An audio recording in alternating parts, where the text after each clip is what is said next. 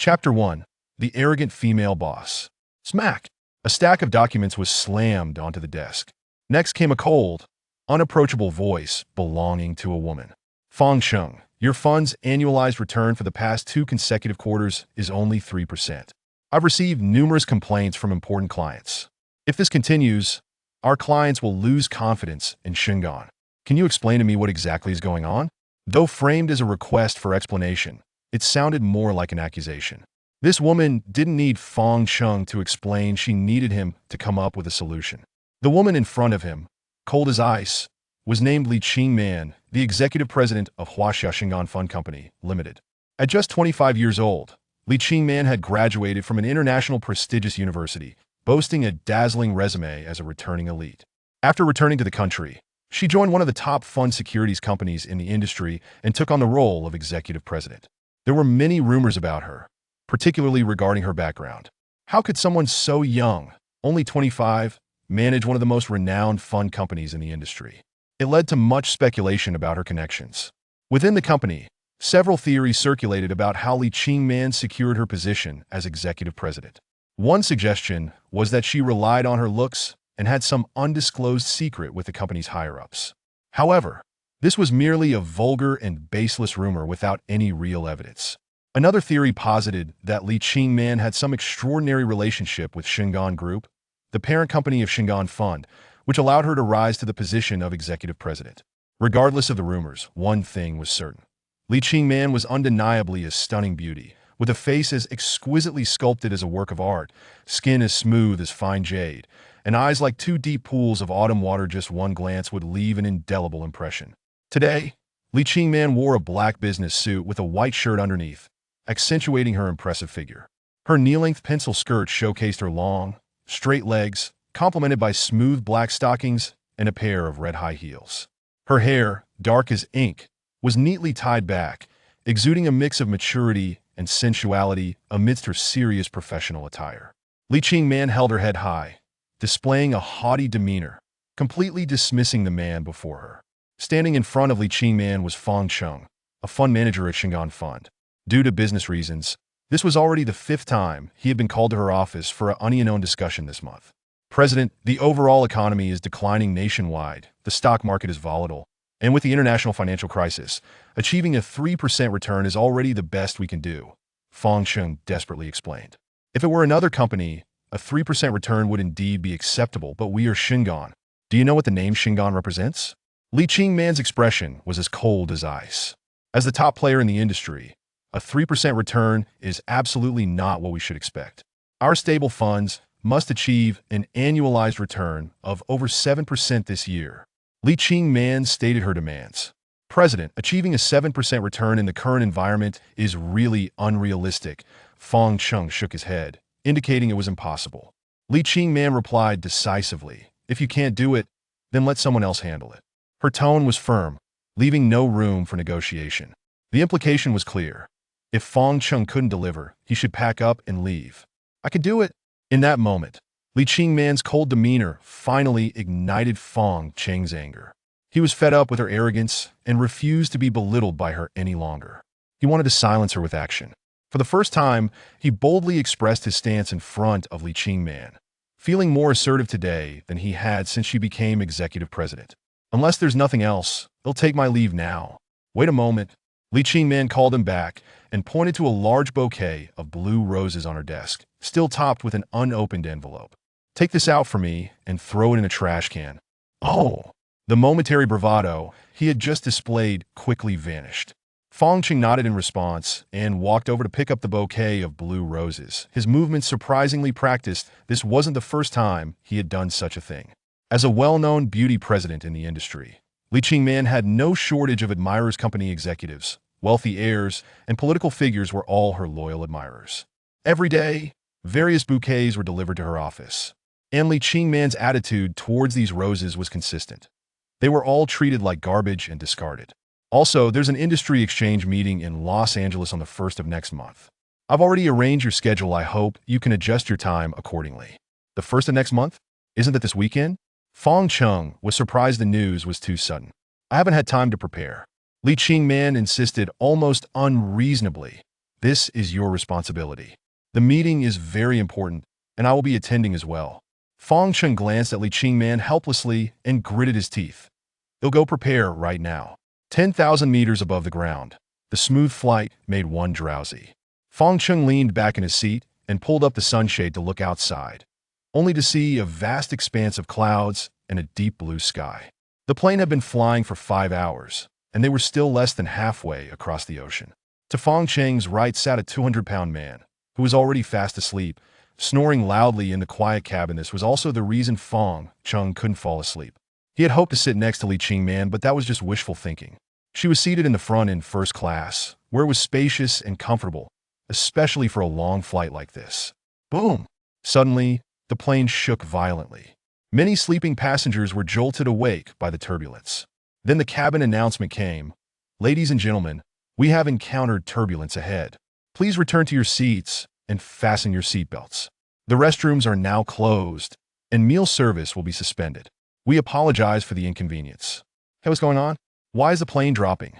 The overweight man next to Fong Cheng suddenly woke up, wiping the drool from the corner of his mouth, panicking and shouting. Fong Cheng was about to mock the man for overreacting, but then he felt a sudden weightlessness that nearly sent him flying out of his seat. The cabin was in chaos. The scene was utterly chaotic. Many people were thrown from their seats, and the air was filled with desperate, terrified screams. It was a scene that could only be described as hell on earth. Fong Cheng felt a sense of hopelessness. He could already feel the plane plummeting rapidly, the sensation of free fall washing over him. It's over, we're going to crash. Chapter 2. This won't end in death. Before him lay an expanse of endless darkness, and Fong Cheng felt as if he were ensnared in a dream. Suddenly, icy seawater surged from all directions, flooding his ears, nose, eyes, and mouth. The terror of this sensation jolted him awake. As he opened his eyes, he beheld a murky surroundings, with a dazzling circle of sunlight overhead, the rays twisting and shimmering through the azure waters. It was not until a school of silvery fish swam by that Fong Cheng realized he was submerged beneath the ocean's surface. The oxygen within him was plummeting rapidly, and the briny water choking his nostrils and throat awakened him to the dire reality. His life hung by a thread. At this moment, the only option was to swim with every ounce of strength towards the surface, for it was his sole chance of survival. After a minute of desperate struggle, he finally breached the frigid water's surface. Phew! Gasping for air, Fong Cheng inhaled the damp, salty breeze that, despite its unpleasantness, felt like a lifeline. The sensation of suffocation he had just endured was unbearable, and he wished never to experience it again. Before him sprawled the vast ocean, stretching infinitely in every direction, and floating atop the deep blue waters. Fong Cheng felt the profound insignificance of humanity against the immensity of the sea.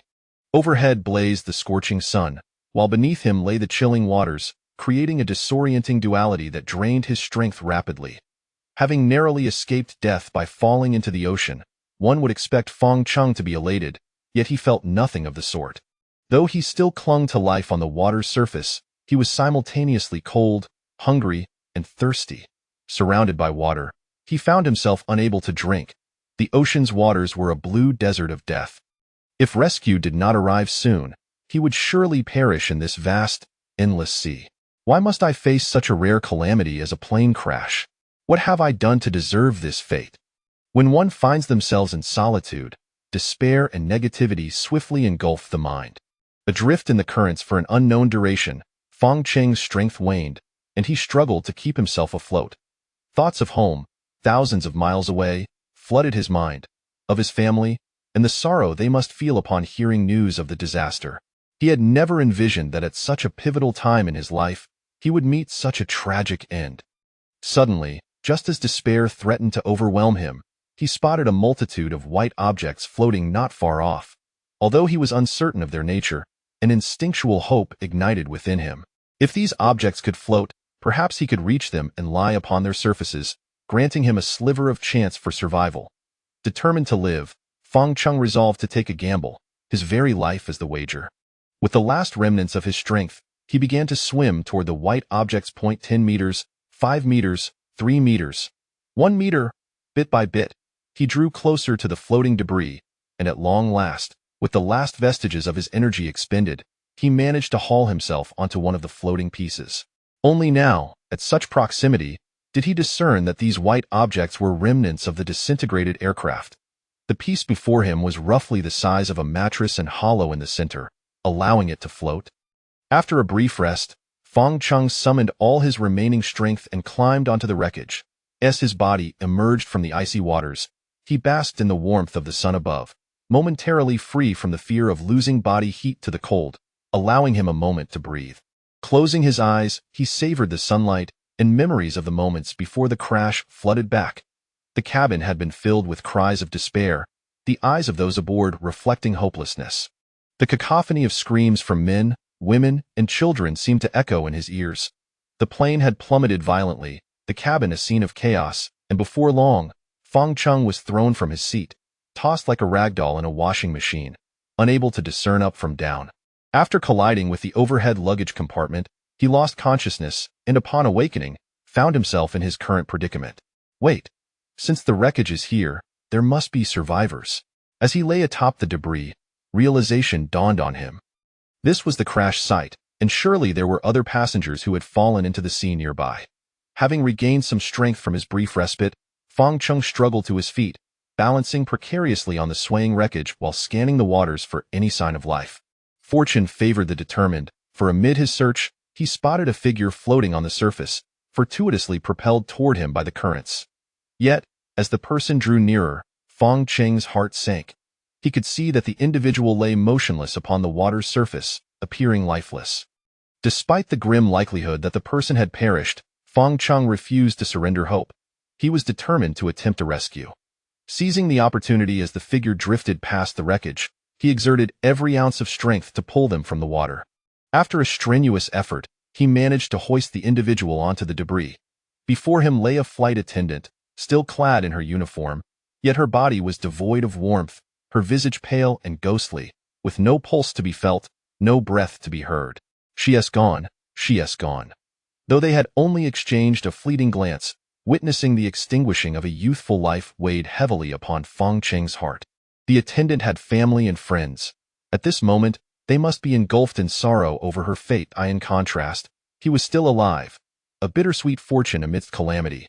The sight of the attendant's lifeless form profoundly affected Fang Cheng, and tears welled in his eyes for this stranger. In that moment, he silently vowed to fight for his own survival, to cling to life even for just one more day. Such a significant disaster as a plane crash would surely draw rescue teams. If he could endure until they arrived, he might once again embrace his loved ones.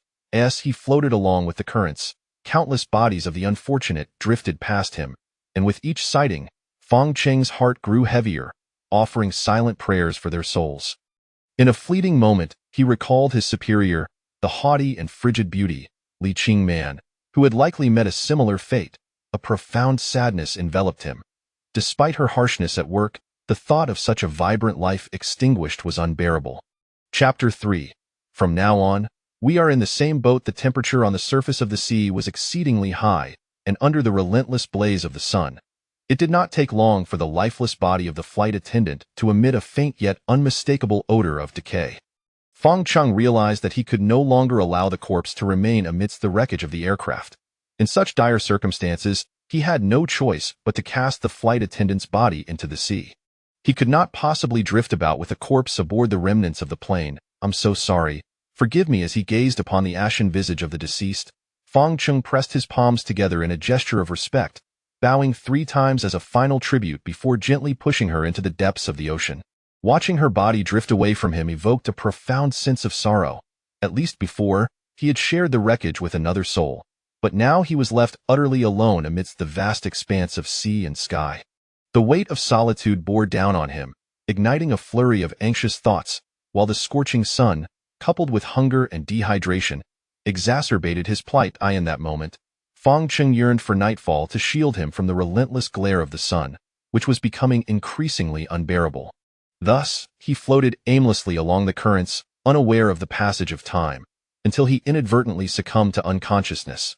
When he finally regained awareness, the sun still hung high in the sky, and he understood that his earlier fainting spell had been but a fleeting moment of unconsciousness, a physiological response to the overwhelming stress, yet it served as a warning that he could not endure this condition for long. The isolation continued to chip away at Fong Qing's resolve, and just as he teetered on the brink of despair, he caught sight of what appeared to be a figure lying atop a floating crate not far from him. Someone! His parched lips cracked as he stood up in excitement, eyeing this boundless ocean.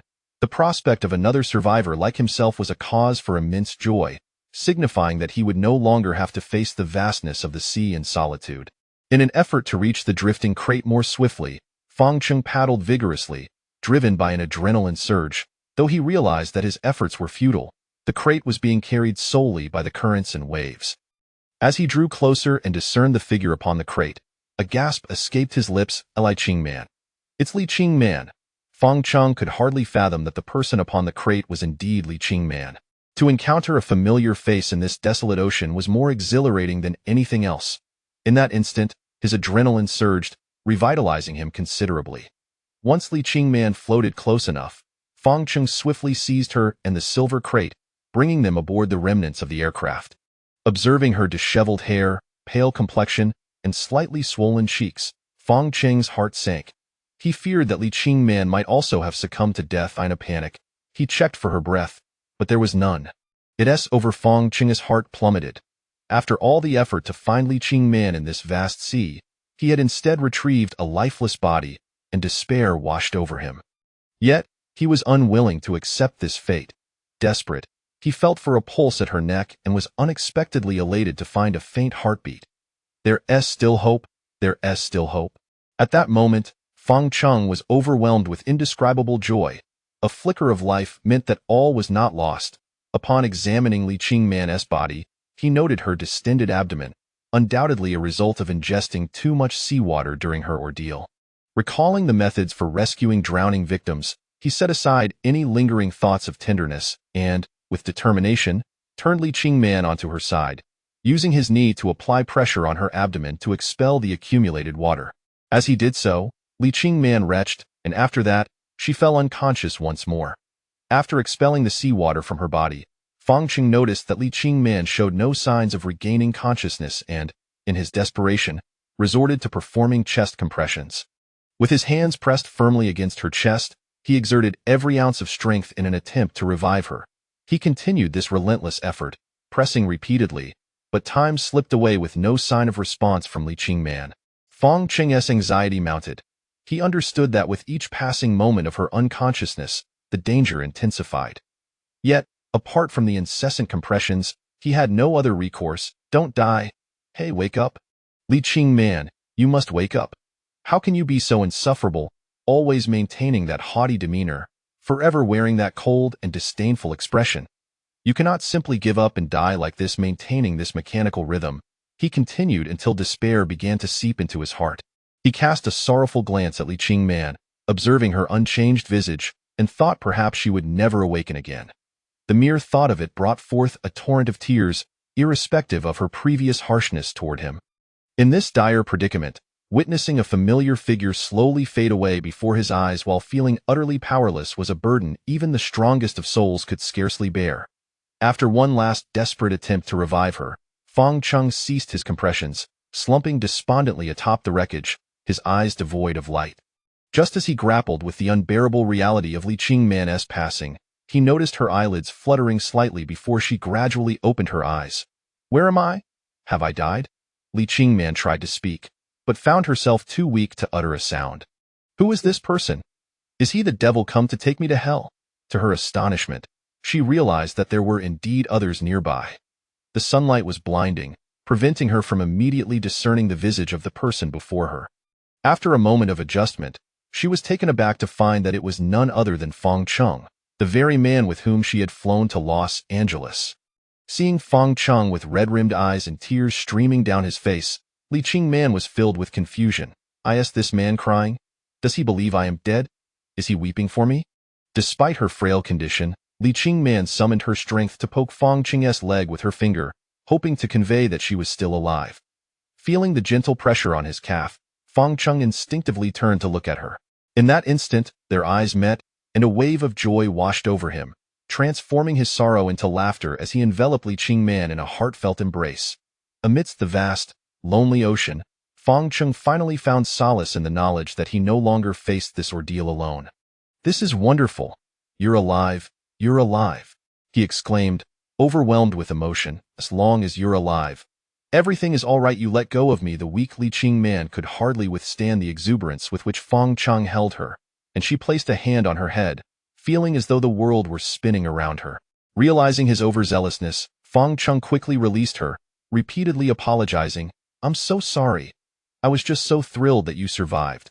Once she had regained a measure of composure, Li Qing man noticed that her clothing was disheveled, and her pallid face flushed crimson with indignation as she glared at Fong Chung, demanding an explanation for the situation. "I am sorry, I'm sorry. I pulled you from the sea. You were already unconscious, and I had no choice but to perform CPR, Fong Chung explained hastily, fearing she might misunderstand. "It was merely standard compressions. I assure you it was nothing else." Li Qing man, not devoid of reason, understood that she had been saved by Fong Chung. Though she felt a twinge of anger regarding her disarray, she also recognized his life-saving efforts, and with a blush, she murmured, Thank you. Chapter 4. Where shall we drift? Upon the vast and boundless ocean, Fong Chung finally found companionship in the presence of Li Qing man, which bestowed upon him an additional measure of courage to confront their dire circumstances. Oftentimes, the reason a predicament is deemed insurmountable lies significantly in its capacity to obliterate one's inner resolve, capable of mercilessly trampling and driving a once normal individual to the brink of madness. Fortunately, with Li Qing man by his side, such overwhelming feelings of helplessness were curtailed. The desolate sense of powerlessness would no longer spread, and Fong Chung rekindled the courage to persevere. The wreckage of the airplane was roughly the size of a bedboard, with Fong Chung and Li Qing man seated at either end, ensuring that the debris would not capsize.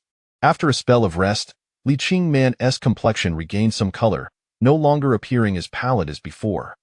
Although her disheveled state was evident, it could not conceal her striking beauty that dared not be gazed upon directly. Perhaps accustomed to Li Qing man's haughty demeanor in their professional encounters, Fong Chung now felt a peculiar trepidation in her presence, as if she might chastise him at any moment, leaving him quite uneasy, unsure of where to place his hands. "Did you say something while I was unconscious?" Li Qing man inquired, her memory hazy yet recalling a voice that had berated her incessantly in her fading moments. "No, that's not the case," Fong Chung stammered, flustered. Li Qing man's gaze pierced through him with an intensity that seemed to unravel his innermost thoughts. "Forget it."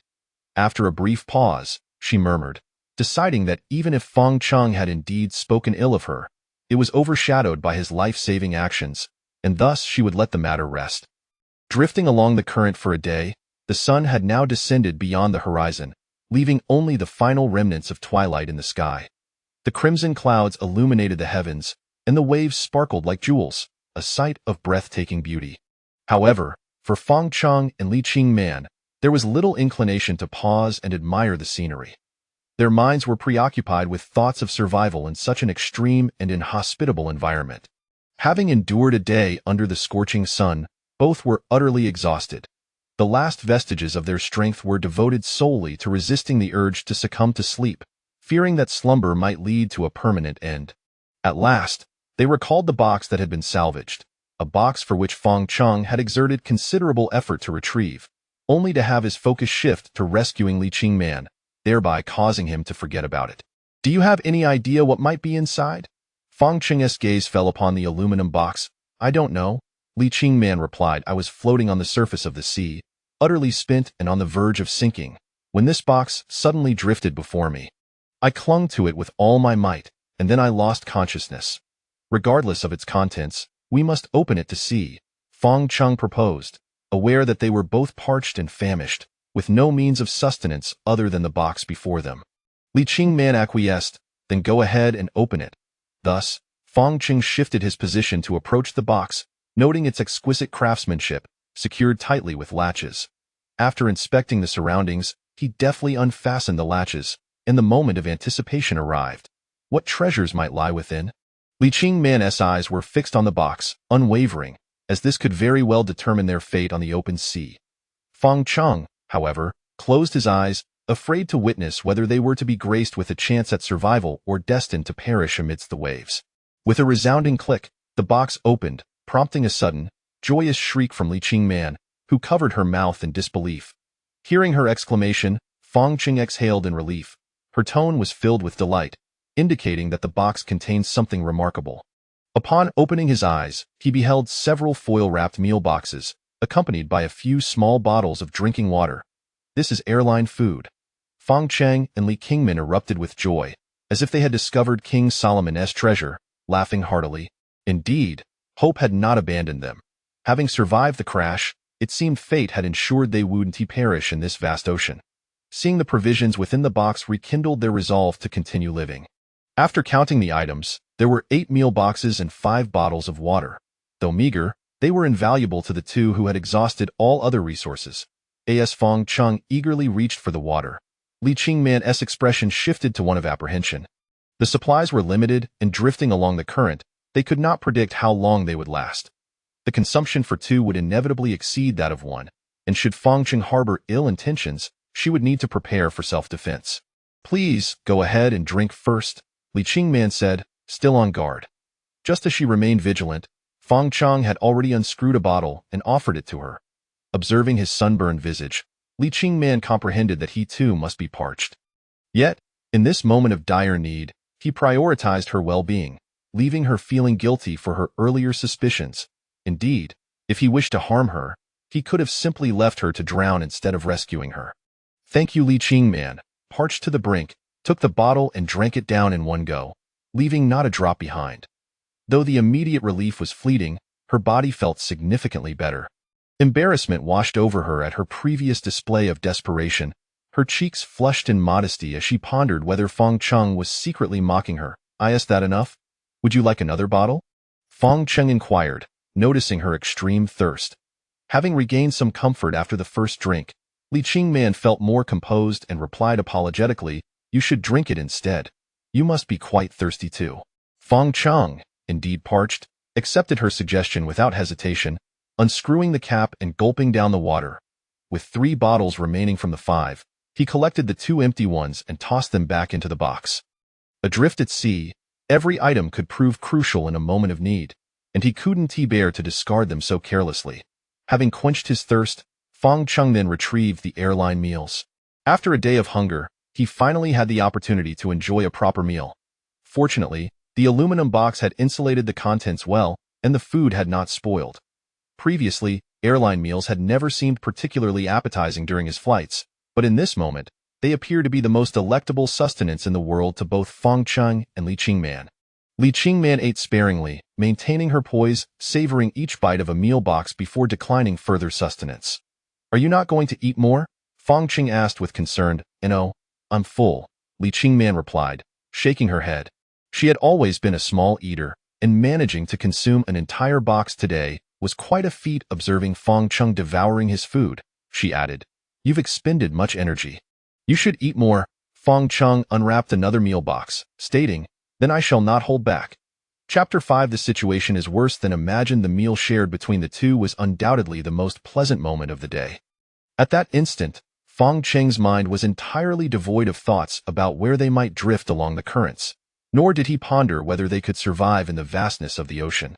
All that occupied his thoughts was the cold yet exquisitely delicious food before him. After their meal, they opened another bottle of water, each consuming half. Earlier, Li Qingman had devoured 1 box, while Fong Cheng had consumed 4 boxes on his own. They still had 3 boxes of airline food and 2 bottles of mineral water remaining. Having satisfied their hunger and thirst, Fong Cheng reclined against the wreckage of the aircraft. Night had fallen, and the moonlight was enchanting, casting a shimmering glow upon the water's surface. Occasionally, clouds would obscure the moon, rendering its light elusive. The refreshing sea breeze dispelled the heat of the day, and the rhythmic sound of the waves filled the air. Perhaps due to a shift in his mindset, Fong Cheng, who had previously been indifferent to his surroundings, now found himself savoring the tranquility of the moment. Beside him sat Li Qingman, her arms wrapped around her knees. Unlike Fong Cheng, who lay casually, she refrained from adopting such a posture, perhaps deeming it too unrefined for someone of her stature. The gentle sea breeze tousled her long hair, and in the moonlight, her beauty was veiled with a delicate sheen, rendering her almost too captivating to behold. It would be unrealistic to claim that Fong Cheng had never fantasized about his stunningly aloof superior. He had indeed daydreamed about the prospect of having someone like Li Qingman as a girlfriend, imagining it to be the pinnacle of happiness in his life. However, such fantasies were merely fleeting whims of his former self. Over time, as he worked alongside Li Qingman, he realized that his aspirations began to resemble a far-fetched dream. How could a woman of her caliber, possessing an illustrious education, a profound background, striking beauty, and an extraordinary demeanor, surrounded by numerous admirable suitors, ever find common ground with an ordinary office worker like himself? While Feng Cheng could be considered relatively well-off among the working class, his material conditions paled in comparison to those of the truly affluent. After 2 years, the only exchanges between Li Qingman and Feng Cheng had revolved around work, most often consisting of her unilaterally holding him accountable. "We have only 2 bottles of water left," she remarked suddenly, her tone tinged with a hint of pessimism. It was understandable. As a woman, her psychological resilience in the face of such dire circumstances might not rival Feng Cheng's. Initially, he had felt similarly despondent, having lost the will to survive on numerous occasions, but the thought of loved ones waiting for him at home had steeled his resolve to persevere. "We still have 2 bottles of water," he replied, a statement intended to uplift her spirits.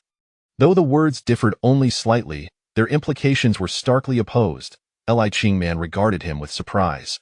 Under the moonlight, her autumn-like eyes shone with beauty, and she was taken aback by his unexpectedly optimistic outlook. She silently appreciated his subtle encouragement. In their previous work environment, her assessment of Feng Cheng had been that he was capable and responsible, yet often lacked initiative and aggression in extending his efforts beyond his immediate responsibilities. This had led her to frequently admonish him without restraint. Her cold and haughty demeanor was a hallmark of her conduct. Attaining the position of executive president of Anqing Fund was not merely a result of her temperamental disposition. She maintained a strict approach towards her subordinates, at times bordering on unfeeling, but this was merely a facade of her work ethic. The true essence of her prowess lay in her genuine capabilities, which had kept Anqing Fund at the forefront of the industry. 3 boxes of food, 2 bottles of water.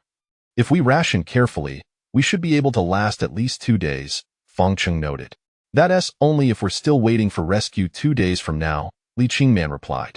Feng Cheng's expression turned somber as he remarked, "We have already drifted for a day and a night. We must be far from the crash site now. Even if the rescue teams have arrived in the vicinity, it is unlikely they will be able to locate us, especially at night when search efforts are even more challenging." As he spoke, he dipped his hand into the water to gauge the current's speed. While he could not ascertain the exact velocity, it was undoubtedly swift. "Given our current drift speed, it is difficult to predict where the currents might carry us by morning. Feng Cheng, if we cannot survive, that will not happen. As long as we are alive, it means that fate has not abandoned us. I will ensure that we both endure this together." He interrupted her before she could finish. In the past, such an interruption would have resulted in another reprimand from Li Qingman.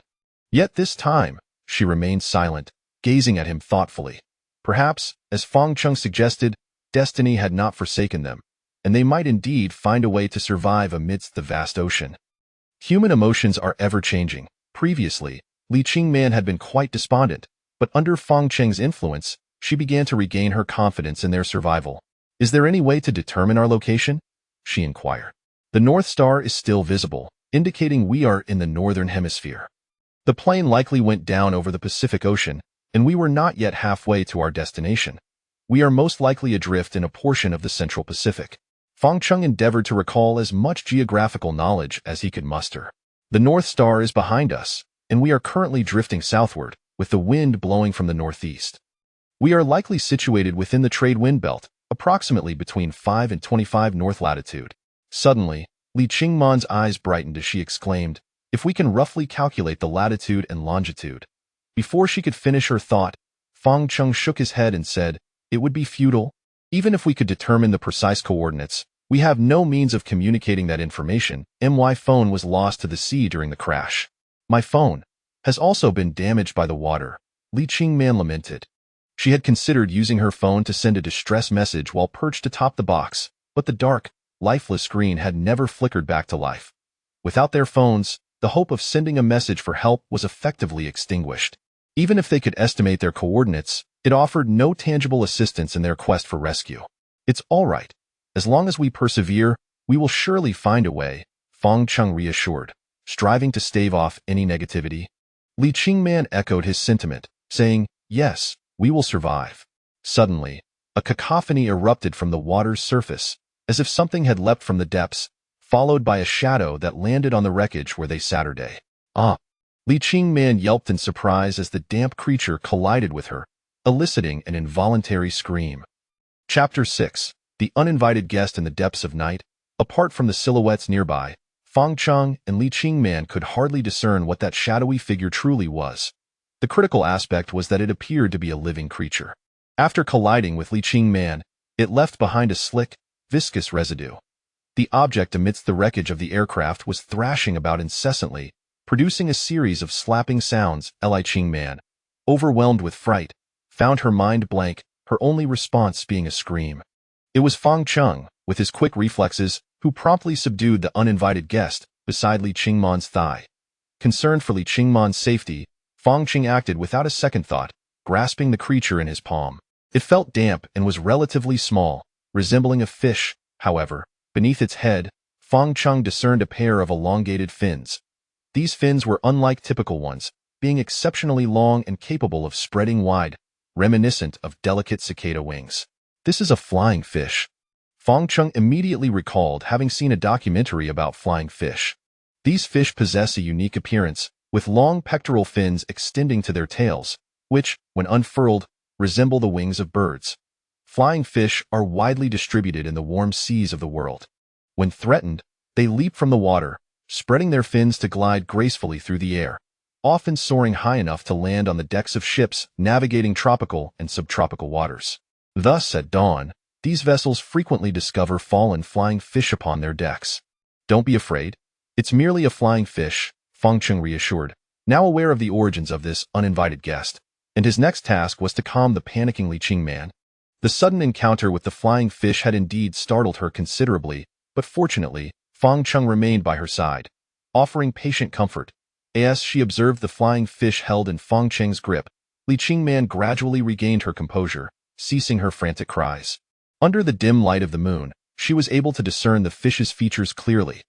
Although she had heard tales of flying fish, witnessing one firsthand revealed to her that such creatures truly exist in this world. "Perhaps we should throw it back into the sea," Li Qingman suggested, still feeling a twinge of fear from the earlier encounter.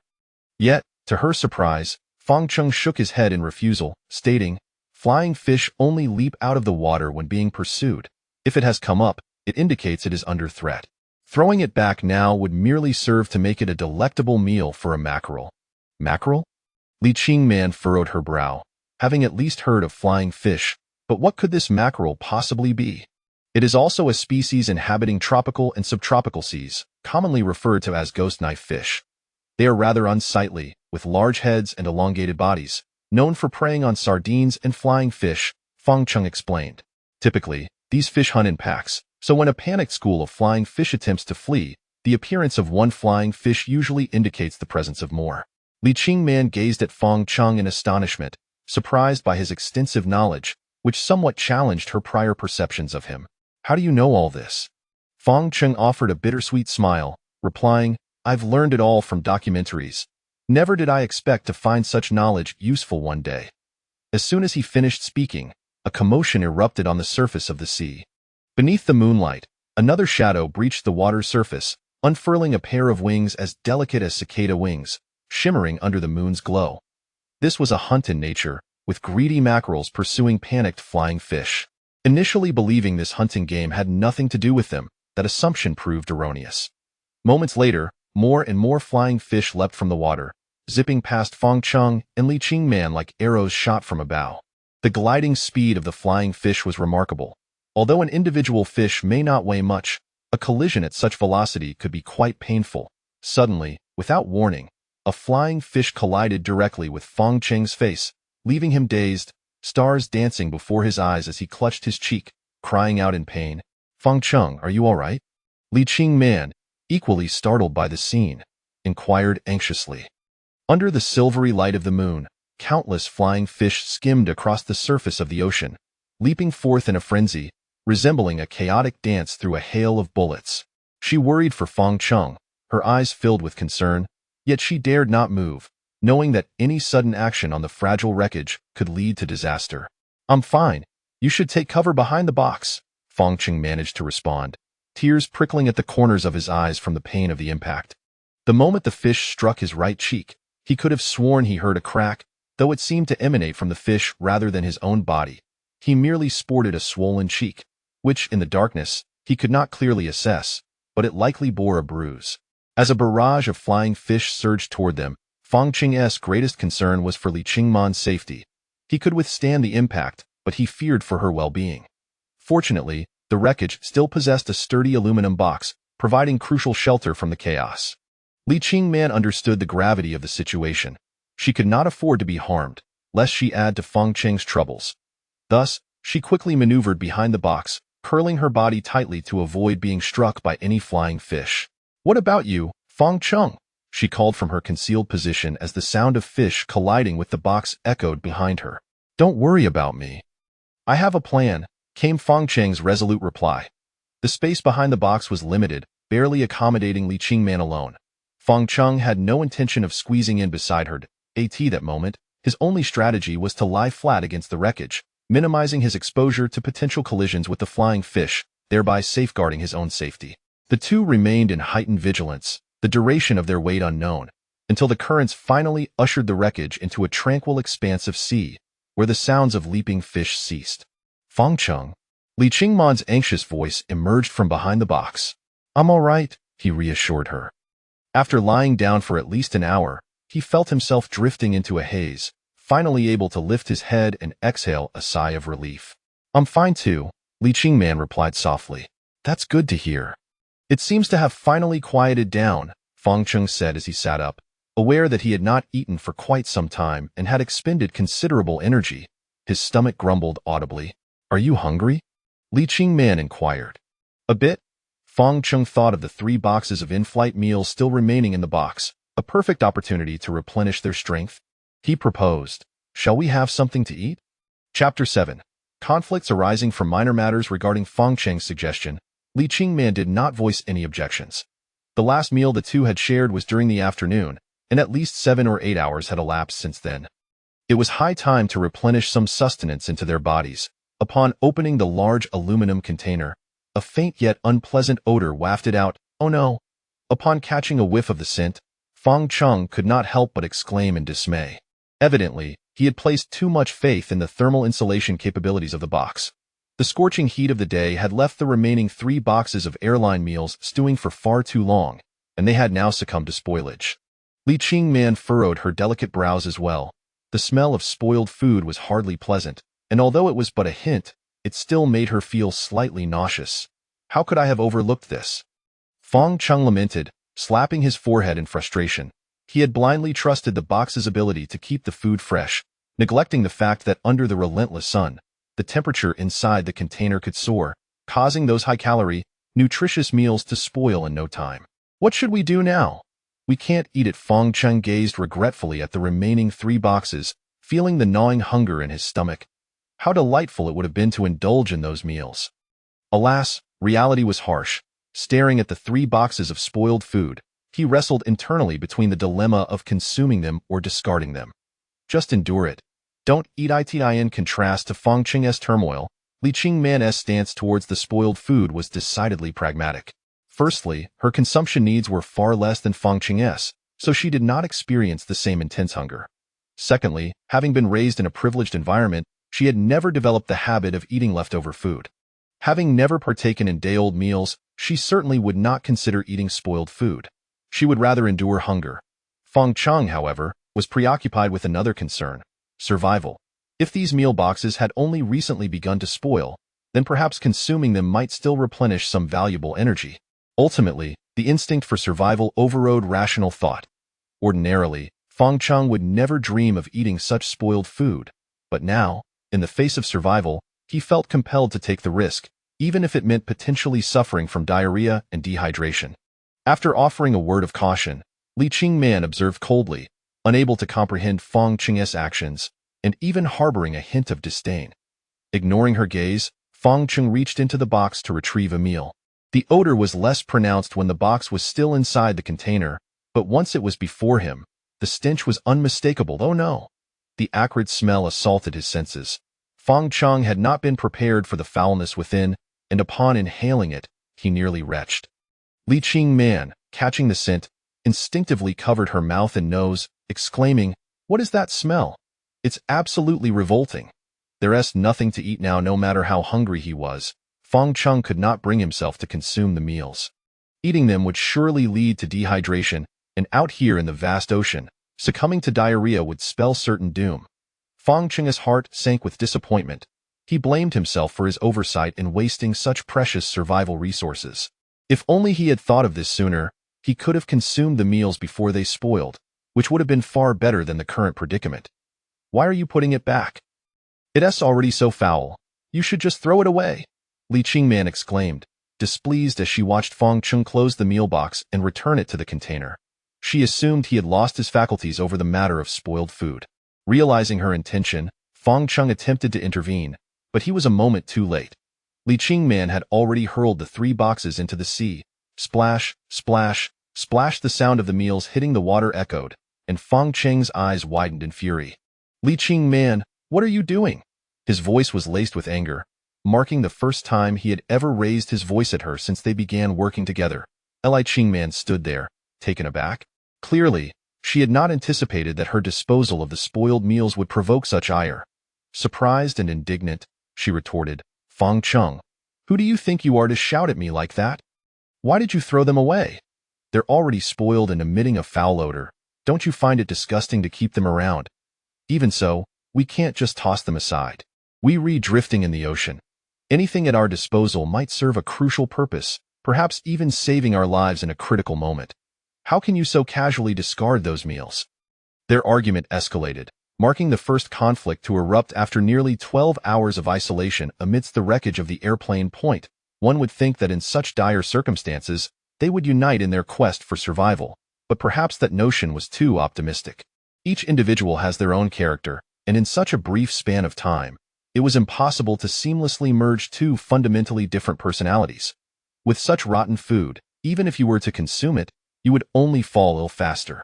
You claim these meals may have some use, so tell me, what exactly could that be? Li Qingman believed her actions were for the betterment of both, yet she found no understanding from Fang Cheng, leaving her feeling unsettled. Fang Cheng raised his voice, "Why must we eat? If we truly reach a point of desperation, we might use it as bait. We could fish with it." Li Qingman stared at him in astonishment, suddenly enlightened. She had indeed not considered that aspect in this arduous struggle for survival. It was Fang Cheng who first shifted his perspective, recognizing the necessity of utilizing every resource available in their environment. Glaring at Fang Cheng, Li Qingman felt a mix of frustration and reluctant acknowledgement. Despite realizing the validity of his argument, she could not bring herself to admit her error in front of him. For her, it felt as though she was caught in an inexplicable dilemma. Having always been in a position of authority over Fang Cheng, she had maintained an image of unwavering control.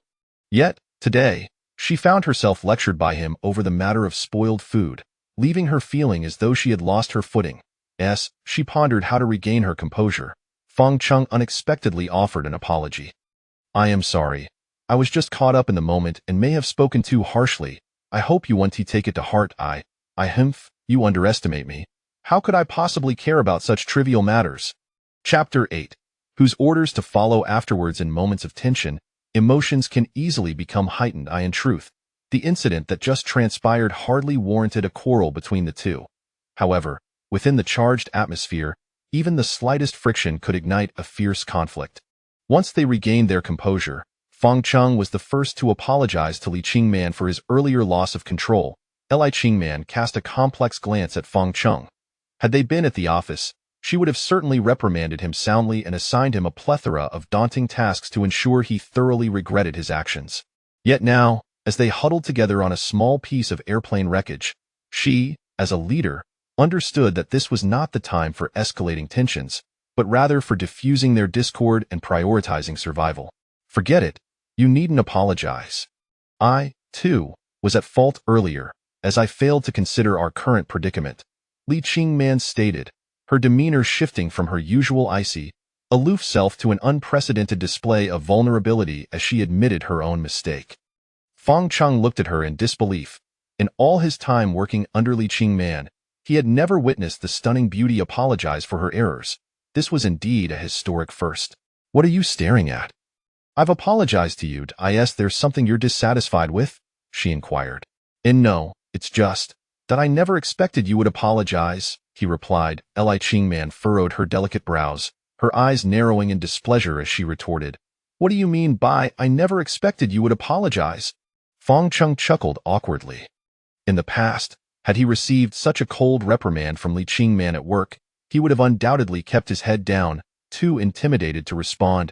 However, with only the two of them amidst the wreckage, stripped of the hierarchical ties of their professional relationship, he found that the fierce beauty before him, with her eyes ablaze in anger, was not as terrifying as he had once thought. Instead, she appeared somewhat endearing. Isn't it true? He pressed. Is it? She countered. In the office, you always exude an air of superiority, your expression as frigid as ice from a freezer, perpetually appearing to keep others at bay.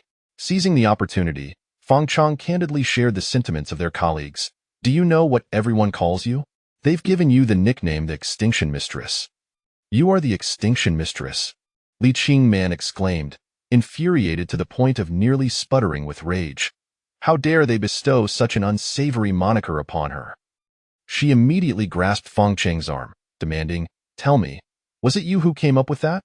It hurts, please, let go, Fang Cheng pleaded, raising his hand in a gesture of surrender, and swore, I swear to the sea, I did not coin that name.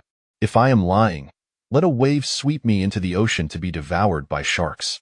Li Qingman released him, though her anger lingered as she declared, If I find out who did this, they will not escape my wrath when we return. The moment her words hung in the air, a heavy silence enveloped them, both lost in thought. Indeed, returning was a distant notion. For now, their only refuge lay in this small patch of wreckage. Tomorrow, they could awaken adrift, carried by the currents to an unknown fate, making the notion of returning seem almost laughable. Let's not dwell on that.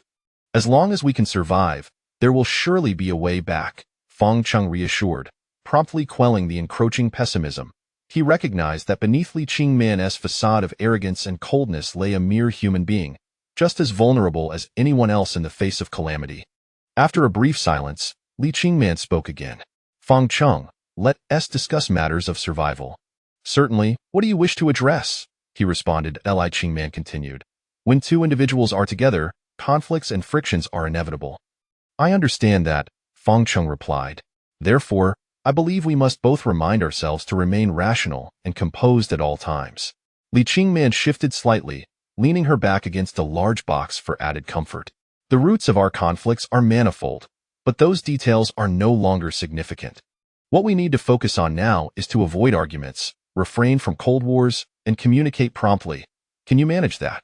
Reclining on the wreckage, hands behind his head, Fang Cheng gazed up at the dazzling stars above and casually remarked, Of course, that's no problem for me. The real question is, can you manage it? Li Qingman's cheeks flushed slightly, fortunately hidden by the darkness of night, and she retorted, somewhat petulantly, Don't underestimate me. If you can accomplish it, what reason do I have to falter? All right then, I shall hold you to your words. No arguments, no cold wars, and timely communication, he affirmed. These are merely the basic requirements for ensuring our survival. At present, we are a small team, and since we are a team, we need a leader to make decisive calls during critical moments. Fang Cheng turned to look at Li Qingman seated beside him and inquired, What do you propose? Li Qingman asserted, In terms of organization, management, command, and leadership skills, I excel beyond you. I have always been your superior, thus I believe it is fitting that I assume the role of leader. Pfft. Fang Cheng could not suppress a laugh, dismissing her assertion with a wave.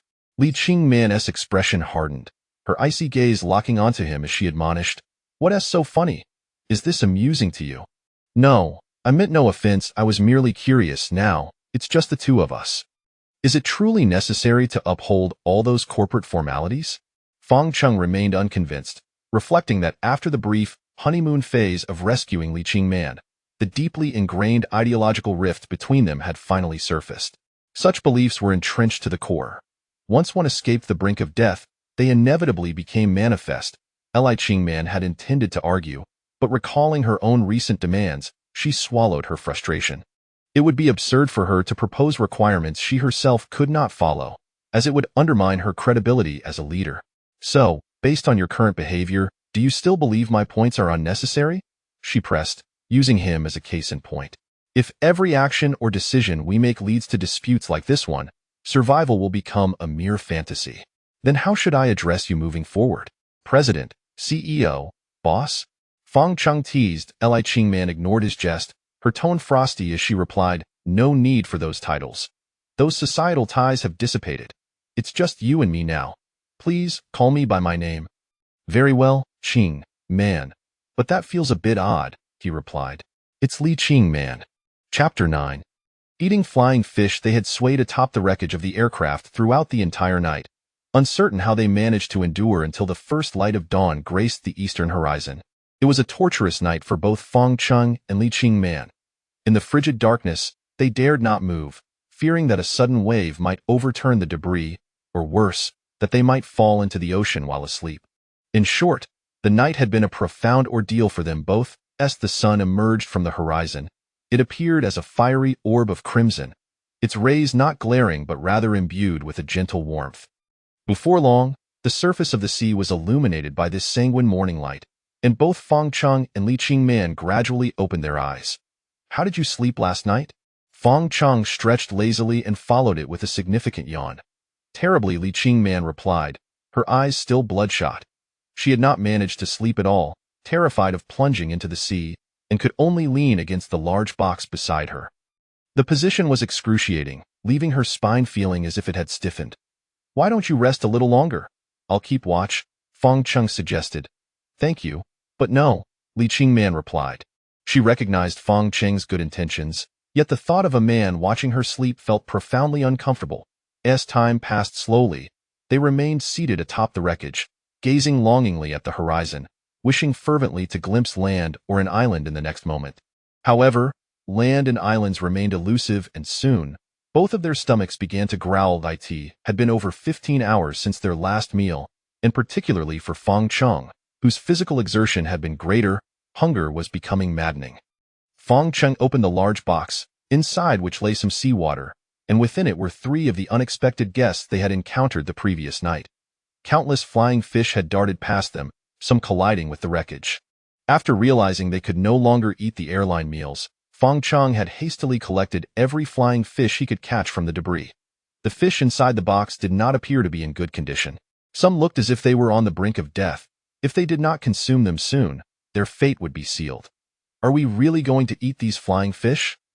Li Qingman asked incredulously, staring at Fang Cheng. She had indeed eaten sashimi such as salmon and tuna before, but the thought of consuming these unprocessed, live fish was a hurdle she could not surmount. Fang Cheng understood that forcing Li Qingman at this moment would be futile. The only course of action was to set an example, demonstrating that in their current predicament, survival necessitated consuming these flying fish. Truth be told, Fang Cheng was uncertain whether flying fish were safe to eat, but he was so dizzy with hunger, his stomach burning, that he needed sustenance urgently. Perhaps we should skip it. Li Qingman shook her head vigorously. It's fine. Just watch me eat, Fang Cheng encouraged. In order to set an example for Li Qingman, he decided to take the plunge. He recalled the wilderness survival documentaries he had seen, where individuals consumed anything when on the brink of death. Today, he would do the same. With that thought in mind, he steeled himself, grasped a flying fish from the box, and bit down hard on its head and body. Ugh! As soon as he pierced the skin, a wave of blood and the fish's slimy essence flooded his mouth, almost causing him to retch. Watching Fang Cheng gnaw on the fish, Li Qingman felt a shiver of horror, as if she were witnessing a primal being feasting before her, instinctively shifting away from him. Relying solely on his teeth to sever the fish's head proved to be no easy task. Fang Cheng had to tear and tug repeatedly, each bite filling. After a struggle, he finally managed to break the fish in two, his mouth stained with blood. Fang Cheng caught sight of Li Qingman, whose eyes were brimming with tears. She could scarcely fathom having to gnaw on fish in the same manner as he had. Fang Cheng, you, Li Qingman gasped, covering her mouth, captivated by his gruesome display. Ice not bad. The flavor is better than I expected, he replied, forcing a smile despite the fearsome sight of his bloodied grin. He had no intention of consuming the fish's head, setting it aside for potential future use.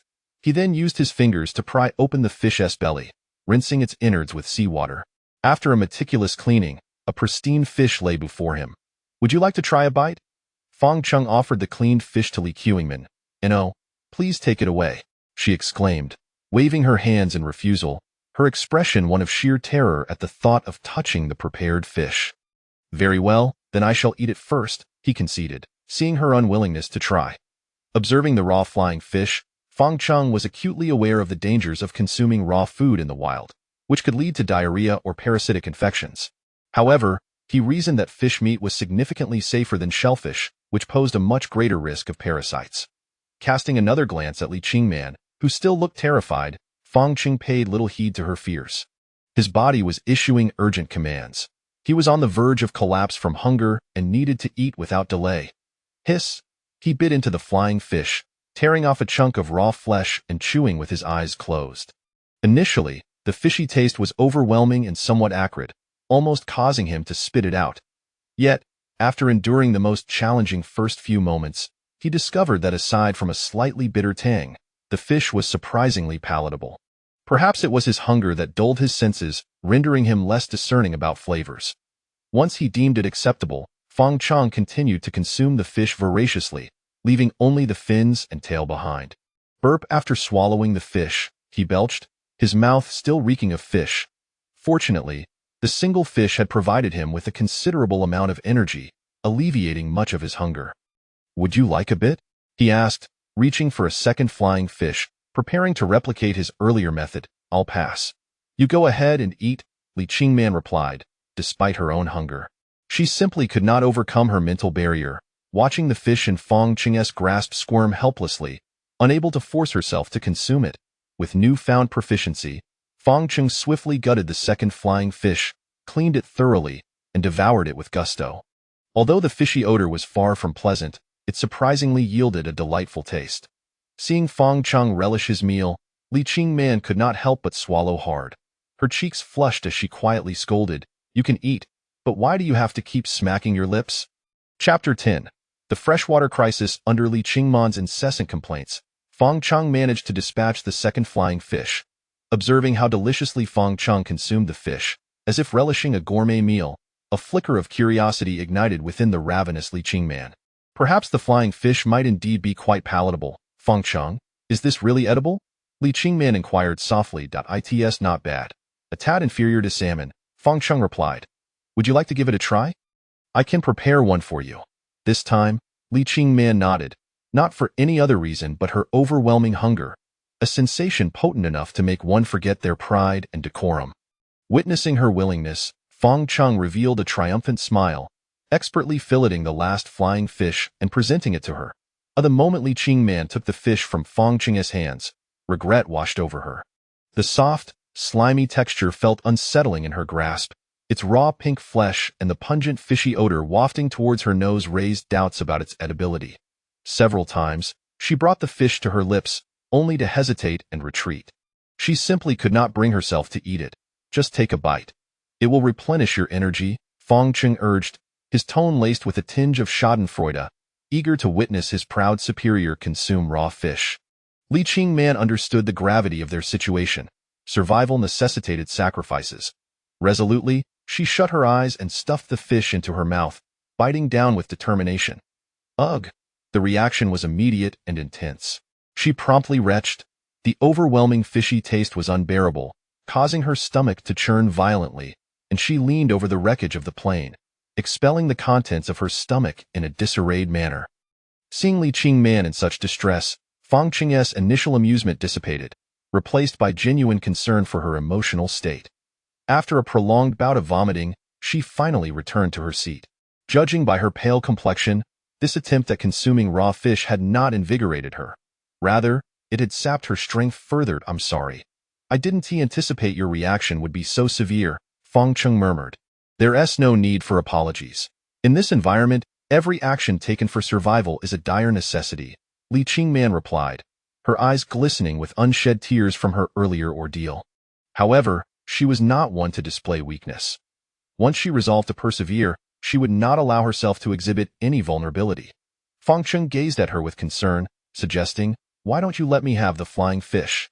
If you truly can't eat it, I'll take care of it." Li Qingman's eyes sparkled with determination as she gritted her teeth, declaring, "I can do this. If you can do it, so can I." With that, she rinsed the filleted fish in seawater and once more shoved it into her mouth. This time, she did not retch at the mere touch of the fish. Instead, she closed her eyes tightly, her expression pained yet resolute as she chewed vigorously, determined to swallow the fish. As Fangcheng witnessed Li Qingman's arduous struggle to consume the flying fish, his perception of her transformed radically. Such an endeavor might be beyond the capabilities of most women, yet Li Qingman accomplished it, her resolve earning profound respect. After finishing the fish, silence enveloped them. Li Qingman had yet to recover from the experience of eating raw fish, while Fangcheng quietly awaited the reaction within his own stomach. Truth be told, consuming raw fish is inherently perilous. Without any medical assistance, the risk of parasitic infection could be tantamount to a death sentence. However, at this moment, both Fangcheng and Li Qingman were perilously close to the gates of death, compelling them to embrace such risks. As noon approached, several hours passed without any signs of gastrointestinal distress from either of them. This was a stroke of luck, allowing Fangcheng to finally relax his anxious mind. The path to survival was fraught with challenges. Even though they had not suffered from the raw fish, the relentless sun continued to scorch them, threatening to peel away their skin. After a full day of exposure, their exposed skin had turned a vivid red, their hands, feet, and faces appearing as if they had been roasted. In more severe areas, like the nape of their necks, the sunburnt skin had already begun to flake, exposing new skin to the unforgiving rays, a sensation akin to being scorched by fire, unbearable in its intensity. When sweat trickled onto the tender new skin, it provoked sharp winces of pain. "I'm parched to the bone. Let us drink some water," Li Qingman croaked, clutching her throat, which felt as if it might ignite from the dryness. The last 2 bottles of water in the crate had become her lifeline. Fangcheng was equally thirsty, yet he harbored concerns. Those 2 bottles represented their only remaining freshwater supply. Consuming them now would mean the end of their access to hydration, leaving them entirely at the mercy of fate. Noticing Fangcheng's silence, Li Qingman grew increasingly impatient, exclaiming, "How long do you intend to hoard this water? I merely believe this is our last freshwater supply. Unless absolutely necessary, I don't wish to deplete it," Fangcheng replied. "If we can't endure now, what future will we have?" Li Qingman countered. "You're right. In extreme conditions, without food, a person could survive for 4 or 5 days, but with both of them exposed to the sun, their bodily fluids were rapidly evaporating. If they did not replenish their hydration soon, they might not even last a day." Understanding this, Fangcheng acquiesced to Li Qingman's suggestion, albeit they adopted a frugal approach by opening only 1 bottle, each consuming half while preserving the last. However, it soon became evident that they had overestimated the efficacy of that half bottle. The sweltering heat mercilessly baked the ocean's surface, causing sweat to pour from their bodies. After just a few hours, Li Qingman began exhibiting symptoms of heat stroke.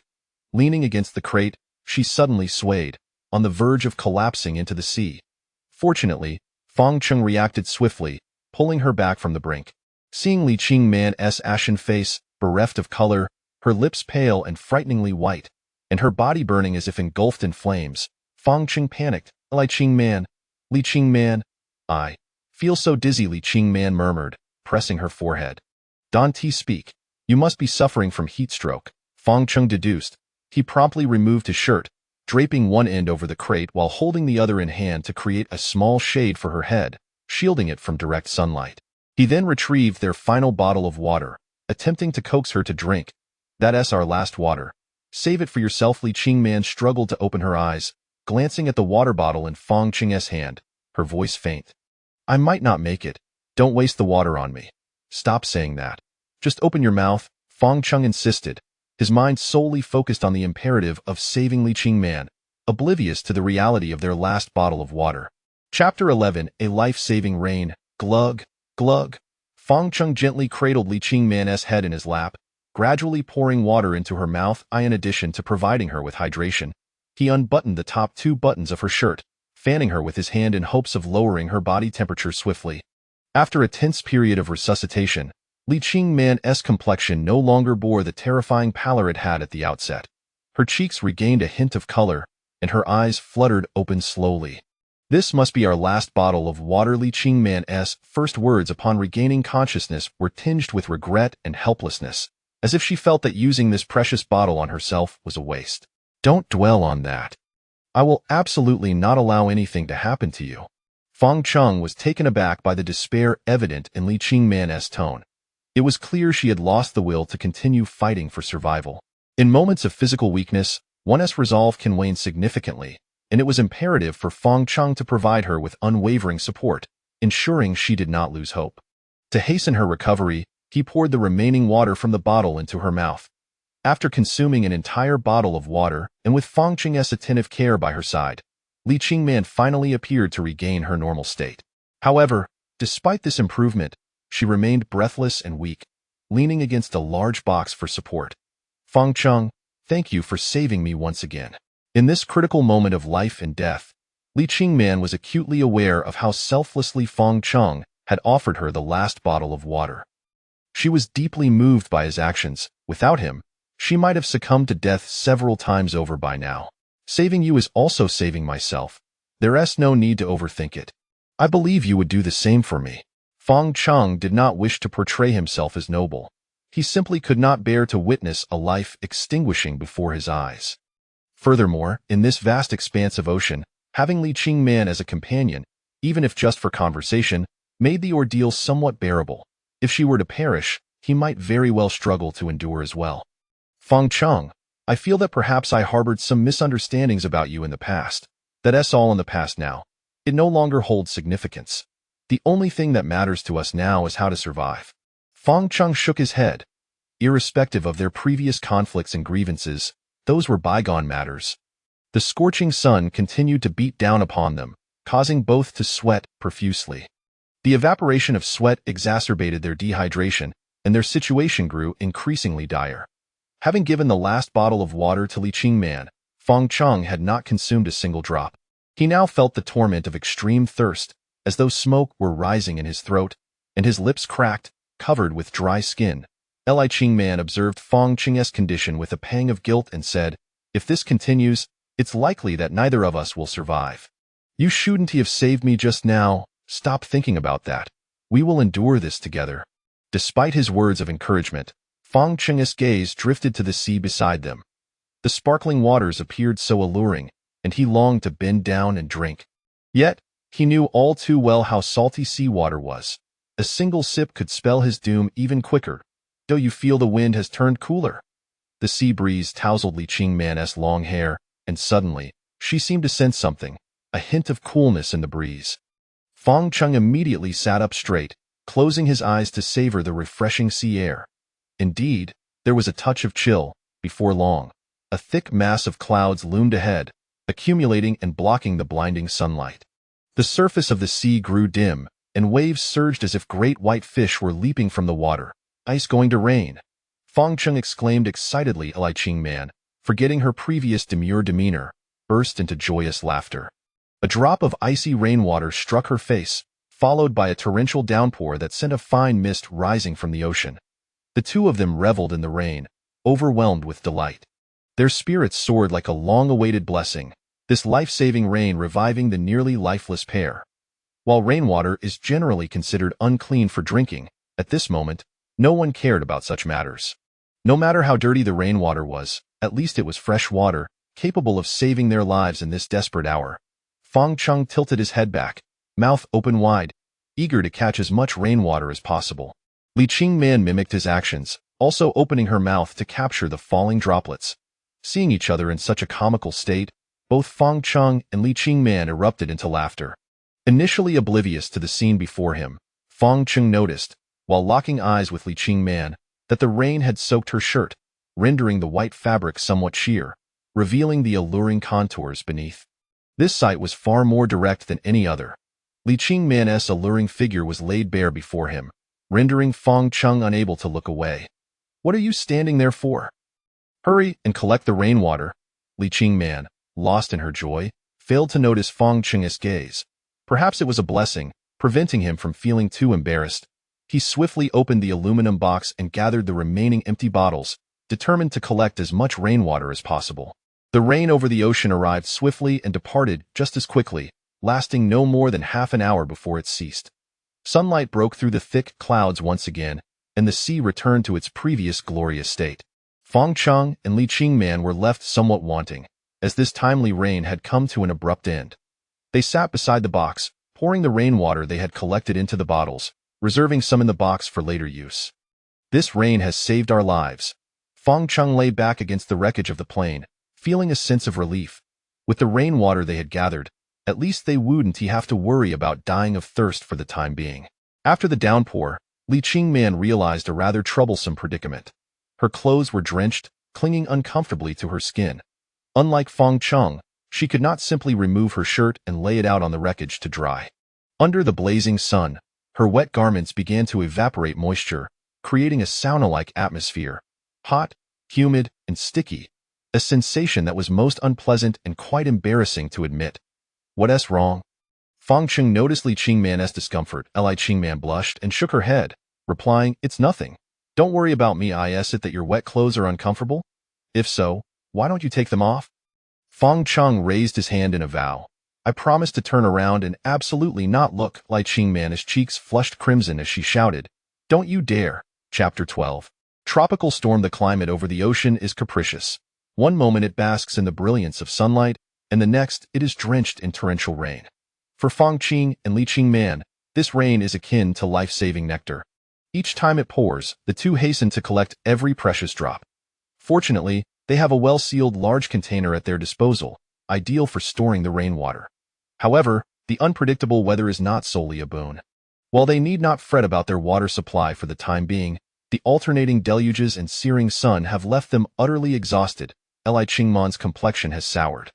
The downpour has drained her of considerable strength, her damp attire clinging to her skin, and with the sun's relentless blaze, she is perilously close to falling ill. Fang Qing observes her plight, yet feels utterly helpless, unable to alter the tempestuous conditions at sea. "Are we at the equator?" Li Qingman murmurs weakly. Without any reference points, it is impossible to discern our orientation. Given the sudden rain showers we are encountering, it is highly probable that we have entered tropical waters. Fang Qing replies. Li Qingman gazes at him in astonishment, a hint of admiration in her voice as she remarks, "You seem to know quite a bit." Fang Qing chuckles nonchalantly. "It's all from books. Who would have thought I would ever find it useful? We're not drifting toward the southern hemisphere, are we?" "Hard to say, but it's a possibility." They engage in a light conversation, striving to maintain a semblance of cheerfulness.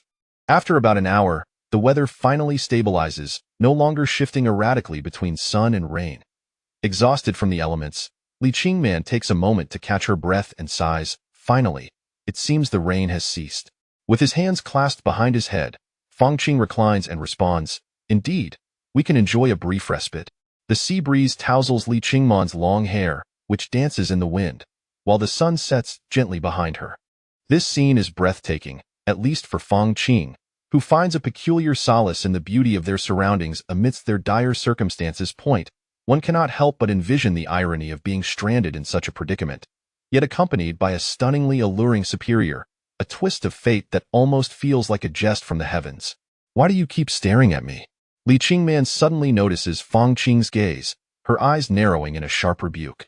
Taken aback by her directness, Fang Qing hastily averts his eyes, lowering his head as he stammers, I was just observing the wind direction." "Oh, is that so?" A smirk plays at the corners of Li Qingman's mouth, clearly unconvinced by his feeble excuse. "Of course, knowing our direction is crucial," he insists nervously. "What have you discerned?" she inquires. "Not much yet." In their verbal sparring, Fang Qing finds himself quickly at a loss, as he often does in Li Qingman's presence, feeling a blend of shyness and tension, a common plight for many single men when faced with captivating women. A flicker of triumph dances in Li Qingman's expression, relishing in yet another instance of leaving Fang Qing speechless, reminiscent of their past disputes. "It seems something is amiss," Fang Qing suddenly declares. "What do you mean? Where's the problem?" Li Qingman asks, perplexed. "I mean, the wind speed appears to be unusually high." As he speaks, he plunges his hand into the water, gauging the current's velocity, his brow furrowing. It must be the influence of strong winds. The current is significantly swifter than usual. Li Qingman, still confused, asks, but what exactly seems off? Fang Qing elaborates, the recent rain showers and the current gusts are likely indicative of a tropical depression. Could you simplify that? She requests. In simpler terms, we have entered the domain of a tropical depression, and should it intensify, we will be facing a tropical storm. His demeanor grows serious. Not a word of this is spoken lightly. If they were indeed to confront a tropical storm, their chances of survival relying solely on the remnants of the aircraft would be, without exaggeration, non-existent. A tropical storm? Yes. Li Qingman senses Fang Qing's tension, recognizing the gravity of his words. Though her knowledge of meteorology is limited, she is aware that a tropical storm can escalate into a severe tropical storm and further into a typhoon. As they converse, the wind picks up and their drift accelerates.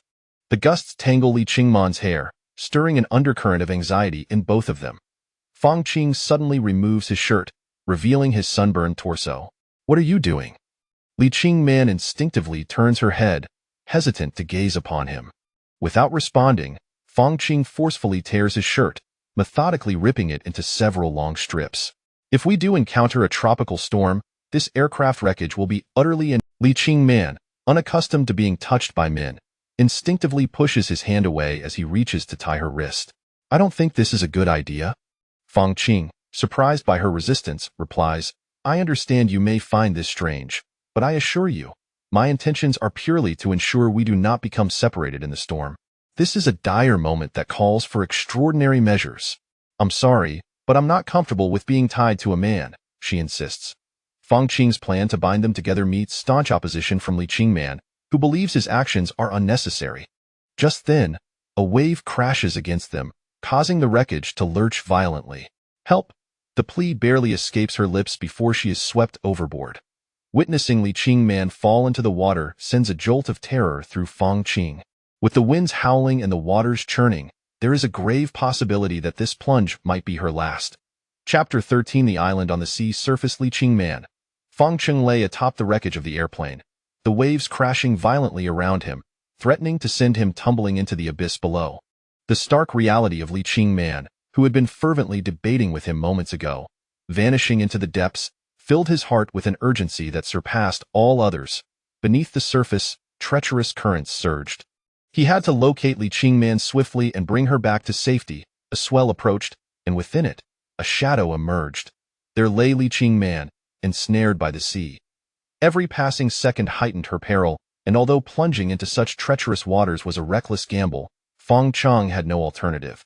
He must rescue her. A piercing dilemma confronted him. If he were to dive in, regardless of whether he succeeded in saving her, the wreckage might be swept away by the relentless tide, leaving both of them to fend for their lives. Fortunately, he still possessed a strip of fabric he had prepared earlier. He hastily secured one end to the wreckage and the other to his wrist. Taking a deep, fortifying breath, he plunged into the water. Splash! He submerged into the frigid depths. Almost immediately, a powerful current surged, threatening to sweep him away. Thankfully, the fabric tethered to his wrist allowed him to regain his footing after a desperate struggle. Enveloped in the murky, icy embrace of the ocean floor, the dim light of twilight rendered visibility scarce. Fang Qing strained his eyes, searching for any sign of Li Qingman. Suddenly, a figure drifted past him. Acting swiftly, he reached out and grasped it tightly, his heart easing slightly upon recognizing the familiar form. It was Li Qingman, ensnared beneath the waves. Her eyes were wide with terror, the expression on her face a tapestry of fear and despair. The abrupt plunge into the depths had rendered her utterly petrified. Luckily, just as her hope waned, Fang Qing appeared before her, his hands clutching her firmly, pulling her back from the brink of oblivion. Underwater, words were rendered futile. Fang Qing had no time to offer her comfort. He needed to propel them both to the surface, back to the sanctuary of the wreckage that had become their lifeline. Depleted from hunger, his strength waned further as he fought against the water's relentless pull. Simply returning to the safety of the wreckage was an immense challenge, let alone dragging along the weight of an adult woman. After several failed attempts to hoist himself onto the debris, despair began to infiltrate Fang Qing's resolve. Perhaps a watery grave was his destined end. Feng Cheng, let me go. Li Qingman's voice trembled amidst the tumult, her eyes reflecting regret and self-reproach. If only she had heeded his warnings sooner, perhaps this calamity could have been averted. Silence. Feng Cheng's mood was far from buoyant. He had no desire to hear her speak words of defeat. I will not abandon you, even if it means perishing together. His voice thundered, each word reverberating in her ears. She stared at this seemingly inconspicuous man, a figure she had never truly regarded with respect in the workplace. To her, Feng Cheng was merely an ordinary man, utterly eclipsed by the affluent suitors and powerful figures who had pursued her. Yet in that moment, as he declared his intent, her heart fluttered unexpectedly. Though words failed her, she no longer viewed him as just another commonplace individual. Perhaps he truly was extraordinary. Submerged in the depths, Feng Cheng clung to Li Qingman's waist with one arm while using the other to grasp the wreckage desperately. Just as he prepared to surrender, a wave surged forth, lifting him skyward. Seizing the opportunity, he propelled himself onto the wreckage and, summoning every ounce of strength, pulled Li Qingman from the clutches of the sea. Having returned to the wreckage, they were both left utterly exhausted, lying upon the debris, devoid of any energy. After what felt like an eternity, they began to regain their strength. Li Qingman struggled to sit up, first expressing her gratitude to Feng Cheng, then offering her apologies. I should have listened to you sooner. It could have prevented this danger. Enough, let us secure ourselves, Feng Cheng replied, his energy spent on dwelling on the past. All he desired was to rest quietly and recover as much strength as possible before the impending storm broke. This time, it was Li Qingman who took the initiative, binding their hands together with the fabric. What about the box? Suddenly, horror gripped Feng Cheng as he recalled a terrifying thought. The box. The box. Li Qingman scanned the wreckage, only to discover that the aluminum container was nowhere to be found. Bang! Feng Cheng's fist struck the wreckage in frustration, the noise startling Li Qingman in his haste to save her. He had neglected the precious box, which had likely been swept away by the raging waters. It contained the vital fresh water they had painstakingly collected, the sole hope for their survival in this vast ocean. Now, with the box lost, all seemed bleak. I'm sorry. Li Qingman relinquished her pride, filled with guilt as she apologized to Feng Cheng. He gazed skyward, torn between resentment for her negligence and the pressing concern of survival. It cannot be helped. The box is lost, but thankfully, you are still here. Thankful enough of that. At least we have yet to reach our final hour. Let us gather our strength and prepare for the approaching tropical storm. The sky churned ominously, waves roiling beneath them, the winds intensifying. The wreckage upon which they clung was precariously bobbing, threatening to plunge into the depths at any moment. Feng Cheng's brow furrowed. He understood that the tropical storm was intensifying, and they were being drawn towards the cyclone's eye, a path fraught with peril. Look ahead! Suddenly, Li Qingman's voice rang out with excitement as she pointed eagerly. Feng Cheng followed her gaze. On the horizon, a dark mass loomed over the surface of the sea, igniting a flicker of hope within them. What is that? An island? Li Qingman exclaimed, her voice brimming with anticipation. Quite possibly. If it is indeed an island, then salvation awaits us. Feng Cheng's eyes sparkled with renewed hope. Chapter 14. The leap between life and death. Amidst the remnants of the aircraft, Feng Cheng and Li Qingman were unable to contain their overwhelming joy, embracing each other in an emotional outburst, tears of ecstasy streaming down their faces. It was a moment of sheer elation, akin to the joy that follows a profound despair, when, after relinquishing all hope, the sun once again pierced through the dark clouds of a stormy sky. That island had pulled them from the depths of despondency. In the distance, the island became a beacon of salvation for both Feng Cheng and Li Qingman, and fortunate enough, their drifting trajectory was directed straight towards it. As the winds intensified, the fragile wreckage of the plane threatened to be overturned at any moment. Feng Cheng and Li Qingman could only cling to either end, attempting to anchor the debris with their combined weight. As they drew closer to the island, their spirits soared once more, joyfully exclaiming in unison. Indeed, it was an island, and this revelation brought a sigh of relief to Feng Cheng, whose heart had been suspended in uncertainty. Moments ago, the island had appeared distant, merely a shadow on the horizon, possibly just a figment of their imagination, but now its reality signified the end of their aimless drifting upon the ocean. We're moving swiftly now. Li Qingman exclaimed, her hands pressed against the wreckage, her expression betraying her struggle against the tumultuous waves.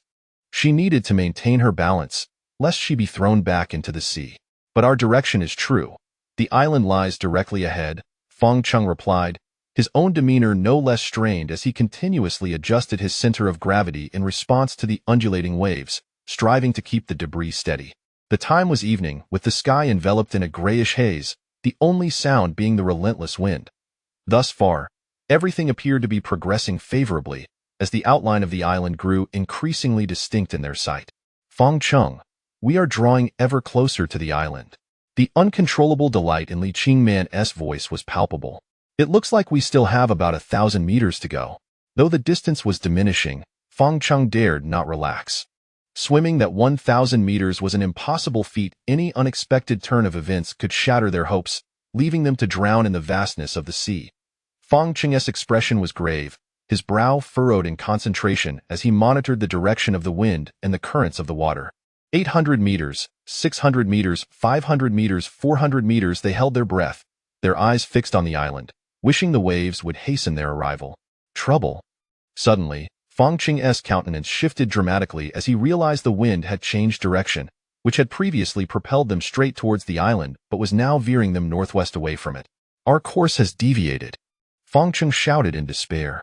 What do we do now? Li Qingman's eyes lost their luster, reflecting her growing hopelessness. The swings of fortune had arrived with cruel abruptness. Just moments ago, they had been filled with hope, only to have it cruelly dashed in the blink of an eye. The deviation was evident to the naked eye, as they found themselves drifting further from the island. Fate seemed to mock them, as the wreckage they clung to spiraled away from the island's perimeter. Overwhelmed by despair, Li Qingman burst into tears. If the island had never appeared, she might have reconciled herself to her fate. Yet, having been so close to safety only to be cast away by the wind was a blow she could hardly endure. I don't want to die, I don't want to perish like this. We will not perish. Fang Cheng grasped Li Qingman's hand firmly, the warmth of his palm offering her a flicker of encouragement. The sea breeze continued to push them away from the island, and if this continued, they would soon be swept past it. Look there. Fang Cheng suddenly pointed ahead, where a stretch of beach jutted into the sea, appearing like a small tail of the island. This protruding sandbank provided Fang Cheng and Li Qingman with a renewed glimmer of hope for survival. At that moment, Fang Cheng understood the profound truth that there is always a way out. As long as one does not give up, the heavens would not forsake them either. The distance to the island was now approximately 300 meters, and with the sandbank extending into the sea, Fang Cheng and Li Qingman realized they would only need to swim about 50 meters to reach safety. It's time to jump. What? Jump? Fang Cheng affirmed, indeed, the only path before us is to leap into the sea and swim to the island. Li Qingman glanced at the turbulent waves beneath her, the sun nearing the horizon, leaving only a final glimmer of twilight as darkness rapidly enveloped the sky. The fathomless depths of the sea held unknown terrors. Are we really going to jump? Li Qingman hesitated, her uncertainty palpable. Remaining on the wreckage at least afforded them some semblance of safety, yet plunging into the water could herald immediate doom. At the crossroads of fate, further hesitation would only lead to the loss of their chance for survival. There was no time to waste. Fang Cheng took the initiative, clasping Li Qingman's hand, and leaped into the sea.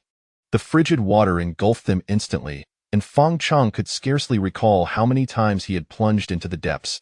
The sensation of being enveloped by the sea was, frankly, unbearable. The undercurrents were fierce, swiftly separating them, but fortunately, the fabric bindings on their wrists kept them from being lost to the depths. After a strenuous struggle, Fang Cheng finally grasped Li Qingman beneath the water, using all his strength to propel them towards the surface. Whoosh! They broke free from the water, both exhaling deeply. However, there was no time to relax. Jumping into the sea was merely the first step. They now had to swim towards the island. Can you swim? Yes. Then follow me. Do not be afraid. Okay. They were still about 50 meters from the island. In such turbulent conditions, swimming even that distance was a significant test of endurance. Yet, with the wreckage now lost to the waves, they had no choice but to exert every ounce of strength towards their goal. As they fought to swim forward, Li Qingman suddenly let out a terrified scream. Fang Qing's heart raced, and he shouted, "What's wrong?"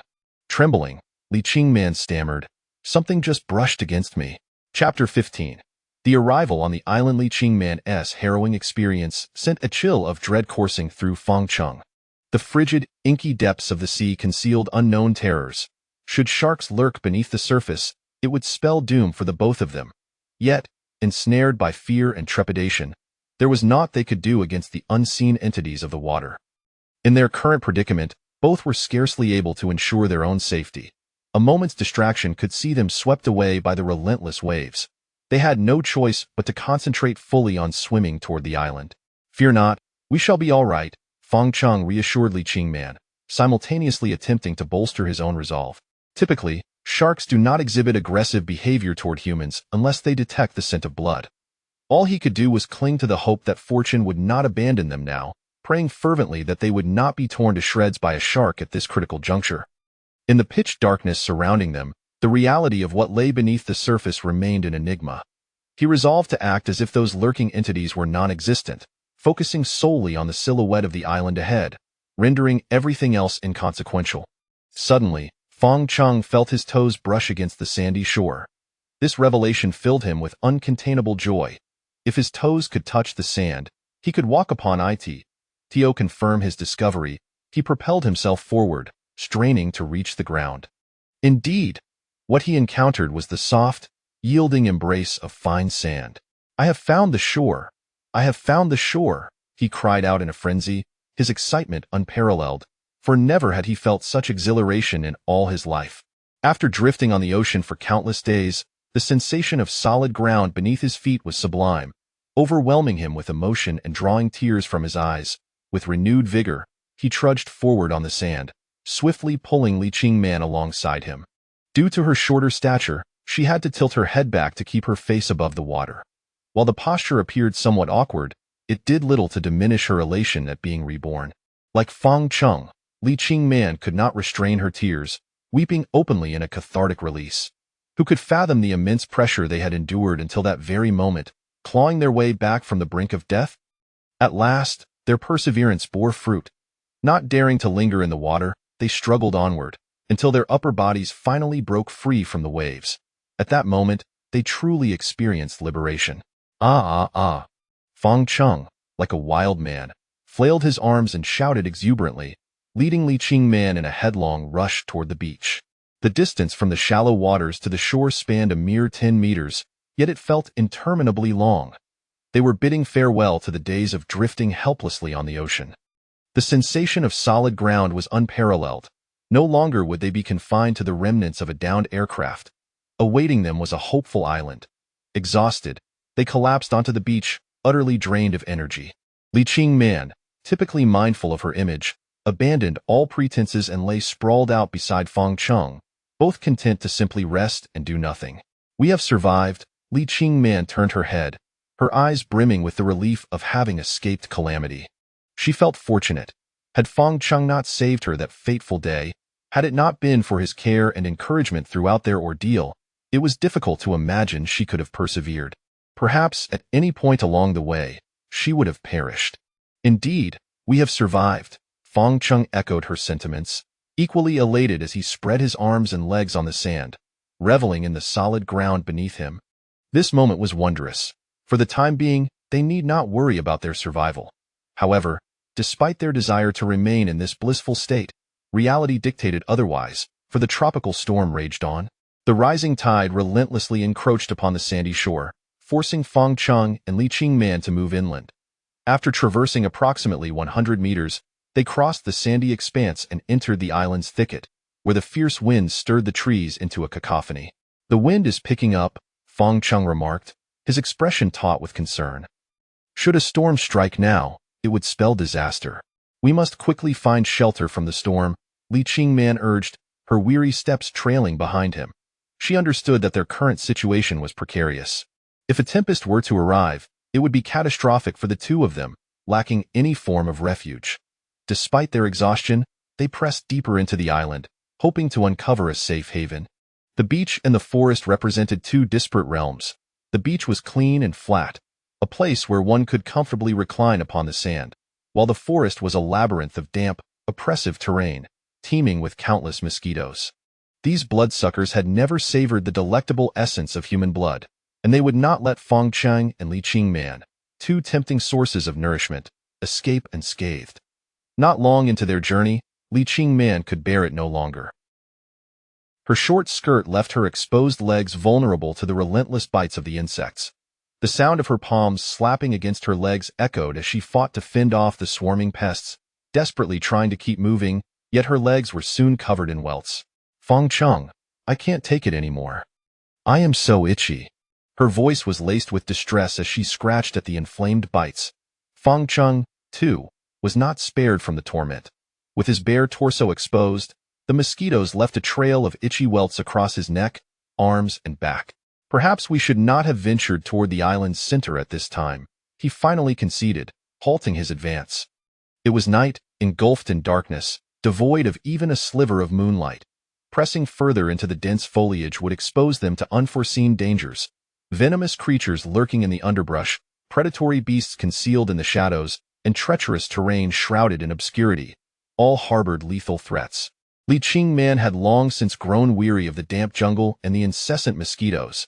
She could hardly contain her eagerness as she exclaimed, "Let us retreat. I'm sure we can find shelter by the sea. I'll lead the way. You follow closely behind me," Feng Chang responded, redirecting his course back along the path they had come. Their initial foray into the island's interior had ended in failure, a misstep attributed to their underestimation of the relentless little vampires that plagued them, leaving them with no choice but to retreat to the shore. Chapter 16. Just watch how I handle you. Survival is indeed this way.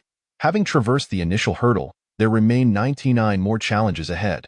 Both Feng Chang and Li Qingman, underestimating the peril, stumbled into a significant mishap upon their arrival on the island. The consequences of the venomous mosquitoes and insects on the island proved far more severe than anticipated, leaving the two of them in a state of relentless itching, unable to refrain from scratching until their skin was broken. It seems that venturing toward the island's center was not a wise choice after all, Feng Chang muttered with a self-deprecating smile, ultimately blaming his own carelessness, which regrettably led to Li Qingman suffering alongside him. Li Qingman, clad in a short skirt that exposed her legs, now bore numerous red welts upon her skin. Unable to conceive any remedy for the bothersome rashes, the pair made their way to the shoreline, attempting to cleanse the bitten areas with seawater. Whether it proved effective is debatable, but after the saltwater wash, the searing itchiness indeed seemed to diminish significantly. Consequently, they settled on the beach, allowing the incoming waves to wash over their bodies. I never imagined the insects in the woods could be so terrifying, Li Qingman remarked as she sat on the sand, the seawater alleviating her discomfort. Feng Chang sighed. These creatures must have been waiting here for 5 centuries, eagerly anticipating our arrival on this island, ready to feast. His casual remark elicited a laugh from Li Qingman, who covered her mouth with her hand, chuckling. What do you think they are, Sun Wukong? Trapped on this tiny island for 500 years? That possibility isn't entirely out of the question. Perhaps I am the Tang Song here to rescue them, Feng Chang said, clasping his hands together in a theatrical gesture. Huh? Li Qingman could no longer contain herself and burst into laughter. Since the plane crash, she had not laughed so freely until this moment. Perhaps it was the relaxation that came with being on the island, or perhaps Feng Chang truly had the gift of humor that disarmed her. Nevertheless, her laughter indicated that she had shed the icy demeanor of her former self in Feng Chang's presence. As he beheld the enchanting smile of the beauty beside him, Feng Chang found himself momentarily entranced. He had never dared to appreciate Li Qingman's beauty so openly before. She possessed a striking allure, the kind that captivated at first glance, yet her beauty felt as distant as the ice atop a snowy mountain, inviting yet frigid, leaving one with a chilling sensation before even drawing near. This was precisely why Feng Chang had never dared to meet her gaze directly. A mere glance from her frost-bitten eyes sent shivers down his spine. However, that impression began to shift at this moment as he gazed upon Li Qingman's radiant smile, finding himself inexplicably spellbound. Feng Chang. Li Qingman suddenly retracted her smile, reverting to her customary cold demeanor, her tone icy enough to deter intimacy, yet a discernible blush lingered on her cheeks. Hearing her call his name as she did in the office startled Feng Chang, prompting him to instinctively avert his gaze, pretending not to look at her any longer. Were you just looking at me? Li Qingman pressed. And no, not at all. Li Qingman's lips curled into a slight smile. Is it so difficult to admit? Lowering his head, Fang Cheng finally confessed, yes, I was looking just now. Seeing Fang Cheng's flustered expression, Li Qingman felt a flicker of triumph. Her perception of him had shifted through their shared ordeal. Previously, she would never have engaged in any conversation with him beyond work-related matters. Yet today, she found herself uncharacteristically inclined to tease him, eager to witness his flustered reaction. I truly do not understand, she continued. Oh, you look so lovely when you smile. Why do you always wear a frosty expression at work? Receiving a compliment, Li Qingman's mood brightened, yet she maintained her cold demeanor, retorting, that's my business. It doesn't concern you. Fang Cheng could only reply with a subdued, oh, before lapsing into silence, the atmosphere growing heavy with tension. Realizing her previous tone might have been too forceful, Li Qingman sought to alleviate the awkwardness by initiating a new topic. As the employee I frequently criticize at the office, you must often speak ill of me in front of your colleagues, right? Although her words sounded accusatory, there was no hint of reproach in her tone.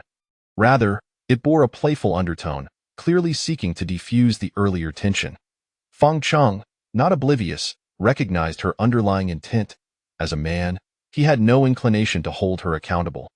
After all, this was not the first time he had been on the receiving end of her barbs. He had long since grown accustomed to it. Absolutely not. I assure you, the nickname Demoness was not coined by me. Fang Cheng chuckled to himself. Demoness? Li Qingman exclaimed, her eyes wide with indignation as she reached to tug at his ear. Oh, you cheeky Fang Cheng, bringing that up again. Just wait until I deal with you. Spare me, Demoness, spare me. Fang Cheng, anticipating her move, sprang to his feet and took off running. Li Qingman was relentless, pursuing him closely. It appeared to be a chase, yet it felt more like playful banter. With the arrival on the island, both felt a newfound lightness, their smiles becoming more frequent. After only a few steps, Li Qingman leaned on her knees, panting heavily. I can't run anymore. I'm out of breath. Fang Cheng was no better off. His stamina had already been severely depleted, and the brief sprint had drained the last of his energy. He collapsed onto the sand, adopting a posture of a defeated pig, resigned to whatever fate Li Qingman had in store for him. Yet, Li Qingman had no intention of truly punishing him. Seeing him lie down, she settled beside him, their poses betraying a semblance of intimacy. Originally, the beach stretched nearly 50 meters, but with the rising tide, only about 5 meters remained visible, beyond which lay the trees. Fortunately, the water had ceased its ascent, sparing them the need to retreat into the woods, where the memory of the mosquitoes was far from pleasant. Now, shall we spend the night on the beach? Li Qingman suggested wearily. Absolutely not. We cannot sleep on the sand, Fang Cheng immediately countered, explaining, sleeping on the sand causes the body to lose heat 3 times faster than on solid ground, which can easily lead to hypothermia. We are already exhausted. We cannot afford such reckless behavior. What then? The woods are crawling with mosquitoes. We can't possibly go in there. Li Qingman awaited Fang Cheng's solution. Rising to his feet, Fang Cheng gestured into the distance. Let us continue exploring the island. Perhaps we can find a sheltered spot to shield us from the elements. Chapter 17. Sanctuary. The night was enveloped in darkness, with the sea breeze howling fiercely as the two figures made their way along the island's edge. Li Qingman's long hair was tousled by the wind, which showed no signs of abating. A storm is imminent, remarked Fang Cheng, as a raindrop struck his face, igniting a flicker of concern within him. If they did not find shelter soon, both he and Li Qingman would be exposed to the impending tempest. Until a refuge could be located, neither dared to relax their pace, pressing onward resolutely. After approximately half an hour of traversing, the sandy beach gave way to a treacherous expanse of rocks and cliffs. Navigating over the jagged terrain posed far greater risks than walking on the soft sands. However, retreat was not an option. Fang Cheng fervently hoped to discover a cave within the cliffs that could provide sanctuary. Stay here and wait for me, he instructed, glancing back at her. And what about you? Li Qingman inquired. I will scout ahead on the cliff for a suitable hiding place, he replied. No, it's too dangerous for you to go alone. I will accompany you, she insisted with unwavering determination. Reluctantly, Fong Cheng acquiesced, and together they ventured onto the rocky shore. The uneven surface made every step precarious, with the risk of twisting an ankle looming large. After traversing roughly 200 meters along the rugged rocks, they stumbled upon a dark hollow in the cliffside. Their hearts soared with hope. Should this indentation prove safe, it would undoubtedly serve as their best refuge. The hollow was situated about a meter above the ground. Fong Cheng climbed up effortlessly, then reached down to assist Li Qingman. Initially, they had anticipated a vast cavern, but upon entry, they discovered merely a shallow pit, likely carved out by the relentless waves and wind over the years. Though the space was limited, just enough to accommodate both of them, the uneven ground made finding a comfortable spot to sit a challenge. Nevertheless, they were grateful to have found a place to escape the elements. At that moment, the sound of rain began to patter against the entrance.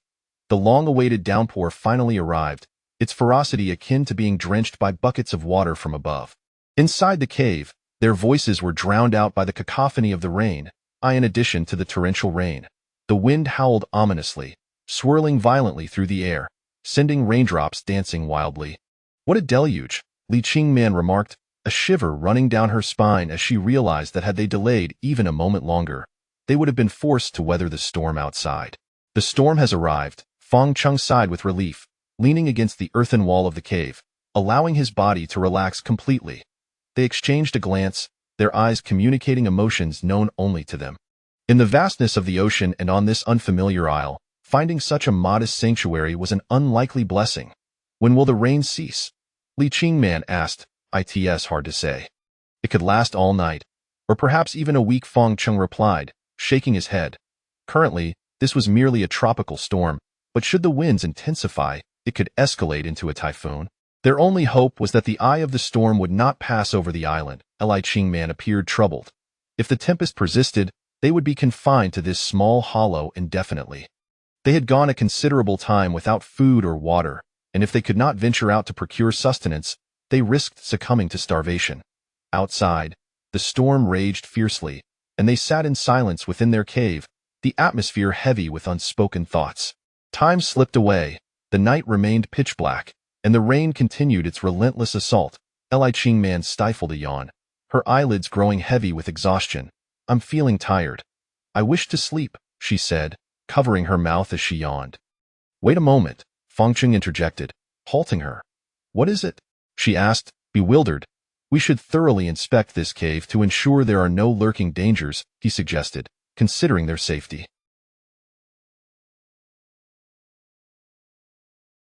If they were to spend the night here, it was essential to ascertain that no threats, such as snakes or venomous creatures, resided within. Following Fong Cheng's lead, they cautiously groped through the darkness and conducted a brief inspection of the small hollow. Aside from the damp earthen walls, they found nothing of concern. Discovering no threats was indeed a blessing, confirming that their temporary refuge was safe for the time being. Li Qingman, unable to fight her fatigue any longer, allowed her eyelids to flutter shut and leaned against the wall, surrendering to slumber. At long last, she could enjoy a peaceful sleep, free from the trepidation that had plagued her during their earlier ordeal on the plain wreckage. Despite the tumult outside, the cacophony of wind and rain became a lullaby, soothing her into a deep rest. In stark contrast, Fong Cheng remained wide awake. His mind was preoccupied with myriad thoughts, particularly regarding how to ensure their survival on this island alongside Li Qingman. Hearing her rhythmic breathing beside him brought him great comfort. Rescuing her had undoubtedly been his wisest decision. Regardless of his motivations, the fact remained that he was no longer alone in facing the challenges of the deserted isle. Having a companion, even one as seemingly aloof and proud as Li Qingman, was a source of solace amidst this dire predicament. Life is indeed peculiar, perhaps this was fate. During their time at the company, she had been the person he least wished to encounter, for a summons from her often led to a lengthy reprimand. It was not that Fong Cheng lacked competence, but rather that her standards were exceedingly high, reaching near impossible levels, with few in the industry able to meet her expectations. In the corporate world, Li Qingman was regarded as the formidable ice queen, yet now, Fong Cheng found himself reliant on her partnership for survival on this desolate isle. After an indeterminate amount of time had passed, Fong Cheng suddenly rose from his spot in the darkness and approached Li Qingman, gently waving his hand before her face. Noticing her lack of response, he surmised that she was truly exhausted and deeply asleep. Thus, he bent down and climbed out of the low cave entrance. While Li Qingman could rest, Fang Cheng had more pressing matters to attend to. Chapter 18. The shadow intruding into the cave. The howling winds relentlessly surged into the cave, mingling with the torrential rain that swept in alongside. The already diminutive cave could hardly escape the deluge, nearly submerged by the invading waters. Nevertheless, compared to the unrelenting exposure outside, finding refuge within the cave was indeed a stroke of fortune. In the early hours of dawn, while the world outside remained cloaked in darkness, Li Qingman awoke, her garments soaked by the frigid rain. The fierce winds, coupled with the cold, sent shivers through her body, compelling her to tremble uncontrollably. Disrupted by the tempest's chaos, she reluctantly opened her eyes, realizing that she was left with nothing but a flimsy white blouse and a knee-length skirt, her belongings lost to the calamity that had befallen them. Despite the biting cold, she found herself unable to procure additional clothing or change out of her damp attire. "Fang Cheng," she murmured softly, having grown accustomed to his presence during their time together. The first thought that crossed her mind upon awakening was to call out his name. This change startled even her. The once proud and aloof Li Qingman found herself reaching out to another. However, this moment was different from before, as the cave remained silent, devoid of Fang Cheng's response. "Fang Cheng, Fang Cheng," she called out again, but still received no reply. Outside, the world was still shrouded in darkness, and the cave was engulfed in an inky blackness, obscuring her vision. Could something have happened? This was the first thought that gripped Li Qingman's mind. As they slept in the pitch-black cave, she feared that wild beasts or serpents might have snatched Fang Cheng away, or perhaps even the island's cannibalistic inhabitants. In times of panic, one's mind tends to spiral into chaos, and Li Qingman was no exception. Upon realizing Fang Cheng was not in the cave, a torrent of fearful thoughts assailed her. Just as anxiety gnawed at her, she perceived a sound at the cave's entrance, prompting her to instinctively scream. "What is it?" "Stay away. Do not come closer." "It's me, Fang Cheng," came his voice from the entrance, followed by his figure crawling in from the outside. Relief washed over Li Qingman, though she felt a mixture of anger and embarrassment. The scene of her frantic shouting felt utterly humiliating, especially with Fang Cheng witnessing her disarray. What irked her further was his silent return from outside. "Where have you been?" she chastised, her tone laced with reproach. After all, Fang Cheng's sudden appearance had startled her profoundly. A shadow emerging from the darkness of this desolate island was enough to send her heart racing. Fang Cheng settled beside her, water dripping from his drenched form, his hair still glistening with moisture. Fortunately, the cave was similarly damp, so the influx of water did not exacerbate the humidity within. "Here, drink some water," he said, producing a plastic bottle seemingly out of thin air, filled with water. Li Qingman stared at him, incredulous. In this desolate island, where could he have procured water? It seemed almost unfathomable. "Where did you find this?" she inquired, astonished. "After you fell asleep, I took a stroll along the rocky shore," Fang Cheng explained. "I wasn't sure if there was any fresh water on the island, so I thought to seize the opportunity to collect some rainwater." "But where did you get the plastic bottle?" "There are quite a few such bottles on the rocky shore," he replied. "They must be debris washed up from the ocean, carried here by the currents and tides." As he spoke, Fang Cheng's expression was hard to read. He was both dismayed by the extent of human-induced white pollution that had even reached this uncharted Pacific island and grateful for the very same debris that had facilitated his collection of rainwater. Without these plastic bottles, he would have been at a complete loss on this barren island. Listening to Fang Cheng's account, Li Qingman felt a swirl of emotions. She had never considered the potential significance of such seemingly inconsequential waste. It had now become an essential tool for their survival. "You should drink first," she insisted, returning the bottle to him. An apology for her earlier demeanor. Observing him, drenched and dripping, her heart swelled with gratitude. Fang Cheng had ventured out to gather fresh water while she slept in the matter of ensuring their survival. Li Qingman realized her efforts paled in comparison to Fang Cheng's. Reflecting on her previous insistence on taking charge during the crisis, she deemed her behavior rather childish and laughable. "I've had my fill outside. You should drink now," he indicated, having already quenched his thirst while gathering water. Li Qingman, parched and desperate, accepted the bottle without further hesitation, gulping down the refreshing liquid. The sensation of cool, Clean water flooding her mouth brought her to the brink of tears. Having grown up in privilege, she rarely drank even ordinary tap water. Now, the act of drinking rainwater felt like an unparalleled blessing. Perhaps this was fate. At that moment, Li Qingman had no time to concern herself with the cleanliness of the rainwater. Her immediate priority was to quench her thirst. Take your time. There's plenty left, Fang Cheng cautioned, watching her closely to ensure she didn't choke. Once she finished the bottle, Li Qingman's spirits lifted considerably, her complexion regaining some color. You mentioned there's more? Indeed, it's all outside the cave. I collected several bottles, and they're all filled with rainwater now. Li Qingman clutched the empty bottle tightly, as if it were the most precious artifact, declaring, we must fill this one too, quickly. Those who had experienced the direst thirst understood the paramount importance of water. Amidst the tempest, she was eager to utilize anything capable of holding water. As dawn broke outside, the world, though devoid of sunlight, became visible. The sky was a somber gray, and the rain poured down incessantly. Li Qingman followed Fang Cheng outside the cave, where she spotted the 7 bottles he had mentioned. Clear, green, blue, an array of colors, each meticulously cleaned and filled with rainwater. The sight of those bottles instilled a sense of reassurance within her. The presence of water brought a semblance of security. Fang Cheng regarded Li Qingman with concern, saying, now that it's light outside, I'll check the tidal flats for more bottles. The winds and rain are fierce. You should return to the cave and stay safe.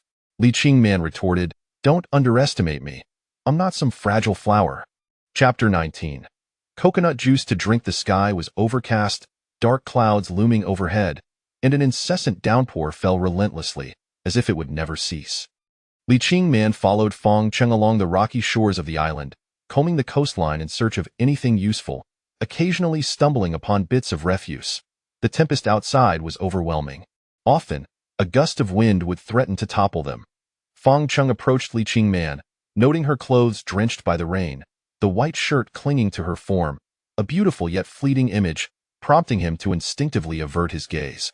You should return, he urged. The rain is too heavy. I fear for your health. It's nothing. I can endure, Li Qingman replied, gritting her teeth. Do not overexert yourself. I can manage here.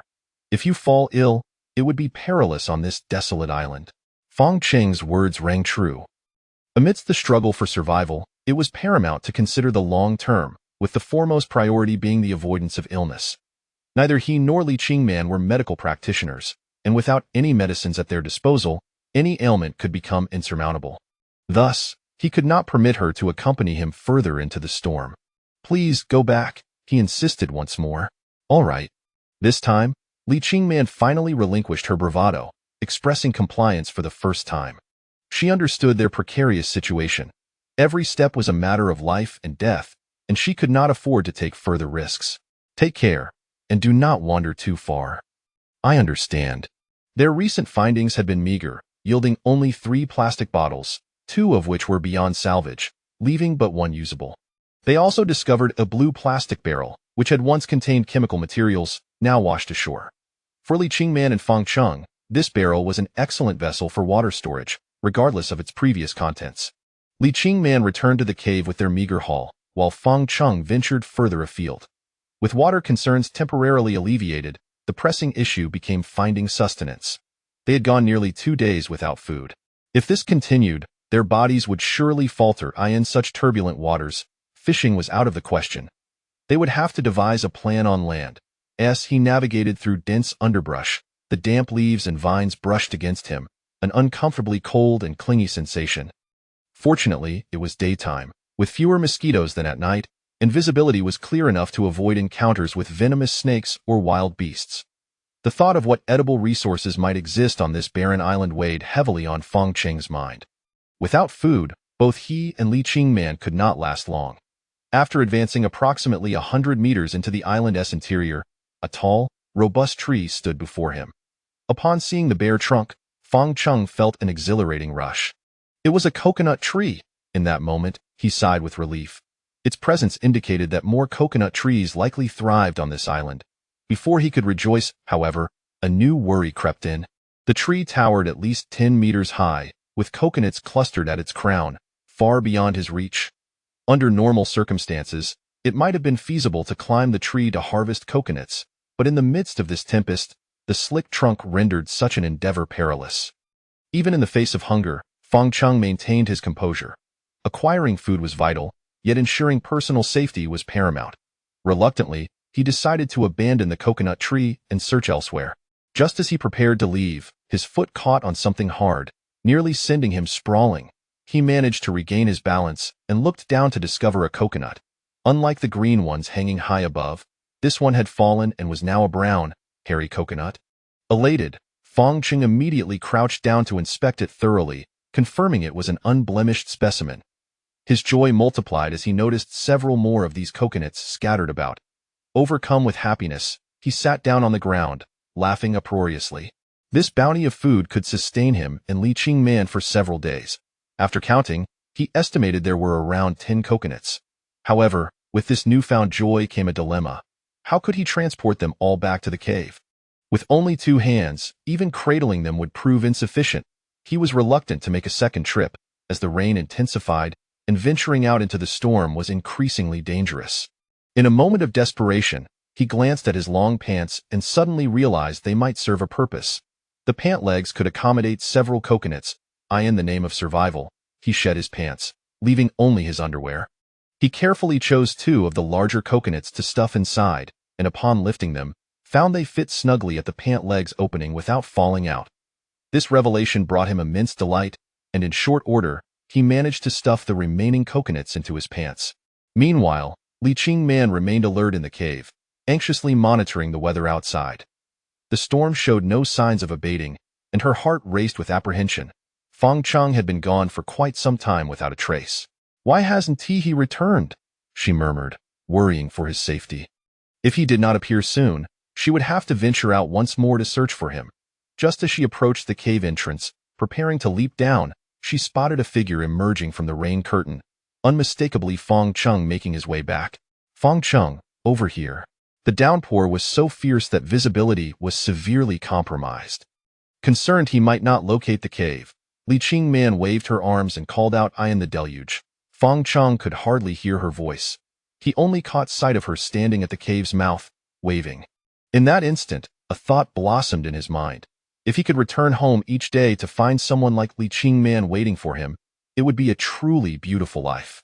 Chapter 20. A hearty feast. Upon returning to the cave entrance, Fang Cheng was greeted by Li Qingman's bashful exclamation.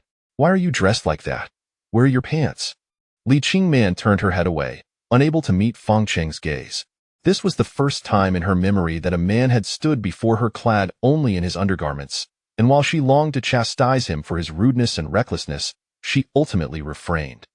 Fang Cheng, his cheeks aflame, found himself at a loss for words, so he tossed the coconuts he had dragged back into the cave. "What is this?" Li Qingman asked. Her curiosity piqued as she noticed a pair of pants that Fang Cheng had thrown up, weighed down by something inside. With his hands braced against the rocky cave entrance, Fang Cheng pushed off with his feet and clambered up, despite his bare appearance looking quite ridiculous. It did not dampen his excitement in the slightest. "Open it and see." Once inside the cave, Fang Cheng was as gleeful as a child, his smile unwavering as he eagerly urged Li Qingman to empty the contents of the pants. Seeing Fang Cheng so animated, Li Qingman reluctantly stepped forward to shake out the pants, and one by one, the coconuts tumbled out, scattering across the cave floor. "Oh my goodness!" Li Qingman gasped, covering her mouth, overwhelmed with excitement. She had presumed that Fang Cheng's venture would yield nothing more than some debris washed ashore, but to her astonishment, he had returned with such a bounty of coconuts. With these coconuts, they could enjoy a substantial meal together. "Are these all edible?" Li Qingman could hardly believe her eyes, looking at Fang Cheng with an expression that begged for confirmation. Fang Cheng nodded with a grin. "Of course, they're all from the coconut grove." Gazing at the hairy coconuts, Li Qingman felt her mouth watering. After such a long time without food, her body craved sustenance with an almost primal urgency. "Let us eat." Observing Li Qingman's impatience, Fang Cheng cheerfully handed her the largest coconut. As she held the coconut, Li Qingman was momentarily flummoxed. How was she supposed to consume this? Previously, she had only ever enjoyed coconuts that had been prepped with a straw, but now she was faced with a round, hard, hairy coconut. How do I eat this? She looked helplessly at Feng Cheng. Feng Cheng scratched the back of his head, realizing he had only thought of collecting the coconuts and had not considered how to open them. Why don't you wait a moment? I'll go find a rock outside. With that, he dashed out into the rain, completely bare, and quickly picked up a sufficiently large and heavy black stone. Returning to the cave with the hefty rock, Li Qingman reproached him. Why didn't you say anything before rushing out? The wind is so strong outside. What if something happened? Hee hee. Feng Cheng chuckled sheepishly, feeling a sudden wave of happiness wash over him. He couldn't believe that Li Qingman had just expressed concern for his well-being. The thought of being cared for by this cold and proud female superior was something he had never even dared to imagine. What are you grinning about? Li Qingman frowned, still appearing upset over his earlier antics. Feng Cheng, rendered speechless by her reprimand, chose to remain silent and diligently set about opening the coconut. Previously, he had never realized how difficult it was to crack open a coconut. It was only when faced with the task himself that he understood the challenge. After several failed attempts, the coconut remained obstinately intact. On one side was his ravenous body yearning for the coconut water and flesh, and on the other was the stubborn coconut that refused to yield, which left Feng Cheng increasingly frustrated. In a state of agitation, particularly compounded by hunger, he lost his temper and, with a curse, smashed a coconut against the stone. Li Qingman was taken aback by Feng Cheng's sudden outburst. She hadn't anticipated he would become so irate. It was clear that opening a coconut was no trivial task, and mastering this skill was essential if they were to survive on the island. Why don't you take a break and let me try? Li Qingman suggested, sensing Feng Cheng needed to calm down. I think I should handle it. I was just too hasty before, but I want to be this time. Feng Cheng quickly regained his composure, realizing that his earlier anger was unwarranted, and he began to adjust his mindset to remain calm. Are you sure? Really, let me try. Feng Cheng gave Li Qingman an affirmative look, reminiscent of his responses to her demanding requests at work, signaling that he was confident in his abilities. This time, rather than hastily smashing the coconut against the stone, he flipped the rock over, positioning a protruding edge upward, and then firmly struck the coconut against that sharp point. Thud, thud, thud. The sound of Feng Cheng cracking the coconut echoed throughout the small cave. After a few more strikes, he felt a different texture in his hand, followed by the satisfying sound of the hard shell splitting open, with the clear coconut water flowing from the crack. Quick, drink! Feng Cheng exclaimed, his excitement palpable as he danced about. After much effort, he had finally opened his very first coconut. Fearing the precious liquid would go to waste, he quickly handed the coconut to Li Qingman, urging her to drink. Having experienced extreme thirst and hunger, both of them understood the value of having food in the wilderness. Li Qingman accepted the hairy coconut, positioning her mouth over the crack and greedily drinking every drop of coconut water without leaving a trace. As Li Qingman savored the coconut water, Feng Cheng seemed to discover the knack for opening coconuts. The second coconut yielded easily, and like Li Qingman, he ensured not a single drop was wasted, lapping up the refreshing liquid. The sweet and salty coconut water felt like a life-giving elixir, replenishing their strength as they drank heartily. Shall I fetch another? Feng Cheng, holding an empty shell, turned to Li Qingman, who had already finished her coconut. Li Qingman nodded bashfully. She was still eager for more, having truly worked up an appetite. Feng Cheng swiftly cracked open another coconut on the stone and handed it to Li Qingman, then took one for himself. Burp. After such a hearty drink, Feng Cheng couldn't help but belch, patting his belly as he declared, "That's enough. We can't just drink coconut water. We need to crack open these shells. The coconut meat inside will truly fill us up." Chapter 21. Exploring the island for the next 3 days, the two of them remained holed up in the small cave. Despite the shelter it provided, their situation was hardly improved. Each day brought relentless winds and torrential rains, with water pouring in unabated, rendering the cave damp and uncomfortable. To shield themselves from the elements, whenever the opportunity arose, Feng Cheng would venture into the woods to gather fallen coconut fronds and palm leaves, which he would then use to cover the cave's entrance. This not only helped deflect some of the wind and rain, but also created a relatively enclosed environment within the cave, making it less frigid for them to endure. These 3 days were quite challenging for Feng Cheng and Li Qingman. Subsisting on coconuts and gritting their teeth, they managed to survive, surrounded by the remnants of cracked coconut shells, their insides entirely consumed by the two of them. On the fourth day, the fierce typhoon finally subsided, and the island where they found themselves emerged from the storm's grip, welcoming a rare spell of clear weather. In the early morning, the vibrant sunlight began to pour over the island in the vast ocean. Due to several days of heavy rain, the island was drenched, and under the sun's rays, the air was thick with moisture. Within the cave, Feng Cheng and Li Qingman awoke one after the other, and upon witnessing the bright sunshine outside, they could hardly contain their joy, eagerly leaping out of the cave to bask in the morning light. At last, we can soak up some sun, Li Qingman exclaimed, extending her arms and turning her face towards the sun. The bright sunlight illuminated her somewhat pallid features. The days spent confined in the small, dark, and damp cave had taken a toll on her complexion, but fortunately, with the arrival of the sun on the fourth day, the island's weather had returned to normal. Indeed, I felt like I was about to mold, Feng Cheng replied with a smile, relieved. After being cooped up in the cave for so long, his limbs felt as if they had been submerged in water, now bearing a sense of bloating. He was eager to move freely in the sunlight. Li Qingman suggested, "We've nearly depleted our supply of coconuts. Why don't we take advantage of today's fine weather and gather some more?" Absolutely, that was precisely my intention. However, before we fetch coconuts, there's something else we must attend to, Feng Cheng stated. What is it? We should first explore the island. Given that they knew coconuts were available for sustenance, searching for a water source was not their foremost priority. Instead, understanding the island's fundamental characteristics became paramount. The island's size, shape, and the differences between the north and south were all crucial pieces of information. Upon hearing Feng Cheng's plan, Li Qingman did not voice any objections. Rather, she accepted his decision and agreed to accompany him on a circuit around the island's perimeter. They traversed from the rocky shore to the soft sandy beach, and upon reaching the latter, it became evident that the environment here differed significantly from that of the rocky shore. In terms of north and south, the cave where Feng Cheng and Li Qingman had taken refuge was located on the northern side, while the beach lay to the south. The northern area, influenced by sea winds and waves, was far more humid than the southern side. Thus, upon arriving at the beach, Li Qingman could not help but exclaim that if it weren't for the lack of a shelter from the typhoon, no one would willingly seek refuge in that cold, damp cave. This is much more comfortable. Perhaps we should move here from the cave, Li Qingman proposed, relishing the beauty of the sun-soaked beach and reluctant to return to the previous cave.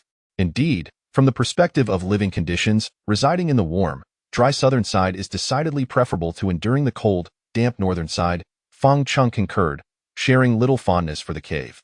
While it served its purpose as a temporary refuge from the storm, long-term habitation there would be intolerable, Li Qingman cheerfully declared, "Then let us settle down here."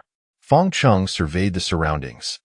The expanse of white sand stretched endlessly before them, clearly indicating that this was not an ideal place for habitation. If another storm were to strike, there would be no shelter whatsoever, and living on the beach would subject them to the daily nuisances of the tides. However, Feng Cheng refrained from outright rejecting Li Qingman's suggestion, instead saying, "We haven't fully explored the island yet. Let us continue forward. Perhaps we will discover a more suitable location." Thus, the two of them temporarily traversed the white sand beach, continuing their circuit around the island. The journey proved somewhat monotonous, prompting them to engage in casual conversation. Their shared experience of sheltering in the cave from the storm had significantly deepened their bond. The dynamics between them had evolved beyond mere superior-subordinate relations. Although neither had explicitly acknowledged it, an undeniable bond of shared survival had formed between them. Li Qingman's demeanor towards Feng Cheng was no longer as domineering as before. What sane person would contemplate such a thing? Feng Cheng replied with a wry smile, "It's astonishing that I would encounter a scenario more improbable than winning the lottery. Well, I have to. Fortunately, you are here. Otherwise, I fear I would not have survived those days adrift at sea." With her gaze lowered, Li Qingman remarked, "Had it not been for your encouragement and assistance, I might have perished during the crash. I owe you several lives, as it were." Feng Cheng waved his hand dismissively, "You owe me nothing. We are now striving to survive together on this island, supporting one another with the singular goal of enduring until rescue arrives." Speaking of rescue, both appeared disheartened. It had been so many days since the plane crash, and if they were to be rescued, It should have happened by now. With the passage of time, hope for rescue began to wane. The atmosphere grew somewhat somber, prompting Li Qingman to take the initiative and introduce a new topic to lighten their spirits. Do you think there might be a native tribe living on this deserted island, apart from us? That seems unlikely, Feng Cheng replied. Having traversed nearly half the island, it appears relatively small. It takes about an hour and a half to walk from one end to the other. Conservatively estimating, the island's diameter cannot exceed 2 kilometers, making it improbable for a community of humans to exist on such a small island. Just as he spoke, Li Qingman suddenly pointed excitedly towards the horizon, exclaiming, "Look over there!" Following her gesture, Feng Cheng's gaze fell upon a large, 3-masted sailing ship from the 17th century, appearing about 200 to 300 meters away on the water's surface. "Look! It's a ship!" Li Qingman was nearly bouncing with joy. The sight of such a vessel on the water signified a significant possibility for both her and Feng Cheng to be rescued. Chapter 22. The Ancient Shipwreck. Don't celebrate too soon, Feng Cheng cautioned, dousing Li Qingman with a splash of cold water. Li Qingman gazed at him in confusion, her eyes wide with curiosity. "Why? Take a closer look at that ship." The vessel lay approximately 200 meters from the island, and it was understandable that Li Qingman had not discerned its true nature in her initial excitement. Upon further scrutiny, she realized that the ship that had suddenly emerged from the sea was an exceedingly old sailing vessel, one that could nearly qualify for display in a museum. The distance made it impossible to see the ship in detail, but it was evident that it was in a state of disrepair, resembling a dilapidated old house with gaping holes, the deck littered with decayed remnants, and the bare mast adorned. The ship was sizable, yet only half of it protruded above the water's surface, while the other half lay submerged, the visible portion akin to a massive rock jutting from the sea. "This ship is quite peculiar."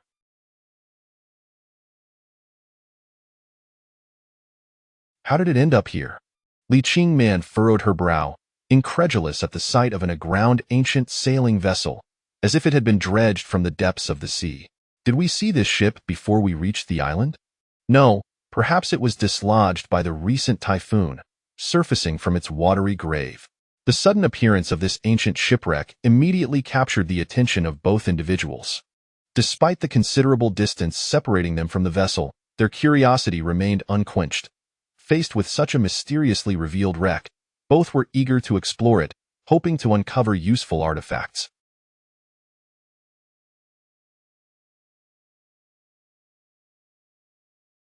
However, given their current circumstances, such aspirations remained mere thoughts. The most perilous endeavor on a deserted island was to venture recklessly into the water, fraught with countless uncontrollable risks. Even a minor mishap could lead to catastrophic consequences. Without absolute certainty, they would resolutely refrain from risking their safety by approaching the shipwreck. "What a pity! Let the ship stay there for now," Feng Cheng lamented, casting a final glance at the vessel before continuing onward. He did not wish to disregard the ship entirely, but at this stage, it was beyond their capabilities, and he decided to treat it as if it had never existed. As noon approached, the sun blazed down from above, and after a morning of detours, they found themselves back at the cave where they had sought refuge from the typhoon. The cave remained unchanged, a damp and briny scent wafting from within, prompting Li Qingman to wrinkle her nose in distaste. It was difficult to fathom how she had managed to endure 3 days in such a cramped and humid space. "Back to square one," Feng Cheng said, spreading his hands. He had originally intended to circumnavigate the island to scout for more suitable living conditions. However, after surveying the area, he regrettably found no better place to take shelter. Li Qingman was reluctant to linger in the cave any longer and urged, "Let's go to that stretch of beach ahead. We can't just stay here indefinitely. Our bodies won't withstand it." Li Qingman insisted firmly, unwilling to remain in the cave.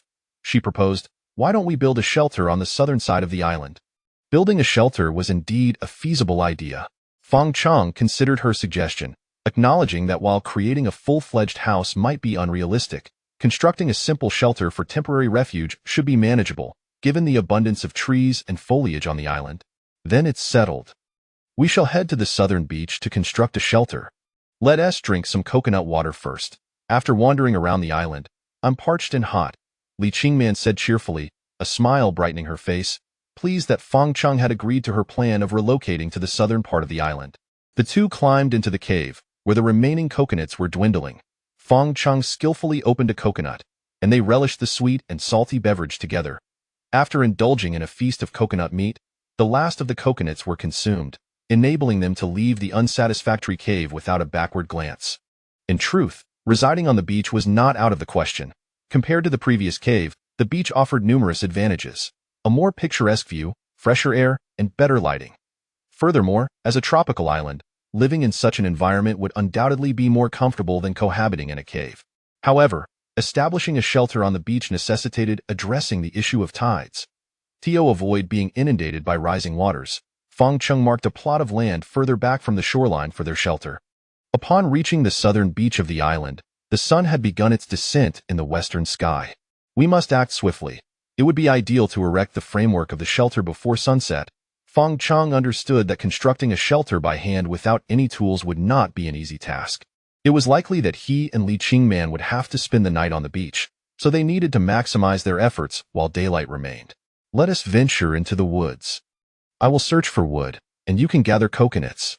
Okay, Li Qingman nodded in agreement. Fong Chung removed his long pants, revealing his undergarments. Upon witnessing his sudden action, Li Qingman's face turned crimson with embarrassment, and she exclaimed, "Aren't we supposed to go to the woods? What are you doing?" Fong Chung replied, "Put on long pants. The woods are filled with mosquitoes, and bare legs will attract them." "Ah, I see." Li Qingman exhaled in relief, initially fearing his intentions. Knowing that he was concerned about her being bitten by mosquitoes filled her with a warmth that she could not quite articulate. This was a pair of men's trousers, something she had never imagined she would wear. Glancing down at her own black skirt, which had accompanied her since the plane crash, Li Qingman's cheeks flushed as she commanded Fong Chung, "You, turn around." "What? Turn around?" Fong Chung was momentarily bewildered, unable to comprehend her request. "I said turn around. Do you hear me?" Li Qingman's face was aflame as she stamped her foot and shouted at Fong Chung, "I need to change my pants." "Do you want to see?" No, I don't want to." Fong Chung realized he almost misstepped and quickly shook his head in denial, turning his back to Li Qingman. Chapter 23. The seaside residence. The two entered the woods together, embarking on a quest to gather useful materials. Their primary objective was to locate branches and leaves that had been severed by the recent typhoon. The large palm fronds, several meters in length, resembled colossal fans, making them ideal for constructing a roof to provide shade. While the materials for the roof were relatively easy to find, sourcing suitable timber proved to be considerably more challenging. Although the ground was strewn with branches and trunks torn from their roots by the storm, many were either too slender or crooked to serve as a sturdy framework for the shelter. Eventually, they stumbled upon several trees that were perfectly sized, robust, and remarkably straight. Yet these specimens were utterly unyielding. Initially, Fong Chung attempted to leverage his body weight against one, hoping to snap it in two, but the resilience of the trunk far exceeded his expectations. Rather than breaking the tree, his efforts rendered him a comically awkward figure, resembling a large sloth clinging to a branch. Observing this scene, Li Qingman could not suppress her laughter, and after her amusement subsided, she approached to assist Fong Chung in breaking the tree. However, even with their combined strength, the trunk remained steadfast. "Forget it, I give up," he said, exhausted after a long struggle, slumping against the trunk, his expression betraying his frustration. A wave of defeat washed over him as he questioned whether he had grown too weak to confront even such a modest tree. Beyond his self-disappointment, Fong Chung recognized the critical role tools played in survival. If only he had even a dull knife at that moment, it would have been preferable to floundering like a gorilla in front of a tree. If it truly proves impossible, let's abandon the idea. The weather has improved, and residing in the cave is no longer as unbearable. Li Qingman chimed in, her own spirits dampened, yet she sought to comfort him. "Don't worry. Let's keep searching. We'll surely find something suitable." Regaining his composure, Fong Chung realized that without tools, it was futile to overthink the situation. It was unnecessary to seek the finest materials, as even the branches and trunks torn from the storm could suffice. Thus, they temporarily relinquished their plans for felling trees and began collecting wood from the forest floor. "Look here," Li Qingman exclaimed, pointing to a large tree where a cluster of mushrooms had sprouted. The island's hot weather, coupled with recent torrential rains, had created a humid environment conducive to mushroom growth. Having subsisted solely on coconuts for several days, the sight of the mushrooms stirred their appetites, and Li Qingman found it difficult to resist the urge to pick them, only to be halted by Feng Cheng's timely warning. Wild mushrooms are the most perilous of things. If you cannot discern between the toxic and the non-toxic, treat all as if they are poisonous. All right, Li Qingman replied reluctantly, retracting her hand. She understood the dangers of wild mushrooms, yet the sight of those plump, white caps, combined with their prolonged lack of variety in food, made her yearn to gather some. Feng Cheng dared not take risks when it came to food. Mushrooms were not to be trifled with, for the consequences of poisoning could be dire. Skirting around the exuberantly growing mushrooms, they continued their search through the woods, relying solely on As the sun dipped further westward, Feng Cheng and Li Qingman discovered a substantial number of fallen trees. Upon returning to the beach, they turned their attention to constructing the shelter. Lacking experience in such endeavors, Feng Cheng could only rely on his imagination to attempt the task. His plan was to erect a simple sunshade, setting 2 vertical posts at either end, then placing a horizontal beam across the middle, finally draping the palm fronds over the top to shield against the sun and sea breeze. After several failed attempts, it became evident that constructing a shelter was far more complex than he had anticipated. Frustrated, he tossed the broken timber onto the ground. The prolonged diet of coconuts had drained his energy, and he found himself panting after minimal exertion. "Why don't I take over?" Li Qingman volunteered, offering to switch roles in the construction. Feng Cheng could hardly believe it. If he, a grown man, struggled with the task, could she truly manage it? "You want to try?" "Of course, let me direct you. The heavy lifting will still be your responsibility." With her arms crossed, Li Qingman regarded him with a clear determination, indicating that while he would still do the labor, she was eager to guide the process. Accepting the challenge to see if Li Qingman had any unique methods, Feng Cheng stood up, brushed the sand from his backside, and struck a playful salute. Under Li Qingman's guidance, they began assembling the shelter. To his surprise, she proved to be quite adept, directing where each piece of wood should be placed and how to create a sturdy structure. Feng Cheng was intrigued, never having considered that she might possess such knowledge. It was a testament to the adage that one should not judge a book by its cover, for this young lady of privilege was indeed resourceful. Li Qingman was not idle either, utilizing the ropes they had scavenged from the beach to secure the wooden frame. These ropes had been discovered during their daily excursions along the shore, where remnants of human debris and fishing nets often washed ashore. After approximately 2 hours, they had constructed the simplest framework for the shelter. Next, they would cover it with the gathered palm fronds, layering them atop the roof, while also placing leaves on the sandy floor inside. Thus, a makeshift, seaside residence, resembling a triangular tent, was finally completed. As their labor came to an end, the sun had dipped to the horizon, painting the sky in hues of crimson. This breathtaking scene, reminiscent of a photograph, was one to behold. Exhausted, the two sat before their shelter, gazing at the sunset where the sea met the sky. With frigate birds soaring above and fish leaping from the water, in that moment, even the most restless hearts would find tranquility, for nothing could compare to the beauty before them. Why not set aside all worries and simply appreciate it? Feng Cheng turned his head slightly, stealing a glance at Li Qingman. The red glow of the sunset accentuated her enchanting features, and he reveled in the unexpected pleasure of sitting beside her, watching the sun sink lower, a scene so romantic he had never dared to imagine. Suddenly, Li Qingman's gaze shifted, as if sensing his scrutiny, and she began to turn her head at that moment. Feng Cheng felt a rush of embarrassment and quickly averted his eyes, feigning nonchalance as he whistled into the distance. However, his clumsy attempt at concealment did not escape Li Qingman's notice. Finding his awkwardness amusing, she refrained from calling him out this time. Unlike before, she felt no aversion to his gaze. Instead, a hint of satisfaction danced at the corners of her mouth as she turned her attention back to the horizon. Chapter 24. Conversations beneath the starry sky. The sky is about to darken. Li Qingman cast a glance at the humble shed behind her, her heart swelling with a sense of accomplishment. She had personally participated in its construction, and tonight would mark her first night spent within its confines. Feng Cheng rose and declared, "I shall make a trip to the cave to fetch some water." "Perhaps it's best to forego that. It will soon be too dark to see," Li Qingman expressed her concern. "Not to worry, I will be quick." Stay here and do not wander far, Feng Cheng reassured her before making his way toward the cave. When they had moved from the cave, they had left behind the plastic bottles and buckets, treating the cave as a reservoir for their water supply. This had been Feng Cheng's suggestion. As they were preparing to leave, he had considered the potential uncertainties they might encounter on the beach and decided to use the cave as a storage facility for their precious water resources. Now that the shed on the beach was complete, it was only natural for Feng Cheng to retrieve some drinking water and check on the supplies stored in the cave.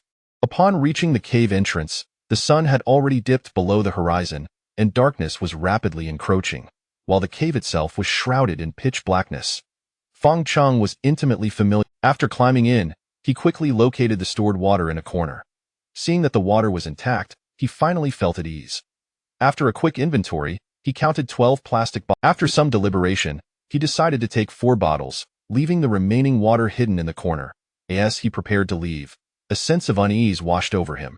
Fearing that an animal on the island might discover their stash, he gathered some stones to cover the water, ensuring it was well concealed before returning to the beach and the shed he had built with Li Qingman. When he returned to the beach, a brisk sea breeze greeted him. Li Qingman was already seated inside the shed, and upon seeing Feng Cheng return, her taut nerves began to relax. "Did anything happen?" she inquired. "Nothing at all. The water has arrived. Please, have a drink," Feng Cheng offered. Handing her a bottle, Li Qingman accepted the water, took a few sips, and remarked, "While you were gone, there was a rather frightening sound coming from the woods behind us." Feng Cheng chuckled. It was likely just the birds or small animals in the forest. "There's nothing to fret about. Come inside and sit down." Li Qingman invited him to join her in the shed. "Perhaps I shall remain outside," Feng Cheng suggested, glancing at the shed's interior, which, constructed in a simple triangular form with leaves covering either side, would provide shelter from the night winds. However, if both of them squeezed inside, the space would become quite cramped. Noticing his reluctance, Li Qingman replied with irritation, "If I invite you in, then come in. Why are you being so coy? Do you think the sea breeze will blow all night?" Feng Cheng was at a loss for words. His intention had merely been to avoid an awkward situation, but his hesitance had irked Li Qingman. Realizing his misunderstanding of her feelings, he had no choice but to bend and enter the shed. Once inside, the bare-chested Feng Cheng felt an immediate sense of comfort. Even in the tropics, the relentless sea breeze could be quite unbearable, especially. Observing his relaxed demeanor, Li Qingman shot him a playful glare and said, "I told you to come in earlier. You insisted on being stubborn. Now do you understand?" Having grown accustomed to her playful jabs, Feng Cheng merely chuckled sheepishly. Initially sitting side by side, they eventually found themselves lying down. The shed was tapered at the top and wider at the base, providing ample space for the two of them, with at least half a meter separating them.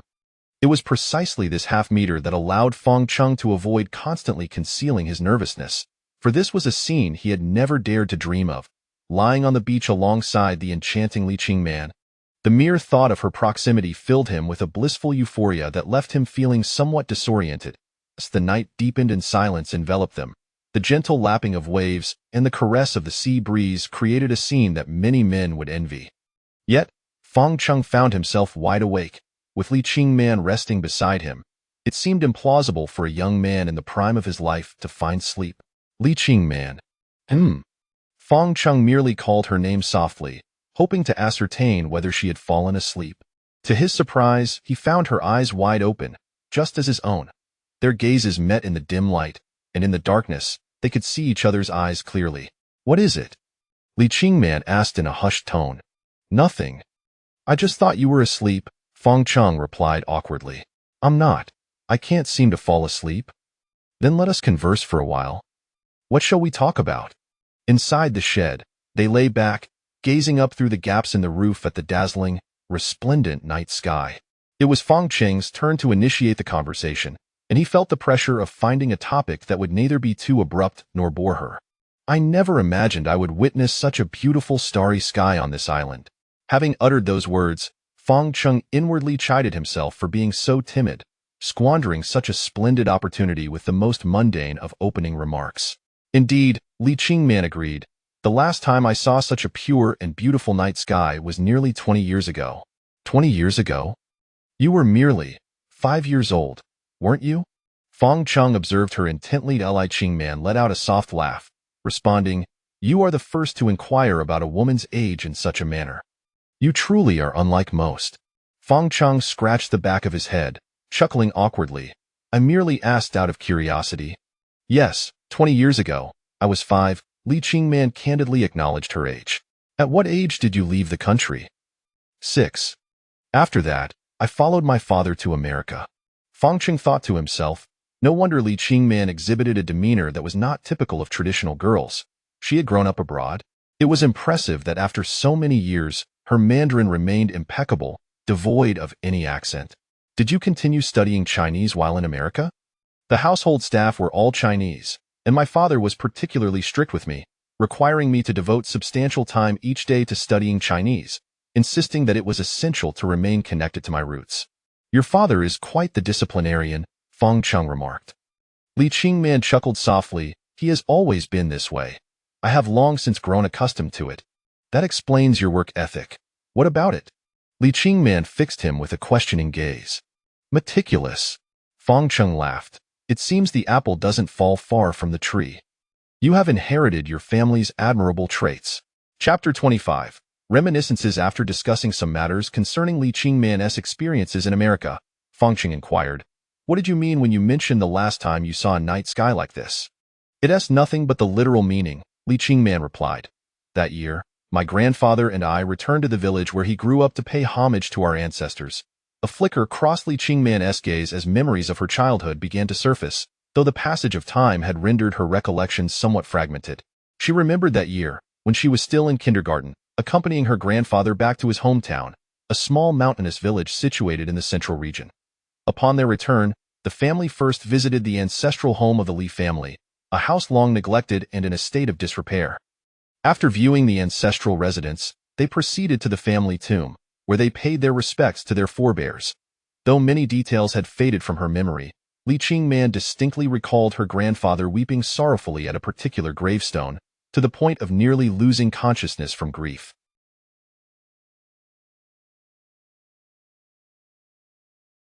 Later, she learned from her father that the grave belonged to her grandfather's elder brother. After that visit to their ancestral home, the family emigrated to the United States, marking the beginning of their life in a foreign land. "Your grandfather?" Fong Chung seemed hesitant, his words hanging in the air. "What is it that you wish to say?" Li Qingman surmised Fong Cheng's unspoken thoughts and encouraged him. "Why the hesitation? Speak freely." With a forced resolve, Fong Cheng ventured.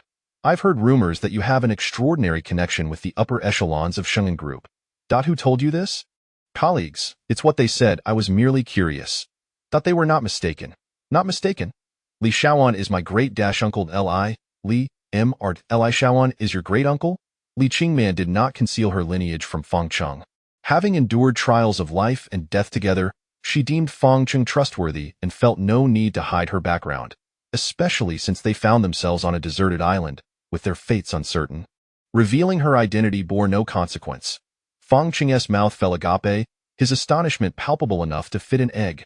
Previously, he had listened to colleagues speculate about Li Qingman's background, with various outlandish tales circulating, which he had dismissed as mere fabrications. It was only upon hearing her own admission that Li Shaoan was her great-uncle that everything fell into place.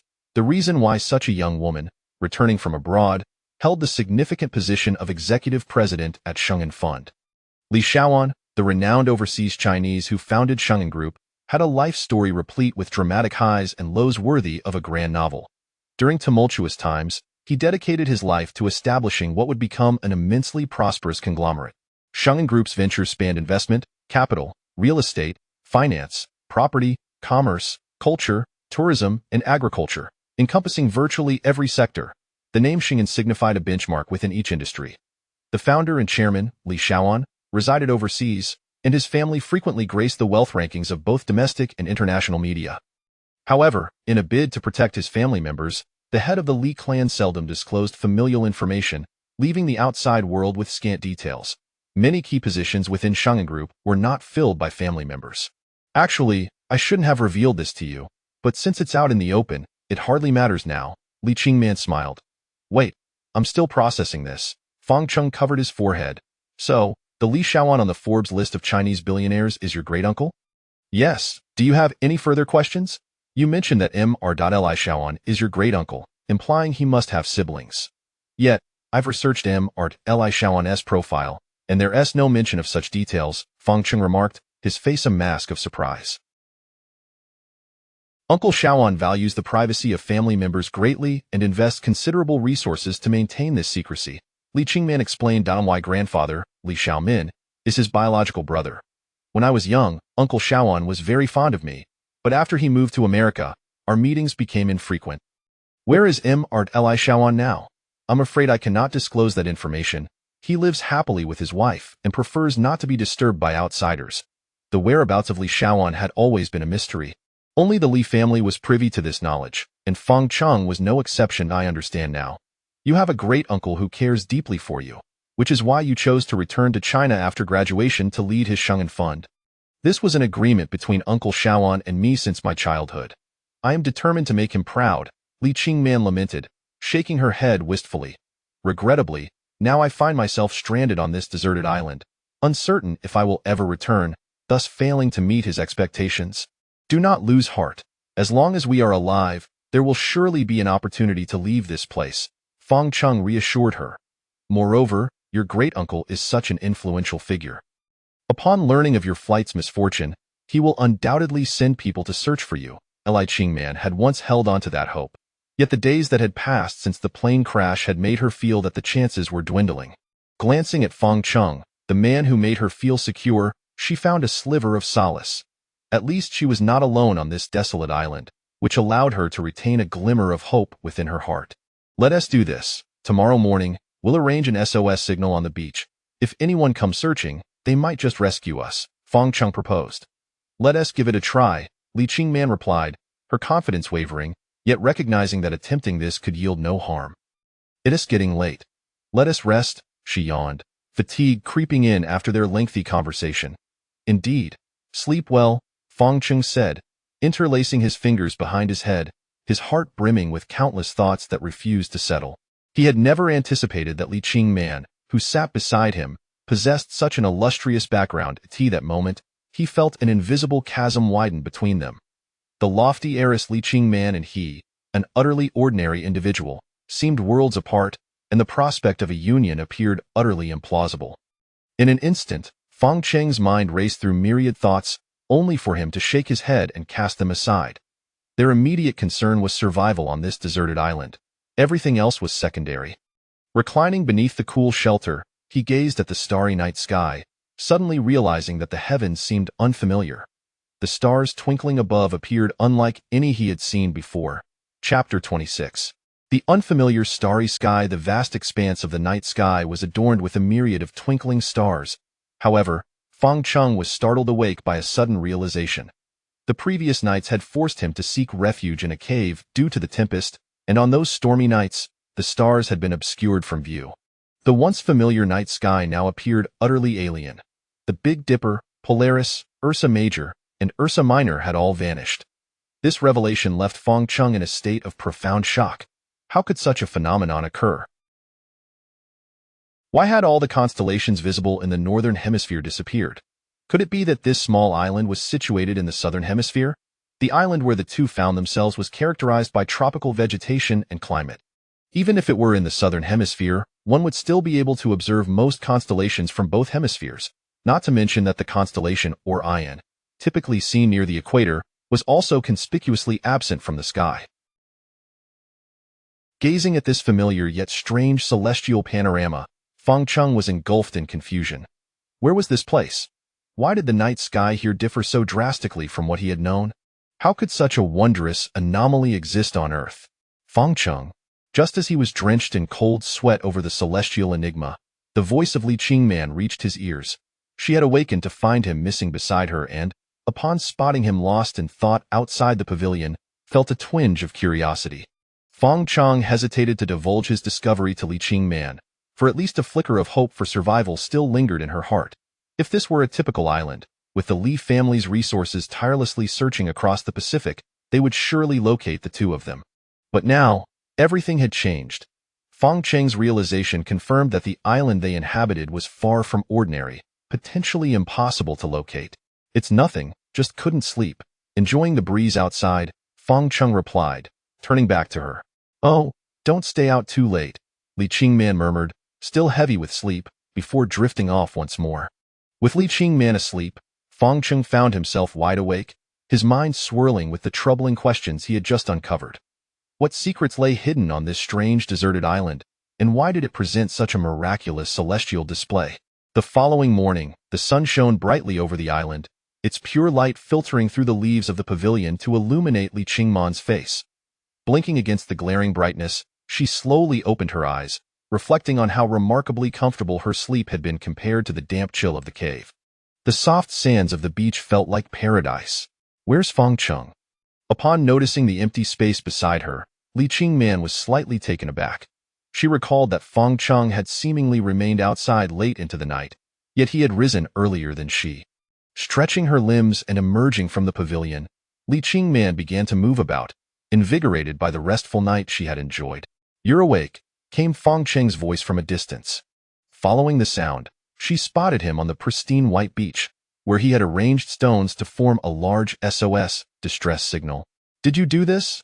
She asked, approaching him and marveling at the effort he had put into arranging such large letters. It was evident that it had taken considerable time to gather so many stones, and she felt a surge of gratitude, realizing that Fong Chung had risen early to undertake this task. Fong Chung offered a bright smile and replied, Yes, I couldn't sleep, so I thought I might as well do something productive. While saying this, he endeavored to maintain his cheerful demeanor, concealing any other emotions. In truth, after last night, he had lost all faith in the possibility of rescue. With no way to ascertain the island's location, how could anyone possibly find them? His actions were merely intended to preserve a shred of hope for Li Qingman, a flicker of something to hold on to. Indeed, upon witnessing Fong Cheng's efforts, Li Qingman's spirits lifted, and she smiled brightly at him. So what shall we do today? Fong Chung replied, We managed to secure a place to stay, and we can sustain. Our most pressing concern now is finding a fresh water source. The rainwater we collected after the storm won't last long, and we have no idea when the next storm will arrive. After a brief rest, the two set off once more towards the island's interior, hopeful of discovering a source of potable water. Over the past few days, both Fong Chung and Li Qingman had gradually acclimated to navigating through the forest, their pace improving significantly. However, for Fong Chung, traversing the underbrush often posed challenges. He frequently encountered thorny vines that caused him discomfort. Enduring the pain was manageable, but some plants possessed toxic properties, leaving his skin itchy upon contact, leading him to scratch uncontrollably. This was the most unbearable aspect. From the outside, the forest seemed modest in size, but once inside, it revealed its vastness. The dense foliage made it easy to lose track of the path they had taken, but fortunately, Fong Chung had been prudent, marking their trail as they ventured deeper. Finding a water source on a desolate island was no simple task. Often, it relied on sheer luck. First, the island had to possess a water source, or all efforts would be in vain. If there was no water to begin with, turning the island upside down would yield no results. Fortunately, after a morning spent weaving through the jungle, they finally stumbled upon a discovery. At the base of a cliff, they noticed the ground was damp, though not yet pooling into a small pond. Water trickled down the bare rock face. The cliff was not high, approximately 2 meters, composed of shale, with small droplets of water seeping from the crevices of the stones. Judging by the surrounding environment, this appeared to be a stable water source, as the stone face was adorned with a layer of moss, nourished by the constant drips of water. Leaning closer to the trickling water, Fong Chung extended his tongue to taste it. What are you doing? Li Qingman exclaimed, her voice laced with concern. Fong Chung licked the wet mark on the stone and smacked his lips, his expression lighting up with joy. It's fresh water. This is fresh water. Li Qingman placed a hand on her forehead, having initially worried about what Fong Chung might do, only to realize he was merely testing the water's taste. Upon learning it was indeed fresh water, she shared in his excitement, and the two of them leaped for joy, relieved that they no longer had to worry about hydration on the island. Yet, once the exhilaration subsided, a practical concern arose. Li Qingman furrowed her brow and asked, But how are we going to collect this water? Chapter 27. Tarzan of the Apes. The discovery of fresh water on the island was indeed a moment worthy of celebration. However, amidst their joy, they were compelled to confront another pressing issue. While the cliffside did yield a trickle of fresh water, the quantity was exceedingly scant, merely a thin layer cascading down the rock face, making collection a formidable challenge. It was inconceivable for the two of them to remain by the cliffside, relying solely on licking the surface with their tongues to quench their thirst. What, then, could they do? The identification of a water source was undoubtedly uplifting, yet if the water could not be harnessed, it would ultimately amount to nothing more than a fleeting delight. As both individuals wore frowns of concern. With determination, Fong Chung untied the shoelaces and removed them. "What do you need the shoelaces for?" Li Qingman asked, puzzled. "You'll see shortly," he replied, choosing not to elaborate further as he commenced his task. He inserted one end of the shoelace into a crevice of the rock face where water seeped through, then let the lace hang vertically down the cliff, its length just reaching the ground. He then placed the other end into the plastic bottle he had brought, securing it in place with several stones. Thus, a rudimentary water collection device was fashioned. Fong Cheng's ingenious idea was to use the shoelace as a siphon to guide the meager trickle of fresh water into the bottle. "Is this really going to work?" Li Qingman expressed her skepticism, feeling that the solution seemed rather implausible. "It absolutely will," Fong Cheng asserted with confidence, proceeding to replicate the setup with a second shoelace and bottle. With everything in place, they could only wait and see if the water would flow smoothly into the container. To ascertain the outcome, they refrained from leaving, opting instead to observe the device. After a few minutes, they were rewarded as droplets began to cascade down the shoelace and into the plastic bottle. Elated at the success of their method, Fong Cheng and Li Qingman high-fived in celebration. In that moment, their faces radiated joy. As long as this technique proved effective, they would no longer have to fret over their water supply. However, for Fong Cheng, having sacrificed his shoelaces left him feeling like a bare-skinned wild man. Traversing the jungle barefoot was no trivial endeavor, as a misstep could easily lead to injury. Just as he contemplated this predicament, Li Qingman devised a solution. She instructed Fong Cheng to wait while she retrieved a slender vine from a nearby tree. After testing its thickness against the shoe's eyelet, she found it slightly bulkier but manageable. "Allow me to handle it," she insisted, noticing Fong Cheng's surprise at her offer to lace his shoes. Unfazed, she added, "Just stay still. It will be done shortly." After a brief wait, she successfully secured a new shoelace for him. Although it was merely a makeshift fastening, it allowed him to don his shoes once more, which was an excellent outcome.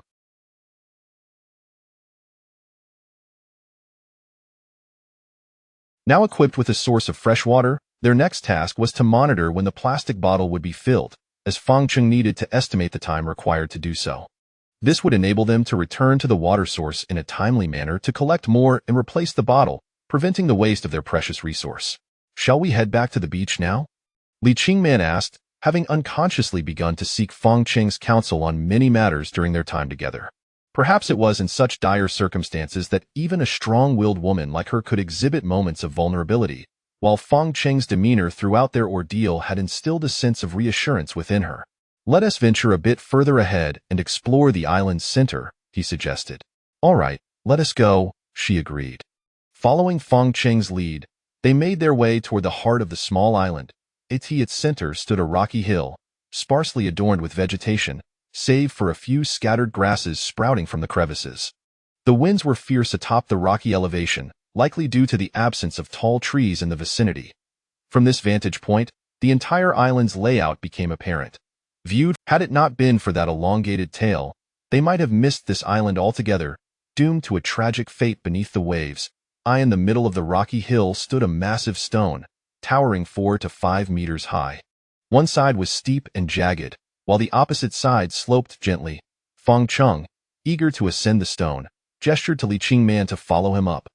Although she perceived the venture as somewhat risky, she acquiesced to his enthusiasm and expressed her desire to join him. Thus, the two began their ascent along the steep side, with Fong Cheng providing support to Li Qingman. Before long, they reached the summit of the great stone, where the view was even more breathtaking. Gazing out, they were surrounded by endless ocean, the sky a brilliant blue, the sands a shimmering silver, and the waves crashing in a frothy white. The scene was so exquisite it took their breath away. At that moment, Fong Cheng could not contain his exhilaration. He threw his arms wide and shouted, "I'm the king of the world." Li Qingman, standing behind him, was amused by his antics and laughed heartily, remarking, "You look more like Tarzan at this moment." Fang Cheng glanced down at himself, clad only in his minimal attire, and conceded with a shy chuckle, "I must admit, I bear a slight resemblance to Tarzan." With that, he mimicked the iconic Tarzan call, cupping his hands to his mouth and bellowing, "Oh! Ha!" Li Qingman burst into uncontrollable laughter. Seeing her in such high spirits made Fang Cheng join in her merriment. After a spell of laughter, they settled atop the massive stone, basking in the warm sunlight and refreshing sea breeze. The beauty of the moment was unparalleled. Chapter 28. Wild goats. This large boulder atop the mountain undoubtedly serves as the vantage point with the finest view across the entire island, allowing one to behold the entirety of the land from this elevated perch. With nothing to occupy their time, the two individuals began to meticulously observe the island's topography.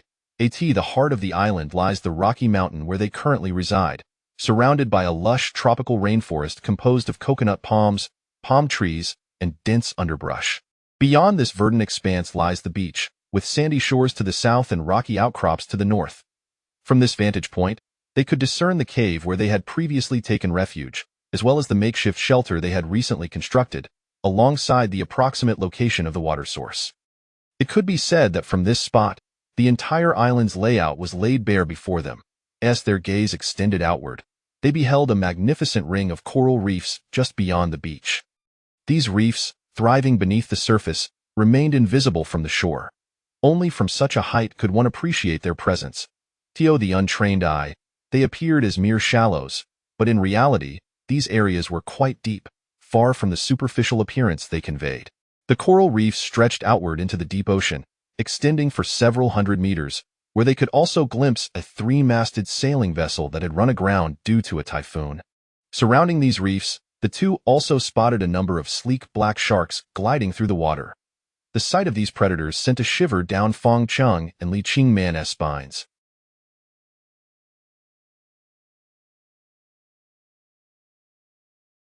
They were fortunate to have landed on the island unscathed by the sharks, for otherwise, they would surely have met a grim fate. "It seems we were indeed quite lucky that day," Li Qingman remarked, her voice trembling slightly, clearly shaken by the sight of the sharks. Fang Cheng shared her apprehension, yet amidst his fear, an unexpected thought crossed his mind. Perhaps due to their prolonged abstinence from meat, he began to contemplate sourcing some for their sustenance. "The flesh of those sharks must be quite delectable. Unless they choose to swim ashore and allow me to dive in and catch them, what would be the difference between that and courting death?" Fang Cheng chuckled sheepishly. The two resumed their leisurely chat atop the stone, engaging in a wide-ranging conversation that touched on various topics, including anecdotes from Fang Cheng's childhood. This exchange deepened their mutual understanding, although compared to Li Qingman's illustrious background, Fang Cheng's origins were decidedly more modest, lacking in noteworthy embellishments. Yet, it appeared that Li Qingman was unconcerned by such disparities. Throughout their interaction, she never once exhibited a hint of disdain towards Fang Cheng. "That should suffice.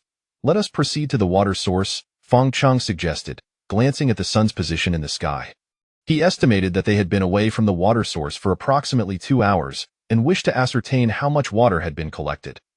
The prolonged exposure to the sea breeze began to induce a sense of dizziness, prompting Li Qingman to agree that they could not linger any longer. Thus, she followed Fang Cheng as they descended from the boulder, making their way toward the location where they had left the plastic bottles. As they walked, their spirits were uplifted, both contemplating the substantial quantity of water that must have collected in the bottles, with Fang Cheng even whistling a merry tune. Indeed, the discovery of a water source on this small island represented a lifeline for both of them, a reason for celebration. However, as they neared the water source, Fang Cheng suddenly ceased his whistling and gestured silently to Li Qingman, signaling her to remain quiet. "What is it?" she whispered, perplexed.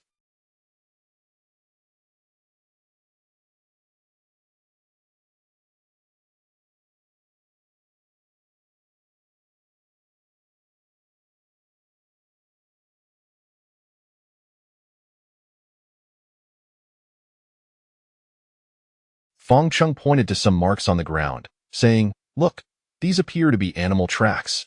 Indeed, His keen observation revealed several scattered impressions on the ground that resembled the footprints of some creature.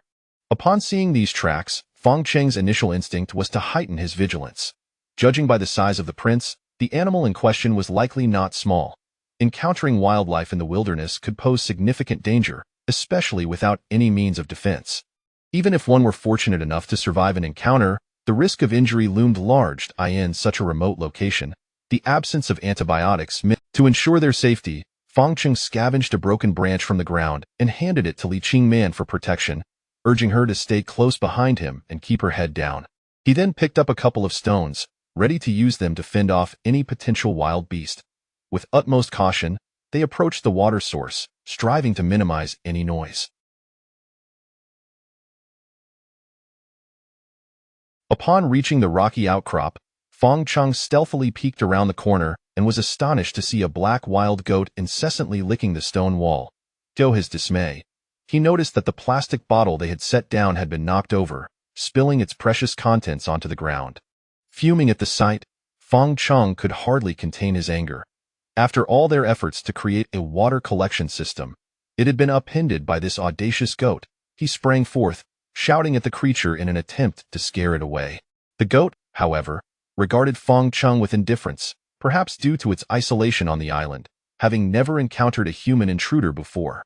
Unperturbed by Fong Cheng's presence, the imposing ram lowered its head, brandishing its formidable horns as if to charge. At that moment, Fong Cheng felt a rush of anxiety. The ram was quite large, and its sharp, elongated horns posed a serious threat. Yet, a confrontation did not ensue easily, as both parties remained wary of one another. The ram, proudly elevating its head, emitted a series of bellows to assert its dominance, attempting to intimidate Fong Cheng. "I love you, Cunide," Fong Cheng exclaimed, hurling one of the stones at the ground near the goat's feet. Startled, the proud ram turned tail and fled into the thicket. Once the wild goat had retreated, Li Qingman felt emboldened to approach Fong Cheng, her palms slick with sweat from the tension of their earlier standoff, fearful for his safety. "Are you all right?"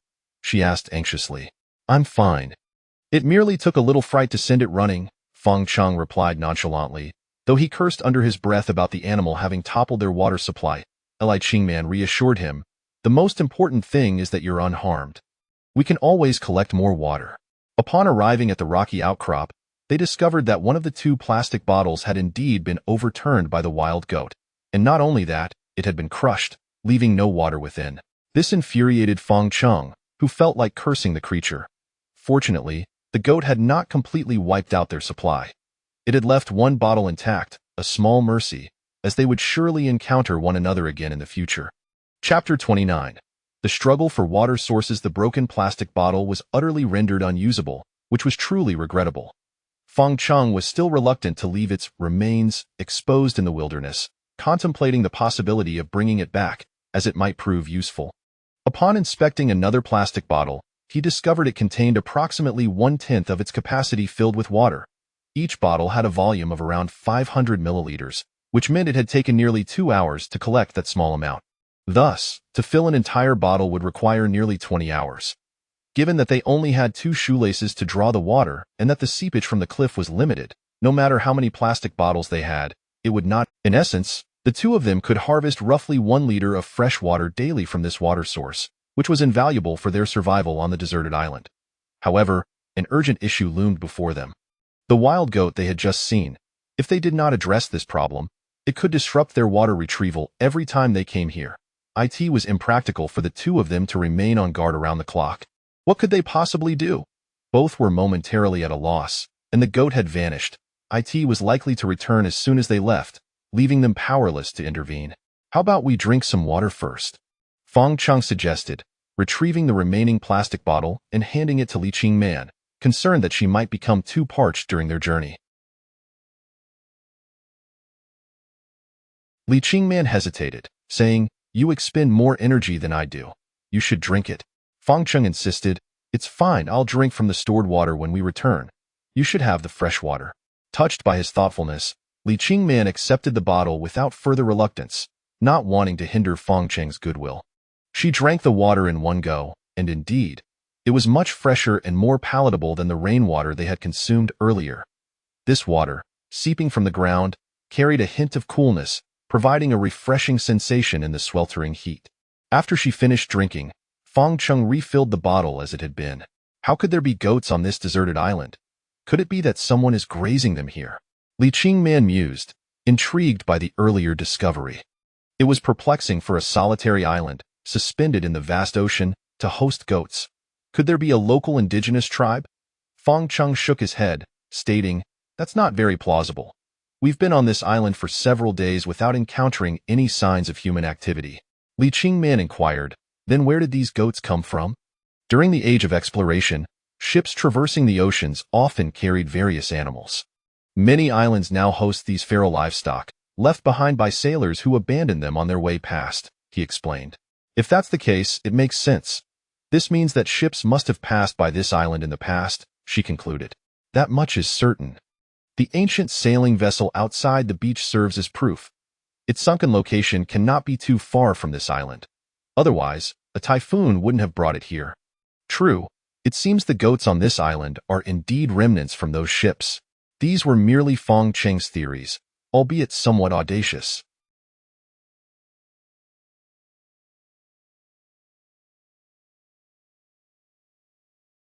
Nevertheless, they could hold water. In truth, his understanding of the presence of mammals on the island stemmed from watching documentaries, leaving him with only a vague comprehension of the situation. However, for Fong Chung and Li Qingman, delving into the deeper reasons was unnecessary, for they were stranded on this island, not conducting scientific exploration. Their foremost concern was survival.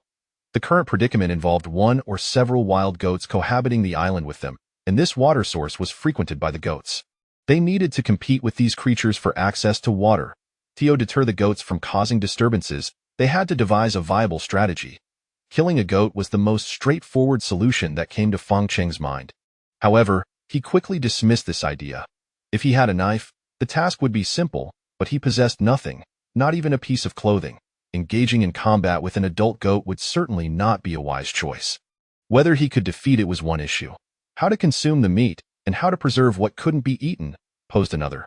First, there was the dilemma of consumption. The risks of eating raw meat were considerable. Given that they had coconuts to sustain themselves, it would be best to avoid attempting to eat raw goat meat. Then there was the preservation issue. A goat of that size would weigh dozens of pounds, and he and Li Qingman could not possibly consume it in one sitting. In the humid tropical environment, if they did not quickly eat the goat meat, it would soon spoil, resulting in the waste of a delicious meal. What a pity we have no fire. It would be so beneficial, Fong Chung sighed, shaking his head. Despite the island's abundant resources sufficient for their survival without fire for a time, in such moments, he found himself increasingly yearning for its warmth and utility. With fire, they could enjoy cooked meals, drink boiled water, have light at night, and no longer fear poisonous insects or the wild beasts and snakes lurking in the darkness. Setting aside the issue of fire, Fong Chung resolved to prioritize solving the water source problem, as it was the most critical matter for sustaining life. Why not build a fence around the water source? Li Qingman suggested. Since it was not prudent to confront the wild goats directly, they should find a way to keep them away from the water. That could work, Fong Chung replied, his eyes lighting up at the idea. It was indeed a clever solution. With so many branches, trunks, and vines in the forest, erecting a fence around the water source would not be overly complicated. Without hesitation, they set about searching for usable materials, gathering as much as they could and transporting it to the base of the cliff. With their materials assembled, Fong Chung then procured a suitably sized stone, and with Li Qingman's assistance, they drove the wooden stakes into the ground. They toiled tirelessly for most of the day, finally erecting a simple fence around the water source. To reinforce it, Fong Chung collected numerous stones to pile on either side of the fence, preventing the goats from breaking through. Exhausted but satisfied with their efforts, they hoped the fence would prove effective, alleviating their concerns over fresh water in the future. "Let us head back," Fong Chung said, wiping the sweat from his brow, slightly out of breath. "I'll bring another plastic bottle later and check back here in the morning." "All right, let us go," Li Qingman replied, following Fong Chung as they departed the thicket. Chapter 30. The plight of kindling. As night fell, the sea breeze was refreshing. Seated beneath the awning, Fong Chung and Li Qingman gazed vacantly at the celestial expanse above. Indeed, the astronomical phenomena they had observed the previous night were genuine. Tonight's sky mirrored the one from last evening, both familiar and alien, filled with constellations they could not recognize. It was now nearly certain that this island was shrouded in mystery, its location indeterminate, and thoughts of rescue were futile. They needed to contemplate how to survive on this island instead. Since their arrival, their sustenance had solely consisted of coconuts, and Feng Cheng could now distinctly feel his body growing increasingly feeble. Coupled with the exertion of constructing the fence during the day, he felt utterly drained and yearned to remain in tranquil silence. Gurgle. In the stillness of the night, a clear sound emanated from Feng Cheng's stomach. "Are you hungry?" Li Qingman inquired as she approached him. "I am," Feng Cheng replied, his face flushing as he scratched the back of his head upon noticing her gaze. Li Qingman did not mock him. She understood that Feng Cheng's physical exertion far exceeded her own. Living together, he had taken on most of the arduous tasks, and she empathized with his plight, feeling a deep sense of concern and guilt. Surviving solely on coconuts is indeed unsustainable. "We must devise a plan. Earlier today, I spotted a goat, and now my mind is consumed with thoughts of mutton. Every time I close my eyes, I envision it before me," Feng Cheng said, his mouth nearly watering at the thought. Previously, he had not been fond of lamb, always detecting a peculiar odor, yet now he dreamt of savoring a morsel of it. "I crave it as well," Li Qingman's cheeks flushed. Like Feng Cheng, she had not tasted cooked food in quite some time, and the mere mention of meat was enough to whet their appetites. Once they began discussing it, it was as if a dam had burst, and they could hardly contain their longing, both gulping audibly. Feng Cheng clutched his stomach, gritting his teeth. "I cannot endure this any longer. I must crack open a coconut to calm myself." "Can you even manage another coconut?" Li Qingman asked, concern evident in her voice. Her words struck a chord with Feng Cheng. His stomach still swayed with coconut water, and the mere sight of a coconut sent shivers down his spine. "Forget it. I can't eat anymore." He shoved the coconut into a corner and rose, heading out from beneath the awning. Li Qingman anxiously questioned, "Where are you going?" "I need to find materials to start a fire," Feng Cheng called over his shoulder as he ventured into the woods, resolute in his belief that if others could ignite a fire in the wild, so could he. Driven by hunger and fixated on the goat, his mind had become a blank slate. "Hey, are you really going into the woods at this hour?" Li Qingman called after him, her worry palpable. "I can't take it anymore," Feng Cheng shouted to the heavens. "Tch," Li Qingman spat lightly, feeling a mixture of sympathy and exasperation at his stubbornness. With a heavy heart, she climbed out from under the awning and followed him into the woods. "Why did you come too? It's dangerous in the woods. You should stay under the awning," Feng Cheng said, turning upon hearing her footsteps behind him. "You realize it's dangerous, yet you dare to go alone?" Li Qingman retorted. Feng Cheng's face flushed. I'm starving." Li Qingman shook her head. "You truly are infuriating." Nevertheless, she resolved to accompany him into the woods. Compared to their previous reckless foray into the woods at night, this time was significantly more favorable. The underbrush was not as damp, making their passage less arduous. Perhaps it was the sun and wind that had toughened Feng Cheng's skin, for he seemed less perturbed by the island's mosquitoes. Even when bitten, he no longer experienced the unbearable itch. After scouring the woods for a while, he gathered some dry branches and twigs, returning to the awning somewhat satisfied. The fire would not ignite itself. Next, Feng Cheng had to work on kindling it. He located a sturdy wooden board to place underneath and selected a stick of appropriate size to grasp. Preparing a pile of dry coconut husk nearby with everything in place, Feng Cheng began to rub the stick between his hands, employing the method he had seen on television to start a fire. After a few initial attempts, he discovered the issue. As he rubbed the stick, it naturally slipped downward. Even if he started from the top, his hands would soon slide to the bottom, necessitating a return to the start, creating intervals of inactivity. Despite countless attempts, the end of the stick only grew warm, producing no smoke whatsoever. Under the combined influences of fatigue and hunger, Feng Cheng found himself in a battle of wills with the task at hand, determined to succeed in igniting a fire that evening. Repeated failures led to his growing agitation, his movements becoming increasingly exaggerated, and he muttered curses under his breath. It seemed effortless for others to kindle a fire, yet his own attempts bore starkly different results. Observing Feng Cheng's despondent expression, Li Qingman felt a twinge of sympathy for him. Perhaps he was placing too much pressure on himself, or perhaps she could lend a hand. She retrieved the discarded stick and settled down opposite Feng Cheng. "Let me assist you." This simple statement jolted Feng Cheng from his self-imposed stalemate. With newfound composure, he nodded at Li Qingman. Together, they commenced their endeavor, alternating their hands as one would tire and the other took over from the top. Before long, they achieved unexpected progress. A whiff of burning smoke wafted through the air, invigorating their spirits. With smoke now present, they were tantalizingly close to igniting the spark they sought. Feng Cheng, filled with anticipation, exerted himself with every effort, hoping to hasten the friction of the stick. However, despite their relentless efforts, they remained unable to achieve that final breakthrough. Smoke persisted without yielding any embers. After 3 attempts, Li Qingman's arms grew weary, and each endeavor concluded in failure. "It still isn't working," Feng Cheng said, his head hung low. "Is there something we haven't fulfilled?" Li Qingman suggested. Feng Cheng shook his head. "It seems today must end here. Let's not push it further. We should get some rest." Chapter 31. Li Qingman fell ill as dawn broke. The sunlight was already dazzling, illuminating. Upon awakening, Feng Cheng felt an overwhelming sense of fatigue. He lethargically stretched, acutely aware that his prolonged abstinence from carbohydrates and proteins had rendered his body increasingly frail. Beside him, Li Qingman fared little better. Although her consumption had not been as excessive as Feng Cheng's, her constitution was not as resilient, and she now exhibited symptoms of malnutrition.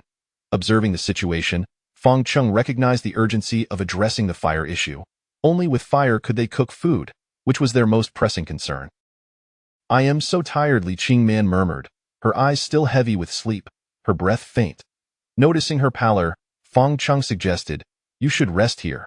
I'll check the water source from yesterday." This time, Li Qingman did not insist on accompanying him, and Feng Cheng set off alone to the site where he had discovered water the previous day. Upon reaching the base of the towering cliff, he found the fence intact, which eased his anxiety. Evidently, the large ram had not returned to cause trouble. Stepping beyond the fence, he noted that the 2 plastic bottles had nearly filled with water, which delighted him immensely. He promptly seized one bottle and drank deeply. The water he had previously given to Li Qingman had made him crave it intensely, and now, he relished the taste of the groundwater seeping from the rock crevices, far superior to rainwater, imbued with a refreshing chill that invigorated him, restoring his alertness. After retrieving the filled bottle, he replaced it with 2 new ones, allowing them to continue collecting water, and returned to the beach with the remaining bottle. Upon arriving, he noticed with concern that Li Qingman was absent from the shore. She typically strolled along the beach at this hour, yet today, she was nowhere to be found. Feng Cheng felt a twinge of unease. His round trip had taken nearly an hour, and Li Qingman was not one to linger in bed. An ominous premonition clouded his thoughts. What if something had happened? He hurried to the shelter.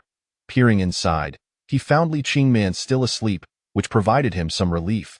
However, he soon realized that something must be amiss. "Li Qingman? Li Qingman?"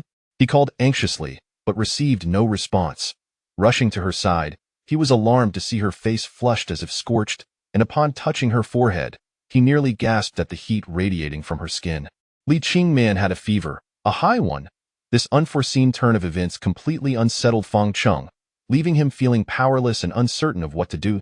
A person suffering from a high fever endures immense agony, and had they yet here, isolated on a desolate island, devoid of any medicinal supplies, and far from a hospital, he felt utterly helpless.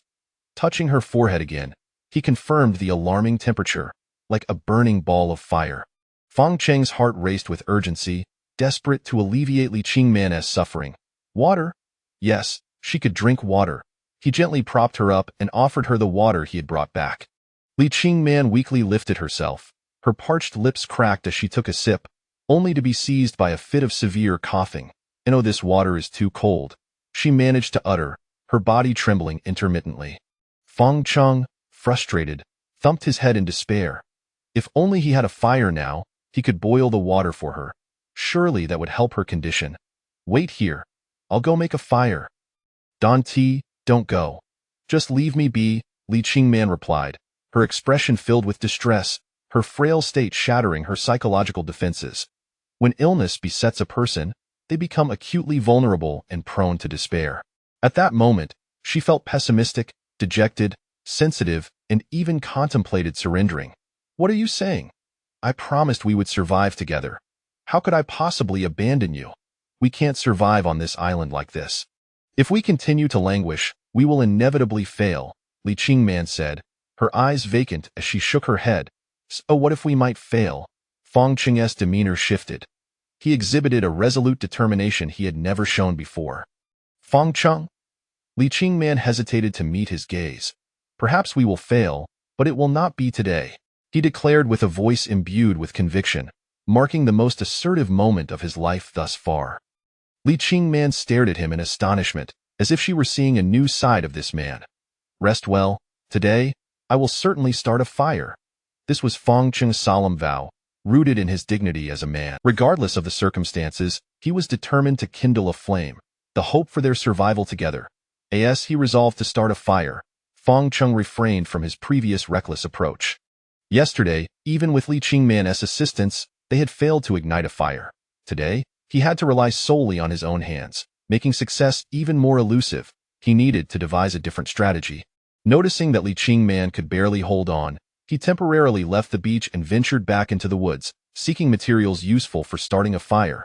He contemplated constructing a fire bow, positioning a stick against the bowstring and rapidly moving it to create friction with another piece of wood, hoping this would yield fire. The bow required resilient wood, ideally curved for binding the string, while the string itself could be fashioned from some rope he had salvaged from the beach. Finding suitable would prove challenging. It was either too long, too short, too straight, or too brittle, snapping at the slightest tug. Fortunately, the island's forest was abundant in timber.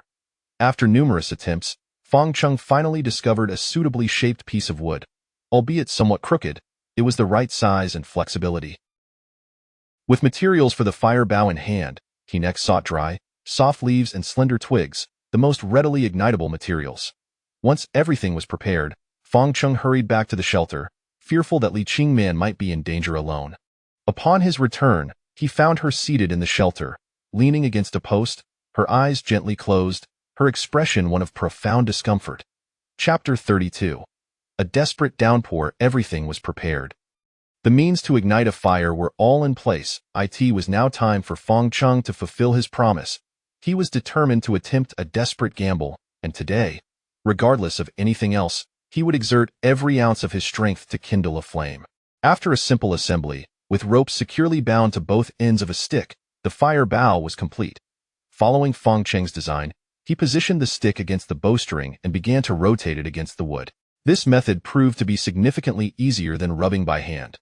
With swift pulls of the fire bow, the stick rapidly spun on the wooden base, soon creating a small hole, from which wisps of delicate white smoke began to rise.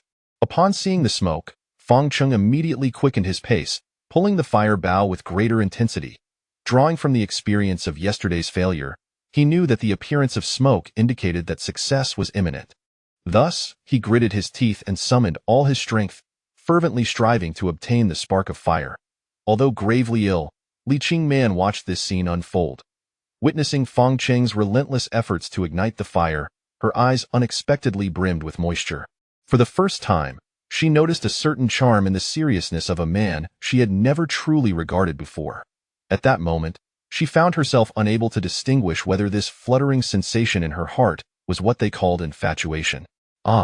Fang Cheng's arms, now sore and on the verge of numbness, let out a final roar as he withdrew the stick, revealing a flicker of. However, before he could revel in the joy of success, he hastily poured the precious, diamond-like sparks into the prepared dry leaves, fearing they might extinguish. If all went well, this time he would succeed in igniting the fire.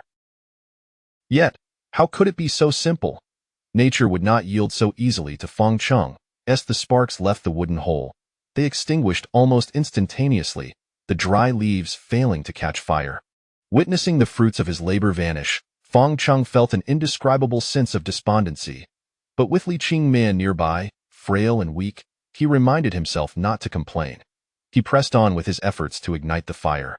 Finally, after taking a few deep breaths and shaking out his aching arms, Fang Cheng resumed his endeavor with the fire bow. The temperature on the island was not low, and it was midday. Even in the shade, The heat was oppressive, causing Li Qingman considerable discomfort, while beads of sweat streamed down Fang Cheng's face. The relentless perspiration was not a favorable omen for his attempts to spark a flame. As anticipated, when Fang Cheng produced sparks once more, a single drop of destructive sweat extinguished the possibility of success yet again. Fuck! Fang Cheng silently cursed within his mind. Despite 2 consecutive failures, he refused to yield, diving directly into a third attempt at firemaking without rest. Li Qingman, observing him, felt an indescribable mix of emotions, an amalgamation of gratitude and guilt. Fang Cheng, why not take a break? I'm fine. I've found the method, he replied with a faint smile, offering her a reassuring glance. Through the trials of the previous attempts, Fang Cheng had gradually discerned the technique of firemaking. He realized that during the initial rotations, he did not need to exert excessive force. However, once the white smoke appeared, he must accelerate the motion vigorously to produce sparks. For him, the most challenging aspect was no longer generating sparks, but rather how to ignite the leaves with those sparks. Either he blew too fiercely, extinguishing the embers, or too lightly, failing to ignite the leaves. For someone who had never made fire before, mastering the technique of blowing was imperative. Fortunately, the high temperatures, while exhausting, made the fire-making process somewhat easier, allowing Fang Cheng enough stamina to persist in the shade. He remained focused on his task, unaware of the thick clouds silently gathering above. Engrossed in his efforts, Fang Cheng paid no heed to the changing sky.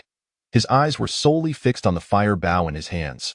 Once more, white smoke billowed forth, and Fang Cheng hastened his motions, as the sparks fell from the drilled hole onto the coconut husk laid beneath. He cradled the sparks as if they were the most precious jewels in the world, carefully enveloping them in the husk, gently blowing air while shielding them from the wind, fearful that these tiny embers might extinguish once more. Hurry! Ignite! Ignite! He inwardly implored, feeling fatigue wash over him as his patience began to wane. Should this attempt fail, he might truly have to concede defeat. Suddenly, the dry coconut husk erupted into a blaze of scorching yellow flames. Overwhelmed with joy, Fang Cheng wept like a child weighing over 100 pounds, never having anticipated how arduous it would be to spark a fire alone in the wilderness. Yet now, the flame was lit. The days without fire were finally coming to an end, and all his efforts had been worthwhile. I did it! I succeeded! Fang Cheng exclaimed in euphoric triumph. Wonderful! We finally have fire! Li Qingman echoed, sharing in the joy. He placed the burning coconut husk into the stack of prepared firewood, and the flames began to spread steadily, gaining momentum. Li Qingman felt a sense of relief wash over her, grateful that she no longer had to witness Fang Cheng gasping for breath from exhaustion. However, just as they were basking in their victory, a fierce gust of wind swept through.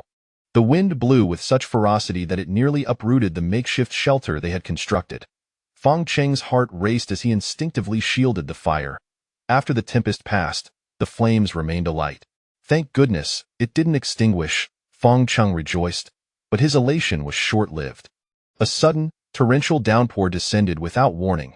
As the heavy raindrops pelted the roof of their shelter, they swiftly dripped through the gaps, quenching the nascent flames in an instant. In that moment, Fang Cheng experienced the true meaning of despair. Just seconds before, he had been overwhelmed with joy, and now he found himself devoid of tears to shed. The fire he had painstakingly kindled was utterly powerless against the might of nature, and a deluge had shattered all hope. Their faces were frozen in disbelief, unsure of how to respond to this misfortune.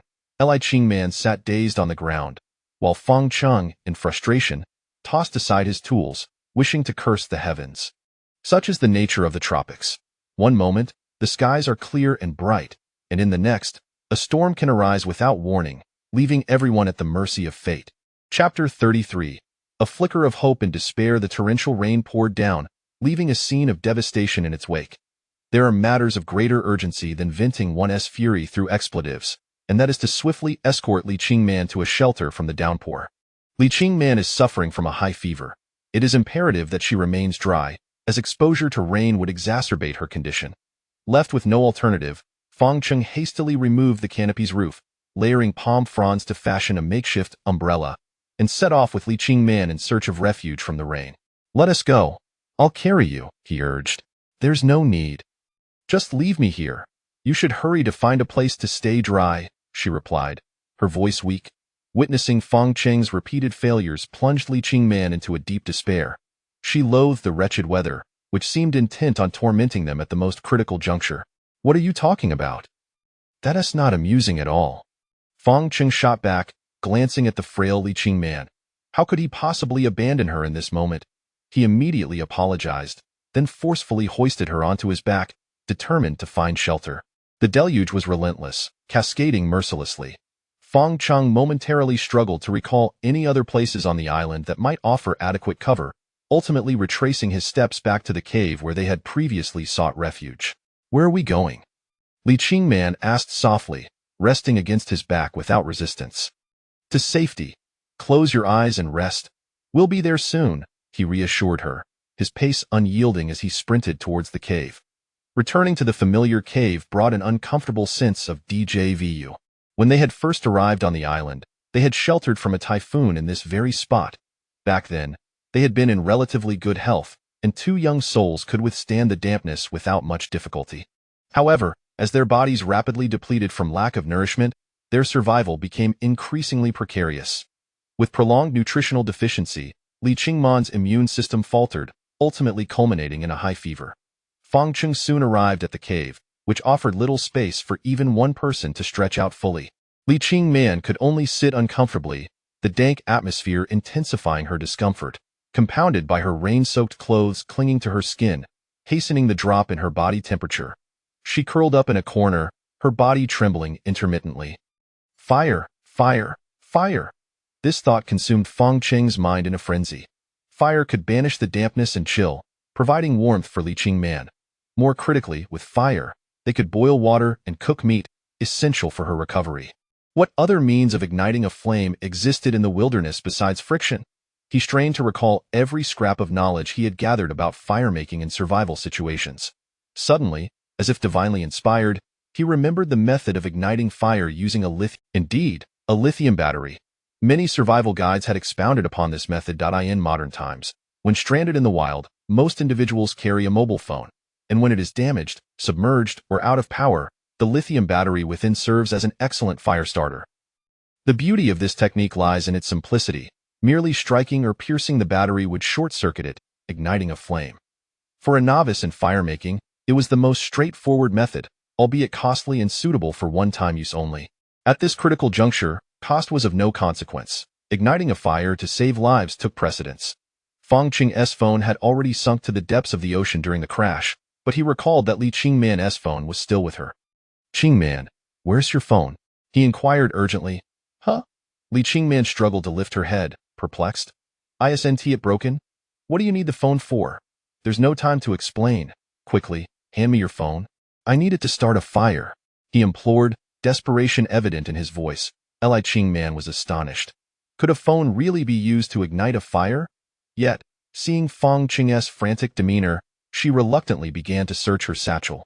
Usually, she would carry her bag with her, but today it was absent. It was only when she felt around that she realized it was not with her. My bag should still be at the canopy. The phone is inside, she replied weakly. Wait here. I'll be back in a flash with that. Fang Cheng darted out like an arrow, braving the torrential rain towards the canopy. Fortuitously, he found Li Qingman's red satchel beneath the shelter. Upon opening it, he spotted the most crucial item, the phone. Inside, elated, Fang Cheng sprinted back to the cave without pausing for breath. Back so soon? Li Qingman exclaimed, astonished at his speed. Indeed, he replied. To ensure a successful ignition, Fang Cheng first selected a relatively dry spot within the cave, piling it high with coconut shells and core. He then retrieved Li Qingman's red phone, its black screen reflecting his anxious visage, now noticeably gaunt from the hardships of island life. But there was no time for reflection. Starting a fire was the urgent priority. Qingman, I'm going to dismantle your phone now, he stated. Dismantle the phone? Li Qingman gasped in shock. Though it had become little more than a brick, it could still serve as a mirror. She hadn't anticipated Fang Cheng would disassemble it. We need the lithium battery inside. It's our only hope, he explained directly. Then go ahead, she conceded, recognizing the gravity of their situation and offering her silent consent. Fong Chung swiftly disassembled the phone and extracted the lithium battery. Holding the small, dark component in his hand felt akin to clutching their very lives. His palm trembled slightly with the weight of the moment. Having never attempted such a thing before, he could only gamble on its success. He found a stone and struck the lithium battery with force. It immediately began to swell. Moments later, a burnt odor filled the air, followed by a thick plume of white smoke. Seeing the smoke allowed Fong Chung to breathe a sigh of relief, and he promptly prepared the kindling as the battery's temperature soared. It suddenly erupted into fierce flames. With the fire now roaring, Fong Chung ignited the coconut coir and shells that he had gathered, at last succeeding in bringing forth a flickering flame. Chapter 34.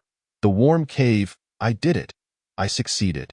Fong Chung exclaimed exuberantly, collapsing to the ground in a fit of laughter after successfully igniting. After numerous trials and tribulations, the two had finally obtained fire, transforming their world in an instant.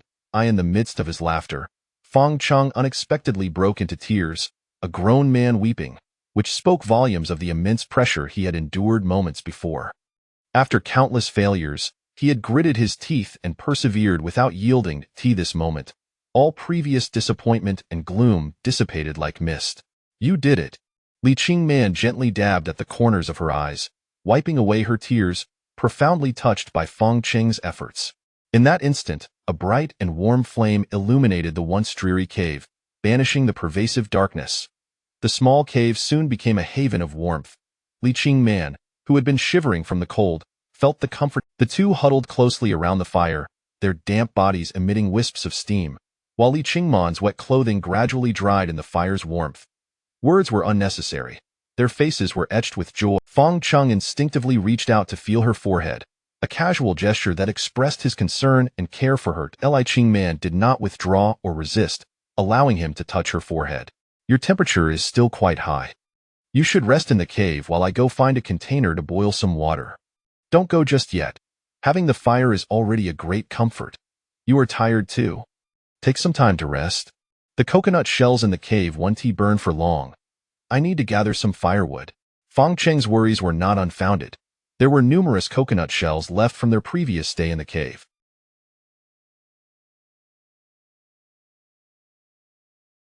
These shells would not sustain the fire for long, and he had to find some wood before they burned out. The precious source of fire, obtained after great effort, must be protected. Li Qingman nodded, although she felt Fong Chung was already quite fatigued and wished for him to rest a little longer. Yet, she acknowledged that he was right. There were many tasks awaiting him. Not long after he stepped outside, the torrential rain ceased. The tropical island climate was unpredictable. Often, a downpour would arrive without warning, catching one off guard, just as it had moments ago. Fortunately, the worst had passed, and with fire now in the cave, sunlight once again bathed the island. Fong Cheng's task was to gather as much burnable debris as possible from the woods and return to the cave. Due to the recent rain, everything in the forest was damp, including the wood he brought back. He stacked the wet wood beside the fire, using its warmth to dry it out before tossing it into the flames. After approximately 2 hours of toil, Fong Chung had amassed a substantial pile of wood in the cave, enough for both of them to endure the night. Meanwhile, Li Qingman leaned against the wall. Her clothes had dried considerably and felt much more comfortable than before. Now, she focused on enduring the fever. Having prepared the burning wood, Fong Chung added more logs to the fire to ensure it continued to blaze. This time, he ventured to the rocky beach outside, hoping to find useful tools. Upon reaching the rocky shore, he discovered the terrain was treacherous, riddled with pits and slick from constant seawater exposure. Sharp stones dotted the area, and it was precisely this environment that had caused debris to wash ashore and become lodged there. As he navigated the rocky beach, Fong Cheng's eyes scanned every crevice like a radar, leaving no stone unturned. Suddenly, a dazzling glimmer caught his eye, momentarily blinding him. Instinctively squinting, he felt a surge of excitement. Something that shone so brilliantly had to be metal. He promptly began searching in the direction of the light. Sure enough, he soon discovered a metal can lodged in a crevice, likely a powdered milk container, partially buried in the muck. The can was covered in rust, yet the rim retained a hint of luster, suggesting it had washed ashore not long ago. Upon seeing the can, Fong Chung was elated. This would allow him to boil water for Li Qingman. With this thought in mind, he quickly extracted the can from the MUDT that moment. a dark shadow emerged from the pit, startling him. It was a palm-sized crab.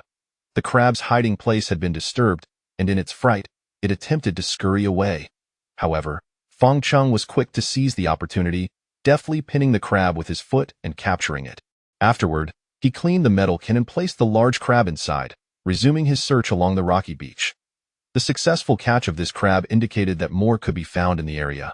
Previously, they had avoided eating crabs due to concerns about parasites from consuming them raw, but the situation had changed. With fire in the cave, they could now cook the crabs thoroughly. Moreover, with Li Qingman unwell and in need of nourishment, it was the perfect time to provide her with nutritious food to aid her recovery. Thus, Feng Qing embarked on his quest for seafood. Having not grown up by the sea, he was not particularly skilled in this endeavor. The occasional lucky catch of a crab was more by chance than skill, as he often found himself clumsily watching crabs, small fish, or shrimp slip away, eliciting frustrated cries from him. Fortunately, aside from the quick-moving creatures, the rocky beach was home to many slower-moving shells and sea snails, which were much easier to catch. Feng Cheng busily collected a fair amount of these. By the time he prepared to return to the cave, the metal can was filled with a large crab and several sea snails. Though they appeared somewhat unattractive, for Feng Cheng, who had gone nearly half a month without meat, they were a tantalizing feast, and he could hardly wait to roast them over the fire. Today, I shall treat you both.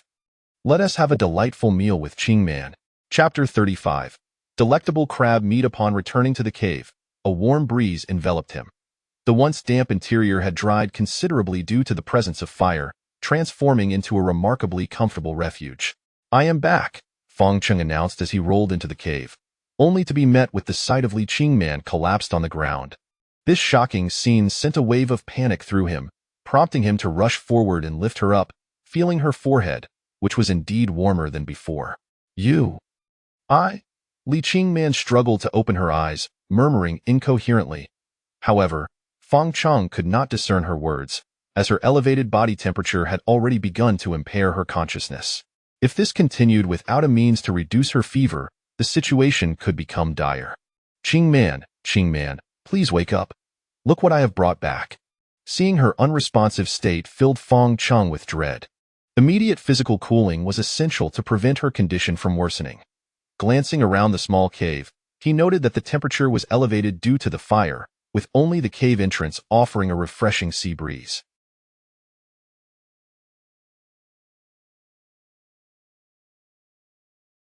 Thus, he carefully carried Li Qingman to the entrance. Merely having the breeze was insufficient. He needed to facilitate the release of heat from her body. In a moment of desperation, he murmured an apology before hastily unbuttoning her shirt. The urgency of the situation rendered conventionality irrelevant.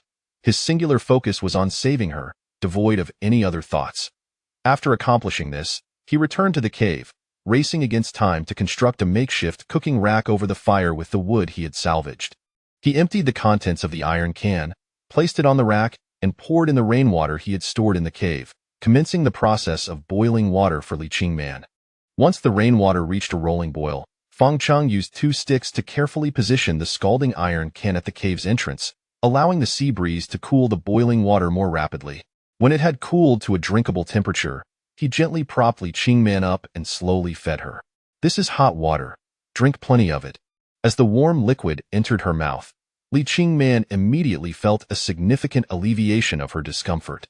Having not tasted hot water in ages, it was as if a soothing spring coursed through her body, bringing her considerable relief. Li Qingman remained silent, diligently consuming the water, After finishing 1 can of hot water and noticing her complexion had improved considerably, Feng Cheng resumed boiling water to cook the food he had hastily gathered from the seaside, eager to provide her with the much-needed protein. Just a moment. Something delicious will be ready soon. In the cave, Feng Cheng busily worked, and as the water in the iron can began to bubble, he tossed in the sizable black crab. Within mere seconds, the dark shell began to change color, quickly transforming into an enticing red. The sight of the tender, delectable crab made Feng Cheng's mouth water. It had been half a month since he last savored meat, and at that moment, his eyes were fixated on the vibrant crustacean. The thought of that succulent white crab meat made him yearn to devour it without hesitation. Despite the temptation, Feng Cheng restrained himself. This crab was meant for Li Qingman, who needed the nourishment far more than he did. He fished the large crab out of the iron can, unable to contain his eagerness as he prepared to crack it open and feed her. Li Ching Man, now somewhat alert, gazed at the crimson crab in astonishment and softly the translucent, quivering morsel, even before reaching her lips, emanated the distinctive, delectable aroma of crab. Unable to resist her body's instinctual reaction, Li Ching Man eagerly opened her mouth to devour it. The crab meat was extraordinarily sweet, melting in her mouth, and at that moment, tears welled in the corners of her eyes. This was her first taste of cooked food since the plane crash and the first morsel of meat. Nothing in the world could compare to this crab meat. Even king crabs paled in comparison to this small delicacy, which undoubtedly became the most exquisite crab she had ever tasted. Observing Li Qingman's expression of bliss, Fang Cheng felt an immense joy, perhaps even greater than if he were to eat it himself. He continued to break off another claw for her. You should eat too. Having savored the crab's delightful flavor, Li Qingman glanced at Fang Cheng, her heart swelling with gratitude for all he had done since her illness. Fang Cheng replied with a smile, No, you should eat. You need the nutrition to regain your strength. Fang Cheng. Li Qingman shook her head, unwilling to consume more. The kindness he showed intensified her guilt. She did not wish to be the sole consumer of the crab. Just eat without worry. I discovered plenty of crabs on the tidal flats today. I'll catch a few more later. Besides, I still have some sea snails. Sea snails and shellfish are not as safe or easily digestible as crab meat, and some might even be toxic, so Fang Cheng decided to reserve the crabs for Li Qingman while opting to consume the snails and shellfish himself. After several rounds of persuasion, he finally convinced Li Qingman to continue eating. Although the crab meat was delicious, shelling it proved somewhat inconvenient. Since he could not eat on his own, he resorted to using a thinner stick as a makeshift pair of chopsticks, extracting the crab meat entirely to feed Li Qingman. At first, she felt a bit embarrassed. Apart from her father and grandfather, this was the first time in her life that another man had fed her.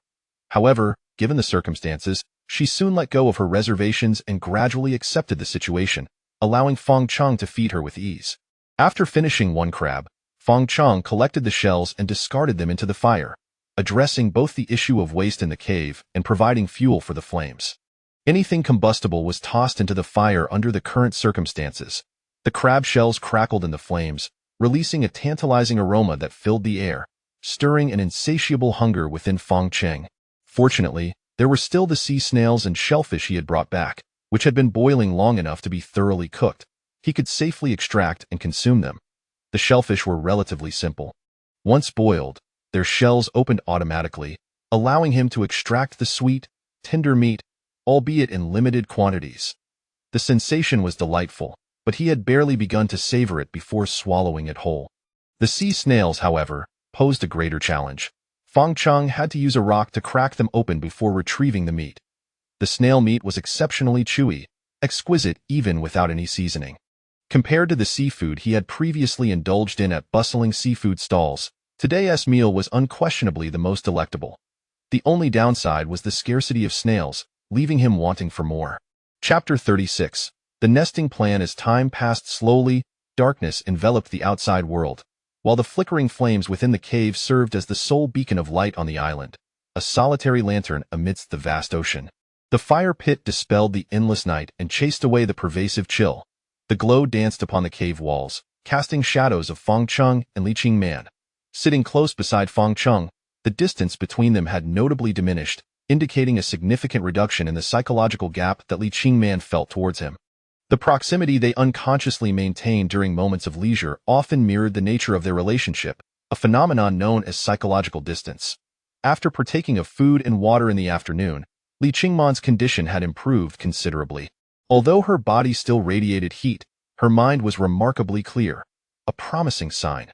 With continued perseverance, her immune system would undoubtedly aid in her recovery. The crab we had for dinner tonight was truly the most delectable I have ever tasted in my life. Li Qingman's previously cold eyes suddenly shimmered with warmth. Although she struggled to express gratitude, her words were intended as a heartfelt thanks to Fang Cheng. I'm glad you enjoyed it. Tomorrow, I shall go to the beach and catch more. Fang Cheng, a man who had remained single for 26 years, was utterly unprepared for the softness in Li Qingman's gaze. Their eyes met briefly, causing his face to flush with shyness, and he quickly turned away. Noticing Fong Cheng's bashful reaction, Li Qingman felt a surge of delight and teased, "Why is your face so red?" "It's merely the reflection of the firelight," Fong Cheng retorted, attempting to maintain his composure while feeling utterly embarrassed. After a moment of silence, they both found themselves gazing into the flickering flames. Fong Cheng, "Yes? This is the happiest day I've experienced since arriving on this island. Now that we have fire, we will certainly be rescued." He hesitated to reveal the truth about the island to Li Qingman, understanding that her thoughts were merely fleeting. A lady of her standing could not genuinely desire to remain on this island for eternity. Presently, they were unaware of the island's location, and the notion of returning home felt like a distant dream. Consequently, Fong Cheng refrained from sharing his concerns, fearing that Li Qingman, already weakened, might struggle to accept the reality. Their conversation meandered through various topics, reminiscing about past jobs and shared childhood anecdotes, yet inevitably circled back to the pressing matter of survival on the island. With a water source established, Fong Cheng understood her sentiments but, after careful consideration, felt this was the best course of action. The island's tropical climate was capricious. One moment the sun shone brightly, and the next, torrential rain fell. Living outdoors posed the greatest challenge of preserving their fire, but residing in the cave would, in most cases, shield them from the deluge. Li Qingman's previous aversion to the cave stemmed from its dark and damp conditions. However, the presence of fire had greatly improved the situation. The cave was no longer dim and cold, but had transformed into a more habitable space. After Fong Cheng's explanation, Li Qingman began to warm up to the idea. Comparatively, the cave offered greater security. They had explored the island and determined that it was the best refuge from the elements. "But this cave is rather small. The two of us will feel cramped," Li Qingman expressed her concerns, adding, "I don't mean to imply anything else. I simply feel it is too confined." "I had considered that as well. We can excavate the cave to create more space." Fong Cheng offered a solution. Excavating the cave. This was an idea Li Qingman had not previously contemplated.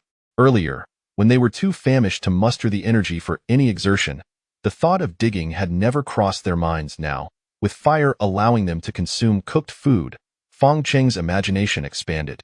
While the cave was indeed small, they could dig deeper, leveling the interior to make it more suitable for habitation, and even create a drainage system, ensuring the space became a cozy refuge. As he described his vision, Li Qingman felt increasingly captivated. In such an environment, having a stable nest, even if it was merely a cave, would provide her with psychological comfort. "What do you think? If it's feasible, I can start digging tomorrow. Since we can excavate a cave, why not select a more suitable location rather than digging here?" Li Qingman's words struck a chord. Fong Cheng's idea to excavate the existing cave, although based on certain advantages, was flawed. Situated on the northern side of the island and directly above rocky shores, the exterior conditions remained problematic. While he had thought of digging, he had not considered abandoning the cave for a more advantageous site, his thinking momentarily trapped in a fixed pattern. "Indeed, how did I not realize this?" Fong Cheng exclaimed, slapping his thigh in excitement. As long as they found a suitable spot on the southern side of the island, he could carve a niche there, surpassing any plans to settle in the current cave. Ultimately, after much discussion, they agreed on the next step: to locate a suitable area on the southern side of the island, dig into the mountainside, and construct a small home for themselves. This plan invigorated Fong Cheng, who could hardly contain his eagerness to rise at dawn and explore the southern part of the island. Li Qingman, still weakened by her fever, did not share Fong Cheng's enthusiasm. After a while, she began to yawn. "I'm feeling a bit tired. You should rest early. I'll stay up for a while longer." "All right." Li Qingman leaned against the wall, closed her eyes, and soon drifted into slumber. Observing the frail beauty before him, Fong Cheng reflected on how Li Qingman had once embodied grace and beauty, now worn down by the hardships of island life. "Sleep well, dear Li Qingman. Everything will be all right," he silently prayed for her, hoping that her condition would improve by morning. Chapter 37. Improvement of condition. With a fire kindled, the two individuals enjoyed a night of sound sleep, free from the apprehension of lurking dangers in the surrounding darkness and the torment of the penetrating dampness that pervaded the cave. The restorative embrace of quality slumber, coupled with the nourishment they received, allowed Li Qingman to regain her strength remarkably. By the time morning arrived, her body temperature had notably decreased, and she felt invigorated. Meanwhile, Feng Cheng was diligently clearing the ashes that covered the glowing embers, revealing the bright sparks beneath. Having succumbed to slumber the previous night, Li Qingman had drifted off first, while Feng Cheng remained vigilant by the fire, tending to it and adding fuel. As fatigue overwhelmed him in the latter part of the night, he feared that the flames would extinguish if he fell asleep. Thus, he recalled a method his parents had used during his childhood when managing charcoal. He would heap the glowing coals with ashes to allow them to smolder slowly, ensuring that they could be reignited in the morning. Throughout the night, Feng Cheng's sleep was restless as the flames occupied his thoughts. At dawn, he awoke with purpose, promptly clearing the ashes to check on the embers.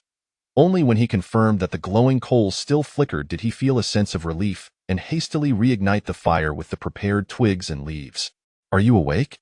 Feng Cheng exclaimed, having her amusement at his comical appearance elicited a gentle laugh as she replied, "With you exerting yourself so, how could I continue to sleep? It's different. You are the patient and require ample rest." Feng Cheng chuckled. "Stay here in the cave while I venture outside to gather some food." With the fire now crackling, Feng Cheng had accomplished the first significant task of the day, and his next endeavor was to seek sustenance. Upon hearing his intent to leave, Li Qingman wished to accompany him. However, as she attempted to rise, she discovered her legs felt weak and heavy, devoid of strength. Fortunately, Feng Cheng was quick to support her, stating, "Your illness has not yet abated. You must refrain from moving and rest here to recuperate." Embarrassed, Li Qingman offered a sheepish smile, remarking, "I feel as though I am holding you back. You are the patient. It is only natural for me to care for you. Do not dwell on it. I shall return shortly," Feng Cheng reassured her. He helped her settle comfortably before hastily departing the cave, determined to return laden with provisions. Having gained experience from the previous day's encounter with crabs, Feng Cheng knew these creatures favored the crevices between rocks, and upon being startled, they would burrow into the mud. Once the water was stirred up, it became exceedingly challenging to extract them, and reaching out carelessly could result in a painful pinch from their formidable claws. To counter this, Feng Cheng had brought a tool with him today: half a coconut shell. The coconut shell served as a scoop. If he encountered crabs on the shore, he would not need to use it, but if they fled into the water, he could employ it to retrieve them. After more than an hour of searching, Feng Cheng's morning yielded a bountiful harvest, with 5 crabs nestled within his iron pot, each no smaller than the one he had caught the previous day, perfectly filling the container. To be candid, the coconut shell had proven somewhat ineffective, as it was not a specialized tool for crab catching. 4 of the crabs had been caught directly on the mudflat. Ultimately, having crabs to eat was a blessing, irrespective of the method employed. Elated, Feng Cheng made his way back to the cave. Inside, he found Li Qingman sitting by the fire, lost in thought as she awaited his return. Upon seeing the 5 large crabs he had brought back, her face lit up with joy. "So many? Heh, it seems these fellows were still dreaming. I took advantage of their slumber to bring them back," Feng Cheng teased. Li Qingman swallowed hard, still savoring the memory of the delicious crab from the previous day. The prospect of enjoying fresh, succulent crabs again filled her with bliss. Feng Cheng moved quickly, pouring water into the pot and preparing to boil the crabs. While doing so, he noticed that their supply of rainwater was nearly depleted, with only a large blue plastic barrel remaining, containing but a single bucket's worth of water. "Shall we check the water source?" Li Qingman suggested. "Let us eat first."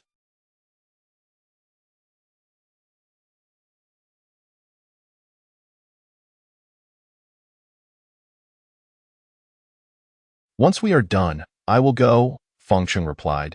His own hunger peaked after missing out on crabs the day before. That moment, he had no desire to think about anything else but relishing the crabs. Boiling the crabs required little time. Once they turned a vibrant red, a bit more cooking ensured their safety for consumption. Feng Cheng skillfully removed the pot from the fire with 2 sticks, the water within ceasing to bubble as the crabs released their enticing aroma. "How fragrant!" Li Qingman inhaled deeply, already salivating. Feng Cheng was taken aback by her eager anticipation for food, and he couldn't help but smile. The moment he smiled, Li Qingman caught sight of it, causing her cheeks to flush crimson. She realized that Feng Cheng had witnessed her impatience. "Feng Cheng," she feigned sternness, adopting a serious expression. "It's nothing, I want tea." Smile. "Absolutely not. Then you should hurry and peel the crab for me." This, What do you mean this? Did you not hear me? Li Qingman chided, her face still flushed. For a moment, Fang Cheng was taken aback, if he had not misheard. Li Qingman had spoken in a tone that was both playful and commanding, subtly conveying her desire for his attention. The warmth of happiness enveloped him, as he had never anticipated that she would behave so affectionately towards him. Witnessing her adorably puffed-up expression made his heart race wildly. I heard you. I shall peel it right away, he declared, eager to comply. The thought of serving Li Qingman brought him immense joy. What could be more fulfilling than watching the goddess savor the food he had prepared?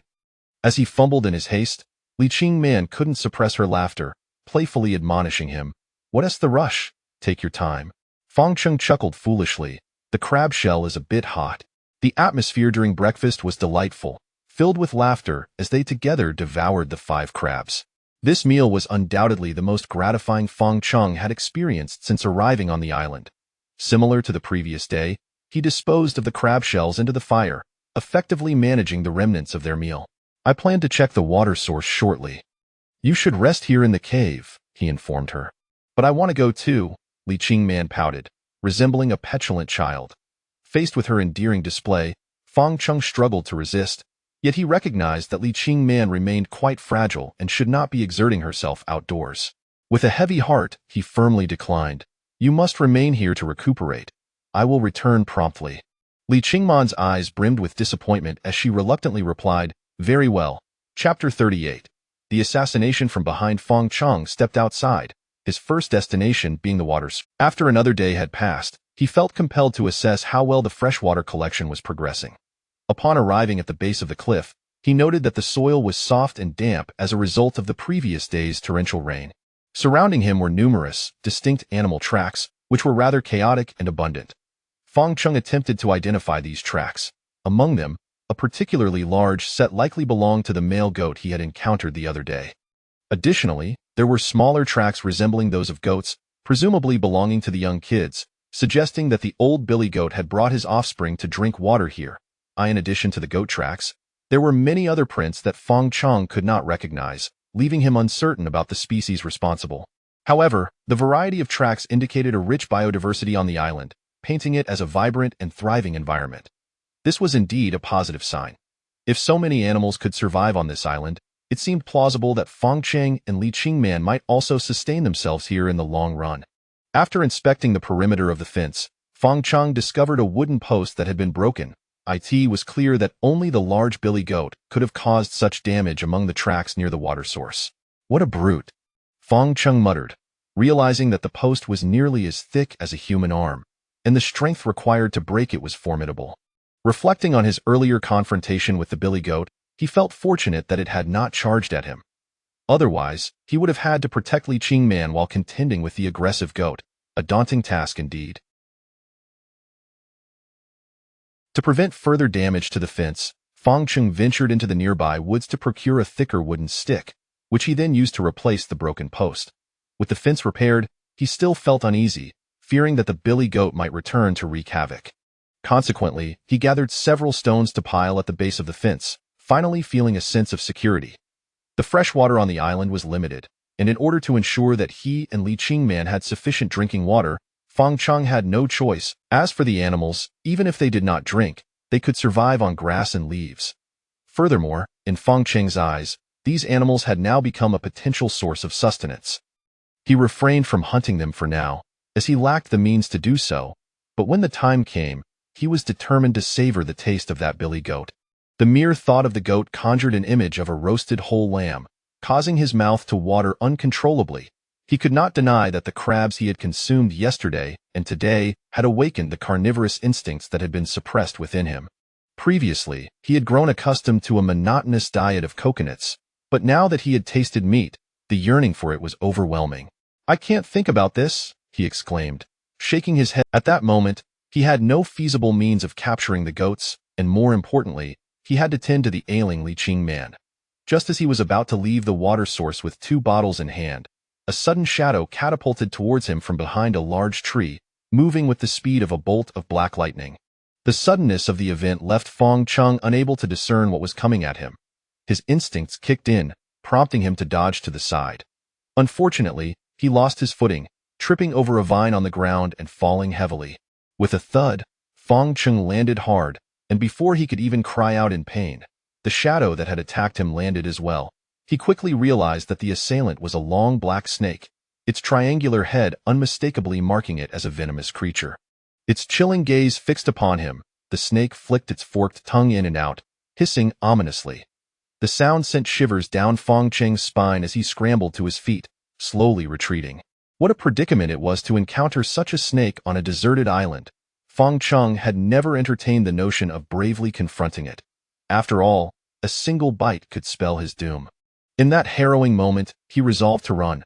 However, the black snake had no intention of retreating. Perhaps Fang Cheng had unwittingly trespassed into its territory, inciting its wrath.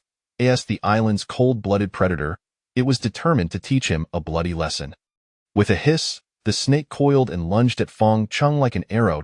A chill ran through him, and he felt every hair on his body stand on end. If it bit him, it would be the end. Cornered with no way out, Fang Cheng's terror transformed into a steely resolve. In such a critical moment, life or death hinged on a mere instant. He steeled himself, abandoning thoughts of retreat, and faced the snake head-on. In that crucial moment, he recalled the water bottles in his hands. Though they lacked lethal force, they were certainly better than being empty-handed. He swung the bottle like a baseball bat, aiming for the approaching snake's head. With a resounding crack, fortune favored Fang Cheng. The bottle struck the snake squarely on the head, sending it flying. The bottle, made of plastic and filled with water, had some weight, yet it was too soft to deliver a fatal blow. This was merely a lucky escape from the jaws of death, and the true peril remained. Aware of his precarious situation, Fang Cheng decided to go all in, throwing caution to the wind as he lunged at the disoriented snake. Seizing the opportunity while the snake was still reeling, Fang Cheng boldly grasped its head. Startled, the snake thrashed violently, attempting to free itself from his grip. Despite its slender form, it possessed. In this life-or-death struggle, Fang Cheng dared not hesitate. He grabbed a nearby stone and began to pound the snake's head mercilessly. After several strikes, the once ferocious black snake began to lose its vigor. Fearing a counterattack, Fang Cheng did not relent, continuing to strike as if he were pounding garlic. He hammered away until he had struck the snake's head dozens of times, finally stopping when it had been reduced to a pulpy mass, releasing a sigh of relief as he did so. Chapter 39. A bite of snake meat. Gazing at the lifeless serpent on the ground, its head crushed by his own hand, Fang Cheng sank to the earth, exhaling a long sigh of relief. The audacity he had displayed in grappling with the snake barehanded had been sustained solely by sheer willpower. Now that the creature lay dead, so too did his resolve. Following the initial chaos, he was left in a state of disarray, the sight of the black snake's corpse sending a shiver down his spine. Fortunately, he had emerged victorious this time. Had the outcome been different, it would have been him lying lifeless on the ground. This incident served as a sobering reminder for Fang Cheng. Of late, he had been overly optimistic about the circumstances on the island, neglecting the myriad dangers that lurked in the shadows. Like the venomous snake he had encountered today, a moment's carelessness could have cost him his life. It seemed imperative that he remain vigilant, paying heed to the easily overlooked corners of his environment, for only then could he hope to sustain a long-term existence on this island alongside Li Qingman. After sitting on the ground for a while, he finally regained his composure. Looking at the deceased black snake beside him, he realized he could not simply discard it in this survival scenario. Thus, Fang Cheng set off to the cave, carrying 2 bottles of water and the snake. Before reaching the cave, he spotted Li Qingman seated at the entrance. The distance between them was approximately 30 meters, allowing him to see the sea breeze play with her long hair as she leaned serenely against the wall. The scene was as exquisite as a painting, with the island, the sky, and the sea creating a tableau that Fang Cheng could gaze upon endlessly. Li Qingman's head tilted slightly in his direction, her eyes catching sight of his return, and a gentle smile graced her lips. It was a moment that felt dreamlike, yet all beauty shattered the instant Fang Cheng entered the cave with the snake in hand. The sight of the serpent, its head gruesomely crushed, caused Li Qingman to pale, her complexion ashen. "Fang Cheng, what are you holding?" she exclaimed, her voice laced with terror at the sight of the scaled creature. A chill coursed through her, prompting her to shut her eyes, unwilling to look. "Don't be afraid," Fang Cheng reassured her. It's a dead snake. It's already lifeless. Li Qingman shook her head vigorously, exclaiming, if it's dead, why would you bring it back? Of course, I must bring it back. This snake weighs at least 7 or 8 pounds. Enough for us to enjoy several meals, he replied, his eyes sparkling with enthusiasm. It will surely serve a purpose in the future. Ah? We're going to eat it? And skin it? Li Qingman felt herself spiraling into panic. The mere thought of consuming such a cold-blooded creature sent shivers through her, and the idea was almost unbearable. Feng Cheng gently urged, I understand your fear, but our situation is dire. It will provide us with much-needed sustenance. In that critical moment, Feng Cheng's words resonated, as they addressed the stark reality of their predicament. If they wished to survive on this desolate island, significant changes had to be made. Do you remember the wreckage of the plane? You ate your first raw flying fish there. Enough? Don't say any more. Li Qingman covered her mouth. While the thought of fish did not elicit such a visceral reaction, the mere mention of eating snake sent her stomach into turmoil. Nevertheless, she nodded in agreement to Feng Cheng's proposal, both of them recognizing the necessity of adaptation for survival. The island's high temperatures ensured that animal carcasses would decay rapidly, and to prevent the snake from spoiling, they needed to act swiftly. The first step in processing the snake was to skin it. Feng Cheng was determined not to damage the skin, as a whole snake skin could prove invaluable in the future. If only he had a small knife, the task would be simplified. Where could he procure a knife? This posed a significant dilemma. Feng Cheng's first thought was to scour the rocky shore for a flat stone, which could be sharpened into a makeshift blade. Remember when you dismantled my phone? Where did you throw the phone case? Li Qingman interjected with a timely suggestion. Her phone case was metallic, and using it as a cutting tool would undoubtedly be far more effective than a stone. Her suggestion struck Feng Cheng like a bolt of lightning, and he exclaimed with delight, It's in the cave. I'll fetch it right away. He dashed back to the cave and rummaged through the corner until he unearthed the red phone case. The case was made of metal, lightweight, and fit comfortably in his hand. By sharpening one edge, it would serve as an excellent little knife. Without hesitation, Feng Cheng set to work, grinding the phone case against a large stone at the cave entrance until he fashioned the most rudimentary of blades. This is it, he declared, holding up the makeshift knife, beaming with joy. Although it was somewhat small, its existence promised to resolve many inconveniences in the future. Look at you, grinning like a fool, Li Qingman observed, her heart lifting at Feng Cheng's exuberance. With the knife in hand, it was time to skin the snake. To avoid staining the cave with blood, and to spare Li Qingman the sight of the grisly work, Feng Cheng took the snake to the rocky shore, where he found a small pool of water to complete the task. The skinning process was swift. He made an incision beneath the snake's severed neck, peeling away a section of skin before tearing it off with a swift motion. During his work, some of the snake's blood, an idea sparked in Feng Cheng's mind. These entrails could serve as perfect bait for catching fish and shrimp. However, without any tools at his disposal, catching fish was no simple task, and he found him. For the moment, he set that thought aside, focusing on the immediate priority of properly processing the snake meat.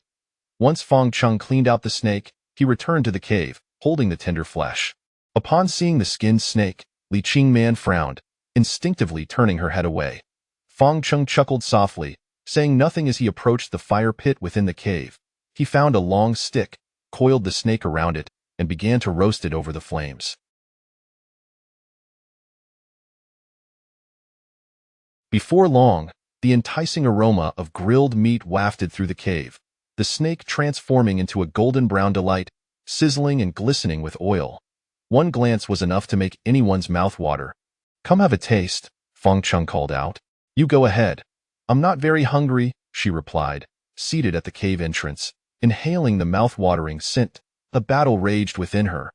Her brain protested while her stomach roared in hunger. The aroma was simply too tempting to resist. What are you thinking about? Come eat some, Feng Cheng encouraged, as he cheerfully tore off a piece of snake meat and approached her. Chapter 40. Setting a trap. This was the first time Li Qingman had tasted snake meat. Prior to this moment, she had never contemplated what it might taste like as the first morsel of snake meat entered her mouth. The tender, succulent flesh was rich and sweet, its texture delicate, reminiscent of fish, but with hints akin to chicken. It was far superior to what Li Qingman had previously imagined. After her initial reluctance, she ultimately succumbed to the irresistible allure of the dish, relishing it alongside Fang Cheng, consuming every last bit of the serpent. The nourishment from the meat allowed Li Qingman's weakened body to gradually regain its strength, her condition improving with each passing moment. With the snake meat devoured, there remained the task of dealing with the snake's skin. Upon seeing the black serpent's skin again, she no longer felt the spine-tingling dread she had earlier. Her innate fear of such cold-blooded reptiles was beginning to wane. What do you plan to do with it? First, let it air dry. I shall use it later when the need arises. Once the skin was taken care of, there were the snake's entrails that needed addressing. These remnants were what Fang Cheng had intended to use to catch small fish and shrimp in the tidal flats, but he now lacked an effective method to do so. The first idea that came to Fang Cheng's mind was to set a trap, yet he pondered how to construct it effectively, how to lure the prey in and ensure they could not escape once inside. He shared his thoughts with Li Qingman, hoping she could provide some valuable suggestions. Li Qingman pondered for a moment, then proposed, "What if we build a small dam in the tidal flats? The tides rise and fall daily. If we can trap the prey during high tide, we should be able to catch them with ease." Although this method seemed somewhat dubious, it sparked considerable inspiration in Fang Cheng. Indeed, utilizing the ebb and flow of the tides to ensnare prey was a feasible idea. With the abundance of stones and silt on the rocky shore, he could easily construct an artificial pond at a higher elevation in the tidal flats, discarding the snake's entrails within to attract fish and shrimp. Once all was prepared, the next step was to patiently await the rising sea tide. As the waters swelled, greedy fish would be drawn in from the ocean, and when the tide receded, those careless fish would likely be left stranded in the pond. Without delay, Fang Cheng resolved to begin setting up the trap on the rocky shore, even before he had the chance to rest after their meal. Li Qingman, feeling eager, insisted, "I want to go with you." Upon observing Li Qingman's however, he felt it was still too early for her to engage in labor.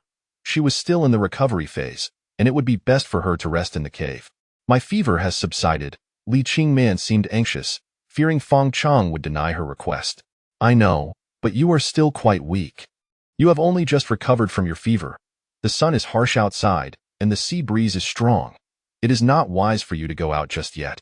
Fang Cheng, concerned for her well-being, firmly declined her request. Disappointed, Li Qingman appeared disheartened but chose not to press the matter further, understanding that Fang Cheng was only looking out for her. Thus, Fang Cheng departed the cave and made his way to the rocky shore to begin arranging the fishing trap, while Li Qingman sat at the cave's entrance, her feet dangling in the air, quietly watching Fang Cheng busy himself in the distance. This scene was serene and beautiful, evoking a sense of tranquility within Li Qingman, to the extent that she felt their current situation bore a resemblance to that of a couple. Fang Cheng toiled diligently each day for their livelihood, while also caring for her illness. "Oh my, why would I think such a thing?" Suddenly, a blush. Fortunately, Fang Cheng was preoccupied with moving stones on the tidal flats and did not witness her flustered expression. On the tidal flats, Fang Cheng followed his plan, first locating a relatively elevated spot where the water would not yet reach. He then set to work, gathering stones of various sizes from the surrounding area to construct an oval-shaped embankment with a diameter of approximately 3 meters. Once the embankment was completed, the next step was to toss the snake's entrails into the enclosure, marking the completion of this task. All that remained was to leave and await the rising tide. In addition to setting the fishing trap, Fang Cheng had numerous other tasks to attend to, all of which were crucial to both his and Li Qingman's survival, making them unavoidable obligations. Leaving the tidal flats, Fang Cheng arrived at the beach, passing by the remnants of the shelter they had constructed. Following a storm, only a few skeletal frames remained. Observing the wreckage, Fang Cheng couldn't help but chuckle. Indeed, it had been a fleeting whim to build that sheltered at the time. He and Li Qingman had found the cave unbearably stuffy and sought to create a refuge on the beach, imagining the beauty of sunlight, waves, and sand. However, in the grand scheme of nature, beauty often equates to danger. They had only considered the allure of their idea, neglecting the potential risks, and a single storm had brought them crashing down. Reflecting on their time on this island, Fang Cheng realized that neither the initial cold cave nor the subsequent beach shelter had been ideal living quarters. He understood the difficulty of finding a suitable place to dwell on a deserted island, and thus, his current mission was to seek out such a location. Crossing the stretch of white sand, Fang Cheng ventured into the woods, heading southward on the island. After the harrowing experience with the black snake the previous day, He approached the journey through the foliage with heightened caution, wielding a stick and tapping it against the underbrush to scare off any hidden snakes. Navigating through the forest was slow. After nearly half an hour, Fang Chung finally emerged from the dense woods into a gentle slope on the island's southern side. Here, the thorny thickets were replaced by a few solitary coconut trees standing alone. The terrain sloped gently from the mountain top down to the beach, relatively flat compared to the rest of the island. From this vantage point, the expanse of the white sand beach lay before him, and the distant coral reefs were clearly visible. In that moment, Fang Chung suddenly questioned himself, why not establish a new home here? The thought ignited a surge of excitement within him. Indeed, why not settle in this place? Chapter 41. The Skull Terminator having resolved to establish a home on the southern side of the island, Fang Chung was filled with exhilaration. His next task was to meticulously select the most suitable location on the island's southern expanse and commence the excavation of a dwelling. The first order of business was to scout the site. He traversed the gentle slope back and forth twice, gaining a general impression of the terrain. The southern part of the island featured a broad incline, predominantly adorned with grasslands and coconut palms. In stark contrast to the rocky cliffs of the northern side, this area boasted a thick layer of soil, characterized by a high acidity red loam. Finding an appropriate spot for tunneling was no simple feat. A crucial consideration for excavation was to avoid low-lying areas, as rainwater could easily inundate them, leading to a most distressing situation. Besides the topographical requirements, the terrain itself needed to be conducive. There had to be a solid backing for the excavation point. One could not simply choose a random location on the gentle slope to dig, for even if a pit were to be created, it would be uninhabitable. In his quest for a suitable site, Fang Chung spent half an afternoon, but fortune smiled upon him as he eventually discovered a location that met his needs, rendering his efforts worthwhile. The chosen spot was situated slightly higher on the slope, where the gradient was gentle, almost akin to flatland. Notably, there was a slight incline, which would serve as a natural drainage system. As long as the rain was not torrential, water would flow down the hill without any drainage concerns. Moreover, the site possessed the foundational conditions necessary for tunneling. Behind this flat area was a sudden fault line, with fractured rocks and soil laid bare, providing an opportunity to begin excavating inward. Fang Chung found a stone to sit on and rest, casting a glance at the sun setting in the west, his eyes reflecting a profound despair. Ever since he had discovered the anomalies in the starry sky above the island, he had been vigilant in observing the movements of celestial bodies. The sun rose precisely in the east and set directly in the west every day. Having been on the island for nearly a month, its trajectory had shown no deviation whatsoever. This was undeniably abnormal.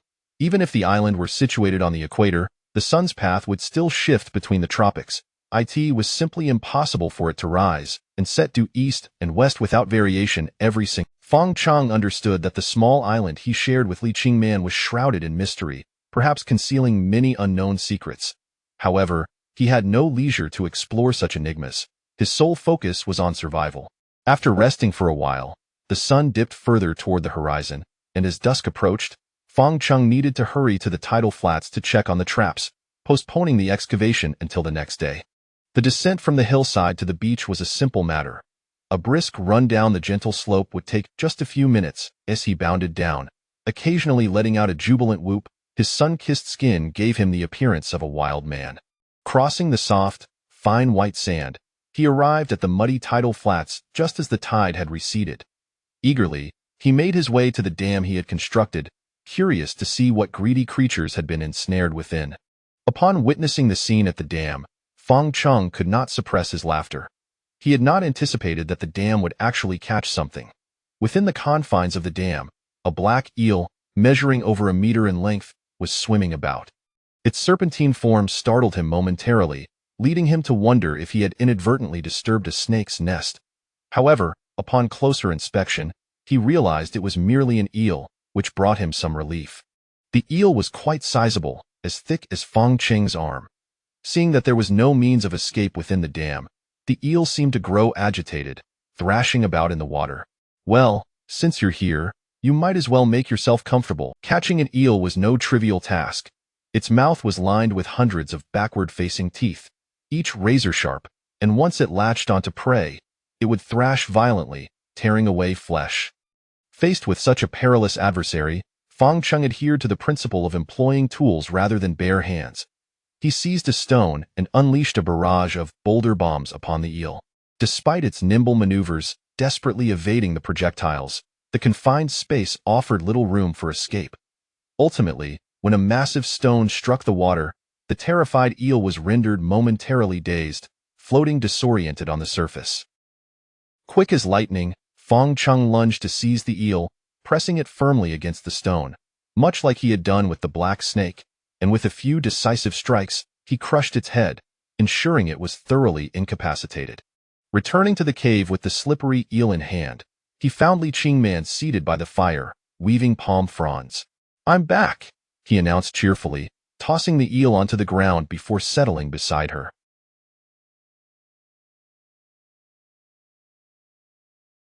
Upon seeing the eel, Li Qingman leaped up in fright, momentarily mistaking it for a snake. Just as she was about to scold him, she noticed Fong Cheng's amused expression. "Fong Cheng, you did that on purpose to scare me, didn't you?" she exclaimed, her face alternating between pale and flushed, a mix of anger and embarrassment evident, realizing he had witnessed her earlier fright. Fong Cheng quickly clarified, "This is not a snake. Take a closer look." "Eel? This is the eel I caught in the dam you suggested I build. Seems this fellow was so engrossed in its meal that it didn't notice the tide recede, leaving it trapped when I arrived."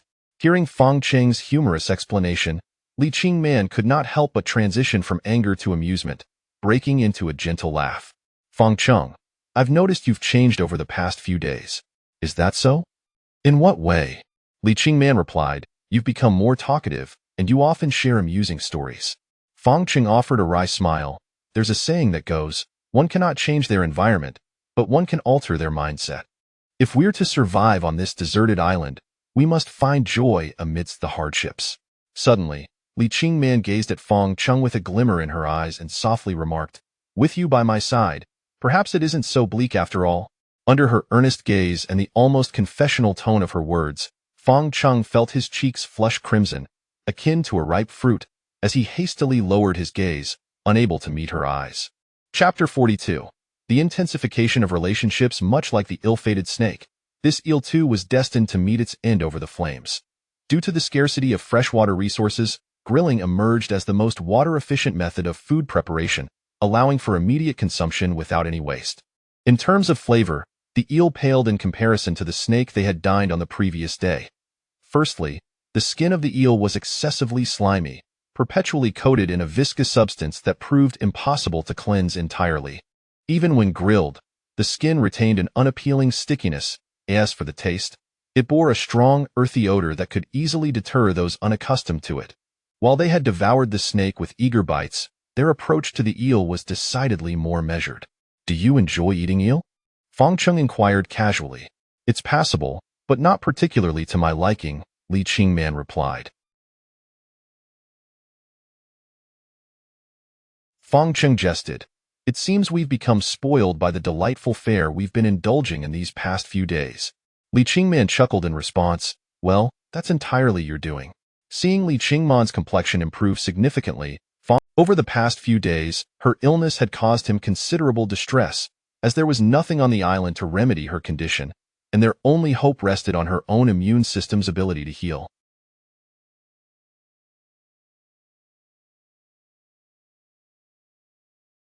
Now, however, things appeared to be progressing positively.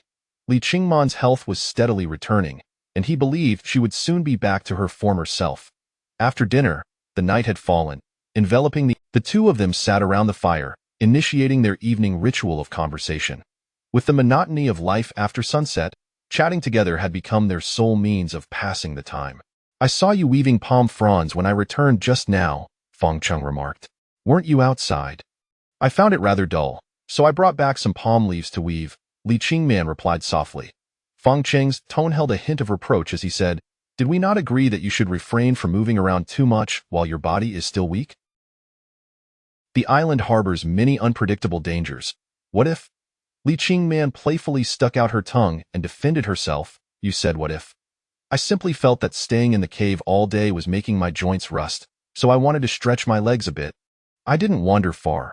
I merely strolled along the beach and happened to gather some palm fronds." Fong Cheng was momentarily taken aback, as if petrified.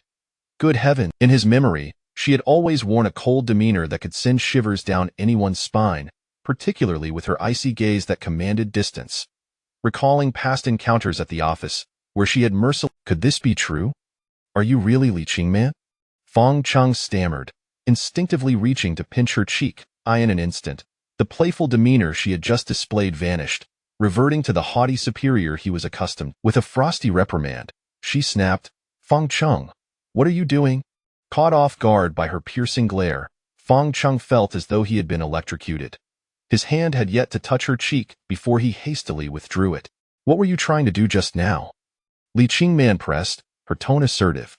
In nothing, Fong Cheng laughed awkwardly.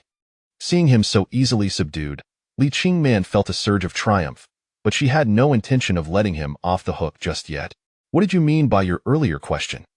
Fong Cheng's face flushed, and he stammered, I just thought. Li Qingman, incensed, emitted a light huff through her nose and reached out to pinch him, scolding, Oh, you Fong Cheng. You must be itching for trouble. When I am simply unaccustomed to this sudden display of sweetness from someone so accustomed to being fierce. I think you're just being foolish. Li Qingman retorted, exasperated yet endearingly frustrated with him. The cave was cramped, leaving them little room to maneuver. Ultimately, Fong Cheng had no choice but to surrender, becoming the recipient of Li Qingman's playful chastisement. With her brows furrowed and cheeks puffed in indignation, she glared at him, declaring, Let us see if you dare to provoke me again. Fong Cheng, well aware of the formidable presence she could wield, hastily shook his head in submission, insisting, I absolutely want tea. Look at your cowardly demeanor. Unable to resist teasing her further, Fong Cheng's playful antics finally coaxed a laugh from Li Qingman, breaking through her stern faade. As their playful banter subsided, they returned to their seats by the fire. The cave was already stifling, and their recent frolic had only intensified the heat, causing them to sweat profusely. While Fong Cheng was unaffected, Li Qingman's shirt clung to her, revealing her silhouette in an alluring manner. Witnessing this scene, Fong Cheng, as a man, found it challenging to maintain his composure. What made matters worse was Li Qingman's apparent indifference to her state. Occasionally shifting, she inadvertently exacerbated his struggle to remain composed. It's rather warm in here. I think I shall sit at the cave entrance, Fong Cheng said nervously, seeking an escape route, determined not to linger in the cave any longer. Li Qingman wore a subtle smile, having noticed the way Fong Cheng's eyes darted, torn between desire and restraint. This realization filled her with a sense of pride. With her charm, capturing the attention of any man was a matter of mere intent. If she wished to attract, she could effortlessly display her softer, more alluring side. Me too. It is indeed quite warm. Let us step outside for a stroll. Fong Cheng expressed concern. The sea breeze is quite strong outside. Given your recent recovery, perhaps it's best not to expose yourself to it just yet. Li Qingman positioned herself at the cave entrance, sitting alongside him. With a hint of displeasure, she remarked, I am not as fragile as you presume. Have you forgotten the half-marathon the company organized? I secured first place, while you, if I recall, did not even finish. Chapter 43. The quarreling rivals. It has been nearly a month since I arrived at this small island.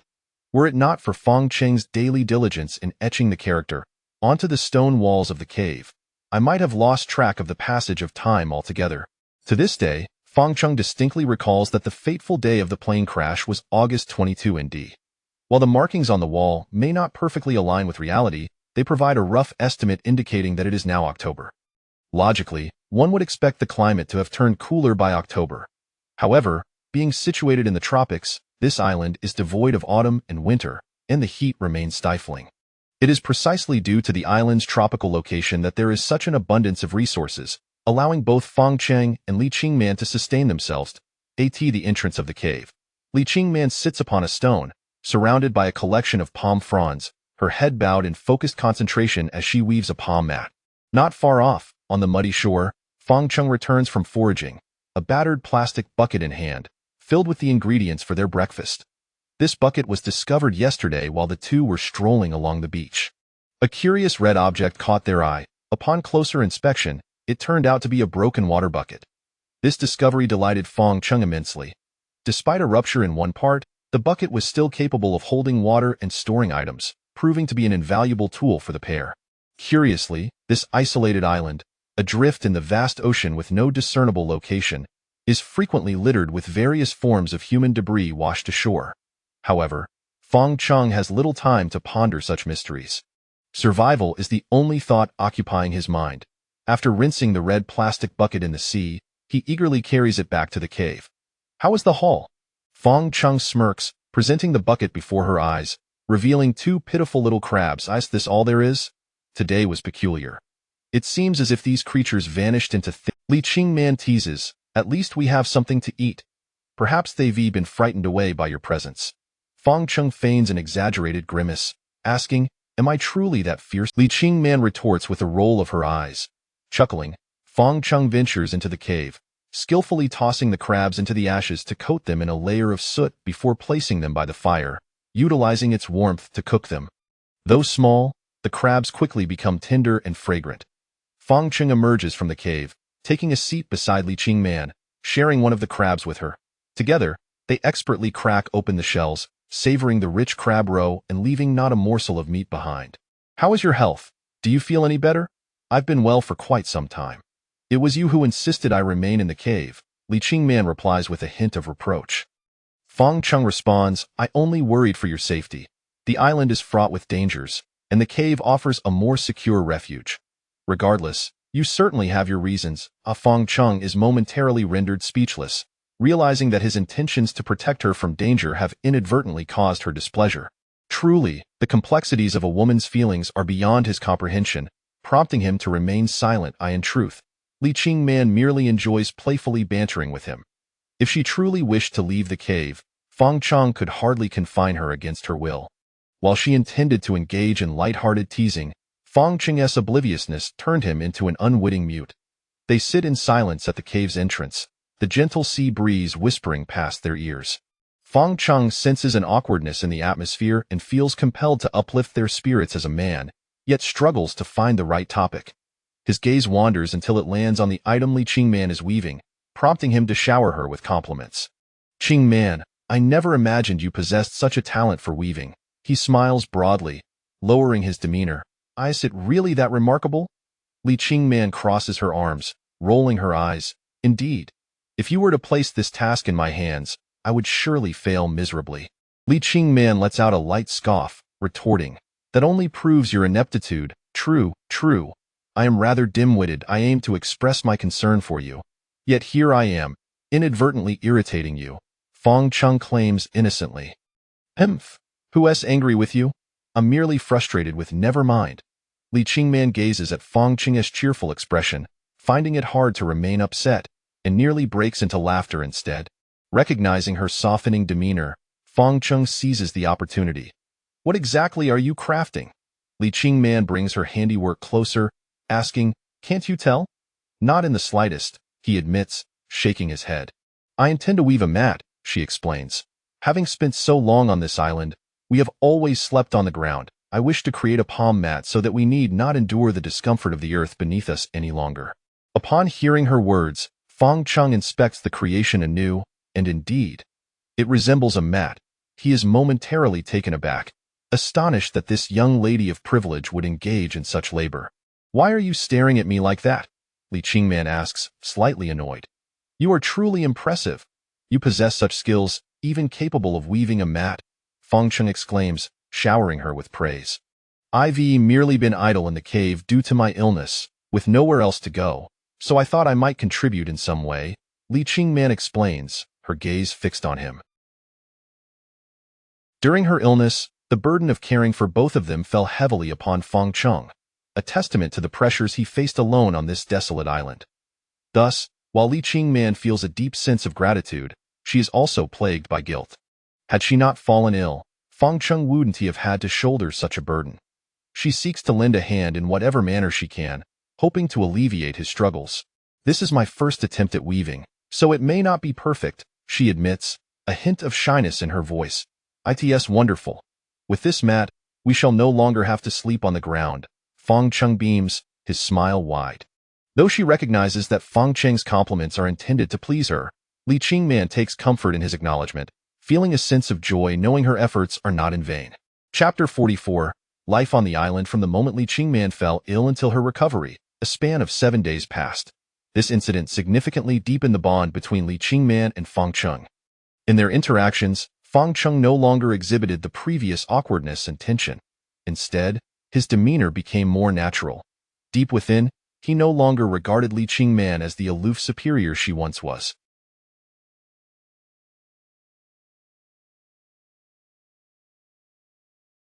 They now resembled close friends who had weathered hardship together, sharing a profound camaraderie. Occasionally, Li Qingman would still don a stern expression, lightly scolding Fang Cheng when he deliberately provoked her ire. Within the cave, Fang Cheng constructed a fire pit from stones, a design that allowed for the collection of ash post-combustion. The stones effectively retained heat, making the burning process more efficient and conserving firewood. Each morning, Fang Cheng would kindle the fire before commencing his daily tasks, fetching fresh water from the source, foraging along the shore, and returning with a few coconuts. This constituted the essence of his everyday existence. The tranquility of the island gradually adapted Fang Cheng. Aside from the somewhat monotonous leisure activities, the overall environment seemed quite pleasant, bathed in sunlight, adorned with beaches, bordered by the sea, and blessed with exceptionally fresh air. With a shift in mindset, it felt akin to a vacation. While Fang Cheng toiled outside, Li Qingman busied herself within the cave, weaving a mat. Her craftsmanship was rudimentary, limited to the skill of braiding hair, yet under the current circumstances, any ability to intertwine palm fronds was commendable. Throughout her illness, Li Qingman had crafted a mat that resembled a miniature mattress, approximately 1 meter 80 in length and 50 centimeters wide, perfectly sized for one person to recline upon. As it was made from fresh palm leaves, the gaps were somewhat prickly, necessitating drying by the fire before use. Currently, the first mat was being toasted, while Li Qingman hastened to produce a second, allowing both her and Fang Cheng to bid farewell to the ground and enjoy a relatively comfortable sleep. As Li Qingman focused intently on her weaving, Fang Cheng returned to the cave. "Take a moment to rest and have some water," he suggested, presenting her with the most precious fresh water collected over the night, now filling a plastic bottle. Feeling parched, Li Qingman accepted the water, taking a small sip to moisten her throat before pouring the remainder into a versatile tin can for boiling. In the wilderness, whenever conditions permitted, it was crucial to drink boiled water, as health was paramount. Having experienced illness firsthand, Li Qingman understood this all too well. Her greatest fear was falling ill again. The sickness of either herself or Fang Cheng would render survival on the island exponentially more challenging. How was the water source? Li Qingman inquired as the water in the tin can quietly awaited boiling, taking its time to heat. She sat by the fire, hugging her knees. "Those creatures likely grew impatient last night. They broke 2 fence posts," Fang Cheng replied. This morning, upon his arrival at the water source, he was taken aback by the sight before him. Footprints littered the ground outside the fence, creating a chaotic scene. It was evident that many animals had gathered, likely driven by desperation for water, as the source had been enclosed. Upon hearing about the broken fence, Li Qingman expressed concern. "What is the situation now?" "Not to worry. I've replaced the broken posts with thicker branches and reinforced them with more stones. We are now engaged in a protracted battle with these creatures. The water source is a vital resource, and we cannot yield an inch," Fang Cheng reassured her. "I fear those animals." Fang Cheng gestured as if cutting his throat, stating, "If it comes to that, we will have to engage in a life-or-death struggle. We should first take down that large ram to serve as a warning." "That sounds rather ominous." "I suspect you've had your eye on that ram for quite some time," Li Qingman teased, rolling her eyes at him with a faint smile. "Hee. I'm weary of crabs and sea snails." "A change of flavor is in order," Fang Cheng admitted, his intentions exposed, while also attempting to entice Li Qingman further. "Boiled lamb, roasted whole lamb, lamb soup, just thinking about it makes my mouth. Don't you desire a taste?" At this, Li Qingman unconsciously swallowed, her appetite piqued by Fang Cheng's descriptions, longing for a hearty meal. She shot him a mock glare, scolding, "You shouldn't speak of things that aren't available, making me hungry." Fang Cheng smugly replied, "Just because it's unavailable now doesn't mean it will always be. I've decided that if that ram breaks the fence again, I'll have no choice but to prepare a lamb feast." Li Qingman furrowed her brow, shaking her head. "Didn't you say that confronting that ram is dangerous?" It would be best not to provoke it. In the past, we lacked resources, but now it's different. We have fire and spears. If I encounter it again, I certainly won't let it escape, Fang Cheng declared, referring to a spear he had fashioned from a sturdy branch he found while traversing the woods 2 days prior. After retrieving the branch, he spent his time sharpening it against a stone at the cave's entrance, crafting a pointed spear. While the spear's effectiveness in combat remained uncertain, Fang Cheng believed that possessing it would simplify the task of dealing with the ram, at least ensuring he was no longer unarmed. Li Qingman, however, did not share Fang Cheng's optimism. She was more concerned about any potential mishap that might befall him. By now, she had realized that she had become somewhat dependent on this man before her. The water in the tin can began to boil, releasing steam into the air as Fang Cheng adeptly used 2 sticks to lift the can and set it at the cave entrance to cool. Once the water reached a drinkable temperature, he first offered it to Li Qingman before finishing the remainder himself. Though Li Qingman was a formidable woman and a strong character in her professional life, within the confines of the island and in Fang Cheng's presence, she unveiled a more delicate side of her femininity. It was fortunate that Fang Cheng's attentive care had enabled her to navigate numerous challenges and endure to this point. Consequently, he had secured an irreplaceable position in her heart. I have lingered in this cave for far too long. When shall you take me out for a stroll? Li Qingman inquired, adopting a demeanor of feigned frailty. Fang Cheng smiled warmly. Certainly, I was just preparing to take you to a special place. Chapter 45. A gentle kiss. Upon hearing that Fang Cheng had consented to leave the cave, Li Qingman was overjoyed. After being cooped up in the cave for so long, she was finally able to venture out and explore the island. What are we waiting for? Let us go, Li Qingman exclaimed, unable to contain her excitement as she set down the mat in her hands to leave. Fang Cheng gestured for her to calm down, saying, "Wait a moment. I need to tend to the fire first." As they prepared to exit the cave, knowing it would take several hours to reach their destination, Fang Cheng felt it imperative to properly extinguish the fire, burying the embers and ashes to ensure they could rekindle it upon their return. After securing the fire pit and taking up the newly crafted spear, Fang Cheng led Li Qingman out of the cave towards the suitable dwelling spot he had discovered on the southern beach of the island. This time, Fang Cheng opted for a route that circled directly around the beach instead of through the woods. Compared to the perilous thicket, the beach offered a comparatively safe passage, with minimal obstructions allowing for easier detection of any anomalies. Haunted by the memory of the black snake's surprise attack, Fang Cheng approached the forest with heightened caution, especially now that Li Qingman was by his side. He could not afford any missteps. Li Qingman observed Fang Cheng's meticulous actions, feeling a mix of gratitude and sweetness in her heart. Throughout their journey, she remained silent, quietly following alongside him. After half an hour of circumnavigating the island, they arrived at the location Fang Cheng had mentioned earlier. This spot had been thoroughly examined during his previous visits. It was indeed the most suitable area for burrowing into the rock. As they ascended the gentle slope towards the hillside, Li Qingman found herself breathless.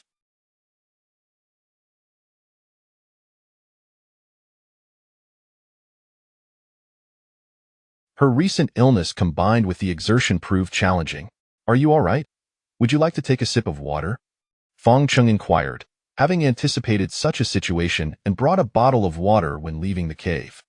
Li Qingman placed her hands on her knees, bending slightly, her face flushed and beads of sweat trickling down her neck. Her shirt, unbuttoned at 2 places, revealed glimpses of her figure with each bend. Initially, Fang Cheng's intention was merely to express concern for Li Qingman, but upon stealing a glance, he was taken aback by the stunning sight before him, his mind racing with a singular thought. How extraordinarily fair her skin was. Realizing the impropriety of his gaze, Fang Cheng quickly averted his eyes, turning his head away in an effort to maintain composure, pretending as if nothing had transpired. Fortunately, Li Qingman seemed oblivious to the moment, focusing instead on regulating her breath and acclimating her body to the physical demands. "Is this the place you mentioned?" she asked, wiping the perspiration from her forehead and fanning herself with her hand to cool off. "Indeed, this is it. What do you think?" Fang Cheng inquired, filled with anticipation as he looked toward Li Qingman. This was the culmination of his explorations across the island, and now he awaited her verdict. After a moment of catching her breath, Li Qingman's breathing steadied, the flush on her cheeks gradually fading as she began to appreciate the surroundings. Before them lay a gently sloping terrain leading down to the beach, where the frothy waves met the pristine shoreline, and the azure sky framed a breathtaking marine vista. Such a scene was enough to lift one's spirits, expanding the heart to match the vastness of the sea and sky. Above them loomed the mountain peak, a rocky summit they had previously climbed, from which they had gazed over the entire island. Bathed in the warm sunlight and invigorated by the southern sea breeze, it was a moment of pure joy. Li Qingman smiled radiantly, declaring, "This is undoubtedly the finest spot on the island." Hearing her approval, Feng Cheng felt a wave of satisfaction sweep over him, a smile breaking across his face. "I'm glad you like it," he replied. The atmosphere thickened with unspoken tension, as Li Qingman's eyes sparkled with a softness that made Feng Cheng's face flush, causing a rush of nervousness. "You've worked hard," she acknowledged. "How do you intend to be rewarded?" Feng Cheng, caught off guard, found himself uttering a line he hadn't. Li Qingman let out a soft laugh, her demeanor shifting to one of playful allure, completely reshaping Feng Cheng's previous impression of her as an icy beauty. She could indeed embody such tender charm. "What is it that you desire?" she teased, stepping closer, her voice imbued with a flirtatious lilt. Feng Cheng had never encountered such a scenario. At 26, he had never been confessed to by a girl, and opportunities for one-on-one conversations with women were scarce. Now, confronted by the exquisite Li Qingman, who was teasing him ever so subtly, he found himself utterly flustered. What did he want? He cast a furtive glance at the enchanting Li Qingman, inwardly chuckling at the absurdity of his thoughts. "Feng Cheng, what are you thinking?" She suddenly adopted a stern expression, shattering the playful atmosphere. "Nothing at all," he stammered, his mind racing with vivid fantasies that had just been interrupted at a critical juncture. The weight of her gaze made his heart skip.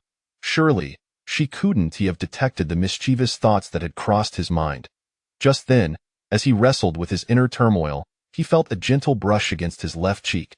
The soft sensation sent a jolt through him, and in that instant, his mind went blank, repeating one thought over and over. "She kissed me. Li Qingman kissed me." "Qingman!"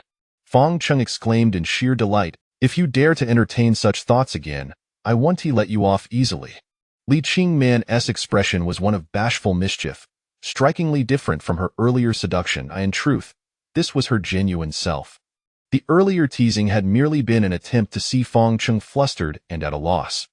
While one might assume that a woman of her caliber would never lack for suitors, Li Qingman's romantic history was surprisingly barren.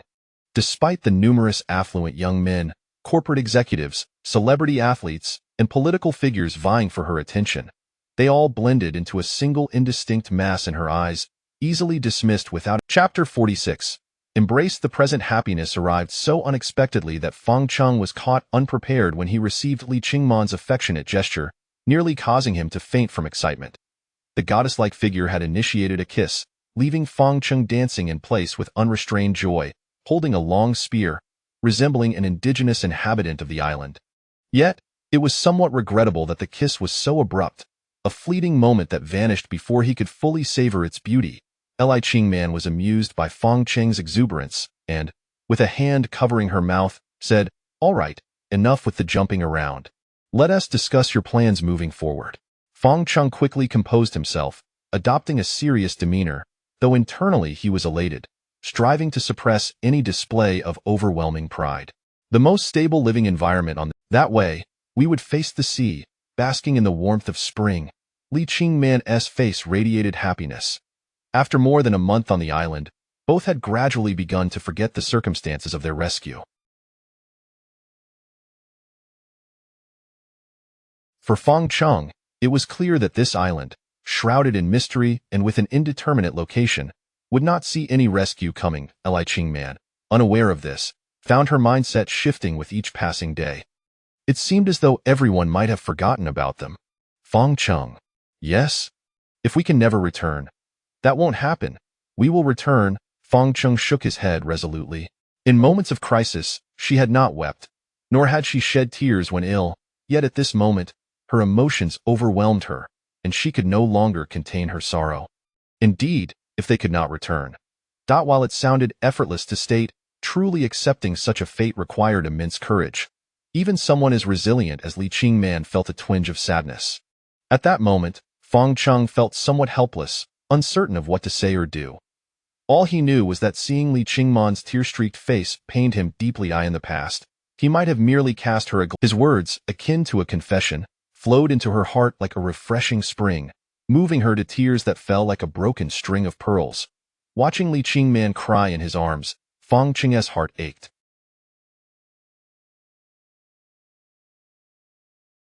In that instant, he silently vowed that even if he could never leave this island, he would create the most beautiful island garden for her amidst the vast ocean. With Fang Qing's patient comfort, Li Qingman gradually ceased her tears, suppressing her sadness, coming to terms with the reality that escaping the... Yet, this realization would not deter her from living with a positive mindset. Next, Fang Qing began to elaborate on his plans. He had chosen a relatively elevated location, ensuring proper drainage around the area to avoid flooding. The drainage system was undoubtedly of paramount importance. It had to be established before the cave was excavated, with considerations for collecting rainwater, which was vital since the island's freshwater barely sustained their needs. Rainwater would serve as a crucial source of fresh water. Once the drainage system was established, they would commence digging inward from the cliff. The depth and size would depend on future requirements. After the excavation, they would need to build a shelter at the cave's entrance to shield from the sun and rain. Finally, they would tidy up the surrounding area, ideally creating a space for Li Qingman to plant flowers and greenery.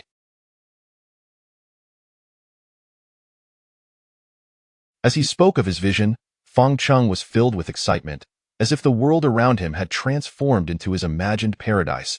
It was Li Qingman who interrupted his daydream, pulling him back to reality. "So, great architect, what now? Shall we commence the work?" she asked with a radiant smile. By this time, the sun had begun to set. Fang Qing estimated it to be around 3 in the afternoon. It grew dark around 6 on the island, granting them ample time to begin their labor. "Shall we give it a try today, and return to the cave later?" Fang Qing suggested. Li Qingman was eager, her anticipation outshining his own, and the mere thought of moving into their new abode made everything before her appear delightful. However, as they began to dig, reality proved far more challenging than their Lacking tools, they resorted to using wooden sticks to chip away at the cliff, the flimsy and weak implements barely making an impact. Soil and small stones cascaded down like snowflakes, and even the tiniest hole would consume an entire day to excavate, let alone creating a space the size of a house. This was, of course, without encountering any large rocks. Should they hit a boulder, their excavation plans would have to be abandoned. Despite the arduous process, both Fang Qing and Li Qingman remained spirited, fully aware that they were constructing their new home. The thought of their future dwelling made the present struggle seem trivial. On the hillside, 2 figures laboriously toiling under the sweat of their brows. The sun slowly dipped below the horizon, casting a golden hue upon the sea and the clouds. Their shadows stretched long in the twilight, and amidst their fatigue, Li Qingman playfully began to tease Fang Qing's shadow, prompting him to retaliate. The two of them, like children, engaged in their shadow play, reveling in the simple joy of the moment. "How much have we dug today?" Li Qingman panted, breathless. "Not much, just a little," Fang Qing replied, glancing at the almost unchanged cliff. "What? How long will it take?" Li Qingman's expression fell, displaying her dismay. Fang Qing smiled gently. "There's no rush.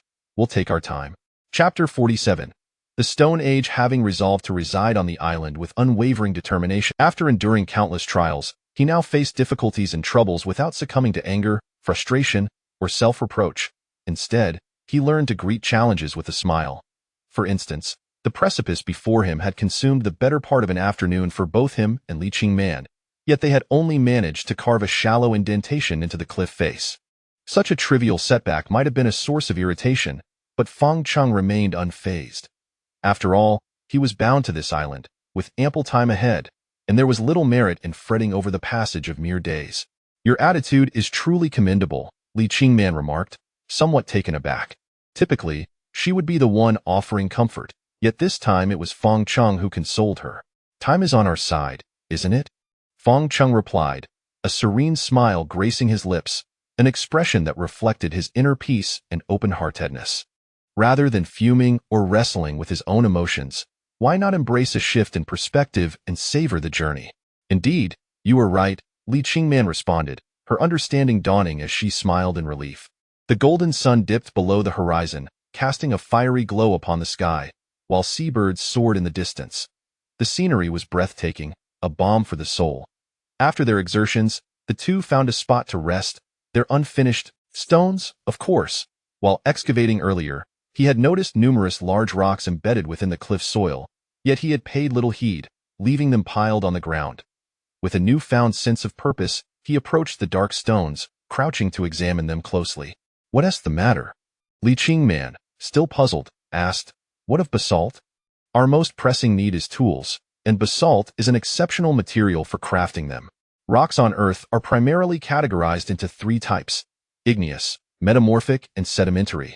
Basalt, an igneous rock formed from the cooling and solidifying of magma during volcanic eruptions, is known for its durability and suitability for crafting tools. Numerous ancient civilizations have left behind relics fashioned from basalt, including stone knives and axes.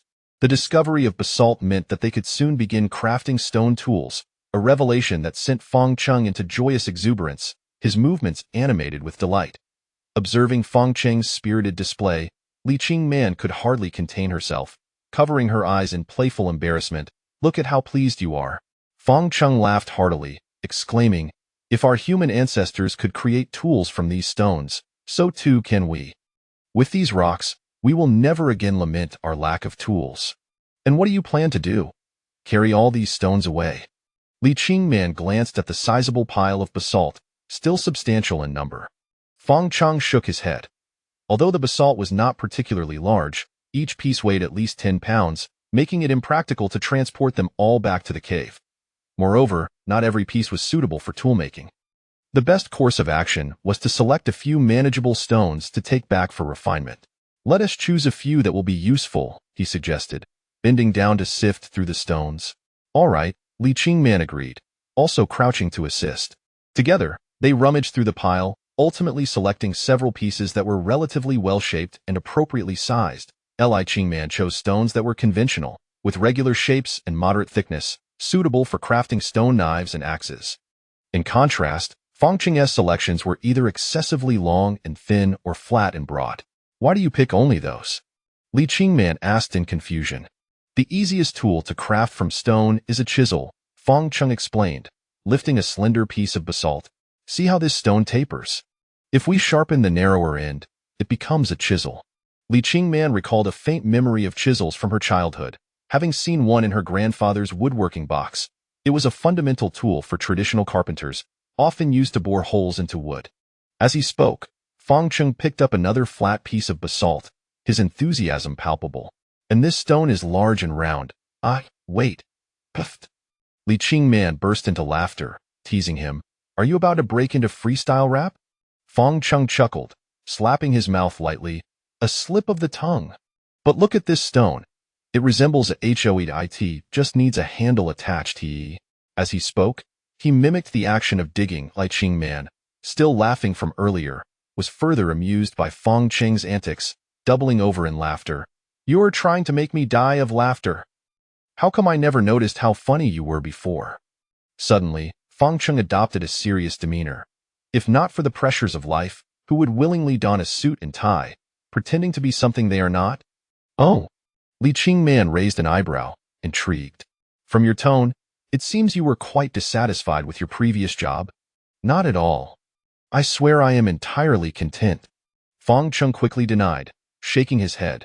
Just then, a gust of wind swept through, reminding them of their precarious position halfway up the mountain, nearly knocking them off balance.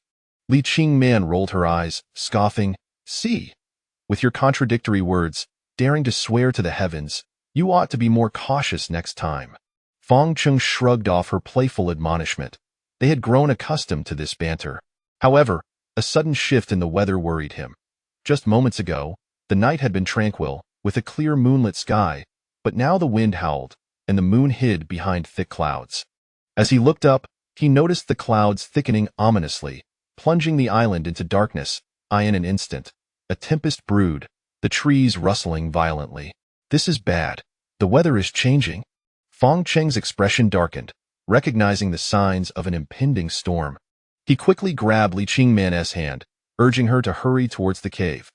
Chapter 48. A torrential downpour. The night was dark and tempestuous, with the palm trees swaying gently in the wind. On the hillside, Fang Cheng and Li Qingman hurried along, eager to return to the cave before the impending storm unleashed its fury. As they traversed the white sandy beach, they soon arrived at the rocky shore, where Fang Cheng finally exhaled in relief. Just a few more steps would lead them to the cave, a sanctuary from the wind and rain. Yet, before he could revel in the moment, raindrops the size of broad beans began to pelt his face, stinging with surprising intensity. In the blink of an eye, a long-anticipated deluge descended upon them. Amidst the torrential rain, Li Qingman let out a panicked cry, stumbling over a jutting stone. In an instant, the curtain of rain obscured their vision, rendering even objects a mere meter away indistinguishable. "Are you all right?" Fang Cheng turned back, noticing Li Qingman sprawled on the ground. Enveloped in the rain, she felt an overwhelming sense of reassurance from the warmth radiating from his hand. In this remote island, nothing felt more dependable than Fang Cheng by her side. The two figures darted through the downpour. Before long, the drenched Fang Cheng and Li Qingman finally reached the small cave. Lying in the pitch-black cavern, they listened to the howling wind and the pattering rain outside. Despite being completely soaked and in disarray, they exchanged glances and burst into laughter. After the events of the afternoon, their spirits had soared. Having learned his lesson, he thought twice before teasing her again. He knew all too well that angering a goddess was no light matter. Outside the cave, the rain continued to drum against the ground, and silence soon enveloped the duo within. The stillness cleared their minds, and Fang Cheng suddenly remembered the fire pit they had buried before leaving. He couldn't help but exclaim, "Oh no! What's wrong?" In the darkness, Li Qingman, Fang Cheng hurried to the fire pit, but to his dismay, he could feel not a trace of warmth emanating from it. As he sifted through the ashes, he discovered that the embers had long extinguished, leaving behind only a cold pile of ashes. Bang! A dull thud echoed as Fang Cheng's fist struck the ground, sending a jolt through Li Qingman's heart.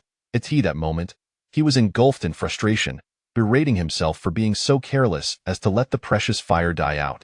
Although he had covered the fire pit with ashes when they left, they had lingered outside for far too long, and he hadn't thought to check on it. This lapse had extinguished their most vital source of warmth. For the two of them, this was a grievous oversight in their struggle for survival on the island. Li Qingman lowered her gaze, murmuring, "It's all my fault." "No, it's not your fault. I was the one who was negligent and forgot about the fire," Fang Cheng replied, his voice heavy with remorse. Having once led a team, Li Qingman understood that assigning blame was futile.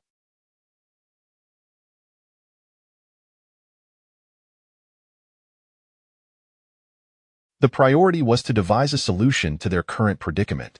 Now is not the time to dwell on this. Let us rekindle the fire. Rekindle it. But we lack lithium batteries. Fang Cheng clenched his teeth, his expression pained. The last time they had managed to ignite a fire was thanks to a lithium battery, which had long since turned to ashes. Where could they find a means to start a fire now? "Don't we still have the fire bow?" Li Qingman suggested. "Yes, the fire bow. We still have the fire bow." With her reminder, Fang Cheng recalled the makeshift fire bow he had crafted. How could he have forgotten such a crucial tool? Thinking of this, he quickly groped in the dark corner of the cave, retrieving the crooked fire bow. As he examined it, his emotions mirrored its uneven shape, turbulent yet hopeful. He had successfully started a fire with the bow before, yet external circumstances had thwarted his efforts, creating a rather tragic memory. Now, however, the cave was filled with dry wood, coconut husks, branches, and leaves, perfect materials for kindling. With this abundance and his prior experience, igniting a fire seemed well within his grasp. "Is there anything I can do to help?" Seeing Fang Cheng, "Just watch closely," he instructed, fully focused on the task at hand. This time, he was determined to showcase his fire-starting prowess before her. As moments slipped away, Fang Cheng's movements became increasingly adept, and soon, the acrid smell of smoke filled the air. Recognizing this as a critical moment, he hastened to pull the fire bow with greater vigor. Almost immediately, glowing embers fell into the coconut husk. With bated breath, he set the bow aside, cradling the husk as if it were a newborn, gently blowing on it. The sparks flickered in and out, and as the kindling caught fire, a thick plume of white smoke billowed forth, followed by the emergence of flames. Yes, it worked. Overcome with excitement, Fang Cheng danced jubilantly, unable to contain his elation within the cave. This time, He had truly succeeded in starting a fire through the method of friction. It signified that he had mastered this skill, ensuring that fire would no longer be a challenge for the two of them stranded on the island. Li Qingman urged, "Don't just celebrate. Add more fuel." Right, add more fuel." Regaining his composure, Fong Chung quickly placed the prepared twigs atop the burning coconut husk. As the flames roared to life, the cave was illuminated, casting warmth around them, providing the safest refuge amid the stormy night. Chapter 49. A thoughtful gesture in the cave. The flickering flames cast a warm glow, contrasting sharply with the torrential downpour outside. While the relentless rain created a cacophony beyond the cave's entrance, within, a profound tranquility enveloped the two occupants, who sat quietly around the fire. The light from the flames provided a sense of security amidst the darkness of night, and after being drenched to the skin, the comforting warmth was the best solace they could hope for. Under the heat's embrace, white steam began to rise from Li Qingman's body, as the damp fabric clung to her skin, creating an unbearable discomfort. Yet, her only recourse was to wait for the flames to dry her clothing. Fong Chung, ever observant, noted the difference in their circumstances. Shortly after arriving on the island, he had been left with nothing but a pair of shoes, accustomed to being bare-skinned. Even the rain would soon dry him, while Li Qingman, still clad in wet garments, found the experience particularly trying. "I'll step outside for a moment," Fong Chung announced. "Ah, in such heavy rain, where are you going?" Li Qingman asked, her eyes widening in surprise as she gazed into the pitch-black abyss beyond the cave, unable to comprehend his intention. Fong Cheng's true aim was to create an opportunity for Li Qingman to shed her wet clothes and dry them, thus ensuring her comfort. However, she was evidently reluctant to let him brave the downpour, pressing him, "Is there nothing that can wait until tomorrow?" "While it's still raining, I need to collect rainwater," he replied, crafting an impeccable excuse. "Our fresh water supply is dwindling, and we must seize this chance to replenish it." Faced with the reality of their dwindling water, Li Qingman had no choice but to acquiesce, allowing Fong Chung to leave the cave. With an assortment of bottles and the largest blue plastic barrel in tow, he ventured out into the storm. Before departing, he took a moment to reassure her, "I'll also check the water source. I might be delayed in returning. If you feel tired, you may rest." "Oh, all right," Li Qingman responded absently, not contemplating much further. Once Fong Chung was gone, a peculiar sensation washed over her as she reflected on their recent exchange. Their dialogue bore an uncanny resemblance to that of a long-married couple, with a husband offering tender reminders to his wife, who awaited his return at home. "What is happening to me?" Li Qingman mused, cupping her cheeks, a faint flush warming her skin. She chided herself internally for such thoughts. Grateful Fong Chung had not been present to witness her flustered state. A quarter of an hour passed following Fong Cheng's departure, and given his earlier mention of inspecting the water source, Li Qingman felt reassured. Typically, walking from the cave to the water source took a good 15 minutes, and the downpour would likely prolong it. As she waited, boredom began to set in. Having Fong Chung around provided companionship, while now she was left to her own thoughts. Suddenly, a notion struck her. Since he would be gone for a while, and her wet clothing was becoming increasingly uncomfortable, why not remove them to dry by the fire? However, a wave of embarrassment washed over her at the thought of being caught halfway through. What if Fong Chung returned unexpectedly? This dilemma presented itself as a conundrum. To strip off her damp garments or not? After much inner turmoil, Li Qingman resolved to remove her soaked shirt and skirt, seizing the opportunity before Fong Cheng's return to wash and dry them. Under normal circumstances, she would never dream of such an act, but given the dire survival situation, she had already done many things she once deemed unthinkable. Stripping off her clothing felt like the simplest challenge she had faced thus far. Having made her decision, she swiftly peeled off her shirt, deftly unfastening the buttons of her skirt. In mere moments, her fair skin was exposed to the air. The sensation of vulnerability made her acutely aware of her surroundings, even in the solitude of the cave, as she strained to hear any sign of Fong Cheng's return. In a flurry, she rushed to the cave entrance, using the rainwater to wash her garments. Not wishing to linger too long, she hastily cleansed the fabric before retreating back into the cave to hang them up to dry over the fire. Time passed slowly, and under the gentle caress of the flames, her freshly washed clothes soon dried. Fearing an untimely return from Fong Chung, she quickly donned her now dry attire, relishing the comfort it provided compared to the dampness she had endured. In that moment, She felt grateful for her earlier decision, convinced it had been worthwhile. Yet, amidst her relief, an unsettling thought crept in. Feng Cheng had been gone for an unusually long time. What if he had encountered danger? With each passing moment, her anxiety grew, the storm outside raging fiercely, rendering visibility nearly non-existent. What if something had happened to him? The occasional flash of lightning and the accompanying thunder only heightened her apprehension. Approaching the cave entrance, she peered into the inky darkness, torn between the desire to venture out in search of Feng Cheng and the worry that he might return just as she left, concerned for her absence. As she pondered, she caught sight of a figure emerging from the shadows on the nearby shore, and the way he walked confirmed it was indeed Feng Cheng. With his return, Li Qingman's previously anxious heart began to settle. As he re-entered the cave, leaning against the fire to warm his nearly frozen body, he appeared quite disheveled. "Why were you gone for so long? Did you encounter any danger?" Li Qingman inquired, concern lacing her voice.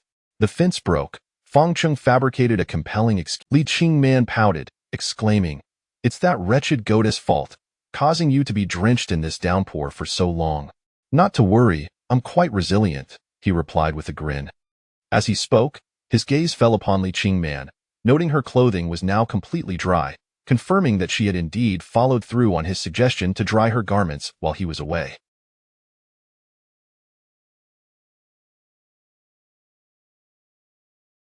His efforts had not been in vain. "What are you staring at?" Li Qingman, catching his gaze, felt a mix of shyness and satisfaction wash over her. "Nothing," Feng Cheng stammered, quickly averting his eyes. In that instant, Li Qingman seemed to grasp the truth. Feng Cheng's prolonged absence had been deliberate, a thoughtful maneuver to allow her the opportunity to dry her clothes without the awkwardness of their shared space. Witnessing his bedraggled appearance, a wave of guilt, gratitude, and happiness surged within her, intertwining into a complex tapestry of emotions. Chapter 50. The first haircut. On the following morning, the two awoke early. In stark contrast to the tempest raging outside, the cave was dry and warm, allowing them both a restful night's sleep. Li Qingman stretched her body and yawned, glancing apologetically at Feng Cheng beside her. Had it not been for his thoughtful care, she would not have enjoyed such comfort the previous night. "How are you feeling? You were out in the rain for so long. Are you unwell?" Li Qingman inquired with genuine. Li Qingman smiled lightly, shaking her head. "You're increasingly resembling a wild man." "What do you mean resembling? I am one," Feng Cheng retorted, self-deprecatingly. "Look at my disheveled hair and unkempt beard. If a newcomer were to see me, they might well think I'm a native of this island." Having spent over a month on this island, Feng Cheng had entirely neglected his appearance. The truth was, he had no means to tend to it. He lacked even a simple razor. For him, the notion of cutting hair or shaving was a luxury. His hair had grown long, his beard unkempt, and his skin had darkened under the sun. His self-assessment was indeed accurate. He bore the likeness of an island native. In contrast, Li Qingman fared much better. Women do not grow beards, after all, so she was spared that particular concern. Her primary dilemma lay in her long hair, which, lacking the regular care she was accustomed to, had become dry and split at the ends due to inadequate nutrition on the island. As for her skin, she had been ill for some time, adhering to Feng Cheng's directive to remain in the cave, and her clothing provided some protection, leaving her complexion relatively unblemished compared to Feng Cheng's. Feng Cheng's words prompted Li Qingman to reflect on her own situation. Resting her chin on one hand, she scrutinized Feng Cheng with a discerning gaze. Feeling self-conscious under her scrutiny, Feng Cheng covered his chest, anxious. "Hey, what are you planning to do?" Li Qingman scoffed lightly, teasing, "Why are you covering your chest? Do you have anything to hide?" I don't." "Then put your hand down," she replied, casting an exaggerated glance at her own ample bosom, playfully asserting, "Am I going to attack your chest? Fine, I'll put it down." Feng Cheng's face flushed, and he obediently lowered his hand, nervously asking, "Can you clarify what you intend to do?" Li Qingman regarded him with a mysterious smile, musing aloud, It's indeed my oversight to let you sport such a wild mane. It seems necessary to give you a proper grooming." Feng Cheng's eyes widened in surprise. "You're going to cut my hair?" "Uh-huh." Li Qingman crossed her arms, nodding gently. "Wait, Where are the scissors? Why would we need scissors?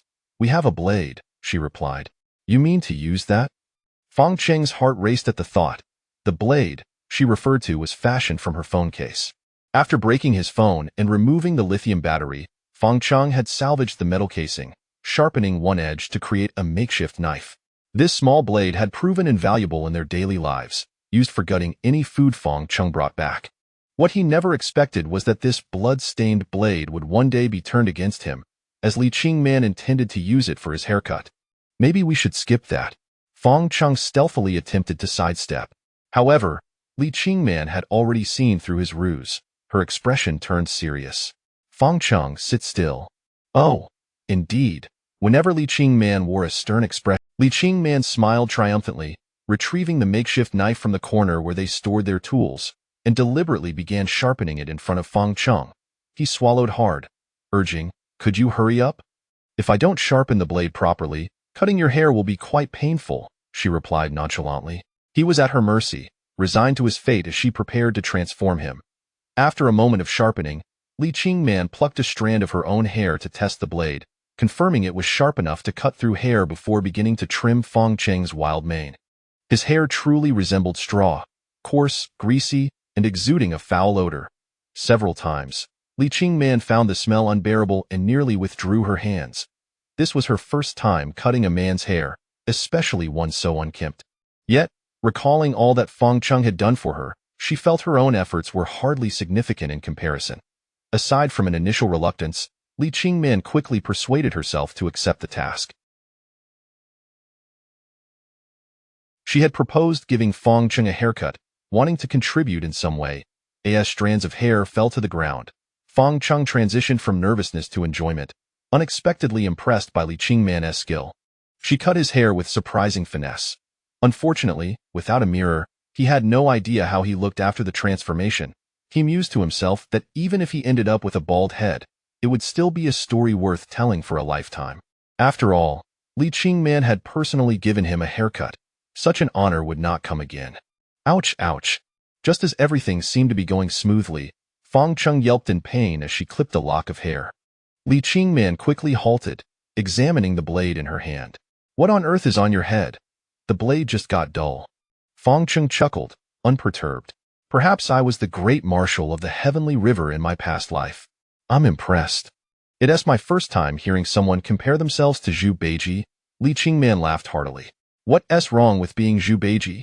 If I were him, I'd settle down and if you move around and I accidentally cut your ear, it's not my fault. Chapter 51. The Unrelenting Rain. All right, Li Qingman declared, her fingers deftly working through Fang Cheng's disheveled hair. Loose and armed only with a small blade, she skillfully snipped away at the top of his head for the better part of half an hour, and to everyone's astonishment, the results were unexpectedly commendable. Not bad, not bad.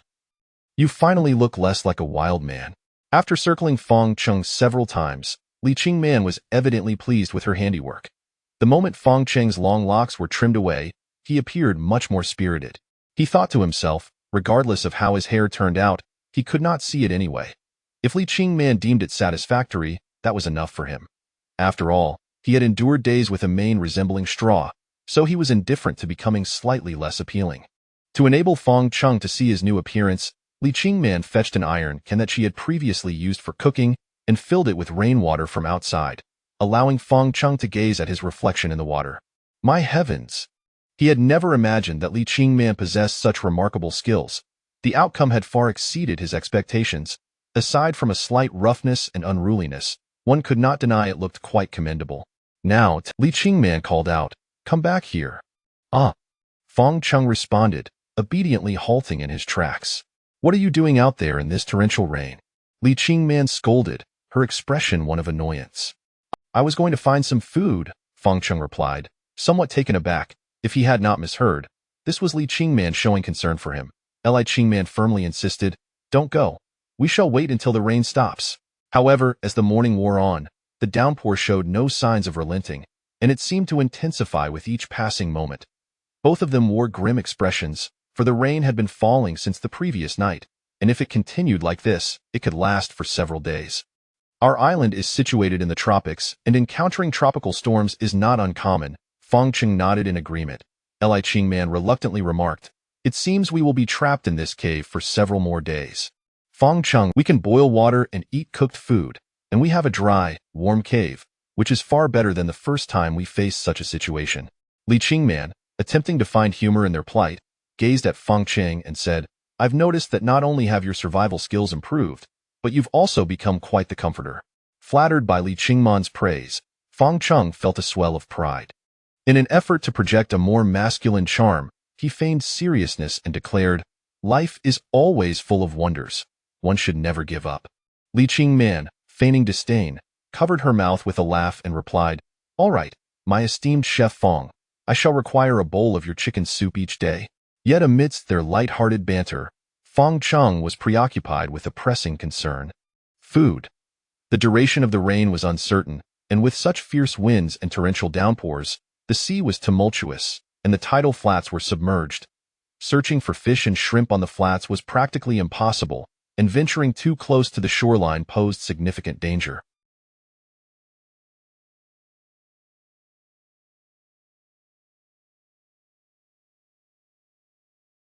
Currently, their food sources on the island were limited to two: one from the beach and the other from the woods.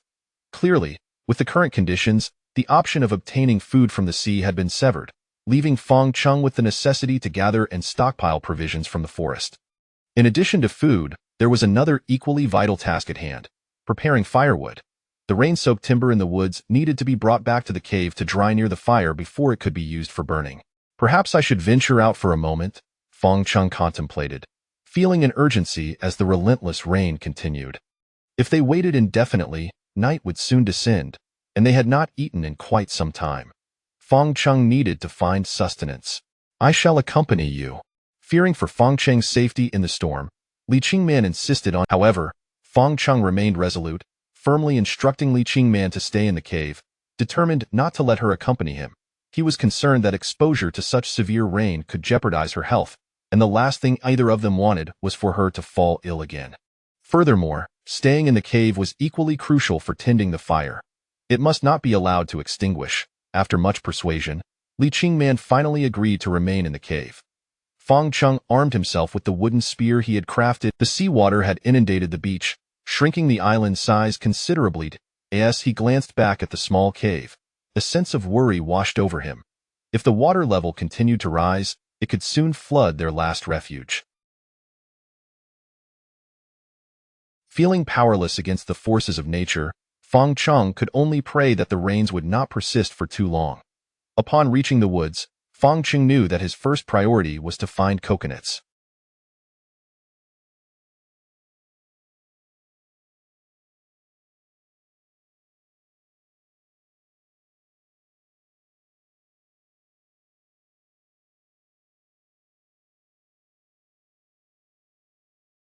Coconuts were a valuable resource, both drinkable and edible, convenient for storage, and potentially life-saving in dire circumstances.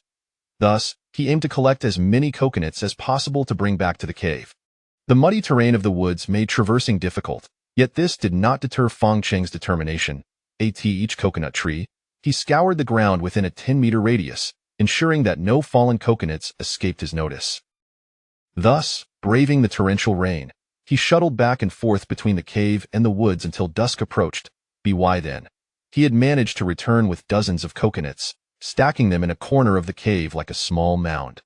Gazing at the pile of coconuts, Li Qingman felt a pang of emotion. Each coconut represented the toil Fang Cheng had endured to bring them back, and no one could fathom the hardships he had faced for their sustenance. These coconuts are more than sufficient to weather the forthcoming storm. "You must not venture out again," Li Qingman urged, her heart aching for him. Fang Cheng, however, smiled dismissively and replied, "It's fine. I can make one more trip before nightfall." A direct confrontation Li Qingman had implored multiple times, but to no avail. In desperation, she finally acquiesced to Fang Cheng's request, allowing him to venture into the woods once more before darkness fell.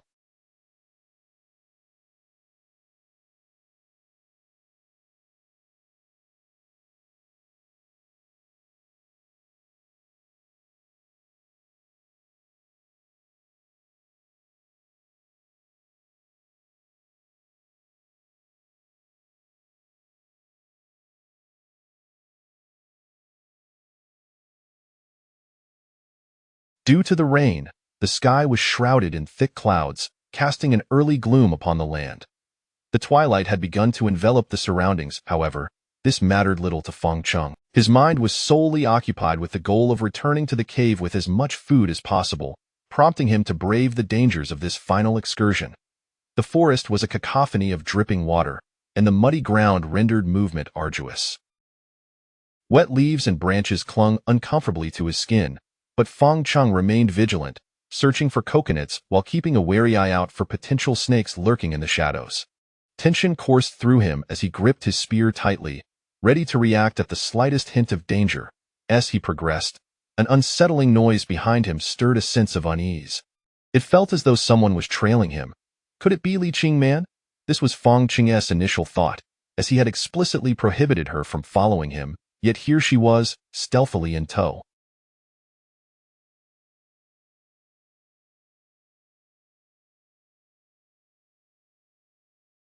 To ascertain the truth, he abruptly turned to confront her, hoping to catch her off guard. However, behind him lay only emptiness, trees and underbrush, devoid of any presence. Something's amiss, Feng Cheng murmured softly, a sense of foreboding creeping in.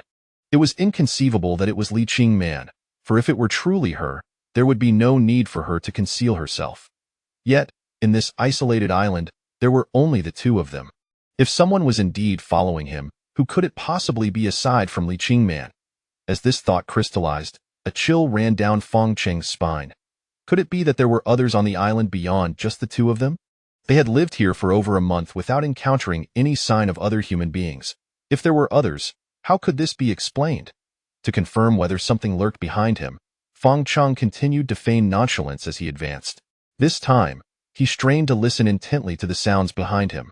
Not long after, he distinctly heard the snap of a twig, and in that moment, the sound struck him like a thunderclap, sending a jolt of fear through his body. He was now certain that something was indeed pursuing him. Who goes there? Feng Cheng shouted, brandishing his makeshift spear, eager to discern the identity of whatever had been following him. By this time, the light had nearly faded, and the rain was pouring heavily, creating a hostile environment. When he finally caught sight of the creature behind him, he let out a breath of relief. In the veil of rain, a shadow resembling a goat stood before him. Well, I see I've become the target of this ram. Feng Cheng couldn't help but feel a mix of exasperation and amusement. Since their initial encounter, it seemed he had developed a rivalry with this goat. His thoughts were often consumed with how to feast upon it, pondering whether goat meat was better grilled or boiled, and whether its hide might be fashioned into clothing for Li Qingman. Little did he expect that today, he would become the object of the goat's attention. Feng Cheng halted, curious to observe the ram's next move. To his astonishment, the ram did not flee but rather approached him with delay. As the distance between them diminished to about 5 meters, he could clearly see the ram's impressive stature, larger than an adult large dog, and its formidable pair of long horns, which made his heart race at the thought of being gored. Feng Cheng clutched his spear tightly, unable to discern whether the moisture on his palms was from sweat or rain, bracing himself for an impending confrontation. The ram gazed down at him, pawing the ground with its hooves, then lowered its head to display its formidable horns, a clear act of defiance. The sudden arrival of Feng Cheng had disrupted its territory, and it was determined to teach this intruder a harsh lesson about who ruled this island. From the ram's demeanor, it was evident that an inevitable clash between the island's former master and its new occupant was at hand. Feng Cheng had never envisioned himself in such a tense standoff with a goat. In truth, he had hoped the creature would retreat as it had previously, for he had no desire to engage in battle under such circumstances. However, it seemed his wish would go unfulfilled. The ram was not merely posturing but rather intent on driving him away. Suddenly, the ram let out a bellowing cry and charged at Feng Cheng, its horns aimed directly. With no avenue for escape, Feng Cheng steeled himself and let out a fierce roar to bolster his own courage. Come on then. In that moment of peril, Feng Cheng had resolved to confront the ram head-on, knowing retreat was not an option. The ram barreled towards him with alarming speed, closing the gap in an instant. Feng Cheng raised his spear high, aiming for the space between the ram's two horns. Just as the long horns were about to impale him, he thrust the spear forward with all his might. The strike was swift, and thanks to the spear's length, he managed to pierce the ram's skull first. Got you. Fong Chung rejoiced internally, but before he could allow a smile to grace his face, an immense force reverberated back through the. He had believed this blow would seal the ram's fate, but reality proved otherwise. The wooden spear was not sufficiently sharp, and the ram's thick, slick hide, compounded by the rain, rendered it nearly impervious to harm. Rather than vanquishing the beast, Fong Chung found himself thrown to the earth, the impact jarring him to teeth that moment. He could think of nothing but the realization that, fortunately, although his strike had not killed the ram, it had inflicted some damage. The wounded ram seemed to recognize Fong Cheng's strength. Continuing the fight would likely yield no favorable outcome. With a couple of defiant bleats, it turned and retreated. It's leaving, Fong Chung sighed in relief, grateful to have escaped the encounter unscathed. Chapter 53. The unfortunate injury. The relentless rain continued to pour down. The forest was awash with standing water, and Fong Chung lay on the ground, his rear end sinking into a muddy puddle, splattered with muck from the earlier fall. Having just faced off against that formidable ram, Fong Chung could not help but reflect on the insignificance of human strength in the natural world. The ram had easily tossed him aside. Fortunately, he had brought a long spear with him today, sparing him from being gored by the ram's horns. Given the strength the ram had displayed, it was likely that a mere collision would have resulted in a grievous injury. Gazing at the spear that had fallen beside him, Fong Chung was struck by a profound realization. Perhaps this is why humanity ultimately evolved into its current form, for humans possessed the ability to create and wield tools. Thus, throughout the eons of evolution on Earth, humanity emerged victorious. Why now? Darkness had enveloped the sky, forcing Fong Chung to abandon his quest for coconuts. He felt a pang of regret. Had it not been for that ram, he could have gathered several more coconuts to bring back. Just as he prepared to rise, a sharp pain surged through his wrist, eliciting a cry of agony. Could it be broken? A chill of dread coursed through him at the thought. Survival on this desolate island would be unimaginably difficult with a broken hand. Recalling the moment he had been thrown, he remembered that he had braced himself with his right hand before his body had followed suit, likely causing the injury. In his heightened state of anxiety, he had failed to heed the pain in his wrist. Now, as he relaxed, he felt a throbbing swell of pain radiating from the injured area. With a mix of concern and determination, Fong Chung attempted to lift his hand, only to discover that his wrist had swollen significantly, resembling a large bun. This alarming injury filled him with trepidation. He exerted himself to rotate his wrist and was relieved to find that he still had sensation. His palm could move, albeit the effort elicited excruciating pain. Nonetheless, this indicated that his hand was not broken, a small blessing amidst his misfortunes. Were it truly fractured, the lack of medical resources on the island made the prospect of recovery frighteningly bleak. Thank goodness, it's just swollen. He grimaced through the pain, struggling to rise from the puddle and retrieve the fallen spear, his appearance disheveled as he made his way back to the cave. Inside the cave, Li Qing Man sat by the fire, roasting coconuts, the air rich with their enticing aroma. During the day, she had grown bored in the cave, passing the time weaving palm fronds and polishing basalt. She had taken to roasting coconuts over the fire, discovering that the flesh became more fragrant when heated. As darkness fell, and Fong Chung had yet to return, Li Qing Man began to feel anxious, harboring a bit of resentment. She had warned Fong Chung not to venture out one last time, but he had stubbornly insisted on going.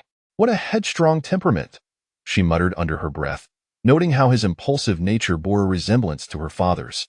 Just then, she heard a noise at the cave entrance and hurried over to investigate, breathing a sigh of relief upon seeing a figure without clothing. Indeed, it was Fong Chung returning. Why did you take so long?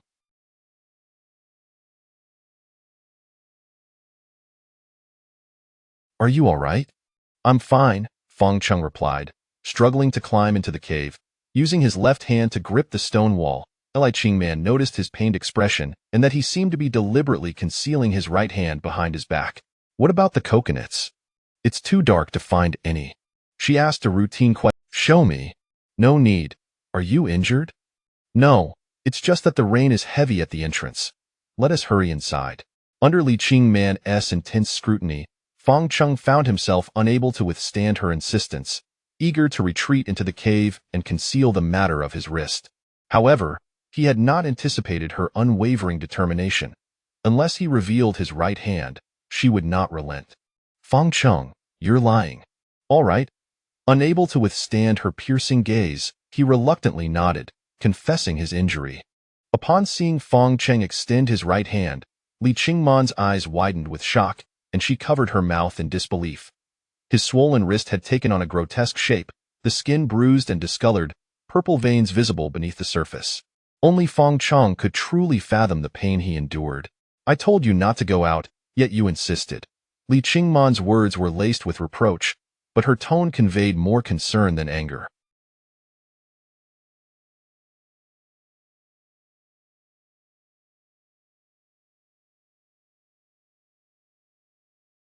Tears welled in her eyes as she continued. Injured like this, it must hurt terribly. It's all right. It doesn't hurt anymore. Fang Cheng felt a rush of emotions as he witnessed her distress. It was a strange sort of happiness mingled. I just encountered that ram we saw earlier. Fang Cheng felt a tinge of embarrassment admitting that he had been tossed by a ram, yet he recounted the events to Li Qingman. Upon hearing his account, Li Qingman was astonished. She recalled Fang Cheng mentioning that the ram was not to be trifled with, but she had dismissed it, associating rams with docility. The fact that this one could have thrown Fang Cheng was indeed alarming. Do you have any other injuries? Li Qingman pressed, unwilling to let him off the hook. No, just my wrist from landing. With a serious expression, Li Qingman stated, you can never go out alone again. Wherever you go, I will accompany you. If we encounter that ram again, at least you will have help. Fang Cheng shook his head. That would be even more dangerous. That ram is not easy to handle. Are you saying I'm a burden? Li Qingman arched an eyebrow. No, that's not what I meant. I'm just worried about your safety, he hastily clarified. Li Qingman felt a warmth in her heart and teased with a light laugh. Well, at least you know how to use your words. Chapter 54. The birth of a weapon returning to the cave. The atmosphere was warm and dry, a stark contrast to the relentless downpour outside, creating an entirely different world. Fang Cheng sat quietly in the corner where he usually slept, his gaze fixed on Li Qingman's silhouette before the fire, his mind replaying the perilous scene from earlier. Had it not been for that spear, he might have never had the chance to return to the cave and see Li Qingman again. Is your hand feeling any better? Li Qingman gently approached Fang Cheng, her concern evident in her voice as she offered him half a coconut shell filled with the coconut flesh she had. The tender white meat, still steaming from the fire, released a fragrant aroma that made one's mouth water uncontrollably. It's much better now. The swelling has diminished significantly, he replied, though nonetheless, hunger gnawed at him, and upon seeing the food, his eyes sparkled with anticipation. Eagerly, he accepted the coconut shell and began to stuff the coconut meat into his mouth with his left hand. Be careful, it's very more than his eating. She was concerned for his injury. As Fang Cheng savored the coconut, he praised Li Qingman for her ingenuity in preparing the coconut meat this way, which was far more enjoyable than eating it directly. Moreover, the method of completely carving out the flesh was truly satisfying, allowing him to consume it without pause. By the way, how did you manage to extract all this? They had always resorted to smashing the coconut shells and gnawing at them in the past. Seeing the look of bewilderment on his face, Li Qingman proudly replied, Do you remember the basalt rocks you brought back? I had some free time during the day, so I ground one of the longer stones into a sharp point, which I could then use as a chisel. It's truly effective, she exclaimed, retrieving a rectangular piece of basalt to demonstrate her handiwork. Recognizing the rock as one he had selected just the day before for the purpose of crafting a stone chisel, Fang Cheng was astounded at how quickly Li Qingman had shaped it into a functional tool. The chisel was approximately 3 fingers wide and about 25 centimeters long, flat and sturdy, perfectly suited for the task at hand. With her skillful grinding, the narrow end had become sharp enough to serve its purpose, needing only a bit more refinement on the edges. You made this? Fang Cheng was rendered. Li Qingman, as if showcasing her achievement, spoke in a half-teasing, half-proud tone. What do you think? Quite impressive, isn't it? Impressive? It's nothing short of perfection. Fang Cheng showered her with genuine praise, realizing in that moment that in certain aspects, he felt inferior to her. Perhaps this was why fate had brought him to this deserted island accompanied by Li Qingman. While no one is flawless, they each possessed unique strengths that must be combined to survive together. I never expected you could fashion such a remarkable tool, he exclaimed. You'd be surprised by what I can do, Li Qingman replied with a hint of pride, rising to the corner to select another hard coconut. Fong Cheng thought to himself how thoughtful she was, recognizing his hunger and fetching another coconut for him. Just as he was about to express his gratitude, he heard her excitedly say, "And I've discovered that this chisel is incredibly useful for opening coconuts." As she spoke, with a satisfying crack, the coconut shell easily split open, and the sharp chisel effortlessly penetrated inside. See? Isn't that impressive? Li Qingman laughed joyfully at her success in opening the coconut. With the chisel in hand, even without Fong Cheng's strength, she could now open coconuts with ease, and the fulfillment of having crafted the tool herself was beyond words. Witnessing the effortless opening of the coconut, Fong Cheng was equally astonished, nodding in approval. Wow, that's extraordinary. You re as dense as a rock. Fong Cheng was left bewildered, realizing how little he understood Li Qingman despite their time together. The opened coconut was soon prepared and presented to him, and although Li Qingman felt a tinge of disappointment at his lack of heartfelt praise, she understood that Tomorrow, I'll refine it further. It should become even more effective, she mentioned casually, yet Fong Cheng took her words to heart. If it could be sharpened further, it would certainly excel at opening coconuts and carving out the flesh. But what if it could be used against beasts, such as the large ram he had encountered in the woods today? Are you contemplating something? Li Qingman observed the furrow in Fong Cheng's brow as he fell silent. That should be feasible, as long as it's sharpened sufficiently. Wouldn't it then qualify as a weapon? Li Qingman speculated. Exactly. What we lack now is a sharp weapon capable of piercing the thick hide of that ram. Only by taking down that beast can we ensure our safety on this island. Fong Cheng's concerns were not unfounded. He had narrowly escaped the ram's horns today, and had Li Qingman encountered it alone, the outcome could have been dire. For Fong Cheng, any threat to their safety could not be allowed to persist. Chapter 55, Nestled in Slumber. To be honest, are you contemplating that grand ram, thinking about indulging in mutton? Li Qingman nestled beside Fong. As their relationship deepened, she increasingly shed her aloof and proud demeanor in his presence, her smiles multiplying with each passing day. Fong Cheng protested vehemently, "By heaven's conscience, my concern for that ram is solely out of fear for your safety." With her chin resting on her hand and her finger playfully tapping her cheek, Li Qingman replied with a radiant smile, "What danger could possibly befall me? I cannot be by your side at all times. Should you encounter that ram alone one day, wouldn't that be perilous?" "Oh, so you genuinely worry for me." "Of course," Fong Cheng exclaimed without a moment's hesitation, perfectly aligning with Li Qingman's desires, as she yearned for him to acknowledge and voice his concern for her well-being. Noticing her suppressed laughter, Fong Cheng suddenly realized he had fallen into her trap, his cheeks flushing crimson with embarrassment. I truly meant it," he mumbled, his gaze lowered. "Indeed, I am well aware," Li Qingman beamed. Fong Cheng added, "Of course, I must admit I harbor a slight craving for mutton as well." Li Qingman playfully chided, "Would it kill you to keep that last part to yourself?" As the long night stretched on, Li Qingman, having fallen asleep against Fong Cheng's shoulder, experienced the closest intimacy they had shared since arriving on the island, a scene Fong Cheng had never dared to dream of. Gazing at the sleeping Li Qingman, her exquisite and enchanting visage captivated him. An impulsive idea struck him: to steal a gentle kiss on her forehead while she slumbered. Yet, as the thought crossed his mind, he hesitated, fearing that even the slightest movement might rouse her, leading to an undeniably awkward moment should she catch him in the act. Ultimately, he wrestled with the decision, feeling he might miss a splendid opportunity. Driven by instinct, Fong Cheng turned his head, nervously placing a swift kiss on Li Qingman's forehead before quickly returning to his previous position, feigning nonchalance as if nothing had occurred.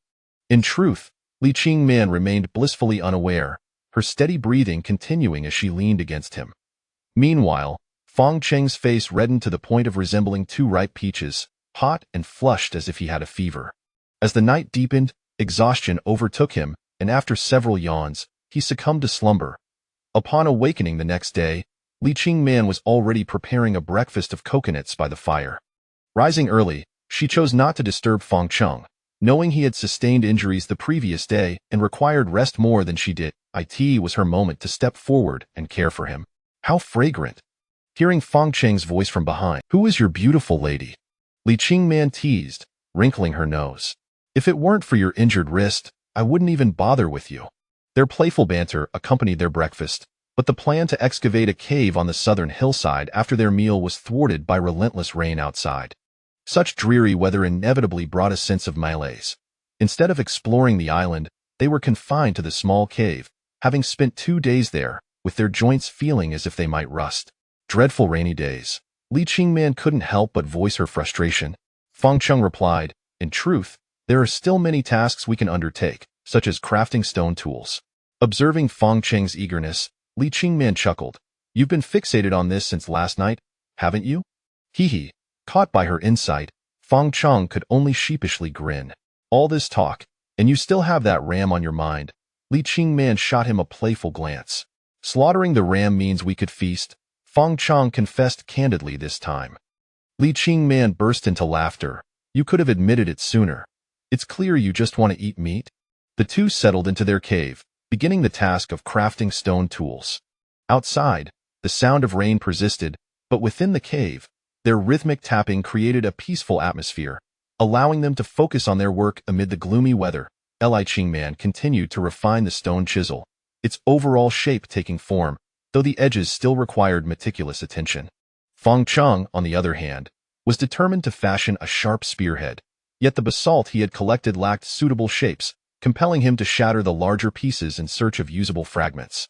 Breaking stones was no easy task, and with only his left hand capable of exerting force, Fang Cheng labored intensely, eventually managing to crack several sizable basalt rocks, finally unearthing a few pieces that were appropriately shaped for spearheads. Having found suitable stones, the next step was to begin the polishing process. However, as he attempted to grind them down, Fang Cheng repeatedly faced setbacks. The stones were either too thin or too brittle, shattering with just a few strokes, leaving him frustrated at the destruction of his hard-earned samples. Perhaps you should let me take over, Li Qingman suggested, noticing Fang Cheng's mounting frustration, hoping to soothe his spirits. All right, it seems this task may not be suited for me, he conceded, realizing that all the basalt he had brought back was now in ruins, leaving him without a single decent semi-finished product. He accepted the reality that in the realm of delicate craftsmanship, Li Qingman might indeed be more adept than he. Li Qingman smiled gently. You should sit and rest. We'll continue once your hand has healed. Fang Cheng rubbed his nose, awkwardly smiling. I feel guilty just sitting here watching you work. Perhaps I should venture outside after all. You still want to go out? Li Qingman replied, her tone disapproving. I've ruined all the basalt stones in the cave. I wish to gather more from the cliff, Fang Cheng said with a charming smile, hoping to sway her decision. Li Qingman fixed him with a piercing gaze, her expression a mix of emotions. After a moment's contemplation, she finally spoke, Very well, if you wish to go, then go. You agree? Fang Cheng exclaimed with unbridled joy, having expected her to firmly refuse. Li Qingman's expression conveyed reluctant acceptance as she shook her head. Even if I say you cannot go, would you heed my words? Chapter 56. The corpse washes ashore emerging from the cave. The relentless downpour showed no signs of abating. Gazing at the churning, murky waves along the coastline, Fang Cheng couldn't help but shake his head. This was hardly good news. While the heavy rain brought ample drinking water, it also rendered their means of procuring food exceedingly limited. With the absence of fish, shellfish, and conch that could typically be gathered from the beach, the two were left particularly deficient in protein, an essential nutrient for the human body. Sustaining themselves solely on coconuts was an unsustainable endeavor. Despite most of the beach being submerged beneath the rising tide, Fang Cheng felt a flicker of hope as he passed by a stretch of white sand. If fortune favored him and he could find 1 or 2 large crabs, it would be a most exhilarating discovery. Once on the beach, he dared not venture too close to the water's edge. The waves were formidable, and a moment's inattention could see him swept away into the sea. Treading carefully along the shoreline, he found nothing of worth. Under such torrential rain, the fish, shrimp, and crab, Fang Cheng suppressed a curse, reminding himself that maintaining a positive mindset was paramount for survival. To test his luck once more, he traversed the beach again, his spear poking the sand in a futile search. Unfortunately, his efforts yielded no rewards. What was absent remained so. After 3 laps, he came to the realization that hoping to find food on the beach in such weather was utterly unrealistic. With no other option, he resigned himself to abandoning the search and turned towards the hills on the southern side of the island. Just as he was about to leave, a colossal wave surged forth. Though he had positioned himself a considerable distance back, he was unable to evade the oncoming tide.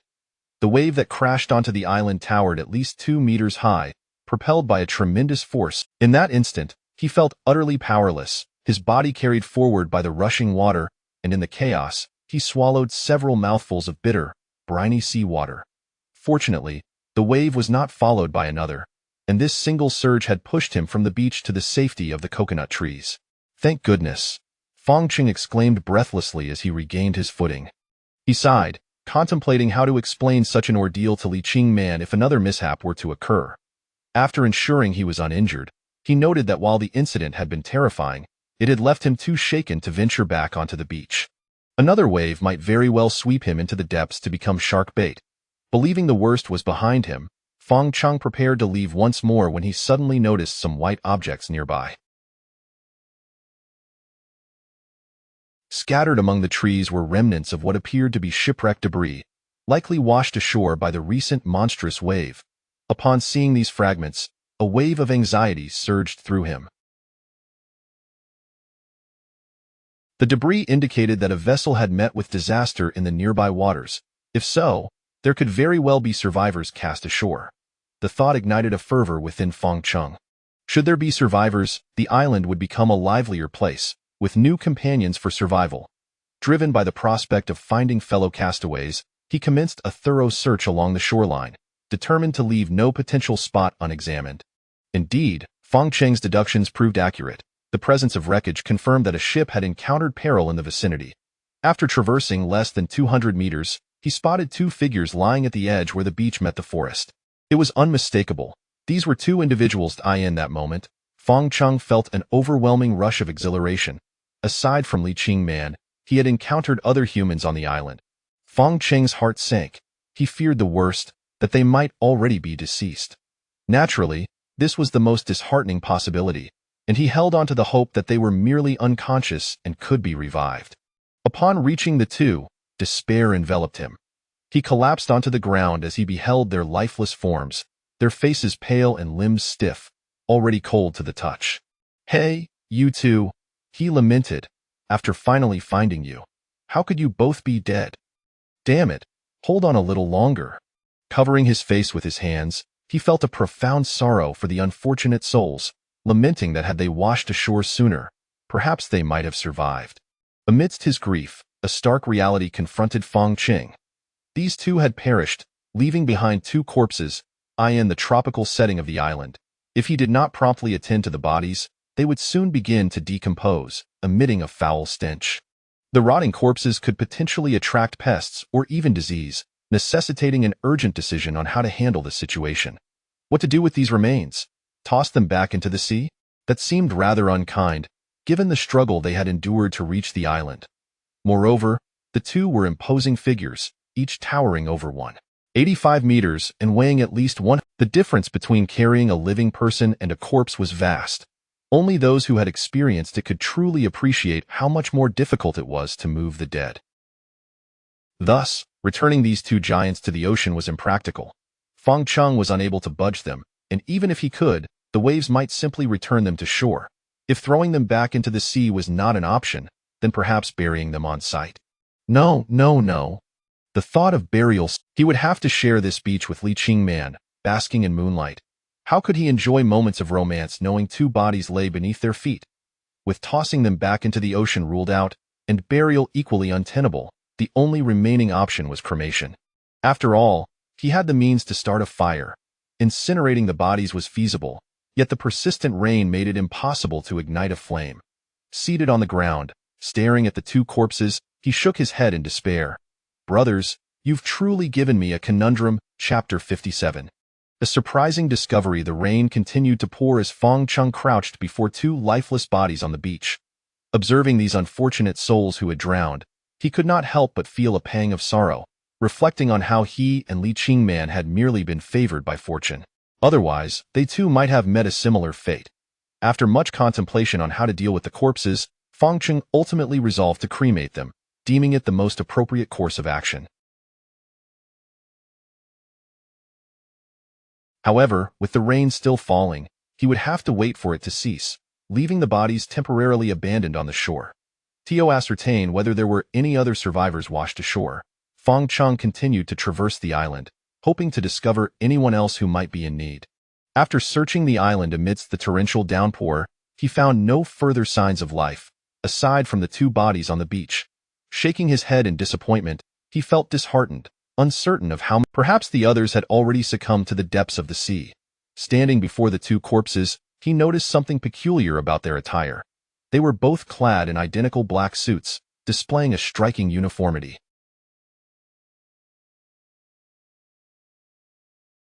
Earlier, he had been solely focused on the possibility of other survivors, neglecting to pay much attention to their clothing.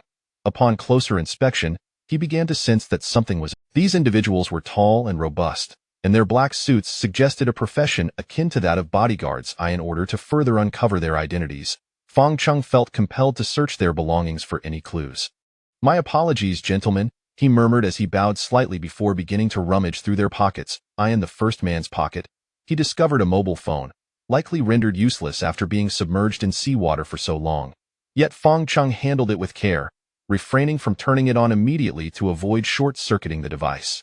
He resolved to dry it out in the cave before attempting to power it on again. Aside from the phone, there were no other items on the first individual, prompting him to proceed to the second. Noticing that the second man lay on his side, Fang Cheng quickly spotted a walkie-talkie tucked behind his waist. This discovery seemed to validate his earlier suspicions. The matching attire and the presence of the walkie-talkie suggested they were indeed bodyguards. After retrieving the walkie-talkie, he turned the man over to continue his search. Suddenly, Fang Cheng's palm encountered something hard, causing him to tense up. With cautious exploration, he pulled out a black handgun from the man's pocket. A gun! The sight of the weapon sent a shiver down Fang Cheng's spine. An unsettling chill enveloping him. It became evident that these were no ordinary bodyguards, as they bore arms. The implications of their identities weighed heavily on his mind. In shock, he opened the magazine, gasping in astonishment at the sight of a bullet nestled within. Amidst the downpour, Fang Cheng found himself lost in thought, gripping the gun tightly. Upon returning to the cave, Li Qingman sat beside the fire, diligently crafting stone tools. The inclement weather prevented any outdoor activities, making this an ideal way for her to pass the time. "Did anything go awry?" she inquired. "Not at all," Fang Cheng replied, observing her as she set aside her work. "Didn't you go to gather stones?" "Where are they?" "I discovered something else," he said, stepping closer and revealing a gleaming black handgun that he had hidden behind his back. Li Qingman's heart raced, nearly leaping into her throat as she stared at the weapon in disbelief. "How did you come by a gun? Where did you find it?" she asked, panic lacing her voice. Fang Cheng explained, "I encountered two bodies on the beach and found it among their possessions." "You mean to say there are victims who washed ashore?" Li Qingman's excitement surged. The possibility of others surviving meant that ships could be traversing this area. If there were vessels nearby, it signified a chance for their rescue. Fang Cheng, however, remained less optimistic. If their island lay on a shipping lane, it was implausible that no boats had appeared in over a month. The ill-fated ship might have met its demise in another sea, with the wreckage and victims merely swept to their island by the storm. Let us not get our hopes up. They could very well be like us, carried here by the currents or the tempest after their own misfortunes, he cautioned, dousing her enthusiasm with a dose of realism. Li Qingman pouted in disappointment. "So what now?" Fang Cheng handed her the handgun, instructing, "You should keep this." Startled, she instinctively recoiled, fear evident in her eyes. "What do you want me to do with it?" "There's still a bullet in the chamber." "That only makes me more reluctant to accept it," Fang Cheng insisted. "After much consideration, I believe it's best that you safeguard this weapon. We don't know what dangers lurk on this island, and having a means of protection will at least ensure your safety." Touched by his words, Li Qingman felt a swell of emotion. In their predicament, Fang Cheng's trust in her to hold the only gun and bullet signified her importance in his eyes.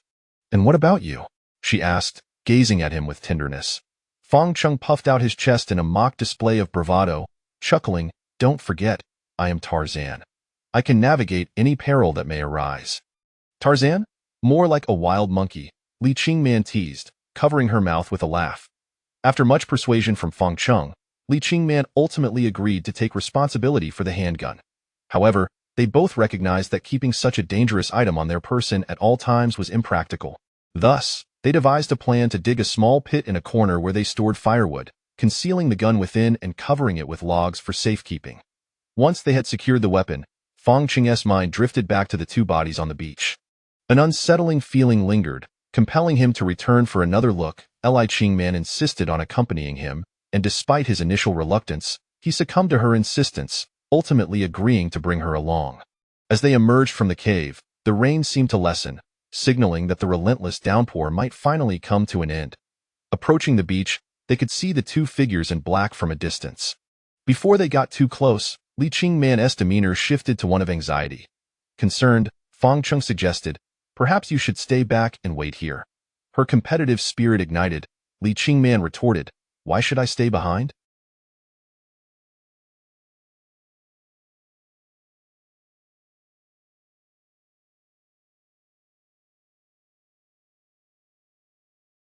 They re-just corpses. What is there to fear? Chapter 58. A woman drifts in as the two emerged from the cave and set foot on the beach. The relentless downpour that had persisted for several days finally ceased. The weather on the island underwent an immediate transformation. Just moments ago, the sky had been cloaked in dark clouds, but now it was radiant with brilliant sunshine. Coupled with the searing heat of the sun, the beach quickly became oppressively warm. Such is the nature of tropical weather. Having resided on the island for quite some time, they had grown somewhat accustomed to it.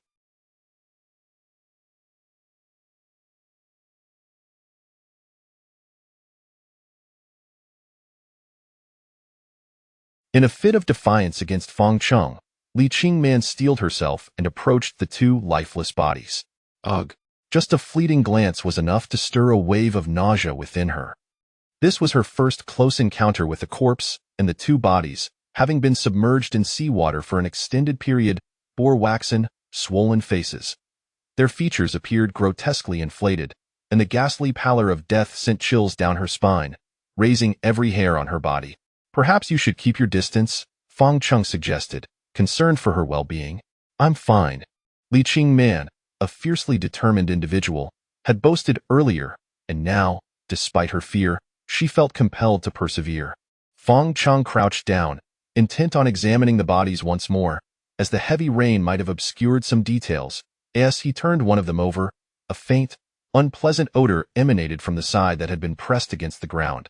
Akin to that of a dead rat, yet far more repugnant, Li Qingman instinctively covered her mouth and nose, while Fang Cheng, undeterred by the stench, resumed searching the pockets of the deceased. Regrettably, he found nothing of significance.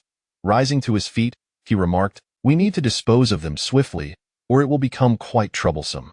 "How do we dispose of them?" she asked. "By cremation."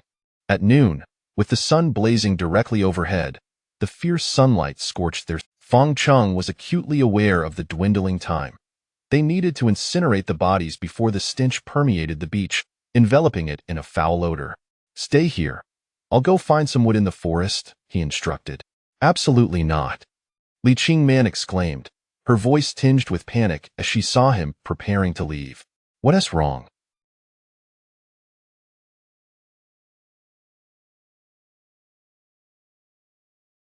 "Is there an issue?" Fang Cheng turned back, puzzled. Casting a wary glance at the two corpses, Li Qingman took a step closer to him, feigning calm as she said, "Your hand is injured. You can't manage anything too strenuous. I must accompany you." Fang Cheng smiled faintly, recognizing that her insistence was rooted in her fear of the bodies. He chose not to address it directly, simply stating, "Very well, you can join me in gathering wood." One of the island's greatest advantages lay in its. After nearly 2 hours of toil in the forest, they finally gathered a sufficient amount of wood, primarily broken branches and vines uprooted by the storm. Unfortunately, the materials were damp and thus unkindled, necessitating exposure to the sun on the beach.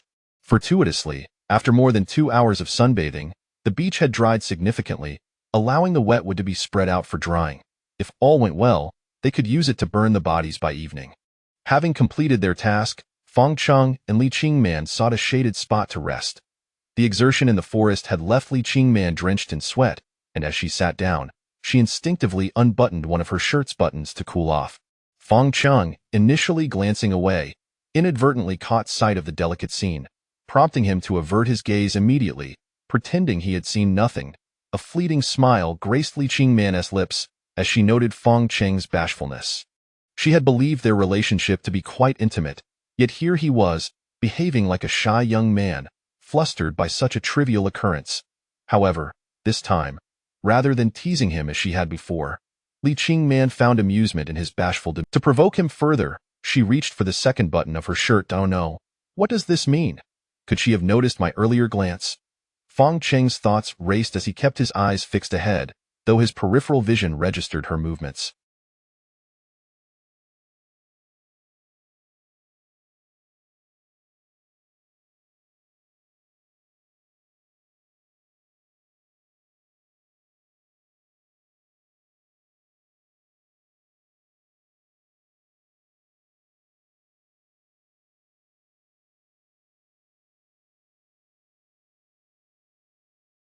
As she reached for the second button, an electric surge coursed through Fang Cheng's veins, igniting a fierce blush that rendered his cheeks as hot as a searing iron. Fang Cheng, Li Qingman called softly, her voice laced with a beguiling charm that nearly rendered him paralyzed with trepidation. His heart raced, and he was left at a loss for words, panic swelling within. What do I do? What do I do? He fretted internally. Just then, something dark appeared to be swept ashore by the waves ahead, capturing Fang Cheng's attention. Instantly alert, he focused intently, convinced it resembled a human figure. Look over there. Something seems to be washing ashore. Fang Cheng exclaimed, relief flooding him as he stood and pointed toward the beach. Following his gesture, Li Qingman indeed spotted a dark object being washed onto the sand. She pouted, feeling somewhat disappointed. They had been on the verge of a captivating moment, only for Fang Cheng to seize this opportunity to escape. That looks like a person, Fang Cheng remarked. What on earth is happening today? Li Qingman murmured, astonished that 3 people had suddenly appeared on this previously desolate island. Eager to ascertain the identity of the shadowy figure, they hurried towards the beach. As they approached, they discerned a figure clad in black, lying face down in the sand. Fang Cheng quickly dashed over, turning the person onto their back. It's a woman. As he beheld the long, disheveled hair, pale complexion, and chilling coldness of her body, a wave of foreboding washed over him. Surely, this could not be yet another lifeless corpse. Perhaps there is still hope. Li Qingman scrutinized the woman closely, noting subtle differences from the previously discovered bodies. While those had been grotesquely swollen and lifeless, this woman, though pale, had not yet reached that ghastly state. Fang Cheng checked for her pulse and, upon touching her neck, felt a faint thrum beneath his fingertips. She is alive. She is still alive. The realization ignited a surge of elation in both Fang Cheng and Li Qingman. Chapter 59. She has disappeared. She is alive. Fang Cheng exclaimed with a laugh that echoed with relief. Li Qingman joined in the joyous laughter, for after discovering the bodies of 2 victims, they had finally encountered a... Having spent nearly 2 months on this desolate island, their only means of communication had been with each other. Rescuing this woman meant they would gain another companion in their solitude. She still breathes, but she has fainted. Fang Cheng assessed the woman's body, noting the absence of visible injuries or swelling. It appeared she had not sustained harm prior to her plunge into the water. The reasons for her unconsciousness could be manifold: exhaustion, loss of body heat, or even choking on seawater. With Li Qingman's assistance, Fang Cheng positioned the woman across his knees, diligently pressing on her back in an attempt to expel the seawater trapped within her. After approximately 5 minutes of this endeavor, a sudden "wow" erupted as the woman expelled a torrent of yellowish fluid. However, she remained in a state of unconsciousness. Observing the woman's pitiful condition, Li Qingman was reminded of her own past ordeal. She too had once succumbed to unconsciousness, only to be rescued and revived by Fang Cheng. She is quite weak and requires water, Li Qingman remarked, her concern for the woman's well-being palpable perhaps due to her own shared experience. You stay here with her while I fetch some water from the cave. Time was of the essence, and Fang Cheng hurriedly set off towards the cave without delay. Left on the beach were Li Qingman and this unfamiliar woman. The sun had descended to the horizon, and darkness would soon envelop the sky. Li Qingman gently opened the woman's clothing, hoping to facilitate her breathing and hasten her recovery.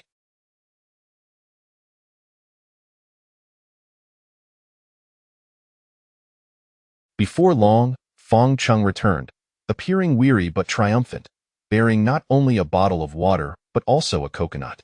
The water is here. Quickly, let us give it to her, he urged, handing the bottle to Li Qingman. She took the water, propping the woman against herself and cautiously prying her mouth open to administer the water drop by drop.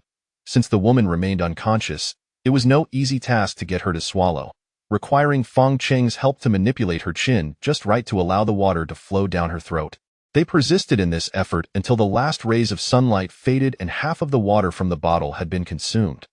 Now, all that remained was to wait for the woman to regain consciousness. What about that coconut? Li Qingman inquired, having initially thought it was meant for the woman. To her surprise, Fang Cheng had left it untouched. It contains kindling, he explained. Kindling? Li Qingman questioned, incredulous. Fang Cheng opened the coconut shell, revealing it to be hollowed out and filled with charcoal. Li Qingman gasped in astonishment, unable to contain her admiration.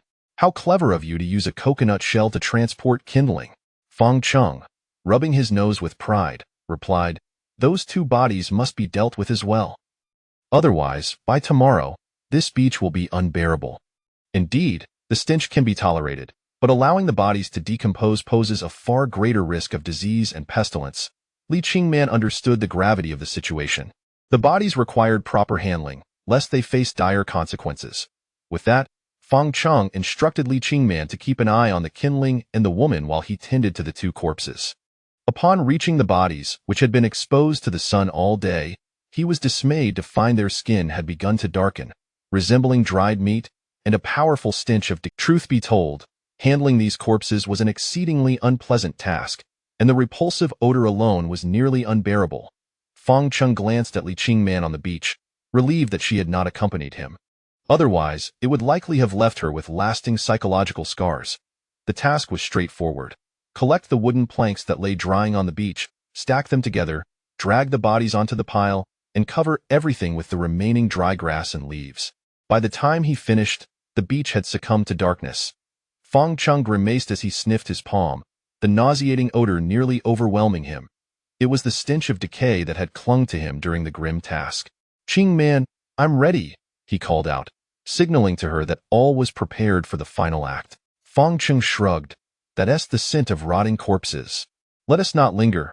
Ignite it quickly, she urged, unable to bear the stench any longer. Fang Cheng took the coconut, opened it to reveal the flickering embers inside, and poured them onto the prepared pile of dry grass. After blowing gently on the embers, a swirl of white smoke rose, and with a few more breaths, a flame ignited, roaring to life and illuminating the beach with a brilliant blaze that soared 3 to 5 meters high. The acrid smell of burning flesh filled the air, a pungent reminder of the grim task they had undertaken. Fang Cheng and Li Qingman shared a silent understanding, both aware of the source of the odor. What about the woman? She is still lying on the beach, Fang Cheng replied casually. However, as he cast a glance towards the sand, an unsettling realization struck him. Where once lay the woman, there was now nothing but emptiness. She is gone, Fang Cheng exclaimed in alarm, his voice tinged with disbelief. Li Qingman turned to look, a chill coursing through her, as she realized the woman she had just tended to had inexplicably vanished without a trace. What is happening? Her voice trembled as the horrifying realizations. A living person had seemingly disappeared into thin air, leaving only an unsettling void behind. Chapter 60. The search in the woods. The sudden turn of events left both Fang Cheng and Li Qingman. Just moments ago, there had been a living person lying on the beach, yet now, not even a shadow remained. Li Qingman's lips trembled as she nervously exclaimed, I distinctly placed her on the sand. This is impossible. She should still be unconscious. Perhaps she has regained consciousness, Fang Cheng replied. He was a staunch atheist, having been educated to dismiss any notions of the supernatural. However, after all, even the starry sky appeared altered here, and the true location of this island remained an enigma. Regardless of the circumstances, we must find her, Fong Cheng asserted. The fire continued to blaze fiercely, its flames illuminating much of the beach. At this moment, there was no time to dwell on the two bodies destined to become ashes. Locating a living person was of utmost importance. If she has woken on her own, she must be extremely weak and likely hasn't gone far.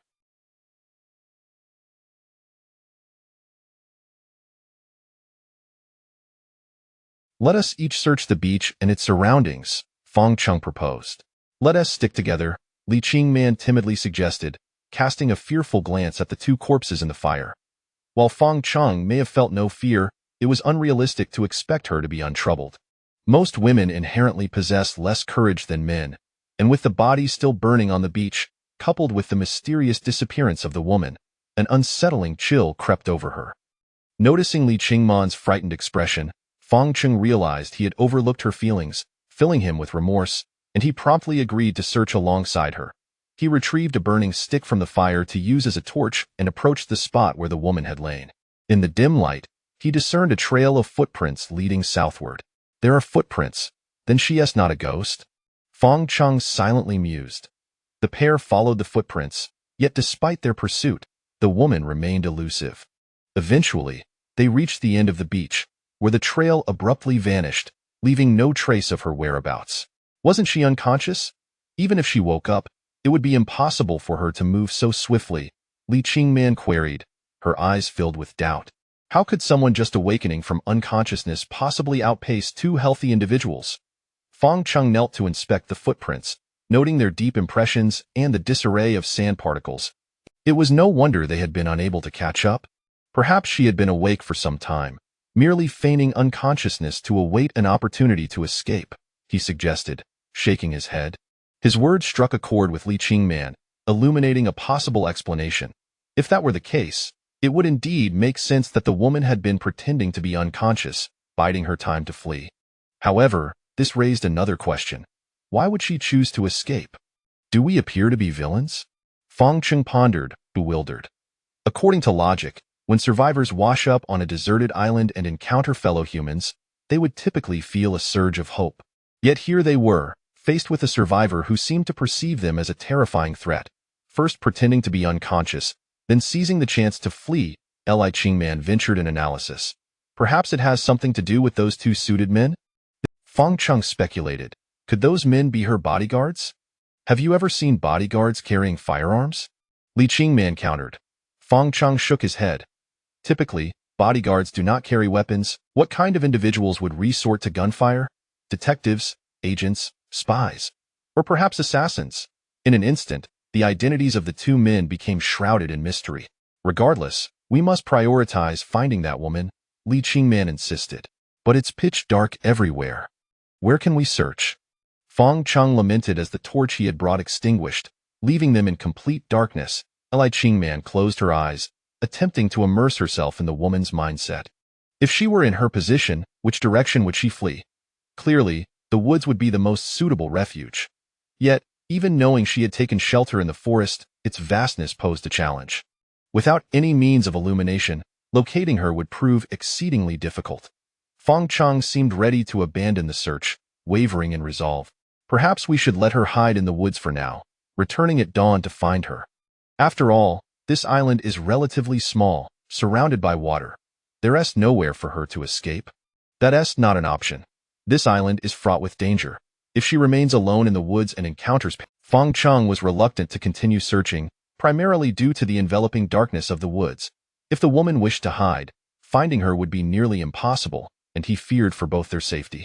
Conversely, Li Qingman was unwilling to accept the fate of a living survivor turned victim. It was understandable, given the tedium of their existence on the island.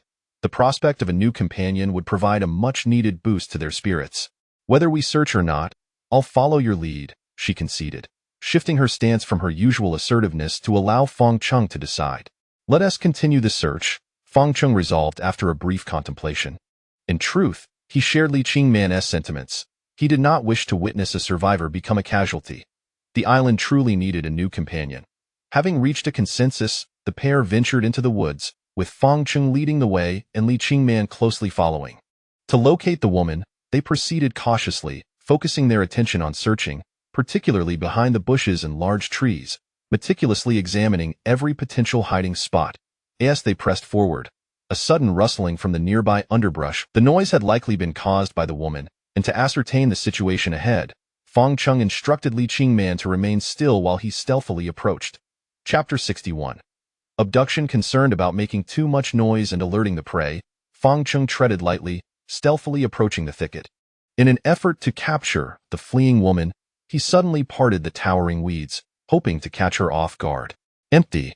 However, upon witnessing the scene before him, the thicket was utterly devoid of the woman he sought, leaving him to splendidly grasp at nothingness. It seemed that the earlier commotion had likely been caused by some nocturnal creature on the island, leading Fang Cheng to mistakenly attribute the noise to the woman. Just as Fang Cheng contemplated retreating, a dark figure suddenly sprang forth from behind a nearby tree. The shadow moved with such swiftness that there was scarcely time for reaction. No matter how quickly he ran, he would not arrive in time.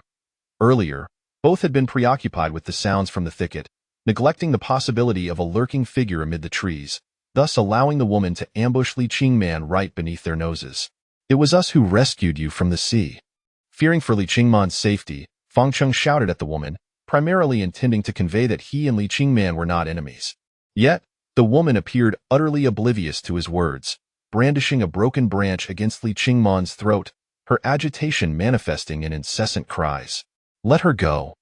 The two shouted over one another, their communication a futile. In stark contrast, Li Qingman, caught between the two, exhibited remarkable composure.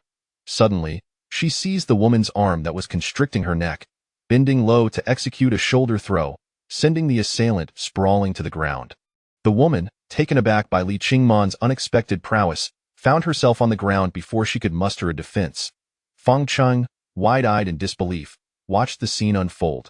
He had heard of Li Qingman's judo training at the company, her prowess earning her accolades in amateur competitions, but witnessing it firsthand left him speechless with astonishment. Gazing at the woman now lying on the ground, Fang Cheng felt a wave of relief wash over him. Li Qingman was no longer in danger. Simultaneously, he silently thanked his stars that he had never provoked her in the past. Noticing Fang Cheng's hesitation, Li Qingman shouted, "What are you standing there for? Come over here." "Oh, coming." Regained from his stupor, Fang Cheng hurried forward, swiftly taking hold of the subdued woman, pinning her down securely. Realizing her predicament, the woman became agitated once more, struggling fiercely beneath Fang Cheng's grip. "Hey, can you at least listen to me? We mean you no harm."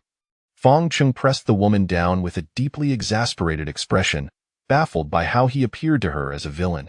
From the woman's accent, Li Qingman discerned a clue, signaling Fang Cheng to cease wasting breath. "It sounds like she is speaking Korean." Korean? Fang Cheng had not anticipated this. The woman, with her dark hair and eyes, had led him to mistakenly assume she was Chinese, only to discover she was Korean. Now, Fang Cheng understood why their earlier communication had been completely off-kilter. They were not even speaking the same language. Korean? Li Qingman inquired of the woman on the ground. Fang Cheng recognized Li Qingman's intelligence. Though neither of them spoke Korean, they understood English, which would facilitate their communication. "Can you speak English?" Li Qingman asked again. "Yes." The woman nodded. Fang Cheng shouted at her, "Listen carefully. We saved you." However, his tone and expression were somewhat brusque, startling the woman. Li Qingman gestured for Fang Cheng to step aside, wishing to converse privately with the woman. "Is that wise? What if there's danger?" Fang Cheng hesitated. "You saw just now, she can't harm me," Li Qingman assured him with a confident glance. "She is in no condition to pose any threat to me." Reluctantly, Fang Cheng acquiesced. "All right, I'll stand aside. Just shout if anything happens." Once Fang Cheng moved aside, Li Qingman helped the woman to her feet. Though the gesture appeared amicable, Li Qingman's demeanor was icy and formidable. After all, this woman had previously threatened her life with a branch, and Li Qingman was not magnanimous enough to forgive such an act. "Why did you do that?" "I'm sorry, I had no choice in that situation." "Why? Give me a reason." Li Qingman's gaze was steely, forcing the woman to avert her eyes in discomfort. I was afraid. I saw you kill the two people who drifted onto the island, and you were preparing to burn their bodies, the woman stammered. You only witnessed part. We did indeed burn their bodies, but that was necessary to prevent decay and foul odors. As for your claim that we killed those two, it is utterly baseless. Li Qingman glared at the woman, demanding, Did you see us kill anyone? No, I didn't. The woman, overwhelmed by Li Qingman's imposing presence, lowered her head and repeatedly apologized. I'm sorry, I didn't see it with my own eyes. I merely inferred it from seeing you burn the bodies. Li Qingman coldly retorted. So you thought fleeing was the answer? The woman meekly replied, Yes, I was afraid you would treat me like you did them. You're mistaken. Remember, we saved you and provided you with fresh water, Li Qingman stated. Thank you for saving me. The Korean woman continued to apologize. Please forgive my foolish actions earlier. Well, if you seek forgiveness, I have several questions that I would like you to answer truthfully. Li Qingman's icy demeanor softened slightly. She aimed to glean some understanding from the woman. The Korean woman nodded. Ask away. I will tell you everything I know. Chapter 62. The surge in the woods at night are hardly a suitable place to linger, as even the relentless mosquitoes are enough to drive one to distraction. Fong Cheng and Li Qingman escorted the Korean woman back to the beach, where the sea breeze offered a far more comfortable respite than the forest. The bonfire on the beach still burned. Its glow diminished. The two corpses within the fire had nearly been reduced to ash, and in an effort to incinerate them more thoroughly, Fong Cheng busied himself gathering wood to feed the flames, leaving Li Qingman to interrogate the Korean woman. Given that Fong Cheng could offer little assistance in her line of questioning, he preferred to avoid complicating matters further, remaining vigilant of the beach's situation to ensure Li Qingman's safety. What is your name?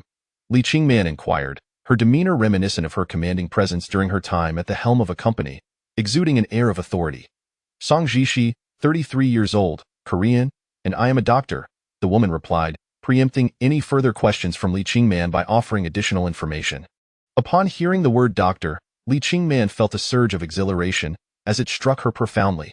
She and Fong Cheng had been striving for survival on this island, and while issues concerning water, fire, and shelter were gradually being resolved through their efforts, one formidable challenge remained: illness. Previously, Li Qingman had endured a bout of sickness, relying entirely on Fong Cheng's meticulous care and her own resilience to pull through. If Song Jishi were indeed truthful about her profession, the likelihood of the three of them being threatened by illness would significantly diminish. Are you truly a doctor? Li Qingman could hardly conceal her delight. It was precisely a physician that she and Fong Cheng needed most desperately, as if fortune had smiled upon them just when they required it. Song Jishi nodded eagerly, affirming, I am a surgeon. With the revelation of Song Jishi's medical background, Li Qingman's attitude toward her underwent a notable transformation. Her thoughts turned to discerning the woman's true nature, and once assured that she posed no threat to either. To alleviate the tension from earlier, Li Qingman initiated some light conversation. You're 33 years old? Yes. Do I appear older? Song Jishi responded, a hint of embarrassment coloring her cheeks, as if feeling insecure under Li Qingman's scrutiny. Li Qingman smiled. Not at all. I'm merely surprised. You claim to be 33, yet you look considerably younger. That's so? Thank you for the compliment. Song Jishi finally mustered the courage to meet Li Qingman's gaze. Until now, Li Qingman had not had the chance to properly observe Song Jishi's features, but now, illuminated by the firelight, she could appreciate her appearance. Indeed, Song Jishi appeared remarkably youthful, perhaps due to diligent self-care. She claimed to be 33 but resembled someone in their late 20s. Furthermore, her features were quite delicate, particularly her nose, which added a striking dimension to her face.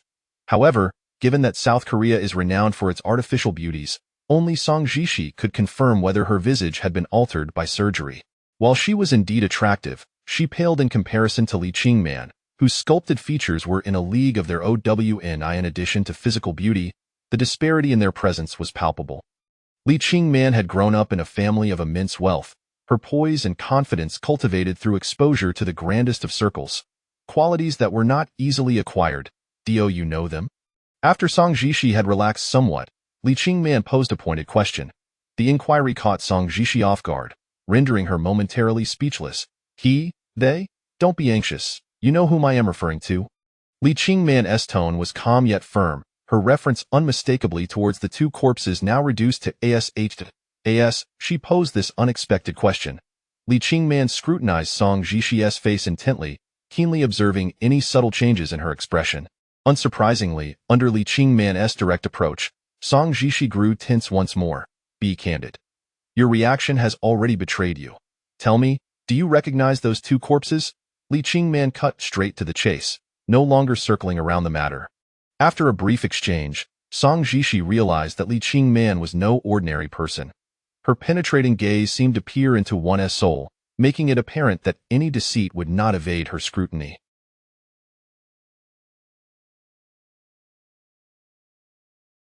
Consequently, Song Zhishi steeled herself to admit the truth. Indeed. I do know them. Who are they, and what is your connection to them? They? Song Zhishi hesitated, uncertain whether she should divulge the information. Stay here alone, Li Qingman declared, losing patience with the drawn-out conversation. She stood to leave, calling out to Feng Cheng, "We're leaving. Let her be. Wait, please."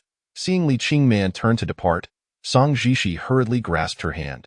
"Have you come to a decision?" Li Qingman asked coldly. "I'll tell you everything I know." Song Zhishi lowered her head. "They are assassins, and they came to kill me." Assassins?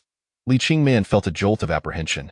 Previously, she and Feng Cheng had speculated that the two men might be operatives or assassins, but to have their suspicions confirmed was startling.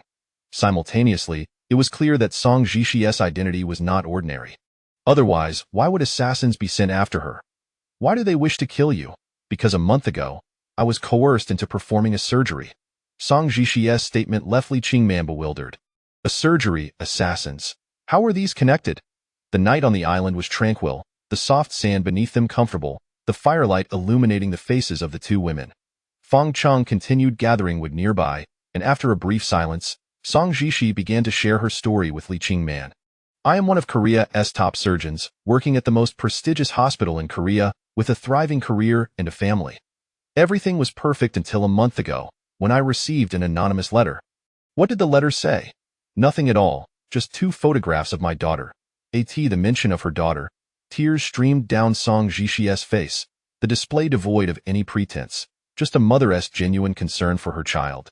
Chapter 63. A tragic fate upon witnessing Song Zhishi's eyes swollen and red from weeping. Li Qingman surmised the unfortunate circumstances. "Has your daughter been kidnapped?" "Yes." "Who are they?" "Initially, I was unaware, but they later discovered my phone number and address, threatening me that if I wished to save my daughter, I must comply with their demands." "What do they require of you?" Song Zhishi closed her eyes, her expression contorted with anguish. After a prolonged silence, she slowly opened her eyes and replied, "A surgical procedure." "A surgical procedure?" Li Qingman furrowed her brow, perplexed. This should not be the case. If a patient required surgery due to illness, they could simply go to the hospital. There would be no need for such elaborate schemes, including kidnapping and coercion, to compel Song Zhishi to perform this operation. After much contemplation, Li Qingman found herself bewildered by the numerous unanswered questions. She gazed at Song Zhishi, awaiting clarification. "Why did they target you?"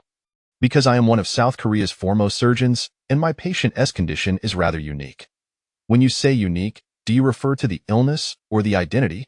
Song Zhishi nodded solemnly, stating, "Both.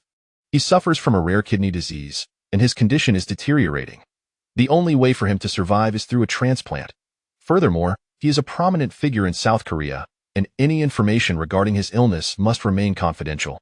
Li Qingman could not discern whether Song Zhishi's claim of prominence was exaggerated. Otherwise, there would be no need to keep his illness a secret. Though Song Zhishi did not explicitly state it, Li Qingman surmised that the identity of the individual requiring surgery was certainly significant. Kidney transplants are not exceedingly difficult procedures, so why resort to kidnapping your daughter?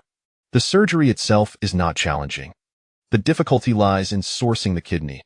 As she spoke, Song Zhishi's features twisted in distress, her expression reflecting profound torment as she cradled her face, unable to confront the reality. In that moment, Li Qingman seemed to grasp the gravity of the situation, a chilling wave coursing through her body as she looked at Song Zhishi with astonishment. "So, you..." Yes, I was compelled to perform an illegal organ transplant, Song Jishi confessed through tears, because the prominent individual required both kidneys replaced due to their rapid decline, and the innocent child who was subjected to the operating table was merely 18 years old. Song Jishi knelt before Li Qingman, recounting the circumstances of the surgery while simultaneously confessing her transgressions. From a distance, Fong Chung heard Song Jishi's cries and observed her kneeling before Li Qingman, perplexed by the situation. Nevertheless, seeing that Li Qingman appeared unthreatened, he refrained from intervening, leaving the matter for her to resolve. After listening to Song Jishi's confession, Li Qingman felt a profound heaviness in her heart, an indescribable sensation. A figure once regarded as a guardian angel, dedicated to saving lives, was now forced to commit acts that contradicted the very essence of medicine under the duress of power, staining her once pure hands with blood. I am acutely aware of my heinous sins, but had I not acted thus, my family and children would face certain death. I cannot hold you to account. I cannot fathom what choices I would make were I in your position. Li Qingman's eyes brimmed with tears as she empathized with Song Jishi's helplessness. What of your children and family? Are they safe now? I do not know. Since then, I have had no opportunity to contact them. And the surgery? How did that prominent individual fare? The surgery was successful. He has escaped danger and is able to live like a normal person. Li Qingman inquired, if the surgery was successful, then why is there an assassin sent to eliminate you? Song Jishi replied, precisely because the surgery succeeded. I must be eradicated from this world. This matter is an absolute secret for that prominent individual. Should it be exposed, he would face ruin. Therefore, he wishes for my demise. That prominent individual, unwilling to suffer disgrace, sought to ensure that the surgeon privy to the affair would vanish from existence. To resolve this inconvenience, they dispatched an assassin, intending to eliminate Song Jishi aboard a yacht. However, just as everything seemed to reach a conclusion, the yacht, as described by Song Jishi, likely navigated only in nearby waters, at most reaching international seas. How could it possibly appear on this small island after encountering a storm? It was essential to note that this place lay in the tropics, while Korea belonged to the temperate zone. Even in terms of latitude, the two locations were separated by thousands of miles. It is true. I assure you that everything I have stated is factual. Song Jishi's fervent demeanor reflected her desperation to convince Li Qingman of her truth, for these events had undeniably transpired in her life. Please, calm down and rest for. Fong Chung smiled at Li Qingman and remarked, how did your inquiries go? What did that Korean woman say? I saw her crying and begging before you. She is a pitiable soul. Li Qingman's eyes shimmered with sorrow as she recounted Song Jishi's ordeal to Fong Chung. Truly, an innocent person suffers for bearing precious burdens. Upon hearing Song Jishi's lamentable tale, Fong Chung sighed deeply, acknowledging the truth that ordinary individuals stand powerless before the might of authority. One's fate is forever dictated by others, with life or death resting beyond one's control. Carrying such a heavy burden of guilt, I believe she is genuinely tormented. When she tearfully confessed to me earlier, her emotions were raw. I choose to believe her. Fong Chung stated, since you have faith in her, I have no further objections. How we proceed is entirely up to you. Grateful, Li Qingman cast a thankful glance at Fong Chung. His support undoubtedly fortified her conviction in her judgment. I shall go and inform her. Shortly, we will escort her back to the cave. Allow me to handle it. I have a few questions I wish to pose to her. Chapter 64. A new companion. Hello, my name is Fong Chung.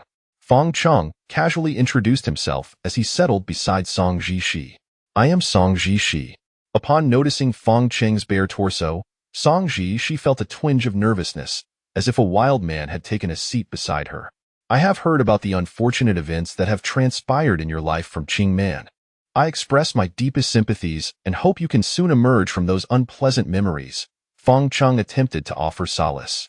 Thank you, Mr. Fong. Song Jishi nodded in response. Fong Chung continued, however, I have several questions I wish to clarify with you, and I implore you to answer. I understand this sounds incredible. Even I cannot fathom why I find myself on a tropical isle. Song Jishi grasped her hair in distress. I swear every word I utter is true. I cannot explain what has transpired, but you must believe me. I believe you, Fong Chung replied in a calm manner. What? Song Jishi was taken aback, momentarily stunned as she had anticipated skepticism regarding her extraordinary tale, Yet here was Fong Chung, unwavering in his belief. Mr. Fong, does this mean you are willing to believe me? Song Ji she gazed at him, a mixture of astonishment and joy illuminating her features. Of course, I believe you. Fong Chung gestured towards the sky. Encouraged Fong, I am not well versed in these matters. Take your time. Can you discern any anomalies? Fong Chung guided her. After a few moments of careful observation, Song Ji she rubbed the back of her neck, exclaiming, My goodness, the stars here are entirely unlike those outside. Through her meticulous scrutiny, she finally uncovered the island's enigmatic quality. Gazing at the celestial display revealed a night sky unfamiliar to her, where once familiar stars and constellations were absent, replaced by a tapestry of twinkling lights. Mr. Fong, what is the meaning of this? I am uncertain of the specifics, but this island harbors more mysteries than just this. Fong Chung. The island is replete with unsolved enigmas, making any occurrence seem plausible. Thank you. Thank you for your trust. Fong Chung sighed deeply, stating, As of now, we have yet to find a way to leave this island, nor can we call for help. This is a secluded isle. Arriving here signifies bidding farewell to all that was, allowing go of past memories, and embarking on a new life. Fong Cheng's words held profound significance. For Song Ji, letting go of the past meant relinquishing those dark memories and embracing island life with a fresh perspective. It seemed she comprehended his intent, her eyes brimming with gratitude as she repeatedly nodded in appreciation. Mr. Fong, I heard you mention that you and Miss Ching Man have survived on the island for 2 months? Yes. Song Ji covered her mouth in astonishment, exclaiming, That is truly unimaginable. How did you and Miss Ching Man manage to do so? To be honest, it has been quite challenging. Thankfully, I drifted to this island with Ching Man. Had I been alone, I would have surely succumbed long ago, Fong Chung responded earnestly. In such an environment, one's mindset is the first to falter. The boundless solitude can be devastating. Song Ji she remained silent, listening intently. If you aspire to survive here alone, believe me, it will be exceedingly difficult. Therefore, join me and Ching Man. It will simplify everything. Are you truly willing to accept me? Song Ji she asked nervously, her gaze fixed on Fong Chung. Absolutely, if you agree, you will become our companion, and together we shall endure on this island. Mr. Fong, thank you. Song Ji she bowed repeatedly in gratitude, thankful for his willingness to welcome her as their companion. Suddenly, Fong Cheng's expression turned serious, his tone grave. However, I must convey my intentions candidly. Should you harbor any ill will towards us, I will not take it lightly. Song Ji she hastily replied, Mr. Fong, your and Miss Ching Man's willingness to shelter me has already saved my life once. How could I possibly wish to harm you? That is for the best. Henceforth, the three of us must unite our efforts to survive. I hope you grasp this from the outset. Yes, I will remember. As they conversed, the voice of Li Ching Man could be heard approaching, her impatience evident as she walked towards them. What are you two discussing for so long? Nothing of consequence. We have covered everything that needed to be said, Fong Chung replied as he rose from the sand, brushing off the grains clinging to him. Song Ji she interjected, Miss Ching Man, Mr. Fong just shared many insights on surviving on this island. I feel enlightened and hope to contribute in any small way I can. Li Ching Man took Song Jixi's hand, speaking earnestly, It is wonderful that you think this way. To survive on this island, the first adjustment one must make is their mindset. I believe you will succeed. Now, it is late. Let us return to our cave for the night. A cave? Song Ji she inquired with curiosity. Indeed, that is where Fong Chung and I reside. You will be our first guest from the cave. Li Ching Man explained with enthusiasm the cave's origins. That day, Fong Chung and I found ourselves on this island in dire straits, only to be met with a tropical storm. In search of shelter, we discovered this cave, which subsequently became our home. Song Ji she expressed her intrigue. I am truly eager to see what your cave is like. Li Ching Man smiled. Then what? Let us go. The fire on the beach flickered and dimmed, leaving behind a scattering of dark red embers, along with the charred remains of 2 corpses. For Fong Cheng and Li Ching Man, the arrival of Song Ji she marked the 3rd member of their survival team, an esteemed surgeon joining their ranks, a result they had longed to achieve. Chapter 65. A thick skin navigating through the rocky tidal flats, The trio arrived at the cave perched on the cliff. With the assistance of Fang Cheng and Li Qingman, they helped Song Jishi climb into the cave. Wow! Song Jishi exclaimed in disbelief upon witnessing the interior of the cave. She had never anticipated encountering such a warm and inviting space on this remote island. The astonishment on her face did not go unnoticed by Fang Cheng and Li Qingman, who felt a tinge of pride in their hearts. Although it was merely a cave, it was the product of their considerable effort, and it had transformed into something so comfortable. The cave was modest in size, and Li Qingman was providing a brief introduction to Song Jishi. Most surprisingly for Song Jishi, contrary to her expectations of a dark and damp environment, it was warm and dry inside. "It's truly comfortable here. It feels just like home," she marveled repeatedly. "That's because we have a fire." In the center of the cave, there was a fire pit made of stones. Fang Cheng approached it, brushing aside the ashes to reveal glowing embers, and skillfully ignited the fire using dry coconut fibers. With the light of the fire, the cave became illuminated, allowing them to see everything clearly. In one corner, a substantial pile of wood was stacked, intended for fuel. On the opposite side, there were heaps of coconuts that Fang Cheng had gathered as provisions for the impending storm. In addition to the wood and coconuts, rainwater was collected in plastic bottles and buckets, which would prove invaluable during times of freshwater scarcity. After surveying the cave's environment, Song Jishi's gaze quickly settled on two mattresses woven from palm leaves, each just large enough for a single person, instantly piquing her interest. "Are these mattresses?" she inquired with excitement. Fang Cheng, feeling quite pleased, glanced at Li Qingman and replied, "These are the mattresses Qingman crafted from palm leaves. We sleep on these at night." "My goodness, how is this possible?" Song Jishi expressed her admiration, viewing Li Qingman as a role model for her remarkable skill in transforming palm leaves into such a creation. Feeling a bit flustered under Song Jishi's gaze, Li Qingman shyly replied, "It's really not difficult. It's a method I devised myself, if you're interested. I can teach you tomorrow. With your dexterity, you should learn quickly." Song Jishi nodded vigorously, eagerly agreeing. "That sounds wonderful. I will definitely seek your guidance tomorrow." Women tend to bond more swiftly than men and women do, and before long, Li Qingman and Song Jishi were engaged in delightful conversation. While the two women chatted, Fang Cheng, with nothing else to occupy him, began sharpening a spearhead, hoping to use it to hunt the large ram. The cave echoed with the sound of scraping, soon capturing Song Jishi's attention. She observed Fang Cheng diligently filing the stone and felt an itch of curiosity. "Mr. Fang, what are you working on?" "Weapons," Fang Cheng replied casually. "Weapons?" Song Jishi's mouth fell open in surprise. "Yes, a sharp spearhead to hunt the island's animals." As he spoke, he demonstrated the motion of throwing a spear, his bare torso making the act appear rather comical, which elicited laughter from both women. Song Jishi, unable to hide the mirth in her eyes, complimented, "Mr. Fang, you truly possess a sense of humor." Li Qingman interjected with a teasing tone, "He has nothing but a monkey." "What monkey?" "Forget that I'm an old pig.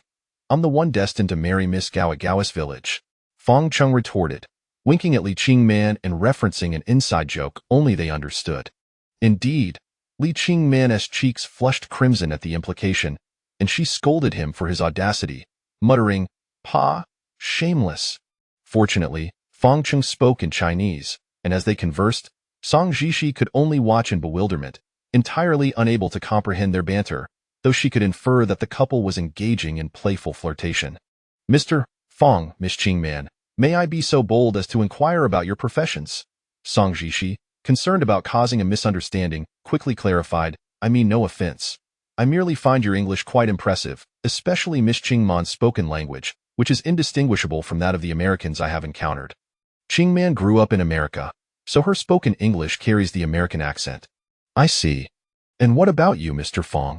"As for me, I'm just an ordinary graduate of a prestigious university, after which I joined a rather commonplace investment firm, serving as a rather unremarkable fund manager." Li Qingman, overhearing, couldn't he help but smirk, softly chiding, "Ordinary? I see you're not being humble. You're just showing off." Fang Cheng chuckled foolishly. "Come on, give me a bit of face in front of others." Li Qingman crossed her arms and tilted her chin up, declaring proudly, "Then you must plead with me." "Is this for real?" Fong Cheng's eyes widened in disbelief, astonished that the usually proud Li Qingman could exhibit such a playful side. Glancing at Song Jishi, who looked utterly perplexed, he silently sighed with relief that their conversation in Chinese spared her from the embarrassment of understanding. "Will you plead or not?" Li Qingman teased maliciously. A true man stands tall and firm, refusing to beg. Fong Cheng mentally rehearsed his next move, intending to resist Li Qingman's playful pressure like a true gentleman.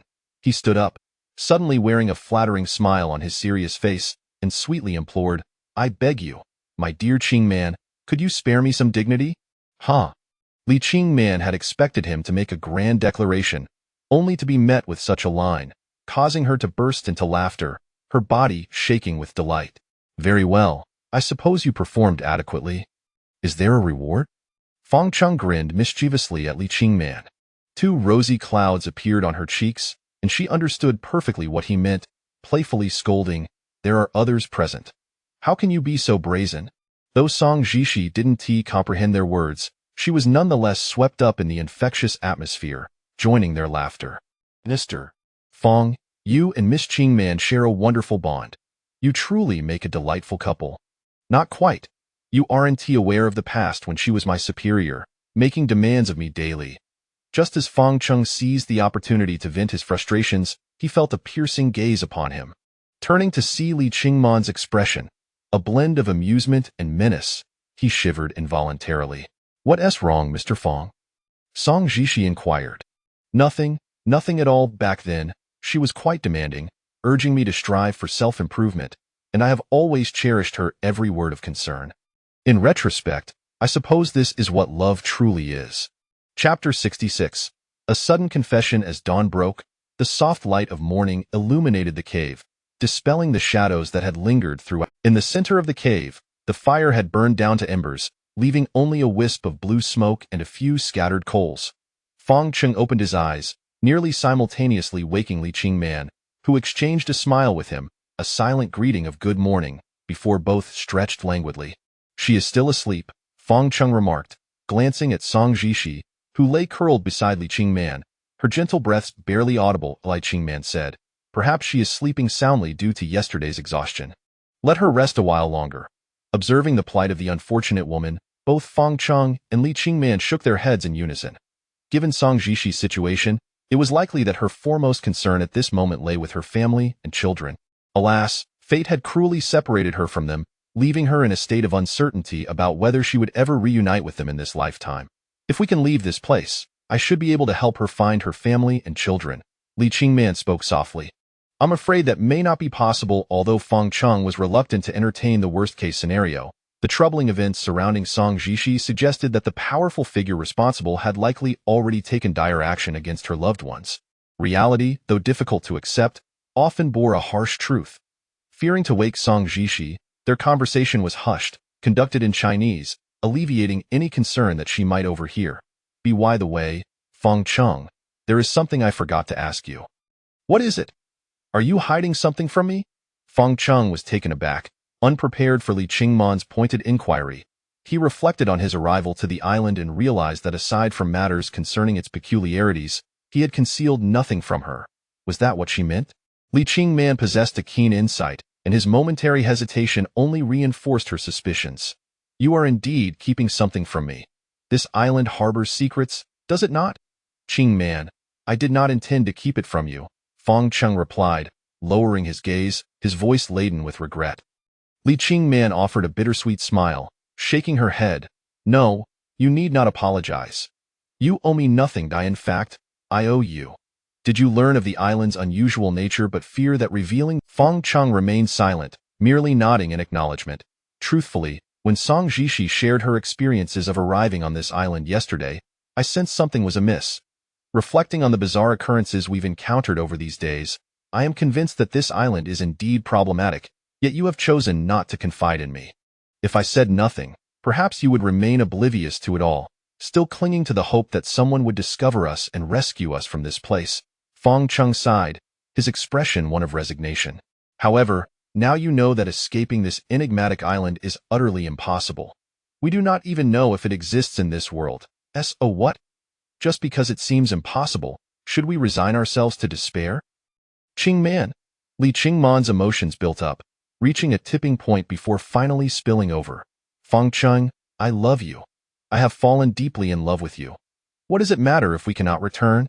If we are fated to remain on this island, let us spend our lives together here. In that moment, Fangcheng felt as though his brain had been deprived of oxygen, his heart racing, his mind blank. This was a scene he had scarcely dared to imagine. Li Qingman had confessed her feelings to him. As a man, he had never expected to be the recipient of such a declaration. Unbeknownst to him, the icy exterior of Li Qingman masked a fervent heart, one that was passionate about love. This may have stemmed from the cultural upbringing she had received. If she had set her sights on someone, she would become remarkably proactive. In the throes of emotion, even a fool would know what to do. He stepped forward and embraced Li Qingman tightly. She struggled slightly before yielding to his hold, feeling the rapid beat of his heart against her. Regardless of whether we can return, I vow to protect you for a lifetime. He whispered his promise into her ear, filling the cave with their sweet atmosphere as they nestled closely together. Just as they reveled in this tender moment, a stirring from Song Jishi startled them, prompting Fangcheng and Li Qingman to hastily separate, their faces flushed, avoiding each other's gaze. Song Jishi sat up, stretching with surprise as she greeted the two at the cave entrance. You are both awake so early. Li Qingman's cheek still bore a lingering blush as she awkwardly replied, Yes, the weather is quite lovely today, and there are many tasks awaiting us, so we decided to rise early. Wonderful. If there is anything I can assist with, please do not hesitate to ask, Song Jishi offered eagerly, expressing her willingness to help. Li Qingman smiled brightly, handing Song Jishi some black powder, saying, Great. Let's start by brushing our teeth. Song Jishi looked at the black powder in her palm with astonishment. We use this to brush our teeth. What was this black powder, and how could it possibly serve that purpose? To clarify, she leaned in to sniff it, realizing it was charcoal. This is charcoal, she exclaimed, her expression one of surprise. Charcoal possesses excellent cleansing properties. In the wilderness, where maintaining oral hygiene is challenging, using charcoal for teeth cleaning is indeed a splendid choice. Indeed. How did you come up with this method? You should ask Fangcheng. He is the survival expert. Li Qingman gestured towards him. Fangcheng, filled with pride, declared, I learned it from survival videos.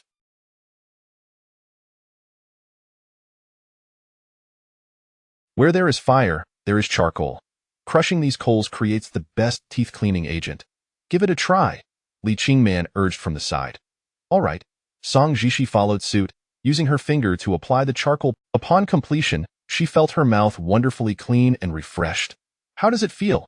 Li Qingman inquired with a smile. This is incredible. I just brushed my teeth with charcoal, and the results are quite impressive. Song Jishi beamed, the worry etched on her brow finally dissipating a little. After the morning ritual, the trio prepared for a day filled with activity. In their survival team, Fangcheng served as the core, with every member's tasks determined by him. At this juncture, the most pressing matter without question was to establish a new dwelling, for the small cave had increasingly failed to accommodate their needs. With Song Jishi's arrival, the already cramped space felt even more constricted, making it imperative to excavate a cave on the mountainside to the south.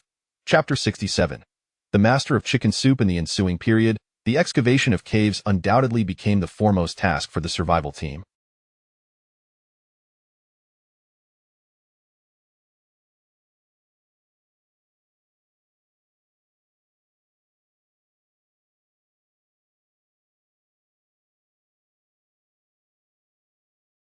However, at present, there was another matter that required immediate attention each day, retrieving fresh water from the source, while also procuring breakfast for the day. This rain has persisted for quite a while, so the situation at the water source should be favorable. I shall go take a look, proposed Fangcheng. Allow me to accompany you. I can be of assistance, Song Jishi eagerly offered, wishing to contribute in any way she could. Upon witnessing Song Jishi's enthusiasm, Fangcheng exchanged a glance with Li Qingman, their mutual understanding allowing them to grasp each other's thoughts effortlessly. In fact, Fangcheng had intended to bring Song Jishi along, both to familiarize her with the daily routines on the island and to ensure her safety, as he harbored concerns about leaving her alone with Li Qingman, fearing she might pose a threat to her.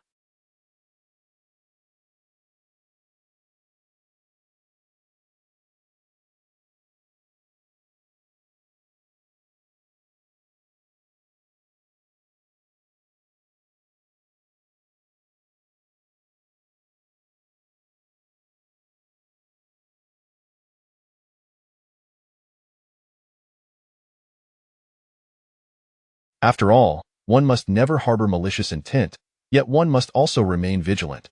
They had only known each other for a day, and Song Jishi had previously taken Li Qingman hostage, making it unwise to let down their guard completely. Li Qingman understood Fong Qing's intentions and, without objection, nodded slightly, allowing him to make the final decision. Very well, you may accompany me, he consented. Thank you, Mr. Fong, she replied gratefully. Fong, you may simply call me by my name, Fong Cheng. And as for me, calling you Miss Qingman feels rather awkward. If you consider us friends, just call me Qingman, Li Qingman added. Song Jishi's eyes glistened with unshed tears, deeply touched by their gestures. Had it not been for Li Qingman's presence, this emotional woman might have succumbed to tears yet again. As they set out, Fong Cheng made sure to bring along the spear he had crafted himself. After a night of meticulous work, the spearhead had been fashioned into a long, sharp stone point. He had chiseled a cross-shaped notch at one end of the spear, inserted the spearhead, and securely bound it with a rope made from palm fronds, resulting in a simple yet effective spear. We're off, he declared. Be careful in the woods, Li Qingman advised, remaining in the cave to continue weaving palm fronds and polishing stone tools, keeping an eye on the fire as she awaited their return. Exiting the cave, Fong Cheng led Song Jishi across the rocky tidal flats and along the white sandy beach, making their way toward the water source. What is that? Song Jishi suddenly inquired, pointing excitedly at a formation of stones on the distant beach. That is a distress. Although he had known all along that it would likely bear no fruit, he had nonetheless expended considerable effort to arrange the stones. Song Jishi's excitement grew as she exclaimed, if someone sees this signal, survival was merely a last resort. Fong Cheng doused her enthusiasm with a bucket of cold water, stating, unfortunately, this distress signal has been in place for 2 months, and it has proven ineffective. You have already grasped the island's mysterious nature. No one knows where we are, nor is there any prospect of rescue. The smile vanished from Song Jishi's face as she lowered her gaze, appearing despondent.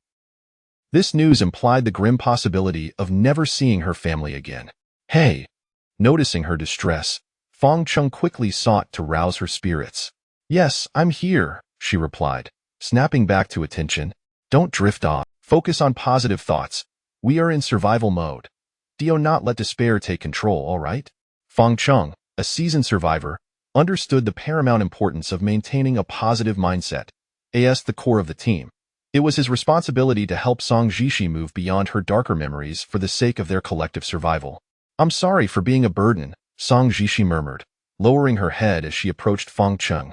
Remember, we are a team. If you have any issues, feel free to discuss them with me or Qingman. Do not bear the weight alone, Fong Cheng advised earnestly. I will, she nodded in agreement. Having traversed the white sandy beach, after 2 months on the island, it was the first time he had heard water flowing from the crevices of the rocks, suggesting a bountiful water source. Eagerly, he sprinted forward. After navigating through a thicket, they arrived at the water source. This was Song Jishi's first encounter with the island's water source. Before her stood a cliff over a person's height, water cascading from the crevices of the stones. The glistening water flowed down, its rhythmic sound reminiscent of the pulse of life, creating a breathtaking spectacle. Song Jishi approached the base of the cliff, cupping her hands to collect water and drinking deeply. The coolness refreshed her to the core, with a hint of sweetness that seemed to wash away her fatigue. This is incredible. To think there is fresh water on such an island, she exclaimed. We are fortunate. Though the heavens have trapped us here, they have not completely forsaken us, leaving us with a glimmer of hope, Fong Cheng remarked. Turning to him, Song Jishi smiled gently. Your outlook is truly admirable. What can I say? To survive, one must learn to face circumstances with optimism, Fong Cheng replied with a shrug. Life is indeed vibrant, whether in the concrete jungle of a metropolis or on this enigmatic island. We should endeavor to savor it. You certainly have a talent for uplifting others, Song Jishi remarked with a faint smile. Fong Cheng self-deprecatingly responded, perhaps just a bit. We refer to it as brewing chicken soup, a term we use for the act of sharing motivational quotes. Brewing chicken soup? Song Jishi attempted to mimic Fong Cheng's pronunciation, stumbling over the words in her rudimentary Chinese. Upon hearing her comical accent, Fong Cheng could not contain his laughter, erupting into genuine mirth. I apologize. It was my poor explanation. Song Jishi felt bashful, her fair cheeks flushing a rosy hue. Fang Cheng hastily waved his hands in apology. No, no, you did quite well. It is my fault. I owe you an apology. After a brief moment, Song Jishi regained her composure and shyly said, Fang Cheng, could you teach me some simple Chinese? It might help bridge the gap between us. Of course, if you wish to learn, I am more than willing to teach you, ensuring you grasp it fully. Fang Cheng readily agreed. Chapter 68, Salong Heya. Perhaps it was the consequence of the relentless downpour that had persisted for several days prior, but the freshwater source had become remarkably abundant. Regardless, this was undeniably a fortuitous development. Water, such a precious resource, is never deemed excessive by anyone. Moreover, with the addition of Song Jihi on the island, the consumption of water had increased, as the previous supply had barely sufficed for both Fang Cheng and Li Qingman. Now, only a greater abundance of freshwater could adequately meet the daily needs of the trio. Fang Cheng skillfully gathered the filled plastic bottles, replacing them with empty ones. With the increased volume of water, there was no longer a necessity for shoelaces to channel it. Simply securing the bottles in place and aligning their openings with the flow made the collection process exceedingly simple. Did you construct the wooden fence outside the water source? Song Jihi inquired, her curiosity piqued by the enclosure. This island is home to numerous other animals that come here to drink. To compete for this vital resource, we had to erect a fence to keep them at bay, Fang Cheng elucidated. What about those animals? She asked. Survival of the fittest. That is the law of nature. Although this notion sounded somewhat harsh, it was the undeniable truth. Such competition often culminates in a struggle for life or death. Noticing the look of compassion on Song Ji's face, Fang Cheng glanced at the small puddle that had formed at their feet and remarked, in the past, the water source was insufficient, but now that fresh water, those animals will not perish from thirst. Understanding that Fang Cheng's words were meant to console her, Song Jihi nodded in gratitude.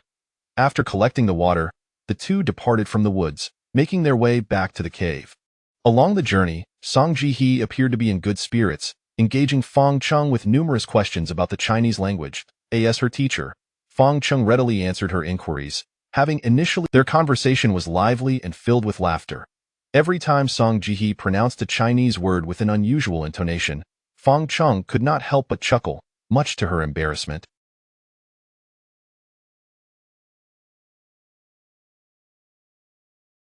In an attempt to retaliate, she asked, Can you speak Korean? Fang Cheng smiled faintly and nodded. I have a rudimentary understanding. Oh? Appa, brother. Kojima, don't go.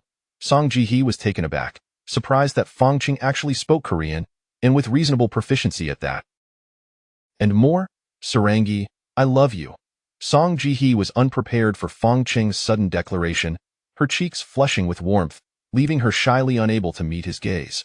Realizing, in truth, his knowledge of Korean was limited to a few phrases gleaned from Korean dramas, merely picking up whatever he had heard, he quickly added, I apologize, I don't truly understand Korean. I picked it up from dramas. Please disregard any inaccuracies. Fearing any unnecessary misunderstandings, he hastily explained and apologized to Song Jihi. After a moment, she regained her composure, smiling to alleviate. Your linguistic talent is impressive, learning so well just from television. Fang Cheng chuckled. I'm not as remarkable as you suggest. It's merely a result of frequent exposure. You have no idea how popular your dramas and idol groups are among the young girls in our country, all clamoring to marry their favorite oppas. It is truly madness. With a hand to her mouth, Song Ji laughed. I was the same way. When I was younger, I was also infatuated with those idol groups. However, as I matured and gained more experiences, balancing family and work, I found little time to pursue such obsessions. What about Qingman? Is she a fan? She grew up in America, immersed in Western culture, so she likely has little interest in Korean pop culture. Fang Cheng reflected that since meeting Li Qingman, he had not observed her passionately following any particular celebrity. Given the prominence of a Li family, the education of their descendants was evidently prioritized, leaving little room for the pursuit of celebrity fandom. Song Jihi proceeded to ask several questions about Li Qingman, seemingly wishing to foster a deeper understanding between them, hoping to cultivate a stronger friendship without ulterior motives. Regardless of his level of trust in Song Jihi, he would not divulge matters concerning Li Qingman to anyone but himself. This was Fang Cheng's way of protecting her, guarding against potential complications arising from her heritage. Upon returning to the cave, they found Li Qingman sitting at the entrance, lost in thought. "Qingman, we're back," Song Jihe called out, waving at her with the Chinese phrase she had just learned from Feng Cheng. Li Qingman snapped back to reality, surprised to see the two of them, astonished that Song Jihe had managed to learn a phrase of Chinese during their outing. "Jihe, you can speak Chinese now?"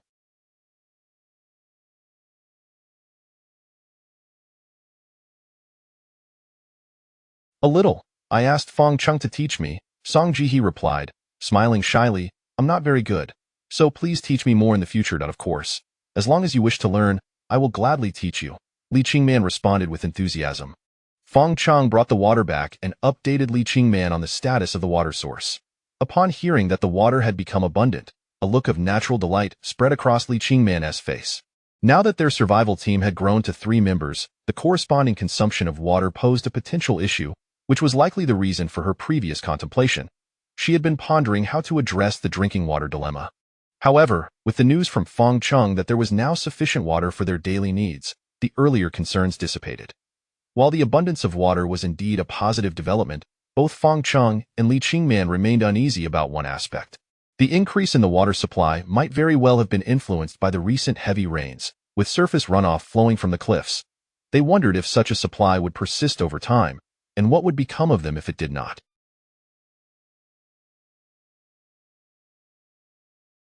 Song Jihe, being an astute woman, could discern the underlying worries reflected on Feng Cheng and Li Qingman's faces. "I'm sorry. My presence has caused you trouble." "No, you need not apologize," Li Qingman reassured her, grasping Song Jihe's hand with encouragement. "Please remember, we are a team. We will face challenges together and should never apologize for it." Feng Cheng added, "Do not fret excessively. There is a saying in China, 'Heaven will not forsake those who strive.'"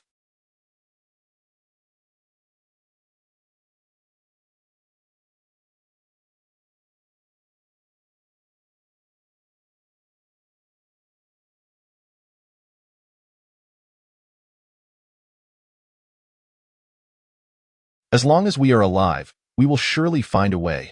Chapter 69. The marvelous uses of wood ash. After savoring the freshly boiled water in the cave, the 3 members of the survival team felt rejuvenated, relishing the beauty of this new day. Li Qingman chuckled lightly. "This is the most refreshing drink I've had since arriving on the island. I no longer worry about depleting our water supply. Indeed, previously, we could only gather 1 bottle of fresh water in a day, but now we can fill a plastic bottle in just an hour, allowing us to drink to our heart's content." Feng Cheng grinned widely, unabashedly displaying his joy, for nothing brought greater happiness on this desolate island than an ample supply of water. Throughout the morning, Feng Cheng made several trips to the water source, filling every plastic bottle in the cave to the brim. This habit had formed over the past 2 months. Whenever the opportunity arose, he sought to fill every vessel capable of storing water. For having experienced the torment of thirst at the brink of death, he cherished fresh water more than anyone else. As the trio basked in the joy of their water source, a sudden idea flashed in Li Qingman's mind, causing her to blush before she could even voice it. Noticing her peculiar expression, Song Jihe inquired, "Qingman, what is it?" "Nothing, really," Li Qingman replied, shaking her head and casting a glance at Feng Cheng. With him present, discussing such matters felt somewhat awkward. Feng Cheng quickly grasped Li Qingman's intent. She wished to converse with Song Jihe about a private feminine topic. Thus, he donned the woven basket crafted by Li Qingman, took up his self-made spear, and departed the cave to scour the beach for food. Once assured that Feng Cheng had gone far enough away, the 2 women resumed their conversation. Song Jihe asked, "What were you thinking about just now?" Li Qingman, feeling somewhat embarrassed, confessed, "Due to the scarcity of fresh water, I haven't had a proper bath in ages." "Oh, I see. You were hinting at wanting to wash at the water source." Song Jihe, quick-witted as ever, immediately understood Li Qingman's intention. Li Qingman nodded eagerly, asking, "You've been to the water source with Feng Cheng. What is it like there? Is there enough water for bathing?" "Water flows continuously from the crevices in the rocks, so washing should pose no problem," Song Jihe replied with a shy smile. "Honestly, when I saw the water flowing there, I too wished I could take a bath. It has been far too long since I last cleaned myself, and I feel as though my skin is permeated with an unpleasant odor." "Then let's go," Li Qingman proposed excitedly. "Right now?" Song Jihe asked, astonished. "Of course." Fong Chang has gone to the beach and won't notice our absence for a while. This was the true reason Li Qingman wished to send Fong Cheng away. She longed for a bath at the water source, but felt too shy to mention it with him around. Song Jishi, sharing the same desire to cleanse herself, readily agreed, and the two decided to complete their mission before Fong Cheng returned. As they prepared to set off, Song Jishi picked up a half-coconut shell lying on the ground, filling it with wood ash to take along.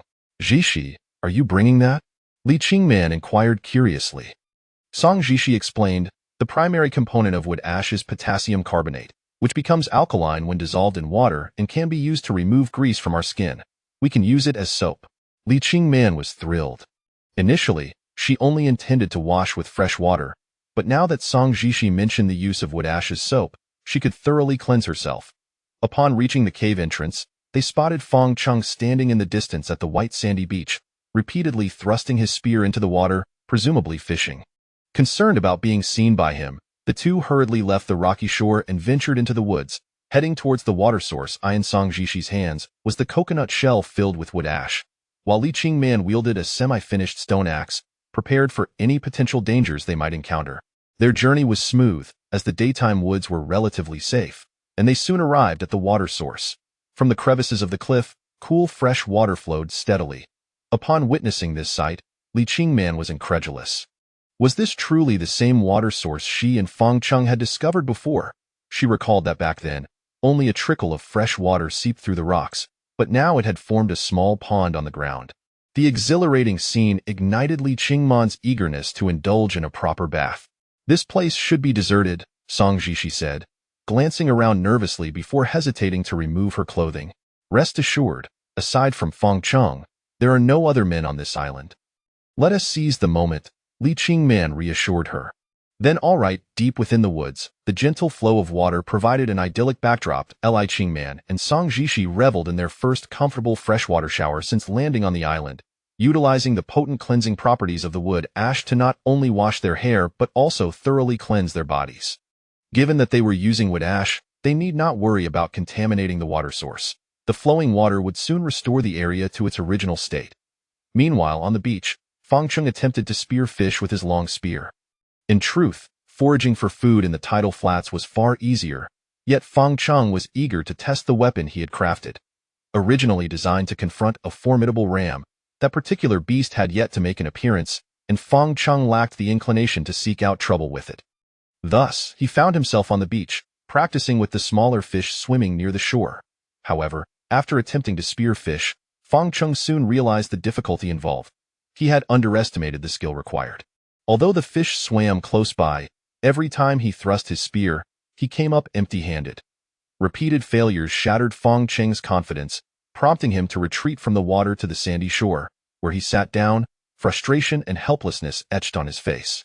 After much contemplation, he could only console himself, acknowledging that not everyone possesses the talent for spear fishing.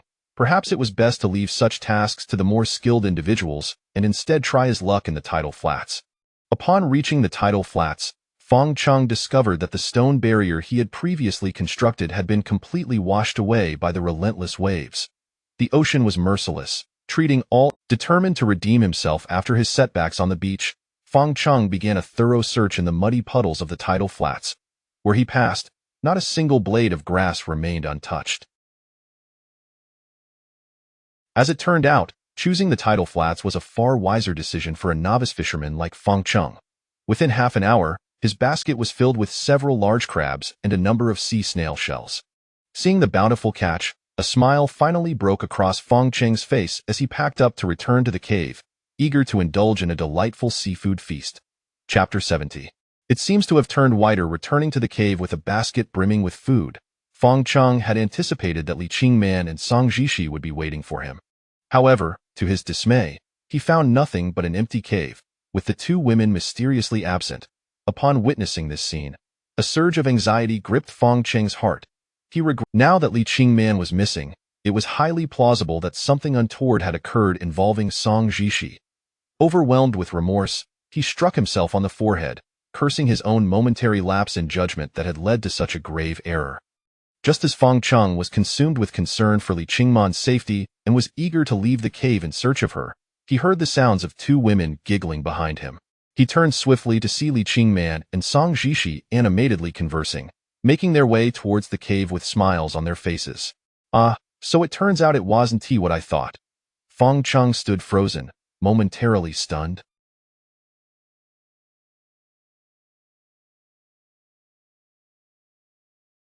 It dawned on him that Li Qingman had not gone missing, nor had Song Jishi abducted her. It was merely his overactive imagination that had led to this misunderstanding. In the blink of an eye, the two women reached the cave entrance. Upon seeing Fong Chung standing there, both Li Qingman and Song Jishi exchanged glances, a glimmer of mischief dancing in their eyes. "What are you doing standing there?" Li Qingman asked, her eyes sparkling with delight as she regarded the bewildered Fong Chung. Faced with the two radiant beauties who had just emerged from their bath, Fong Chung found himself at a loss as to where to direct his gaze. Looking at Li Qingman seemed inappropriate. Looking at Song Jishi felt even more so. What was happening to him today? Fong Chung pondered, feeling utterly flustered, as if he had lost all composure. Perhaps it was that the two women appeared even more resplendent than usual. Summoning his courage, he dared to take a glance, only to find himself perplexed. There seemed to be no significant change. They were still the same women, yet it seemed their skin had taken on a more luminous quality. A second glance at Song Jishi confirmed the same.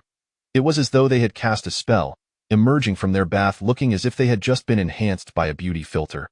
"Hey, if you keep staring like that, your eyeballs might just pop out," Li Qingman thought to herself, reveling in her triumph. She was pleasantly surprised that merely bathing could so thoroughly captivate Fong Chung. One could not deny the irresistible allure of Li Qingman. A simple smile in his direction rendered Fong Cheng's mind utterly blank. Earlier, at the water source, Li Qingman had thoroughly cleansed herself with plant ash, and after washing, she felt an unparalleled freshness. This marked the most comfortable day for her skin since arriving on the island 2 months ago. "Did you notice anything? You took a bath?" Fong Chung stammered in disbelief. Li Qingman and Song Jishi exchanged knowing glances before bursting into laughter. "Indeed, we took a bath," Li Qingman said, raising an eyebrow with a triumphant smile. Fong Chung rubbed his nose. So they had bathed. Why did Li Qingman have to tease him? The moment left him blushing furiously and feeling ashamed. "What do you think?" "Good, very good. Bathing is great." Fong Chung stuttered, at a loss for words. Li Qingman, her face radiant with happiness, remarked, "If only there were always this much water on the cliff, then we could bathe every day." Fong Cheng, puzzled, inquired, "You can't possibly get this white and radiant just from water, can you?" "Of course not. It is thanks to Jishi's clever idea," Song Jishi replied modestly. "I was inspired by how you all use charcoal powder to clean your teeth, which led me to consider using plant ash for cleansing the body. You understand this, don't you, Fong Chung? It was just that we previously lacked sufficient fresh water, and the conditions made bathing difficult." Fong Chung waved his hand dismissively. "I won't take credit for that. The increased water flow in the cliff only became apparent after you arrived on the island." Upon entering the cave, Fong Chung laid out the bounty he had gathered from the sea that morning. As Li Qingman and Song Jishi beheld the crabs, sea snails, and shells in the basket, they could hardly contain their excitement. "My goodness, did you bring back all this food?" Song Jishi exclaimed, her eyes wide with astonishment. "After a few days of relentless rain, we couldn't venture to the tidal flats, allowing the sea creatures to rest and multiply. Now, it's harvest time." Fong Chung joked. Li Qingman adeptly set a tin can over the fire, pouring in fresh water. Once it reached a boil, she added the food Fong Chung had brought back. Having gained considerable experience in preparing seafood, she knew that small crabs cooked quickly, while larger ones required more time, and shellfish could be eaten once opened.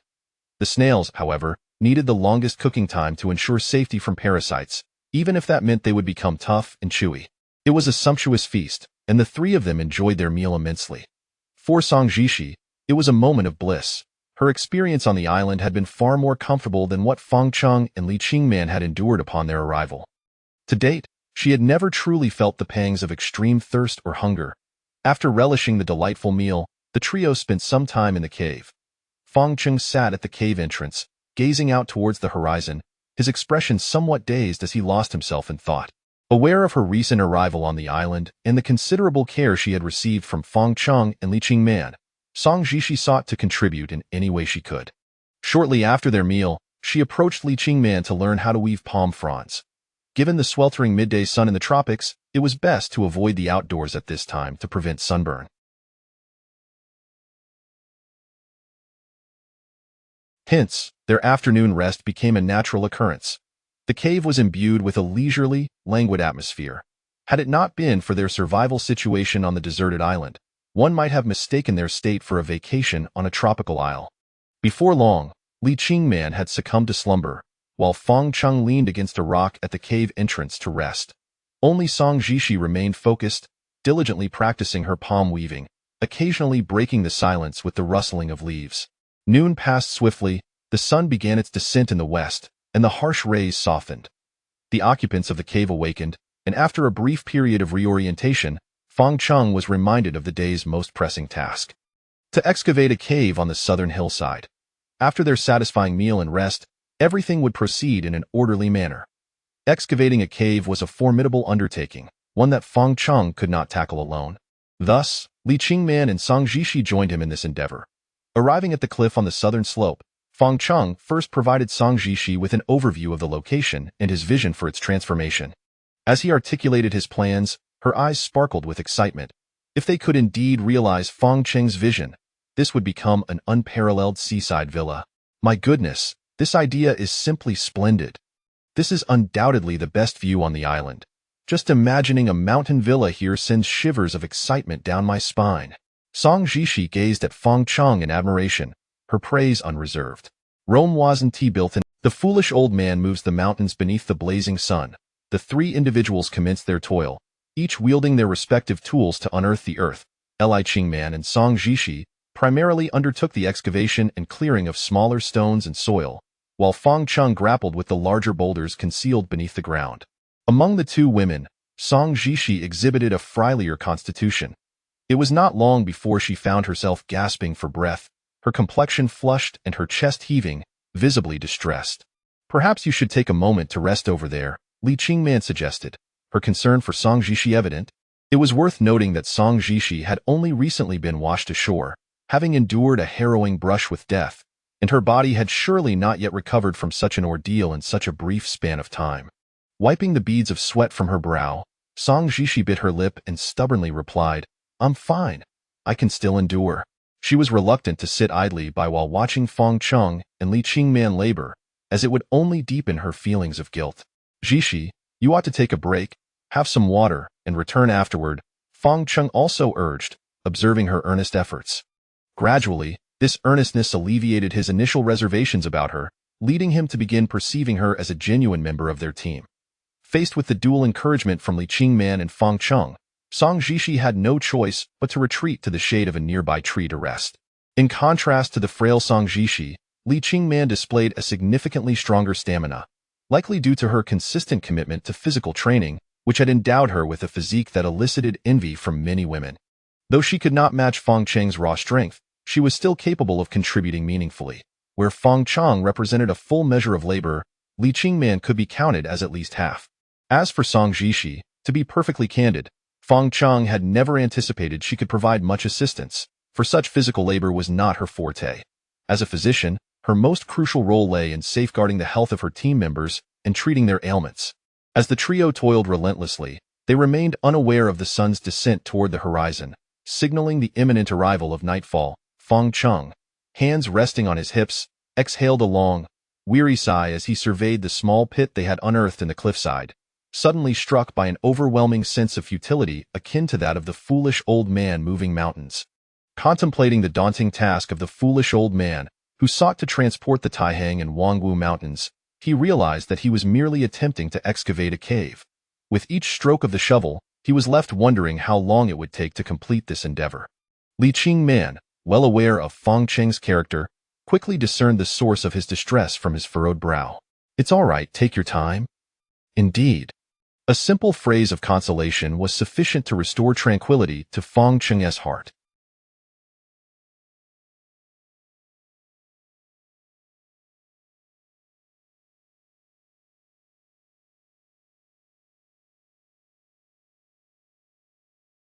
Perhaps this was the unspoken understanding that existed between them.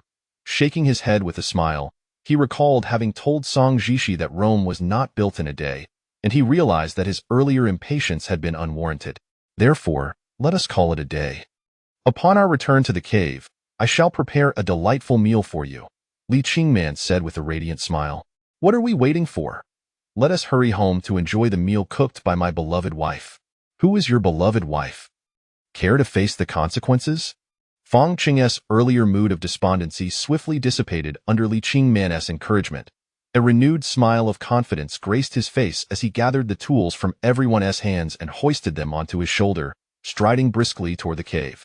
Li Qingman and Song Jishi followed closely behind, basking in the warm glow of the setting sun as the trio descended from the hillside to the sandy beach, traversing the white sands until they reached the rocky shore, ultimately returning to their cozy little cave that felt like home.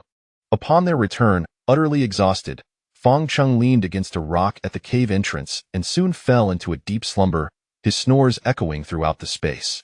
Is this acceptable?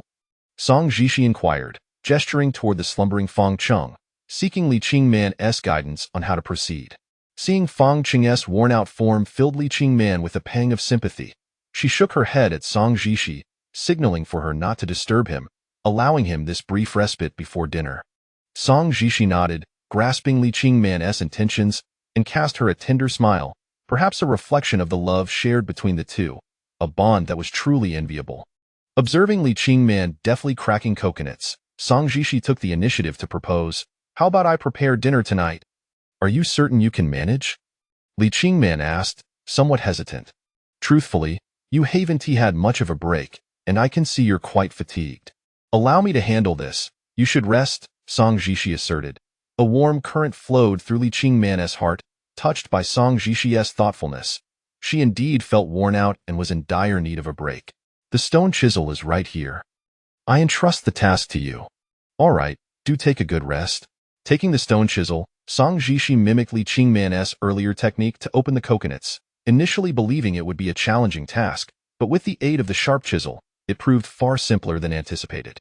After successfully opening 3 coconuts in quick succession, she was eager to boast to Li Qingman, only to discover that she had already succumbed to sleep upon the palm mat. Alas! Song Jishi sighed softly, her heart heavy as she gazed at the 2 exhausted individuals, feeling a twinge of guilt. If only she could have contributed more, perhaps they would not be so weary. Yet, dwelling on such thoughts was futile. Her priority was to focus on preparing dinner. Approximately an hour later, the cave was filled with the fragrant aroma of coconut meat. Following Li Qingman's guidance, Song Jishi combined the coconut meat with crab, shellfish, and mollusk, creating a delectable coconut seafood rice dish. Before rousing Fang Qing and Li Qingman, Song Jishi sampled a bite herself, and perhaps due to her hunger, she found the dish far more delightful than she had anticipated. Once assured that her creation was exceedingly delicious, she gently shook the slumbering Fang Chung and Li Qingman awake. "Wow, what is that delightful aroma?" Fang Chung murmured, still groggy and struggling to regain his senses, nearly drooling. With a cheerful smile, Song Jishi presented a bowl of coconut rice, saying, "My skills may not be exceptional. I hope for your understanding." "And what about me? What of my share?" Li Qingman, unable to resist the tantalizing scent wafting through the air, eagerly anticipated a generous mouthful. "Patience, it will be ready shortly." Song Jishi handed another bowl to Li Qingman, cautioning, "It may be a bit hot. Please be careful." Observing the bowl filled with the snow-white coconut meat and crab, the enticing aroma was irresistible. Unable to resist, they both took a bite, and the moment it touched their tongues, it melted in their mouths, the flavor a harmonious blend of coconut's fragrance and crab's sweetness, instantly captivating their palates. The 2 devoured their portions with fervor, finishing the coconut rice in no time. "Slow down. There's plenty more." As Song Jishi witnessed her dish being so warmly received, her heart swelled with joy, a sense of accomplishment blossoming within her. With his mouth full, Fang Qing mumbled, "Jishi, you are truly a culinary genius." Song Jishi, taken aback, laughed in surprise. "You've heard of that show, Daejangjiam?" Fang Chung replied, "Even when I was still in my mother's womb, she was already captivated by that series." Chapter 72. Sunburn last night, everyone slept soundly, and both Fang Chung and Li Qingman enjoyed a rejuvenating rest, a boon for their physical well-being. However, upon opening their eyes, they noticed that Song Jishi was absent from the cave. Where has she gone? Li Qingman inquired, her voice still hazy with sleep.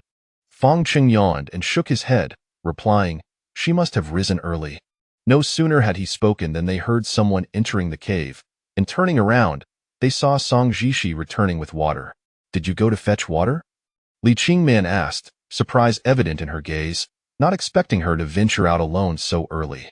Song Jishi nodded slightly and explained, I noticed you both seemed exhausted, so I thought you could use more rest. Allow me to take care of fetching water in the future. Today is an exception. Let me handle the water collection from now on, Fang Cheng said, scratching the back of his head awkwardly. Traditionally, it had been his responsibility, and he had not anticipated that Song Jishi would take it upon herself today. Fang Cheng's reluctance to allow a woman to fetch water stemmed from a significant concern for her safety in the woods, fear of encountering dangers such as snakes, venomous creatures, wild beasts on the island, and that formidable ram, all of which could lead to dire consequences. Previously, Li Qingman had been in charge of boiling water, and now Song Jishi had taken on that role as well. In her own words, she felt a desire to contribute more to the team, believing that it would alleviate her sense of helplessness. As a seasoned corporate president, Li Qingman understood the importance of allowing each member to play their part within the team. She did not compete with Song Jishi for these tasks, recognizing that the latter was filled with guilt and insecurity and needed to build her confidence through small contributions. The time from their awakening to enjoying the boiled water was perhaps the most leisurely moment on the island. The trio had no pressing concerns, only the simple pleasure of sitting quietly and savoring the delicious, hot water. Sitting at the mouth of the cave, the briny sea breeze tousled the long hair of the two beautiful women. Above, fluffy white clouds dotted the sky, while Fang Cheng's gaze extended toward the horizon, observing the sea transform from a pale blue to green and then to a deep blue, ultimately blending seamlessly with the sky. If only we had some tea leaves, it would be perfect, Fang Cheng sighed wistfully, setting down his tin can. That's a lovely thought. But do you think we're here on vacation? Li Qingman retorted, her words sharp yet playful. This had become a daily routine for the two. Li Qingman often picked apart Fang Cheng's comments, and he, in turn, relished the banter. From Song Jishi's perspective, the two were sweetly affectionate, appearing to bicker but actually engaging in flirtation. Jishi, do people in Korea drink tea? Fang Cheng asked. Some do. Young people generally aren't tea fond of it, while older generations tend to enjoy traditional Korean tea, which differs from what you have in your country, Song Jishi replied. Li Qingman seized the opportunity to tease Fang Cheng, grinning as she said, Did you hear that? Older people enjoy tea. Fang Cheng shrugged it off with a laugh. I used to encounter kids who called me brother. Then, I met some who referred to me as uncle. Now that I work under you, they've taken to calling me granduncle. What do you mean by that? Are you implying I treat you poorly? Well, it's quite remarkable that a lad in his 20s is being called granduncle. Just imagine how terrifying it must be under your command. Li Qingman crossed her arms, feigning anger. Oh, really? So, I'm terrifying, am I? Wait, I take it back. Before Li Qingman could finish, Fang Cheng quickly lowered his head in contrition, his demeanor entirely sincere. Li Qingman merely intended to maintain the facade of her anger to tease him, but upon seeing his earnestness, she softened, saying, Given your eagerness to apologize, I shall let you off this time. After a brief respite, it was time to begin a day filled with tasks, starting with the search for food to prepare for lunch and dinner. As they prepared to leave the cave, a fleeting expression of pain crossed Song Jishi's face, which Li Qingman keenly noted. Jishi, what is wrong? Are you feeling unwell? Nothing serious. Let us go to the beach to look for food, she replied. Fang Cheng suggested, If you're feeling unwell, you should rest in the cave, Li Qingman, and I can handle the food search. Song Jishi responded, I just have a sunburn. It's nothing to worry about. Upon her revelation, Fang Cheng and Li Qingman noticed that her arms and the back of her neck were sunburned, with some areas blistered. My goodness, you're severely sunburned, Li Qingman exclaimed, her heart aching at the sight of her reddened skin. Song Jishi's skin, naturally fair and delicate, had endured a long day under the sun yesterday, resulting in significant sun damage. Upon waking today, she felt a fiery sting at the back of her neck, a sensation quite unpleasant and not easily alleviated. Yet, she had still insisted on fetching water from the woods. In contrast, Li Qingman and Fang Cheng, who had worked alongside her, fared much better, having acclimatized to the sun's intensity over the 2 months they had spent on the island, their skin having darkened considerably. Li Qingman was somewhat better off, as she spent more time in the cave and less exposed to the sun, while Feng Cheng, who had been foraging for food and wood on the beach and in the woods, had developed a deep, glossy tan that made him resemble a native islander from a distance. "It's nothing to worry about. It's just a sunburn. I can still join you in the sea," Song Jishi insisted, determined to accompany them in the search for food. Feng Cheng suddenly adopted a serious tone. "No, you're injured. You must stay here. Remember, we are a team, and teamwork relies on division of labor. Right now, Li Qingman and I will search for food, and your priority should be to recover." Feng Cheng is right. "You should listen to him," Li Qingman affirmed her stance. "All right. I'll wait here for you to return," Song Jishi relented, somewhat reluctantly, but understood that Feng Cheng was the core of their trio and that she needed to heed his advice. As they left the cave, Feng Cheng did not opt for the beach today, but instead led Li Qingman straight to the tidal flats. After yesterday's unpleasant experience with spearfishing, he had entirely abandoned that notion. He realized that with the same effort, they could yield far greater rewards on the flats. Any fool could see the better choice. "What do you think we'll find today?" Feng Cheng asked excitedly. "Who knows? Perhaps we might catch a big fish," Li Qingman replied with a smile. Chapter 73. The Peril Beneath the Waves. Shall we venture to the beach ahead? An inexplicable surge of curiosity had seized Feng Cheng today, prompting him to explore the distant coastline. "Oh, are we really going further?" Li Qingman glanced at their current location. The rocky tidal flats had reached their end, and beyond lay a sheer cliffside.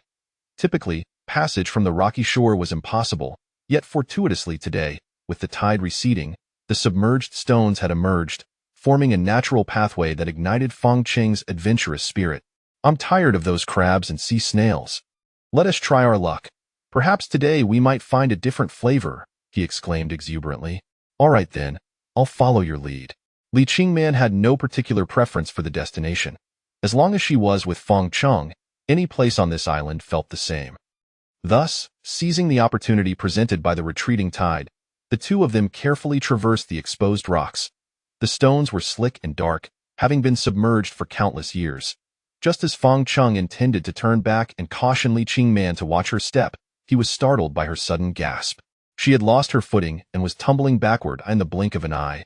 Feng Cheng reached out and caught her just as she was about to fall, but in doing so, he too lost his balance, and they both tumbled into the water. Fortunately, they landed in a shallow pool, and both quickly regained their footing. "Are you all right?" Feng Cheng asked anxiously. "I'm fine, thanks to you," Li Qingman replied gratefully, her gaze fixed on him. "What about you? Are you hurt?" "I'm okay too." Feng Cheng's gaze inadvertently drifted to Li Qingman's chest, and a rush of warmth surged through him. Her shirt, soaked through, clung tightly to her skin, revealing the delicate contours beneath the white fabric, the tantalizing depths of her figure rendering him momentarily speechless. Despite their status as a couple, being so openly scrutinized by Feng Cheng made Li Qingman feel a tinge of embarrassment. Ahem. To draw his attention away, she resorted to a couple of light coughs. Feng Cheng, as if jolted by electricity, quickly averted his gaze, momentarily at a loss for where to look. "Is it beautiful?" "Beautiful, oh no. I didn't see anything," he stammered. Li Qingman playfully flicked his forehead, her eyes sparkling with mischief. "Next time you look, I won't let you off easily." After this brief interlude, the pair continued onward, navigating the treacherous rocky path until they finally reached a new beach. Before them lay a cove, the entire island's shape firmly etched in Feng Cheng's memory. It resembled a great turtle, and they had arrived at the vicinity of its left foreleg. The cove was not particularly large, roughly the size of half a football field, with sandy beaches at both ends extending into the sea, encircling the central area, resembling a bottle with a wide neck and a narrow base. As the tide receded, the water level dropped significantly, isolating this area from the ocean and transforming it into a secluded lagoon. With the water level lowered, many rocks were exposed, and without much effort, they could see numerous fish darting about in the cove. Upon witnessing this delightful scene, Feng Cheng could hardly contain his excitement, letting out a loud shout that startled the shorebirds nesting in the mangroves, sending them fluttering into the air. This trip was certainly worth it. He was overwhelmed with joy. rushing into the water to search for food. Don't be so hasty. Let us assess the situation first, Li Qingman cautioned, her demeanor cautious as she worried about the potential dangers lurking beneath the surface. It's fine. There's nothing to worry about. Fang Cheng's attention was entirely focused on the fist-sized sea snails in the water, his movements reminiscent of a child who had just unlocked a treasure chest, eager to collect every last one. Yet danger often lurks in the shadows, especially when one is careless, ready to strike when least expected. As Fang Cheng diligently gathered sea snails, he suddenly heard, "There's something in the water coming towards you." Seeing the urgency etched on her face, Fang Cheng realized the gravity of the situation. There was no time to discern from which direction the threat approached. He needed to act swiftly and escape the water as fast as possible. Abandoning the snails he had collected, he tossed aside his basket and sprinted towards Li Qingman, the water only knee-deep yet making his escape cumbersome. In a bid to run faster, he forced himself to lift his legs high, splashing water everywhere. As Li Qingman frantically called out from the shore, Fang Cheng raced toward her, leaping from the water just a couple of meters away. Just as he cleared the surface, the white figure that had been pursuing him beneath the waves halted its chase. Oh no! Fang Cheng landed heavily on the shore, momentarily ignoring the pain in his body as he turned to look back.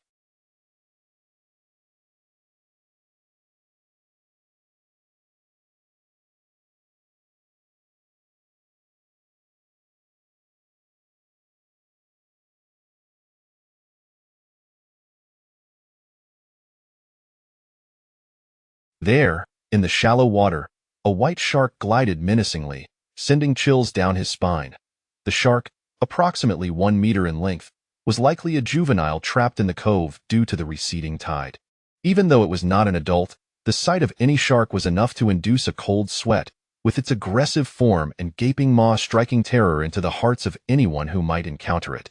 Li Qingman, terrified, rushed to Fang Cheng, clinging tightly to him. In that moment, her heart raced. Had he been just a second slower, he might have lost his legs to the creature. "I told you not to rush. You had to jump into the water. What would I have done if you had been bitten?" Tears streamed down her cheeks, her eyes red and puffy. Even though Fang Cheng was now safe, the thought of what could have happened was too dreadful to contemplate. Feeling a wave of guilt, Fang Cheng embraced Li Qingman, wiping the tears from her face and soothing her fears. Had she not alerted him in time, the consequences could have been dire. "It seems I've grown too complacent lately, forgetting that this island is fraught with danger. This place is too perilous. We should go back." "No, let us wait a little longer." Chapter 74. Shark Wrestling. Li Qingman gazed at Fang Cheng with confusion, unable to comprehend why he would choose to remain in such perilous circumstances. Just moments ago, they had narrowly escaped the jaws of a shark. Why would he want to stay? Although Fang Cheng himself was quite shaken by the earlier incident, his mind was not preoccupied with fleeing. But how could I simply let this go? "Fang Cheng, what are you planning to do?" Li Qingman sensed an unsettling air about him. "Having been on the island for so long, I have yet to taste shark meat. Perhaps today we can indulge in a change of flavor?" "Are you joking?" Li Qingman exclaimed in astonishment. Fang Cheng gripped the spear tightly, a grin spreading across his face as he replied, "I am not jesting. 2 months ago, I contemplated the idea of hunting these sharks. Today, it has unwittingly presented itself to me. It can only be deemed unfortunate for the creature." Witnessing Fang Cheng's fervor, Li Qingman felt an indescribable sensation in her heart. On one hand, she feared for his safety, yet on the other, she understood that this was a moment of fury for him. If he did not vanquish the shark, he would never find peace. "Are you truly going to proceed with this?" Li Qingman still wished to persuade him to abandon the idea, for their adversary was a shark. "Do not worry. I shall be fine." Fang Cheng reassured her, leaning in to whisper, "I have not lost my senses. This shark could sustain the 3 of us for 3 days. As we are excavating the cave, our daily energy expenditure is immense. If we do not replenish our bodies with high-protein food promptly, we risk being utterly drained." "Very well, I shall heed your advice, but you must exercise caution." Ultimately, Li Qingman acquiesced to Fang Cheng's decision, for his words illuminated her understanding that he was not merely acting out of rage. He was considering the well-being of the entire survival team. The shark did not vacate the vicinity. Instead, it lingered in the shallows, seemingly unwilling to let Fong Cheng escape. Had it been a mature shark, he might have retreated. Sometimes, discretion is the better part of valor. However, facing a juvenile shark of about a meter in length, Fong Cheng felt confident. The juvenile lacked the capability to breach the surface, so as long as he remained on land, he would be entirely safe. Very well, do not flee now. Soon, I shall make it so you cannot escape. Fong Cheng approached the water's edge, intent on employing the spearfishing technique to eliminate the shark. Standing on the shore, he focused intently, aware of his lack of skill in spearfishing. He was determined to wait for the perfect moment, striving for a decisive strike. After approximately a minute, he believed he had found the ideal opportunity. As the shark swam past, he abruptly hurled the spear forward. The spear sliced through the water like lightning, producing a flurry of white bubbles, yet it failed to pierce the shark. Instead, it startled the creature into a hasty retreat, taking refuge in the bay. Observing the bare spear, Fong Cheng shook his head in resignation. It appeared that spearing a shark was far more challenging than he had anticipated. The shark's reflexes were astonishingly swift, making it no easy feat to strike it. However, this was not the crux of the matter. The shark had sought refuge in the bay and would not resurface for the time being. Fong Cheng could not afford to remain idle on the shore. He needed to devise a method to lure the shark out. If he were to enter the water, it would become an exceedingly perilous endeavor. Fong Cheng, is there blood running down your leg? Li Qing Man, who had been fixated on him, finally spoke, pointing to a crimson streak on his calf. Fong Cheng glanced down and discovered, to his surprise, that he was indeed bleeding. His knee had been scraped, and blood was seeping from the wound. Could it be from when we fell earlier? That seems likely. I did not notice at the time. Now, Fong Cheng understood. The shark's sudden aggression was likely linked to this blood. Once sharks catch a whiff of blood, they become frenzied. This particular shark must have detected the scent of blood in the water, prompting its attack. Suddenly, an audacious idea struck Fong Cheng. If fresh blood could attract the shark once, surely it could do so again. In a bold decision, he resolved to use his own blood as bait. However, his plan immediately met with vehement opposition from Li Qing Man. No, I absolutely cannot allow you to do this. It is far too dangerous. She shook her head vigorously. Rest assured, I shall not enter the water. Fong Cheng smiled, attempting to reassure her. In truth, he harbored a fear of sharks as well. Should he find himself in the water with one, it would be akin to confronting death. He had no intention of taking such a risk. His plan was merely to open the wound on his knee, allowing more blood to flow, which he would then disperse into the water. The fresh blood would quickly mix with the seawater, and for a shark capable of detecting prey from several kilometers away, this blood would suffice to coax it back into view. As anticipated, it was not long before the shark reappeared, swiftly making its way toward the shallows. This time, Fong Cheng abandoned the idea of using the spear to catch the shark. Instead, he sought out a large stone, weighing at least 30 to 40 pounds. When hurled into the water, such a stone would possess an explosive impact, capable of stunning the shark even if it did not kill it outright. Come forth, greedy creature. Fong Cheng focused intently, lifting the heavy stone with both hands, whispering fervently, hoping the shark would approach quickly. Initially, the shark seemed hesitant, lingering at a distance. Fortunately, it could not resist the allure of the blood and decisively swam into the shallow area where Fong Cheng had spilled it. As the shark neared, Fong Cheng suddenly hurled the stone into the water. With a resounding splash, the stone missed the shark, but the resulting waves were sufficient to stun it. The shark's insatiable bloodlust had led it to pay a hefty price. Unlike ordinary fish, sharks lack swim bladders. They rely on muscular movement to dive and surface. A stunned shark would sink directly, but fortunately, they were in shallow waters, allowing Fong Cheng to bend down and drag the shark from the water. Once ashore, no matter how formidable the shark, it would be considerably less daunting. Seizing the moment while the shark was still disoriented, Fong Cheng thrust the spear toward its head, only to find the shark's skin too slippery. The first attempt merely glided off. Thus, the dreaded skull crusher of the island was once again unleashed. Fong Cheng retrieved the large stone and rained blows upon the shark's head until he was certain it would not awaken again. My heavens, you actually caught a shark. Li Qingman's face was a canvas of disbelief. Not only was Li Qingman astonished, even Fong Cheng himself could scarcely fathom it. Indeed, this is utterly insane. I have actually caught a shark. Chapter 75. The taste is rather odd. The shark, measuring approximately 1 meter in length, appeared quite substantial as it lay on the ground. Until this moment, Fong Cheng had never caught a fish of such size. Its head was utterly crushed, and there was no doubt that it was beyond saving. The ground was soaked in bright red blood, creating a scene that was somewhat macabre. A fish this large, how are we going to bring it back? Li Qingman asked, pinching her nose. I'll carry it, Fong Cheng replied without hesitation, hoisting the shark onto his shoulder. To be fair, the shark must have weighed at least several dozen kilograms. Its weight made Fong Cheng's shoulder feel particularly heavy, causing him to grimace slightly. Perhaps we should lift it together, she suggested. There's no need. It's simpler if I carry it alone. Although it was indeed heavy, it was not beyond his capacity. Fong Cheng took a deep breath, quickening his pace as he made his way toward the cave. Li Qingman held a spear in one hand while using her other hand to help support the shark, hoping to alleviate some of the burden. The two navigated cautiously through the slippery rocky coastline, successfully returning to the cave. Song Jishi was inside, weaving palm leaves as instructed by Li Qingman, when she suddenly caught sight of Fong Cheng returning with a shark. She nearly fell to the ground in shock. Did you bring back something delicious? Fong Cheng exclaimed, his excitement akin to that of a victorious soldier. He dropped the shark onto the ground, a broad smile illuminating his face.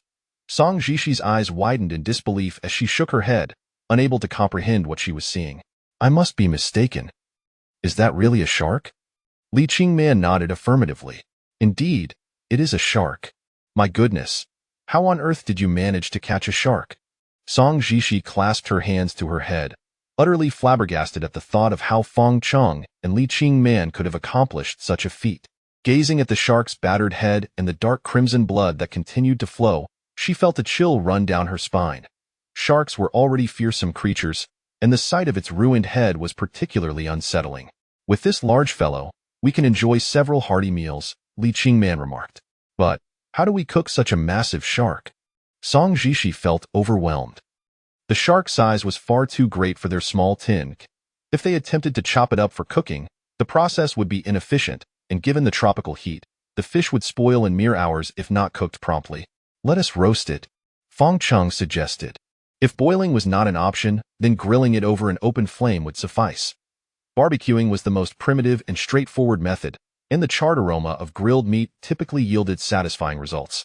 The only challenge lay in how to position the hefty shark over the fire, a task only Fong Cheng could manage. The cave was stocked with ample firewood, ideal for their needs. Fong Cheng gathered several stout logs and constructed 2 tripods beside the fire. He then used his ancestral pocket knife to gut the shark, removing its entrails. With the innards gone, the shark's weight was significantly reduced. Next, he inserted the spear through the shark's mouth and out the other end, skewering it before resting it over the fire to commence grilling. Everything was in order. He merely needed to turn the shark occasionally to prevent it from burning.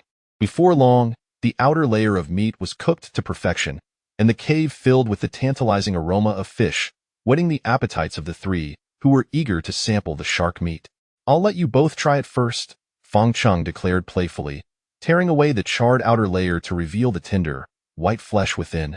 Just the sight of the enticing meat was enough to make one salivate. This was undoubtedly the most anticipated feast since their arrival on the island. Without a moment's hesitation, Fong Cheng tore off a generous piece and stuffed it into his mouth.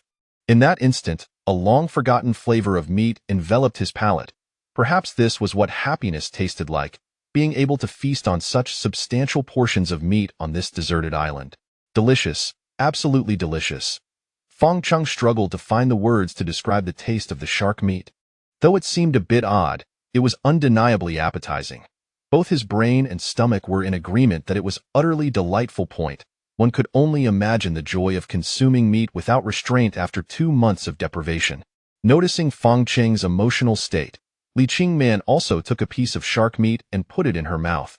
The moment it touched her tongue, an odd flavor spread through her mouth, causing her to furrow her brow. Why did it taste so peculiar? Was it the scent of urine? Li Qingman felt a wave of distress, but upon glancing at Fong Cheng, who was devouring the meat as if it were the most delectable thing in the world, she questioned whether there was something amiss with her portion. To confirm her suspicion, Li Qingman tore off another piece and tasted it. Strangely, The odd flavor persisted. Qingman, shark meat tastes like this, Song Jishi, seemingly aware of Li Qingman's confusion, offered her a reassuring smile. Is that so? Li Qingman replied, astonished. Song Jishi explained, unlike humans, sharks retain a significant amount of urea in their bodies due to their protein metabolism, which leads to their blood's osmotic pressure being higher than that of seawater. This allows them to absorb fresh water directly from the ocean. Moreover, they excrete waste through their skin, resulting in their flesh being infused with urea, which carries the scent of ammonia, essentially a urine-like aroma. Thus, shark meat is imbued with this odor. Li Qingman wore a troubled expression. After hearing Song Jishi's explanation, she understood why the shark meat tasted so peculiar. Song Jishi also tore off a piece and sampled it, smiling as she remarked, however, in our current circumstances, we have little choice. Furthermore, shark meat is rich in protein and essential amino acids that our bodies require. Very well, you are the doctor. I shall trust your judgment. Although Li Qingman's brow remained furrowed, she recognized that on this island, there was no room for choosiness. This was a shark Fong Chung had risked his life to catch, and she had to eat it. Observing Fong Chung devouring his portion with such gusto, enjoying every bite, for a fleeting moment, Li Qingman even questioned whether they were consuming the same dish. Fong Chung. Fong Cheng's mouth was still full of fish meat. Li Qingman inquired, did you detect any unusual flavors? Fong Chung shook his head vigorously, smacking his lips. No, not at all. This shark meat is simply explosively delicious. I can't stop. All right then. If you find it so enjoyable, eat as much as you like. Chapter 76. Soul-searching, a small shark weighing several dozens of pounds lay before them, its belly slit open, head and tail removed. Excluding the bones, the edible flesh accounted for approximately 60 to 70% of its weight. Although shark meat was not particularly delectable, somewhat tough and tangy, carrying an unpleasant hint of ammonia, it was undeniably the most satisfying meal they had savored since arriving on the island.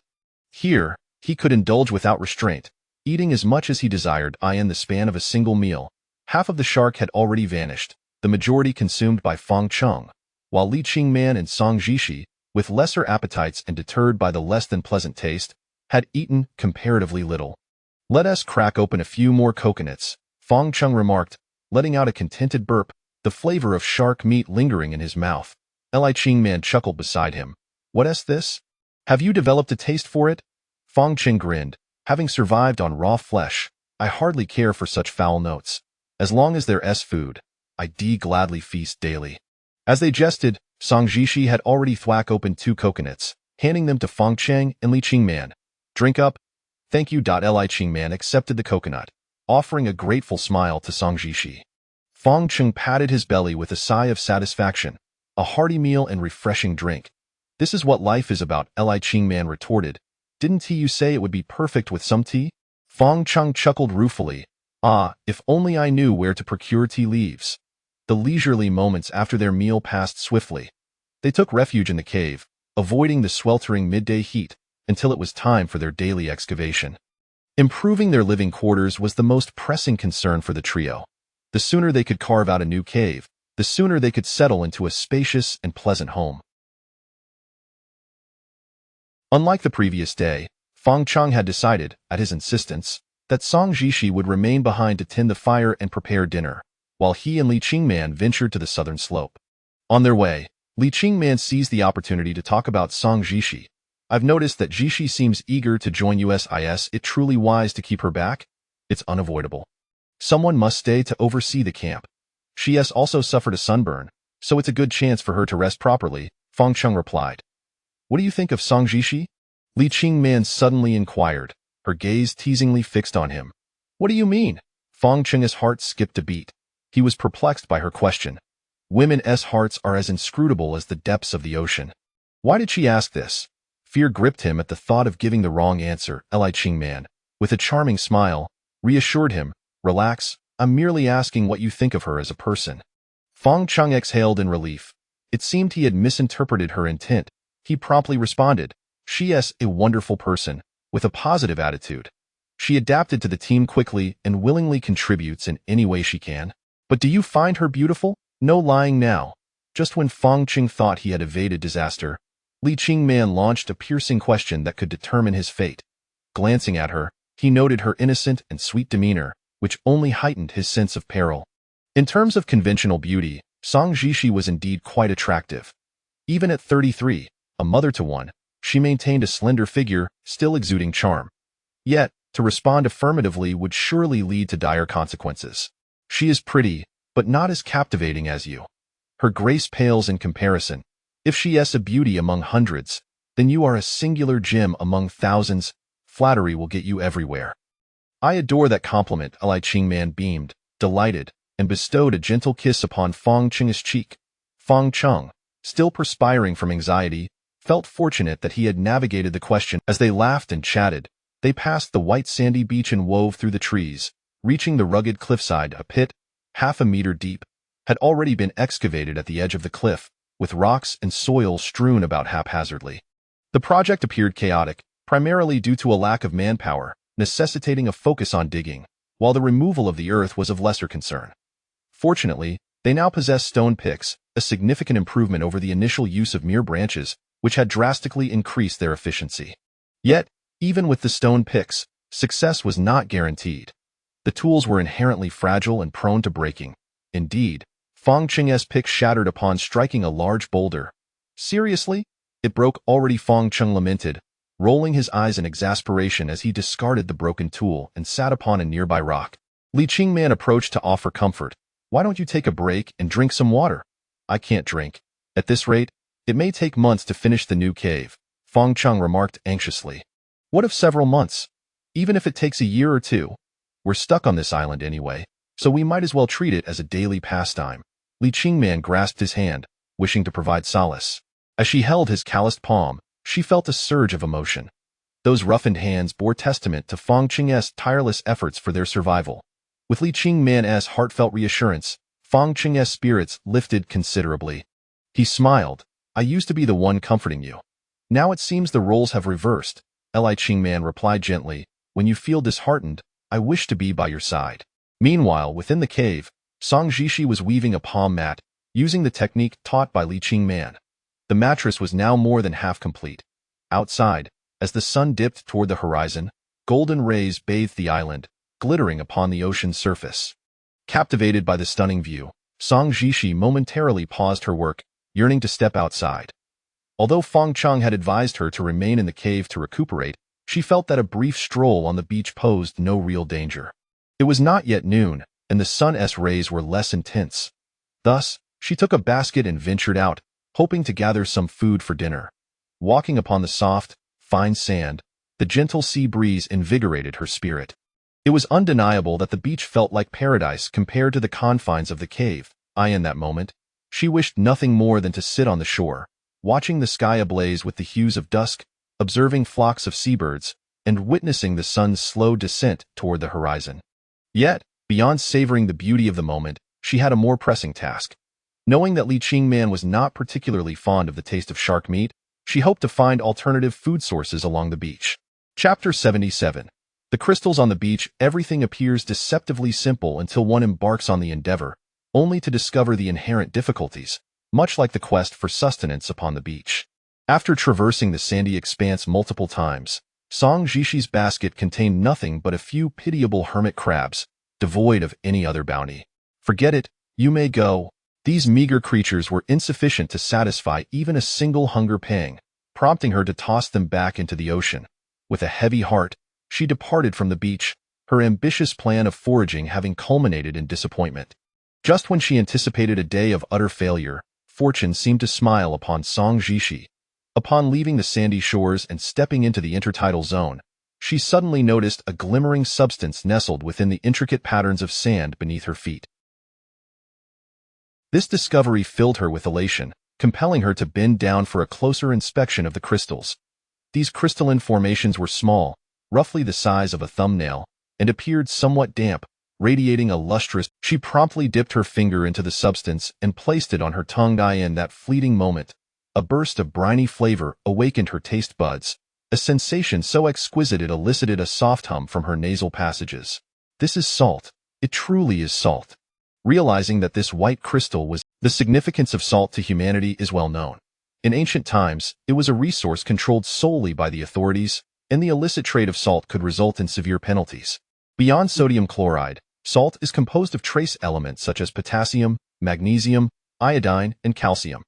Prolonged deprivation of salt can inflict considerable harm upon the body, but more importantly, salt bestows a new essence upon food. Even the most mundane dishes can transform into culinary delights when combined with salt.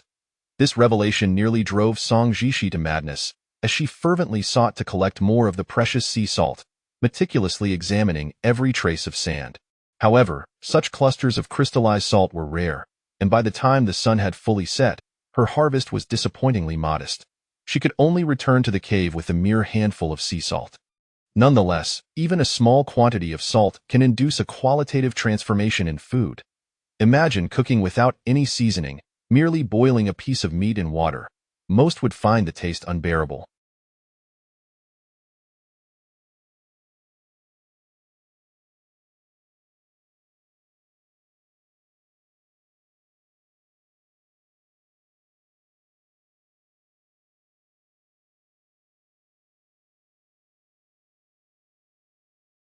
However, the addition of salt alters the entire experience. Song Jishi rubbed the salt she had gathered onto the shark meat and sampled a bite. Under the influence of the salt, the initially fishy taste of the shark meat had diminished significantly, rendering it surprisingly palatable. This is fantastic. When Fong Cheng and Li Qingman return, they will undoubtedly be astonished. A look of eager anticipation graced Song Jishi's face as she eagerly awaited their return, yearning for them to experience the transformed shark meat. At that moment, the sounds of conversation echoed from outside the cave. Fong Cheng and Li Qingman, engaged in lively banter, had returned. "You must be hungry. Would you care for some food first?" Song Jishi greeted them with delight. Fong Cheng chuckled, "Wow, today's treatment is indeed exceptional. It seems leaving Jishi behind was a wise decision." Li Qingman licked her lips and remarked, "I'm so thirsty. Let's drink some water first. I've prepared some water for you. Please, help yourselves." Song Jishi retrieved 2 plastic bottles filled with the cool boiled water she had stored.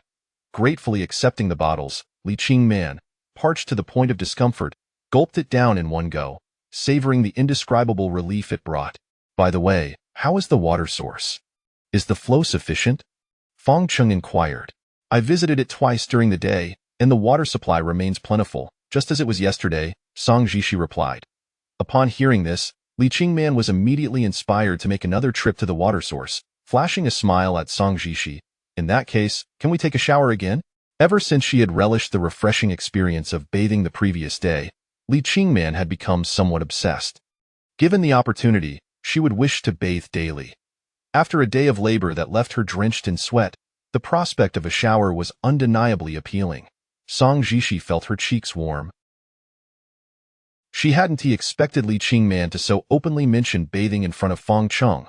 Flustered, she responded, "It might be dangerous to go into the woods at night. What is there to fear? We have Fong Cheng, don't we?" Li Qingman beamed, gazing at Fong Cheng. "Me?" Fong Cheng pointed to himself in disbelief. "Yes, who else could it be?"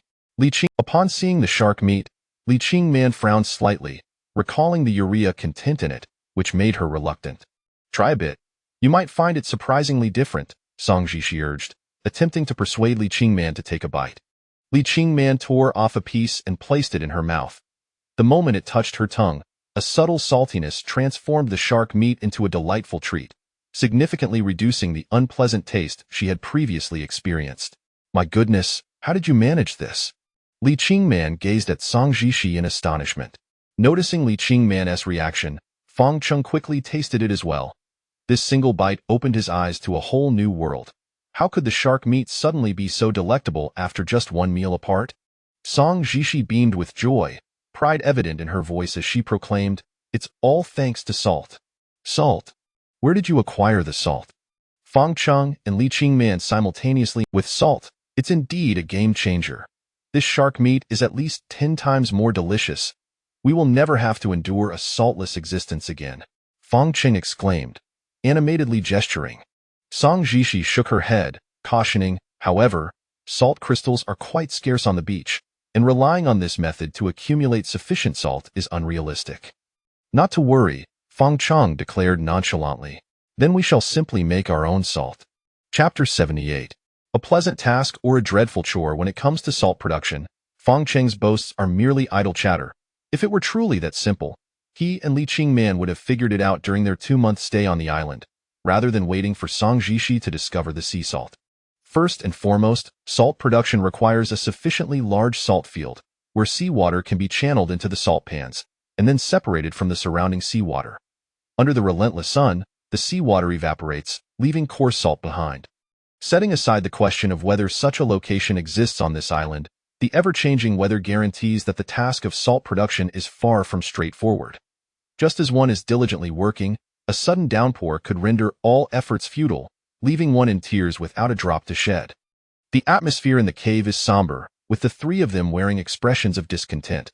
Salt is indeed a precious commodity, yet acquiring it is no simple feat. Lately, I've been feeling rather weak and devoid of strength.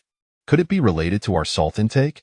Li Qingman inquires, looking towards Song Jishi, the team's doctor, confident that her expertise on health matters is infallible. Absolutely, Song Jishi replies. Relying solely on those conch shells cannot adequately replenish the salt lost from your body. On this island, we sweat profusely each day, and sweat carries away essential salt. Insufficient salt levels can disrupt cellular osmotic pressure and lead to deficiencies in trace elements, resulting in fatigue and dizziness. Fang Chang interjects, we were previously too careless, thinking that consuming seafood would suffice for our salt needs. It seems we must give this matter some serious thought. Song Jishi lightens the mood, smiling, no worries with time. We will surely devise a solution. Worst case, I'll take a stroll along the beach each day, and perhaps I'll collect enough sea salt for us. Li Qingman beams at Song Jishi. Next time you head to the beach, do invite me along. We can enjoy a leisurely walk and search for sea salt together. While the two women engage in light-hearted banter, Fang Chang remains furrowed in thought, troubled by the salt dilemma. As the leader of the team, he must swiftly devise a method for salt production to resolve their culinary woes. However, setting aside the salt issue, the dinner they just had was remarkably satisfying, nearly overwhelming Fang Chang. This reminds him of his middle school years during a growth spurt, when his appetite was insatiable, able to consume meals meant for 3 individuals, only to feel hungry again shortly thereafter, often awakening in the middle of the night due to hunger. Originally, they had planned for 2 to 3 days' worth of shark meat, but to his surprise, Fang Chang devoured it all in one sitting. This, in hindsight, proved advantageous, as it spared him the headache of preserving the shark meat, given the island's climate. Even if it were smoked and cooked, it would be unlikely to last until the next day. Still pondering the salt issue? Li Qingman queries, noticing Fang Cheng's furrowed brow as she playfully pokes him. Huh, he responds, snapping back to reality. Li Qingman shoots him a teasing glance, saying, when do you intend to accompany me and Jishi into the woods? Shall we go now? Of course. Otherwise, when do you plan to go? Fang Cheng glances at Song Jishi, who seems somewhat shy, aware that her relationship with him is not as intimate as Li Qing. Song Jishi tugs at Li Qingman's hand and whispers, are we really going? Of course. We agreed that with Fang Cheng accompanying us, there would be no danger. Li Qingman asserts. But Fang Cheng, don't worry, he is not that kind of person. Besides, if he dares to peek, just wait and see how I'll handle him. Under Li Qingman's insistence, Song Jishi reluctantly agrees to join the bathing expedition, and Fang Cheng, naturally, is roped in as well. Before departing, Li Qingman and Song Jishi gather some ash in a coconut shell, which they intend to use to cleanse their bodies of sweat. Fang Cheng finds a piece of wood to fashion a torch. Though its light is dim, it will provide some illumination in the woods. Leading the way, Fang Cheng clears a path for the two women. After walking a short distance into the forest, he hears the gentle sound of flowing water, signaling they have found the water source. Li Qingman turns to Fang Cheng, saying, all right, this is far enough. Jishi and I will bathe now, and you must not peek. Oh, Fang Cheng replies, blushing. He thinks to himself, I am a respectable man. How could I ever be the sort to spy on women bathing? If I were to look, it would be with the utmost propriety. Who would engage in such sneaky antics? Why don't you take the torch with you?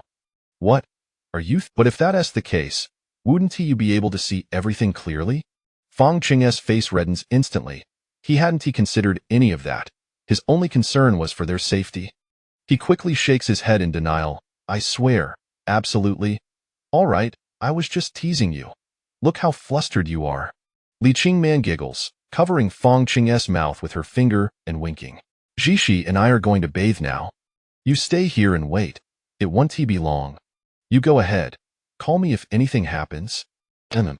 Once Li Qingman and Song Zhishi depart, Fang Cheng reflects quietly, realizing that appearances can be deceiving. Despite her seemingly aloof demeanor, Li Qingman possesses a captivating allure that can easily enchant anyone.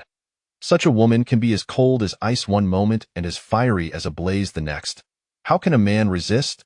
Fang Cheng stands about 10 meters from the water source. Though he cannot see what is happening, the sounds of splashing water reach his ears. Before long, the laughter and playful splashing of Li Qingman and Song Zhishi fill the air. Perhaps it was the consequence of having eaten too much earlier, but today, Fang Cheng finds his mind wandering to inappropriate thoughts, which he quickly attempts to suppress. What would Li Qingman and Song Zhishi look like while bathing? Slapping himself to dispel the thoughts, he mutters to himself that such musings are wholly inappropriate. How could he entertain such ideas? He tries to shake the images from his mind. However, he underestimates the body's natural physiological responses. After all, he is not a eunuch. With two beautiful women bathing just behind him and their laughter echoing in the air, how could he not have some thoughts?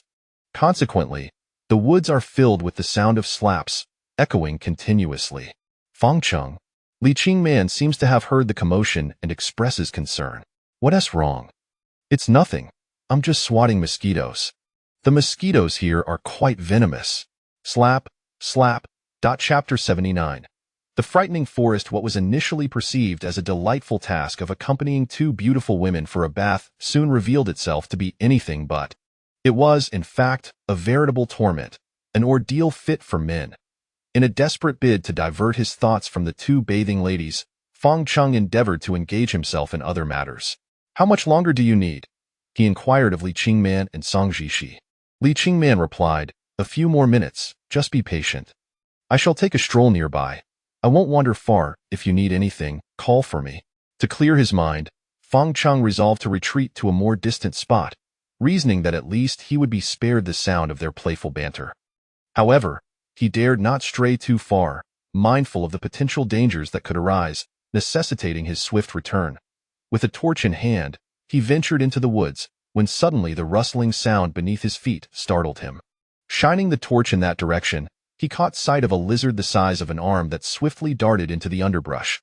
The presence of the torch alleviated his fears of wild beasts and venomous insects, as most creatures tend to shy away from the light. Nevertheless, he remained cautious, fully aware that injury in such an environment was no trivial matter. After taking a few more steps, the sounds of merriment faded completely, granting Fang Cheng a moment to pause and catch his breath. What is this fruit? He mused, spotting a vine laden with vibrant red berries on a nearby tree.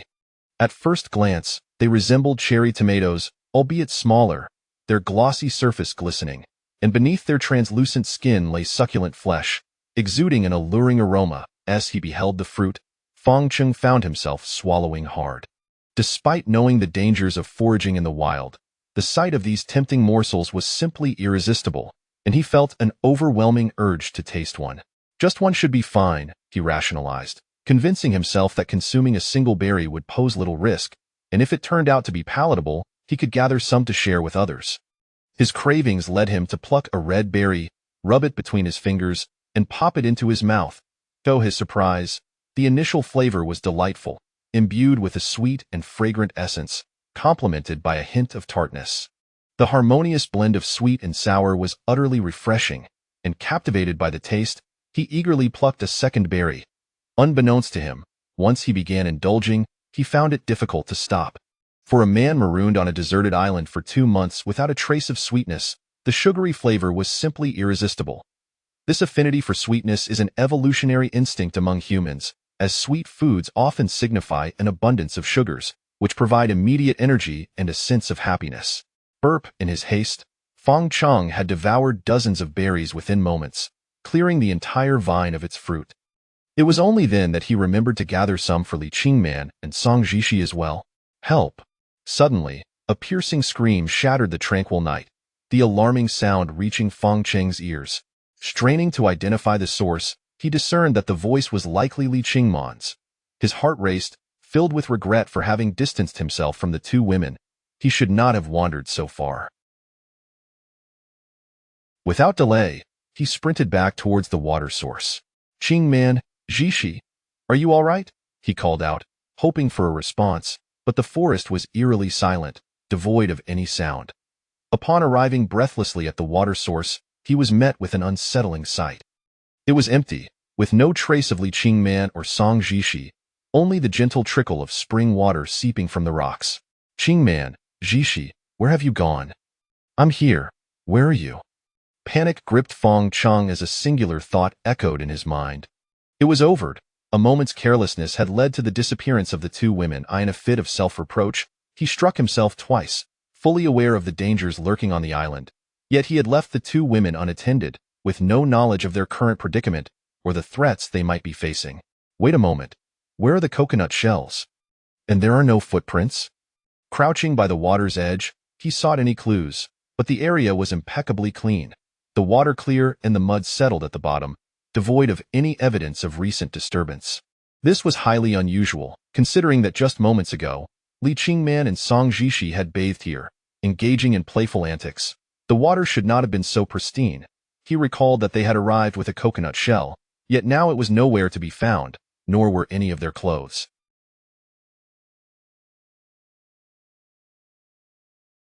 Such an absence was inexplicable. They must have shed their garments to bathe, and if they had vanished, at the very least, their clothing should have remained behind. Is this truly the water source?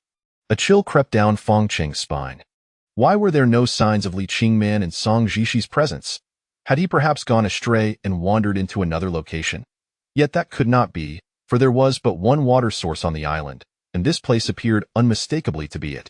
As these thoughts raced through his mind, an unsettling sensation washed over him, as though unseen eyes were upon him. Whirling around, he caught a fleeting glimpse of a white figure darting through the trees. Damn! The sight sent a jolt of fear through Fong Cheng, his legs trembling, and the hair on his arms standing on end, a wave of electricity coursing through his body. If he had not been mistaken, he had just seen a woman clad in a flowing white robe, her dark hair cascading down her back. It had flashed by so swiftly that he could not discern her features, yet her silhouette bore an uncanny resemblance to Li Qingman. This realization intensified his terror. The apparition, neither human nor ghostly, seemed to mimic Li Qingman, and the sensation was akin to being pierced by an ice pick, chilling him to the core. What does this mean? What is happening? Fong Cheng repeatedly questioned himself, bewildered as to why the figure had appeared so similar to Li Qingman. Was it possible that this island was haunted, and that a specter had ensnared Li Qingman, taking on her likeness? Fong Cheng. Just as he was consumed by fear, a voice suddenly called out from behind him. Jishi. Upon turning, Fong Cheng felt a sharp prickling at the back of his neck as he beheld Song Jishi standing behind him in a white garment, her hair disheveled, her face as pale as death, devoid of any color. Chapter 80. Fooling around with a female ghost. Upon turning around, Fong Cheng was nearly paralyzed with fear at the sight of Song Jishi's ghastly, pale visage. Even more terrifying was the unsettling grin she wore, her lips stretching unnaturally, revealing a set of menacing fangs. Fong Cheng, don't come any closer. The sudden turn of events sent Fong Cheng's spirit plummeting. What was happening on this desolate island, and why had a female ghost appeared? Before he could grasp the situation, the fleeting shadow from earlier manifested once more, trapping him between Song Jishi and itself. Yes, over. I'm utterly doomed tonight. Fong Cheng felt like a cornered prey, ensnared between two female phantoms. As they drew nearer, he realized the other ghost was none other than Li Qingman. Yet this spectral Li Qingman bore a colorless face, her eyes hollow and devoid of life, resembling a mere shell of a human being. Qingman? What has happened to you? The sight of Li Qingman in such a wretched state filled Fong Cheng with both terror and anguish. He was at a loss as to what had transpired moments ago to lead to this chaos. The two female ghosts quickly boxed him in, leaving him with no escape, and just as he braced himself for disaster, an inexplicable surge of strength surged through him, allowing him to break free from their grasp. Fong Cheng, where are you going? Just as he was about to bolt, he heard Li Qingman's voice filled with concern from behind. Fong Cheng was perplexed. How could he hear Li Qingman's voice again? Hadn't she transformed into a ghost?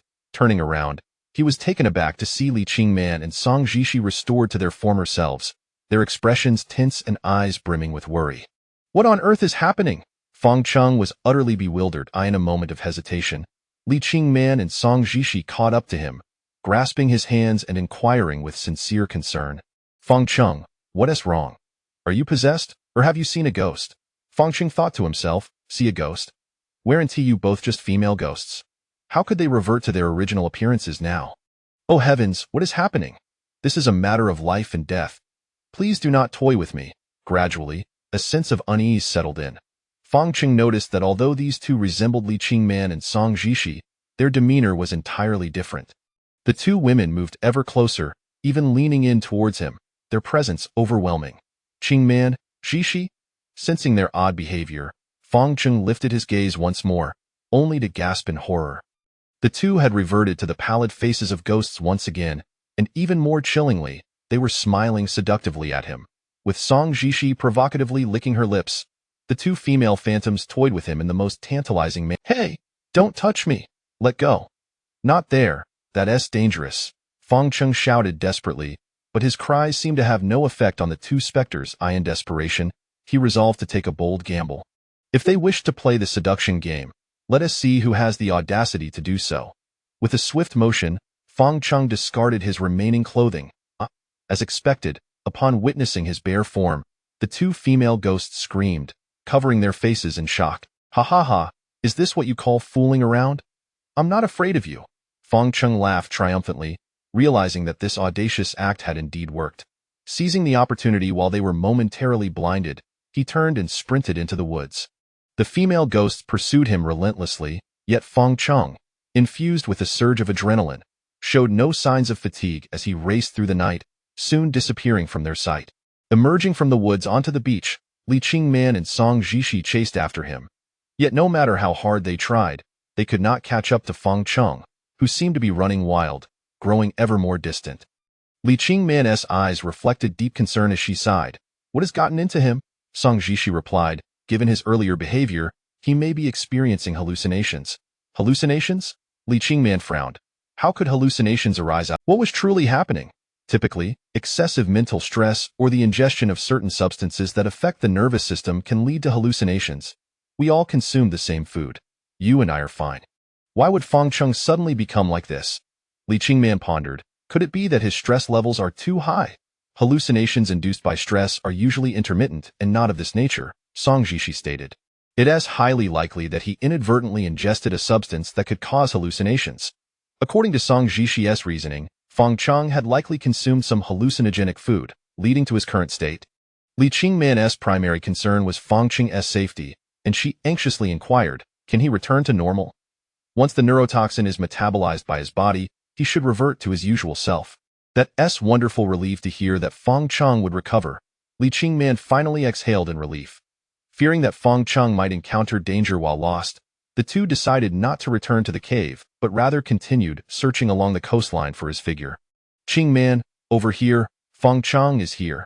Not far along the path Fang Cheng had fled, Song Jishi discovered him collapsed on the ground. Hearing Song Jishi's call, Li Qingman hurried over, only to find Fang Cheng lying there, seemingly inebriated and unconscious. What's wrong with him? Don't worry, I've checked his heartbeat and pulse. Everything is normal. He merely fainted. Song Jishi cradled Fang Cheng's body on her lap, urging Li Qingman to pinch his nose and then forcefully pried open his mouth to extract remnants of food. To Li Qingman, this scene seemed rather grotesque, but for Song Jishi, a doctor, it was merely a routine examination. Only by discerning what Fang Cheng had consumed could they ascertain the cause of his hallucinations. From Fang Cheng's mouth, she retrieved some sticky, soft substance resembling fruit pulp, which she brought to her nose to sniff, detecting a faintly sweet and sour aroma. Did you find anything? Li Qingman asked nervously. I discovered some suspected fruit pulp in his mouth. It appears he must have eaten this fruit, leading to his hallucinations, Song Jishi deduced. Li Qingman's gaze inadvertently fell upon Fang Cheng's vulnerable area, and her face flushed crimson as she exclaimed in astonishment, what is going on there? Song Jishi shook her head. It remains unclear if it is related to the fruit he consumed. Chapter 81. The quest for truth. As the morning sunlight streamed into the cave entrance, Fang Chung gradually awakened from his— Why had he suddenly lost consciousness, and how had he ended up in this cave? The entire situation was utterly perplexing. Are you awake? A voice pierced through his thoughts. It was Song Jishi. Turning his head, Fang Chung saw her seated behind him, clad in a white t-shirt and denim jeans. Their eyes met, and a gentle smile graced Song Jishi's lips. That very smile triggered fragmented memories of the previous night. He vaguely recalled being pursued by two female apparitions that bore an uncanny resemblance to Li Qingman and Song Jishi. Do you feel better now? Song Jishi inquired with a smile, reaching out to touch his forehead. Don't come any closer, Fang Chung exclaimed in fright, bolting toward the cave entrance. The commotion startled Li Qingman, who was still in the throes of slumber. Rubbing her bleary eyes, she scolded, Fang Chung, why are you making such a racket so early in the morning? Qingman, is that you? Of course, who else would I be if not Li Qingman? Li Qingman's reprimand jolted Fang Chung into clarity. Indeed, the unmistakably familiar tone of her chastisement left no doubt. It was undoubtedly Li Qingman. As he regained his composure and observed the smiling Song Jishi alongside the grumpy Li Qingman, a wave of confusion washed over him. Hadn't they transformed into specters the previous night? How had they reverted to their original forms? Qingman Jishi, what are you doing here? What do you mean, what are we doing? Are you wondering why we aren't ghosts? Li Qingman's face flushed with indignation. He Fang Chung offered an awkward chuckle. Li Qingman retorted. How can you still have the audacity to speak? You were raving mad last night, pointing at me and Jishi, yelling about ghosts and demanding we stay away. What a disgrace! Fang Chung's face turned crimson as he hung his head, akin to a student being reprimanded by a stern teacher. The most infuriating part is at this juncture, Li Qingman abruptly fell silent, her mind flashing back to the moment when Fang Chung had suddenly removed his trousers. A wave of embarrassment washed over her, rendering her speechless. Fang Chung, wide-eyed with curiosity, asked, What is it? Pervert. Li Qingman spat, turning her head away. What did I do to deserve being called a pervert? Fang Chung protested, raising his hands in innocent disbelief. Song Jishi, blushing, chimed in, last night, for some inexplicable reason, you suddenly took off your pants and all right, I understand. Fang Chung interjected, overwhelmed with shame and eager to stop further elaboration. He could easily guess what had transpired next. That despicable scoundrel. Just wait until I get my hands on him, Fang Chung declared, retrieving a stone from the cave, preparing to exact vengeance on the miscreant who had caused such a debacle the night before. Song Jishi gasped, covering her mouth in alarm, while Li Qingman crossed her arms, observing Fang Chung's theatrics with a cold gaze. His hand poised in the air, Fang Chung froze, caught in a moment of hesitation. He wondered why Li Qingman had not called for him to stop. Did she truly wish for him to be humiliated? Turning to glance at her, he was met with her mocking smile, which only deepened his embarrassment. Why aren't you going to smash it? My hand is cramping, let me help you. Li Qingman approached him. No, I'll do it myself. Realizing Li Qingman was not about to let him off easily, Fang Chung felt trapped in his predicament. Fortunately, Song Jishi intervened, pulling Li Qingman aside as she reasoned, let it go. Fang Chung lost consciousness, which is why he acted that way. Just this once, let it slide.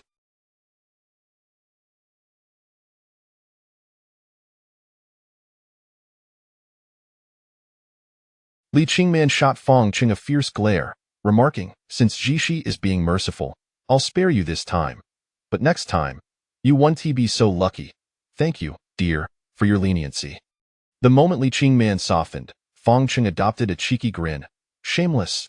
Who's your dear? Li Qingman's cheeks flushed as she glanced at Song Jishi, relieved that she didn't understand Chinese, lest she mock him for his words. Through the recounting by Song Jishi and Li Qingman, the events of the previous night were gradually reconstructed. They had been bathing at the water source when they suddenly heard Fang Chung's distant cries. Concerned, they hastily donned their clothes and rushed to investigate, only to find Fang Chung running frantically through the woods, seemingly deranged, calling out their names while accusing them of being ghosts. At first, the scene struck them as both amusing and infuriating. They had thought he was merely jesting. However, as his erratic behavior escalated, it became evident that he was genuinely distressed, unable to communicate coherently, and instead, he kept pointing at them, exclaiming that the ghosts had arrived. "What on earth did you see?" Li Qingman pressed, her curiosity piqued. "Nothing, nothing at all." Fang Cheng fervently shook his head, fearful of revealing that he had seen Li Qingman and Song Jishi with disheveled hair and ghastly visages. That would surely spell his doom. Song Jishi came to his rescue once more, smiling gently. "Perhaps you should tell us what you ate last night. I was waiting for you two to finish bathing and, feeling a bit bored, wandered a few steps forward. I stumbled upon a large tree adorned with vines bearing numerous red fruits that looked incredibly tempting," Fang Cheng recounted, straining to remember the events of the previous evening. "And so you ate them?" Li Qingman was furious, incredulous that someone could be so foolish as to consume unknown berries in the wild. "I had a few," Fang Cheng admitted sheepishly. "How many precisely?" Song Jishi inquired. "Dozens, perhaps. My heavens, you consumed that many?" Song Jishi exclaimed, astonished. Fang Cheng explained, "They were quite sweet, with a hint of tartness, almost magical, making it impossible to refuse. Before I knew it, I had eaten quite a lot. I must admit, they tasted rather delightful." Li Qingman rubbed her forehead, rolling her eyes in exasperation. Even in such a predicament, he was still fixated on the flavor. "Truly. From your reaction, it seems you ingested a significant amount of those red fruits, which may have induced hallucinations," Song Jishi analyzed. "It's likely that those fruits contain a substance that stimulates the brain." Chapter 82. The hallucinogenic fruit. The cause of the hallucinations experienced by Fang Cheng has been identified: the consumption of those crimson fruits. The next step is to locate the very fruit that Fang Cheng had ingested yesterday, to behold the appearance of this fruit that induces such vivid illusions. After a brief grooming, the trio decided to venture into the woods while the morning sun was still gentle, in search of the fruit that Fang Cheng had eaten the previous day. According to his description, he had discovered this fruit not far from a water source, so the three split up to search outward from the designated center of the water source. "Come quickly!" Suddenly, an excited shout from Song Jishi echoed through the woods. The other two rushed over from different directions, eager to see what this fruit looked like. "Look at that tree over there. It is laden with numerous red fruits," Song Jishi exclaimed, pointing at a large tree entwined with vines, which were heavy with bright red fruits, likely the very items Fang Cheng had consumed the night before. Li Qingman looked at Fang Cheng with anticipation, inquiring, "Is this it? Is this the fruit?" Fang Cheng scratched his head, a hint of embarrassment crossing his face as he replied, "I can't remember clearly what happened yesterday, but it seems to resemble this." As they spoke, Song Jishi had already approached the tree, reaching up to pluck a vine and popping a red fruit into her mouth. "Hey, don't eat that!" Li Qingman and Fang Cheng exclaimed in unison, startled by her bold action. "Relax, I'm just tasting one," Song Jishi reassured, smiling. "What if it's poisonous?" Li Qingman retorted. "It shouldn't be toxic. Since Fang Cheng ate it without any signs of poisoning, we can reasonably conclude that this fruit is safe," Song Jishi asserted. Fang Cheng grinned, adding, "So it seems my role as a guinea pig has proven quite valuable." "Just embellishing your own worth." Li Qingman shot Fang Cheng a look, then curiously asked Song Jishi, "So, what does it taste like?" "It's quite sweet, with a hint of tartness. Really delightful. Want to try one?" Song Jishi offered, smiling as she handed a fruit to Li Qingman. Gazing at the alluring red fruit, its translucent skin enveloping glistening pulp, Li Qingman couldn't resist. As she bit into it, the juice burst forth, flooding her mouth with sweetness that almost brought tears of joy to her eyes. "Wow. This is absolutely delicious," Li Qingman exclaimed, covering her mouth in disbelief. One was simply not enough, and she immediately sought to pick another. Song Jishi took hold of Li Qingman's hand, shaking her head. "Hold on, let us see how your body reacts first." "But I really can't help it. Did I want to eat another one?" Li Qingman pouted, playfully shaking Song Jishi's hand as if she were a younger sister asking for a treat. "Just one more, please?" "All right, you can have another," Song Jishi relented, unable to resist Li Qingman's charms. However, when she said one, it was hardly sufficient. The exquisite taste had "Qingman, do you know why humans are so fond of sweets?" Song Jishi's voice drifted to Li Qingman's ear. "Because sweets bring happiness," Li Qingman thought nervously, fearing she had been caught in her sneaky act, but feigned nonchalance. "Exactly. This is an innate trait developed during human evolution. Sweetness brings joy, and sweet foods often contain more nutrients, providing ample energy, which is why humans have an irresistible instinct for sweets." Li Qingman, feeling embarrassed, chuckled. "All right, I get it. Song Jishi smiled. But you can't eat too much now.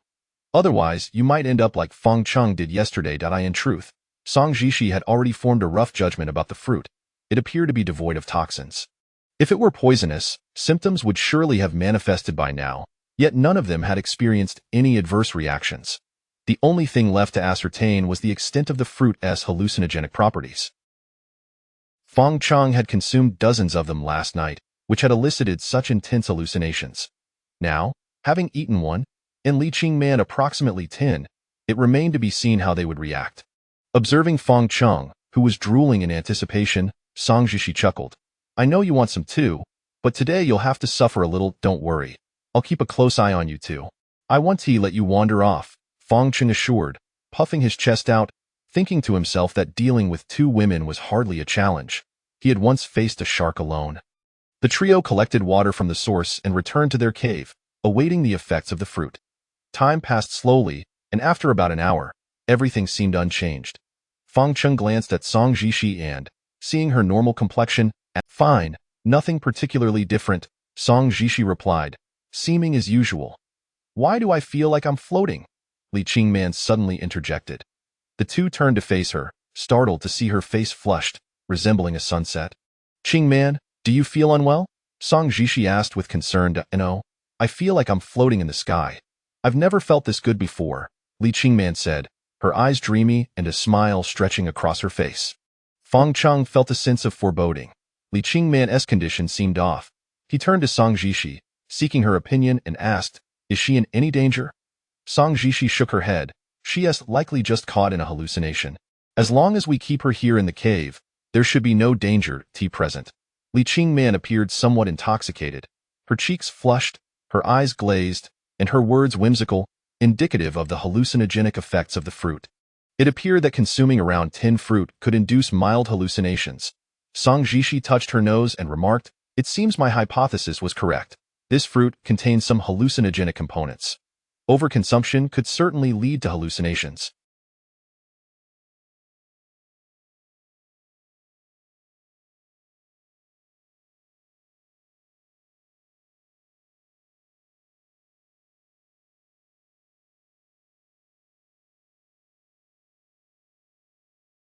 Feng Cheng was astounded. He had not expected such a wondrous fruit to exist on the island. It was akin to potent liquor. What a pity. Such a delicious fruit, yet it causes hallucinations. If only one or two are consumed, it shouldn't pose much of a problem. You can still enjoy the sweetness. Song Jishi smiled at Feng Cheng. Since you discovered this fruit, why don't you give it a name? Scratching the back of his head, Feng Cheng thought, what do I know about naming? And blurted, let us call it the hallucinogenic fruit. Chapter 83. Rescue arrives. Li Qingman was currently in a state of inebriation, likely floating amidst the clouds. Observing her in such a condition, Feng Cheng felt a wave of concern wash over him and inquired of Song Jishi, how long will it take for her to regain consciousness? Song Jishi shook her head and replied, it is difficult to specify. We must first observe her. Moreover, the duration is contingent upon an individual's constitution. Some may awaken more swiftly from the same amount of intake, while others may take longer. In that case, let her rest in the cave. I shall handle the excavation alone. The daily routine on the island was to dig, and until a new cave was unearthed, Feng Cheng would not rest. However, today he had no intention of bringing Li Qingman along. She was currently in a daze, barely able to walk, let alone work. It was best for her to remain in the cave. Perhaps we should forego it today, Song Jishi suggested, her expression tinged with concern. She was acutely aware of the exhaustion that accompanied the work of digging. If Feng Cheng were to undertake it alone, he would surely become overwhelmed. Feng Cheng smiled, stating, it's nothing to worry about.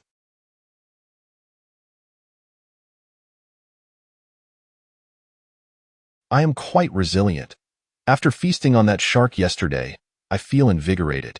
Song Jishi expressed her concern. Perhaps it would be wise to wait until the sun is less harsh. Not to fret, as Feng Cheng made his way to the cave entrance, watching his silhouette gradually fade as he rounded the white sandy beach and ventured into the woods. Song Jishi felt a peculiar sensation wash over her, reminiscent of her husband. This was not a pleasant memory, as a single operation had drawn her into the maelstrom of power, rendering her a pawn for the powerful. Tragically, her family, Her husband and daughter had been kidnapped, and she had not seen them since her ill-fated voyage at sea, leaving her uncertain of their current safety. Unbeknownst to her, tears began to cascade down Song Jishi's cheeks, and once they started, they flowed uncontrollably, each droplet falling in succession as she knelt, covering her face and weeping openly. "Jishi, what troubles you?" Li Qingman wobbled over, witnessing her friend's heart-wrenching sorrow and feeling a pang of distress in her own heart. "It's nothing." Song Jishi hastily wiped her tears and raised her head, attempting to feign nonchalance, but her reddened eyes betrayed her. Li Qingman exclaimed, "Has that scoundrel Fong Chung been bullying you? I shall go teach him a lesson." Song Jishi grasped Li Qingman's arm, shaking her head. "Qingman, it's not because of Fong Chung." "Oh." Upon seeing the profound sadness in Song Jishi's eyes, Li Qingman felt as though a knife had pierced her heart. The effects of her intoxication began to wane, and the hallucinatory visions brought about by the fruit slowly faded, allowing her mind to regain clarity. She came to understand the source of Song Jishi's sorrow. "Qingman, you share a deep love, offering mutual support and bearing one another's burdens. Most importantly, you are together." Yes, indeed. Li Qingman found herself at a loss for words in response to Song Jishi's sentiments.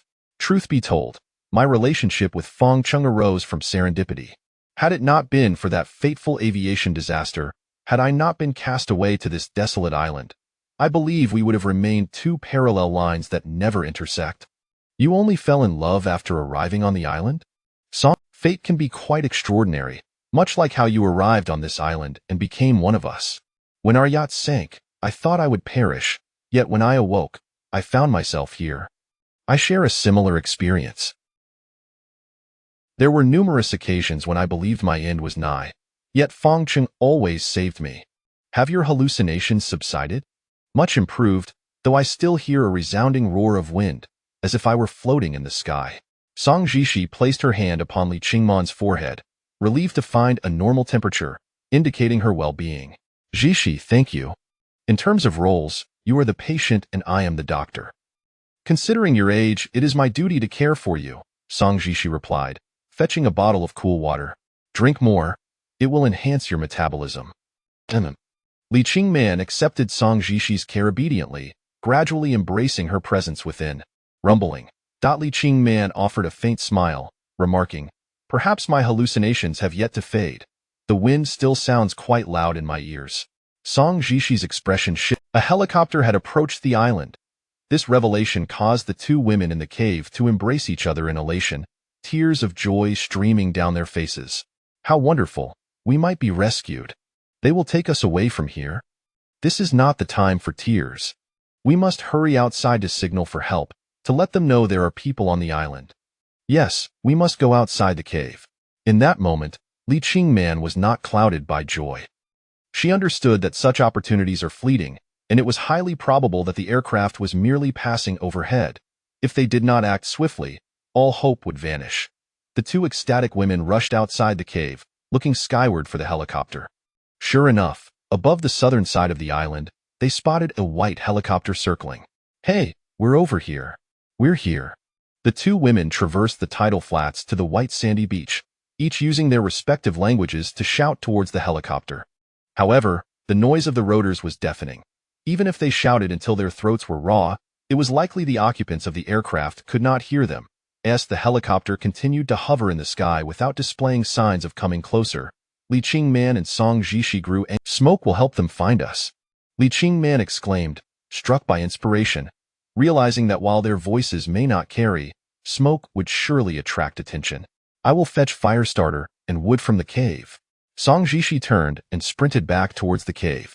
Li Qingman remained on the beach, continuing to call for help, her thoughts racing, urging, "Hurry, please be quick." If she didn't, he returned soon. And Chapter 84. The assassin from the sky. As usual, Fong Chung arrived at the precipice halfway up the mountain, ready to commence today's drilling task. After only a brief period of excavation, a resonant rumble echoed from the horizon, growing increasingly louder as it approached. With an unobstructed view from his vantage point, Fong Chung quickly discerned a small white against the cerulean sky, which drew nearer until it hovered above the island. The sight of this ignited a surge of excitement within him, for he could clearly identify it as a helicopter. "Hey, Over here. There are people here. Like all those in desperate need of rescue, Fang Cheng waved fervently at the helicopter, hoping to catch the attention of those aboard. Yet, his efforts proved futile. The occupants of the aircraft remained oblivious to his presence. From his position on the mountainside, he could see the activity on the white sandy beach below, where Li Qingman and Song Jishi had also arrived, waving at the helicopter in a similar fashion. They must be seen. This thought consumed Fang Cheng's mind. Whether it was he or Li Qingman, as long as someone was spotted by the helicopter, they would have a chance to escape this island. Fortunately, fate did not mock him this time. After hovering momentarily, the helicopter seemed to have noticed Li Qingman on the beach and altered its course toward her. This was magnificent, a moment that Fang Cheng had longed for through countless days and nights. Finally, his dream was coming to fruition. He and Li Qingman, along with Song Jishi, could leave this desolate island. Are there words on the aircraft? Just as Fang Cheng was about to weep with joy, he noticed several Korean characters emblazoned on the helicopter as it approached the beach. This revelation set off alarm bells in his mind. If it had been in English, it would not have seemed so peculiar, but the presence of Korean characters raised his suspicions. Given the island's tropical location and its considerable distance from Korea, this was indeed unusual. Could these individuals be connected to Song Jishi? With this thought, the elation he had felt moments before dissipated, replaced by an overwhelming sense of dread. If these people were indeed searching for Song Jishi, then these cold-blooded assassins would not only eliminate her, but also dispose of him and Li Qingman in the process. Oh no! As he watched the helicopter descend toward the beach, Fang Cheng felt a cold sweat break out for Li Qingman and Song Jishi. Without a moment's hesitation, he sprinted toward the sandy shore. Faster, faster! We must hurry! Li Qingman's gaze darted between the helicopter and Song Jishi, fervently praying for the latter to return with the fire before the helicopter departed. At that moment, the helicopter seemed to have noticed Li Qingman and began adjusting its course toward the beach. Yes, this is wonderful. They must have seen me. Li Qingman exclaimed, her excitement bordering on hysteria. As the helicopter approached, her heart raced with anticipation. In her mind, she envisioned the first words she would exchange with these rescuers. It was utterly exhilarating, almost beyond her control. However, in the next instant, her smile froze in place as she caught sight of a man in a black suit and sunglasses standing by the helicopter's door, shockingly brandishing a firearm. The man bore East Asian features, his attire reminiscent of the two assassins who had been incinerated previously, leading Li Qingman to suspect a connection to Song Jishi. Oh no! Her face drained of color. These individuals were not here to offer salvation but rather to take lives. It appeared that this time, there was no escaping the inevitable. Having evaded plane crashes, typhoons, and countless perils along the way, she never imagined that her fate would ultimately rest in the hands of humanity's darker side. Bang! The sound of gunfire jolted Li Qingman from her thoughts as a bullet struck the sand at her feet, sending up a cloud of dust. She realized that these were indeed heartless assassins, here to eliminate Song Jishi and anyone associated with her. As the helicopter drew nearer, the man with the gun made no effort to conceal his intentions, aiming directly at Li Qingman from the open door. This was an unprecedented experience for her. Having never before had a gun pointed at her, the reality of her life hanging by a thread was almost too much to bear. In that moment, her composure nearly shattered. Yet she understood that succumbing to panic would lead to her demise. To survive, she had to remain calm. Determined not to let fear immobilize her, Li Qingman turned and dashed toward the shelter of the nearby woods, zigzagging to avoid gunfire. Bullets kicked up sand around her, and she knew that a single hit would signal the end of this deadly game. Far more intense than any virtual reality, for this was a matter of life and death. Fortunately, the distance from the beach to the woods was short, and Li Qingman quickly found refuge among the trees. Leaning against a coconut palm, she gasped for breath, her body desperately seeking to regain its strength. In her moment of peril, thoughts of Song Jishi flooded her mind. She had returned to the cave to fetch the fire starter. If she attempted to return at this moment, danger awaited her. To intercept Song Jishi before she returned, Li Qingman took a brief respite before making her way around the woods toward the cave. Despite the rugged terrain and the long detour, it was the safest route available. This grove of coconut trees provided the perfect cover. The helicopter could not fly overhead, and for the time being, Li Qingman was safe. However, this sense of security was fleeting, as the helicopter soon touched down on the beach, and two suited assassins emerged, brandishing their weapons as they pursued her into the woods. After a frantic sprint, Li Qingman finally reached the rocky shore, just in time to see Song Jishi emerge from the cave, cradling a coconut shell. "They're coming," Li Qingman cried out in a frenzy. "What? The ones who want to kill you." With a clatter, the coconut shell slipped from Song Jishi's grasp, its contents scattering across the ground. The hope of rescue shattered in an instant. She had never anticipated that the so-called saviors would turn out to be assassins. It felt as if she had plummeted from paradise straight into hell. "We don't have time. Run." Grasping Song Jishi's hand, Li Qingman urged her toward the rocky coastline. The assassins would soon close in on them, and they were racing against the clock, desperate to find safety before being caught. Chapter 85. Escape under fire. The sandy beach of Baisha was no longer an option for escape. They could only flee towards the rocky shore in the opposite direction. Fortunately, the previous day, Li Qingman and Feng Cheng had explored the other end of the rocky beach and were relatively familiar with the route. However, today's circumstances differed significantly from those of yesterday. Upon reaching the end of the tidal flat, Li Qingman and Song Jishi discovered that the rocks, which had been exposed during low tide, were now submerged beneath the water, rendering the path they could have traversed completely inundated. "What are we going to do?" Panic filled Song Jishi's eyes. Being well acquainted with the ruthlessness of the assassins pursuing them, she understood the dire consequences awaiting them if caught. Both she and Li Qingman would be shot without mercy. "There is no choice. We must wade through." Cornered with no time to hesitate, any delay could spell disaster. In such a perilous situation, they had no option but to take the risk of entering the water. Before them lay the murky, bottomless sea, its depth unknown. Truthfully, Li Qingman felt uncertain, apprehensive about what awaited her with each step. Yet, the urgency of the moment compelled. Recalling the route from the previous day's expedition, Li Qingman endeavored to choose the shallowest areas to wade through. The first step was crucial. She needed to test the ground beneath her feet. If she could not find the rocks below, the situation could quickly become treacherous. In a tense moment, her foot struck the submerged rock, and she breathed a sigh of relief. Next, she reached out to help Song Jishi down, and the two clasped hands, cautiously navigating the stones together. The waves crashed violently, sometimes towering higher than them, and when a large wave hit, it nearly swept them away. As they pressed on, the water grew deeper, initially just at their waists, but soon it reached their chests. This sensation was dreadful, as the visibility of the ground was obscured, making each step feel laborious. "Ah!" A sudden scream pierced the air. Song Jishi had slipped and tumbled into the water. Fortunately, Li Qingman was quick-witted, managing to grasp her just as she fell, preventing her from being swept away by the waves. Emerging from the water, Song Jishi's expression was one of sheer terror, having inhaled some seawater and erupting into a fit of coughs. Yet, there was no time for respite. Despite her panic, survival necessitated that she hold her breath and urgently search for a secure hiding spot to evade the gunmen. "Are you all right?" "I'm fine. Let's keep moving." Under duress, even their concern was reduced to a terse exchange. To prevent a repeat of Song Jishi's fall, Li Qingman tightened her grip on her hand and proceeded to gingerly test each step with her foot. Before long, they arrived at the steep cliffs on the western shore of the island. The island's terrain was distinctly divided. A gentle slope to the south, rocky tidal flats to the north, and a sheer cliff to the west, where jagged stones jutted like a multitude of blades along the coast, making it the most perilous shoreline on the island, with the fiercest waves crashing against it.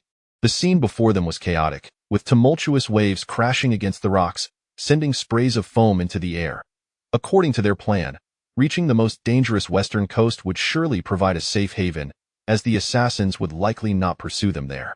However, upon confronting the treacherous western shore, they encountered their greatest obstacle yet. The path ahead had vanished, and crossing would require swimming rather than merely stepping on the rocks. "Stay close to me." Li Qingman turned to look at Song Jishi, offering her a reassuring nod. "All right." Song Jishi nodded, fully aware that there was no alternative but to press onward. Thus, they began to wade and swim, with Li Qingman selecting a route closest to the bay in the worst-case scenario. If they were swept away, at least they would be drawn into the bay rather than the open sea. Meanwhile, on the other side, Two assassins clad in black suits leapt from a helicopter, donning sunglasses and brandishing firearms, engaged in a discussion in Korean. That woman just ran into the woods. Is she the Magungwa we are searching for? I couldn't see clearly, but the GPS indicates that she is on this island. It is highly likely that Magungwa is hiding here. Regardless of whether that woman is Magungwa, we must find her. One of them, appearing to be the leader, made a slicing motion across his throat. Undoubtedly, these men were there to kill, and Li Qingman, having been spotted, had become their next target. The two assassins followed the trail of her escape into the woods. For these seasoned killers, tracking was no challenge. They could easily deduce the direction of their prey's escape from the footprints left behind. She headed north on the island. As long as she remains on this island, she cannot escape our grasp. Be cautious. This is unfamiliar territory, and the woods may conceal many dangers. The leader of the assassins removed his sunglasses, revealing a typical Korean face, square-jawed, with high cheekbones and small, piercing eyes radiating menace. We have guns. We won't face any danger. The other assassin boasted, gesturing with his weapon. Just as they conversed, a rustling sound from above caught their attention. Looking up, they were startled to see a vibrant green venomous snake poised on a branch, flicking its tongue at them. In an instant, the snake lunged from the branch, aiming for the arrogant assassin. The suddenness left him frozen, incapable of reacting. Bang, bang, bang. A series of gunshots rang out, and the snake was severed in two, its head exploding in a spray of gore. In that perilous moment, the leader had saved his subordinate by shooting the snake. Be more careful. Next time, luck may not be on your side. The leader glared at his subordinate with a chilling tone. Yes, the assassin, having narrowly escaped death, was drenched in cold sweat. On the southern side of the island, Fong Chung hurriedly raced towards the beach, wishing fervently for wings to hasten his pace. Just as he was consumed by urgency, a series of gunshots erupted from the woods. The gunfire revealed the assassin's location and alerted Fong Chung to the grave danger they posed. They were armed, and a single misstep could lead to his demise at their hands. Chapter 86. The first aid package. The current situation was one of uncertainty, with the enemy visible and the protagonist concealed. Fong Chung had a rough idea of the whereabouts of the two assassins, yet they remained oblivious to his presence. Nevertheless, eliminating the two killers was an arduous task. Armed only with a stone hoe and devoid of any clothing, Fong Chung faced adversaries equipped with firearms who could support each other. To expect a man from the primitive society to dispatch two armed assassins was akin to sending oneself to the slaughter. The sound of gunfire sharpened Fong Cheng's mind, and he recognized that confronting the assassins directly was the most foolish choice among all possible options. He needed to devise a more strategic plan to neutralize those two individuals. The helicopter. Soon, his attention was drawn to the aircraft resting on the beach. This helicopter was the assassins' primary means of transportation, and they were counting on it to escape the island. Thus, Fong Cheng's immediate objective was to incapacitate their helicopter. From the gunfire, he surmised that the two had ventured into the woods and were heading northward on the island, unlikely to return to the southern beach. This presented Fong Chung with an opportunity. He had to sever their escape route before they returned. Without hesitation, he stealthily approached the edge of the woods, concealing himself behind a coconut tree to observe the situation. The helicopter's rotor blades had ceased spinning, and the cabin door was ajar. Peering inside, he spotted a lone pilot reclining in the seat, seemingly dozing off, an opportune moment for Fong Chung. Taking advantage of the pilot's inattentiveness, Fong Chung stealthily approached the side of the helicopter. Inching closer from the blind spot, he could hear the pilot humming a tune inside. With nimble agility, Fong Chung vaulted into the aircraft. Startled by the sudden noise, the pilot turned to investigate, only to be confronted by a naked man looming behind him. "Ah, what the hell?" the pilot exclaimed in shock, cursing in Korean, utterly unprepared for the presence of a naked native aboard the helicopter. "To hell with you." In a life-or-death moment, Fong Chung wasted no time, thrusting the stone hoe towards the pilot's face. With the pilot wearing a helmet, there was no other viable target. The exposed face was the only option. A sickening crunch echoed as the pilot's nasal bone shattered, and blood erupted from his nose, splattering everywhere as he clutched his face in agony. "Get down, you bastard."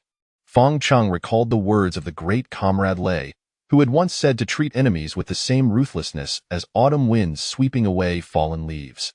This principle resonated deeply with Fang Cheng, and he implemented it with unwavering resolve. Despite the pilot merely suffering a broken nose and gushing blood, there was no telling when he might produce a weapon, potentially delivering a fatal shot to Fang Cheng. Mercy towards enemies was a trope reserved for foolish dramas and novels. To ensure the pilot was thoroughly incapacitated, Fang Cheng unleashed a flurry of strikes with the stone hoe, soon reducing the pilot's helmet to rubble. He then kicked him out of the cockpit and onto the beach, following up with a relentless barrage of blows. The title of Skull Terminator was not mere bravado. Without the helmet's protection, the pilot's fate would likely mirror that of the previously vanquished snakes, eels, and sharks. Bang, bang, bang. Like a blacksmith forging metal, Fang Cheng quickly left the pilot bloodied and on the brink of unconsciousness. Once he exhibited no further signs of resistance, Fang Cheng relented, sparing his life. "Who are you?" he demanded, removing the helmet from the pilot's head, revealing a visage that had been transformed into a grotesque mess. "Do you speak English? Forget it. You're of no use." Gripping the man's collar, Fang Cheng shook him vigorously, his frustration mounting. The inability to communicate in English rendered them incapable of exchanging valuable information. He was left in the dark regarding the origins of these assassins, their directives, and their relentless pursuit. The pilot continued to wail, but Fang Cheng had no intention of killing him outright. However, he could not simply release him either. To prevent the two assassins from discovering his whereabouts, he dragged the pilot into the woods. Within the forest, Fang Cheng stripped the pilot of his clothing, leaving him with only a modest pair of undergarments. He then bound him securely with vines and tossed him into a shallow pit. To further conceal him, he covered the pit with palm leaves, ensuring that he would remain undetected. Having dealt with the pilot, Fang Cheng donned the clothing he had just removed.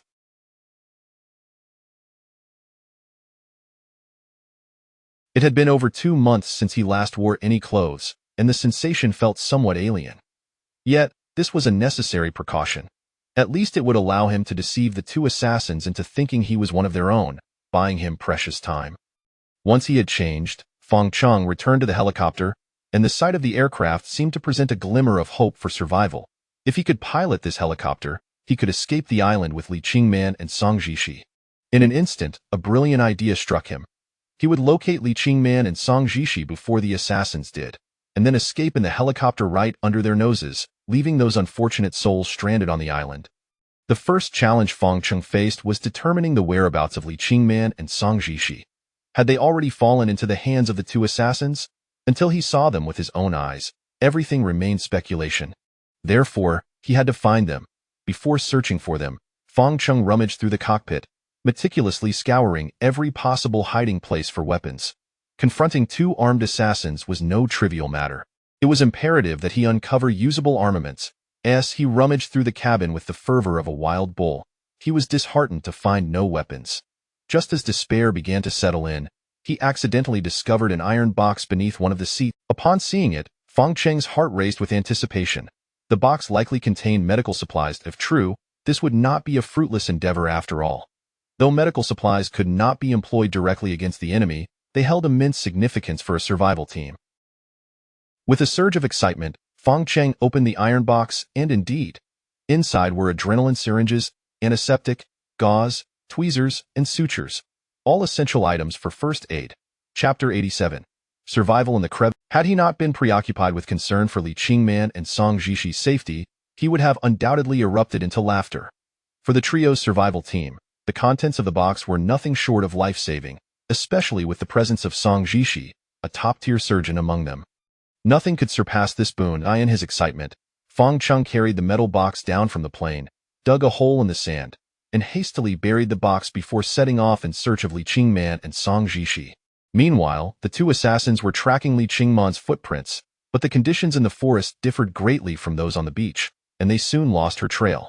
Unfortunately, the island was small, and the woods could not ensnare them.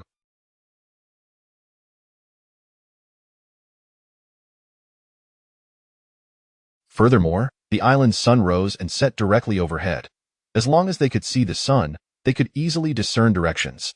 Even after losing Li Qingman's trail, the two assassins continued their advance towards the northern part of the island.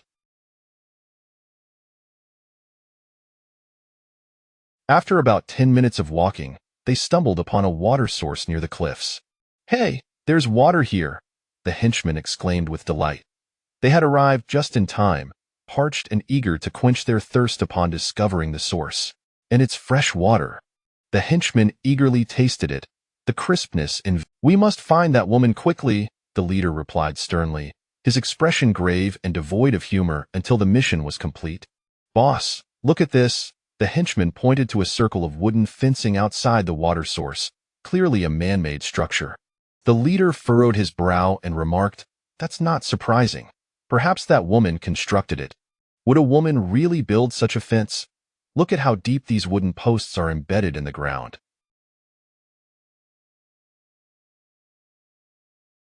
It takes considerable strength to accomplish that. Are you suggesting there are others on this island besides that woman? Quite possibly. We only saw her earlier. There may be others lurking in the shadows. Regardless of where they hide, if they dare to show themselves, we shall leave none unscathed. Having located the water source, they quickly found the cave where Feng Cheng and his companions had been residing. The two assassins were astonished to discover such a place on the small island. With their fingers resting on the triggers, they cautiously entered the cave one after the other. "Boss, there's no one here, but the fire hasn't gone out. The inhabitants must be hiding," the henchman reported after a thorough inspection, noting the absence of any human presence, though signs of habitation were evident. The leader's expression remained taut, a slight grin forming as he said, "3 mattresses mean 3 occupants in this cave. The woman we saw isn't Mok Jean. She must be another stranded soul on this island. Including her and Mok Jean, that accounts for 2 women. The remaining individual is likely male. Look at the pile of wood, coconuts, and these spears and stone axes. They're clearly weapons used by men. Who cares about the man? We must eliminate them all before we report back to the boss. So far, that man has yet to appear. We cannot afford to be complacent." The leader shot a stern glance at his subordinate, determined not to allow any missteps in this pursuit. As they spoke, the sky outside darkened abruptly, the sun vanishing entirely. The island's weather could shift in an instant, a phenomenon not surprising in the least. Just moments ago, the sky was clear, but now ominous clouds gathered. Though the island appeared small, stepping onto its terrain revealed significant discrepancies from their expectations. The two were unfamiliar with the island's geography, making the search for the 3 hidden individuals exceedingly challenging. With a storm looming, locating anyone amidst such torrential rain would be nearly impossible. Thus, the most prudent course of action was to remain in the cave, biding their time and waiting for an opportunity. This cave was clearly the hideout of the trio. It provided fresh water, food, a source of fire, and shelter from the elements. Nothing could be better on this island than this sanctuary. If they stayed put, they were confident that the 3 would eventually reveal themselves. "Boss, how about a coconut?" The henchman rummaged through a corner and produced 2 coconuts, using a stone tool to crack them open with a few swift strikes, a sardonic grin on his face as he added, "These primitive tools are surprisingly effective." On the west coast, the island's most perilous region presented itself, a landscape dominated by sheer cliffs. Behind a towering peak, 2 women were desperately climbing upwards in order to evade the 2 assassins. Li Qingman and as they navigated the rocky shore, the sky suddenly darkened, clouds began to gather, and the sea rose rapidly, the waves growing increasingly ferocious, heralding an imminent storm. To prevent being engulfed by the encroaching waters, Li Qingman and Song Jishi had no option but to ascend the steep cliff face. However, every step they took was fraught with danger. A single misstep could send them plummeting into the abyss below. Li Qingman, possessing superior stamina and agility, found the surface was relatively flat, approximately a meter square, forcing the 2 women to huddle closely together. Before them, the waves roared, and the wind howled as the surging sea lapped at their feet. They had to continue their ascent or risk being mercilessly swallowed by the ocean. "Are you ready to rest?" Li Qingman grasped Song Jishi's hand, providing her with unwavering support. Despite their dire circumstances, Li Qingman's gaze remained resolute, undeterred by the thought of surrender. She understood the imperative of survival. "Yes." A determined smile broke through Song Jishi's pale features. "In less than a minute, They merely caught their breath before resuming their perilous climb towards survival. Chapter 88. What are you still concealing? With a sudden roar, the torrential rain descended, enveloping the entire island in a shroud of mist. Fang Cheng departed from the beach, stealthily venturing into the woods, seeking refuge among the trees and the downpour to elude the gaze of the two assassins. The most pressing task at hand was to locate Li Qingman and Song Jishi. In such dire circumstances, where could they possibly be? As Fang Cheng navigated through the forest, he strained to think. One thing was certain. Li Qingman and Song Jishi had not yet fallen into the clutches of the two killers. Had they been discovered, they would either have been executed on the spot or taken back to the aircraft, yet thus far, he had not observed the assassins returning to the plane. Unbeknownst to him, Fang Cheng arrived at the water source, where he spotted the damaged fence, an unmistakable sign of the assassin's handiwork. The destruction of the fence indicated that the killers were lurking nearby, heightening Fang Cheng's caution. Departing from the water source, his next destination was naturally the cave. Realizing the necessity of checking the cave's situation, he began to move toward it, concealed by the curtain of rain. Each step became a careful endeavor as he approached the rocky shore, inching closer to the cave while pressed against the stone wall. Upon reaching the cave's entrance, before he could even strain his ears to listen for sounds within, a coconut shell was abruptly hurled from inside, landing with a splat. This noise was practically a declaration that the two assassins were indeed inside the cave. If it were Li Qingman and Song Jishi, they would have gathered the coconut shells instead of carelessly discarding them. Listening intently from his concealed position, Fang Cheng discerned two men conversing in rapid Korean inside the cave. Unfortunately, his lack of understanding of the language rendered the sounds meaningless. This matter needed clarification. Moreover, what troubled Fang Cheng the most was the stash of items in the corner piled high with wood, previously recovered items, including a gun and a mobile phone, belonging to the assassin's accomplices. It was imperative that these items remained undiscovered. Thus, he crouched down, carefully peering around the least conspicuous corner of the cave entrance. His gaze gradually shifted, revealing a scene of flames roaring within the cave. The two miscreants had thrown in a pile of wood they had gathered over the past few days. To make matters worse, the coconuts in the corner had been ruthlessly ravaged, and even the plastic bottles used for water storage had not escaped their destruction.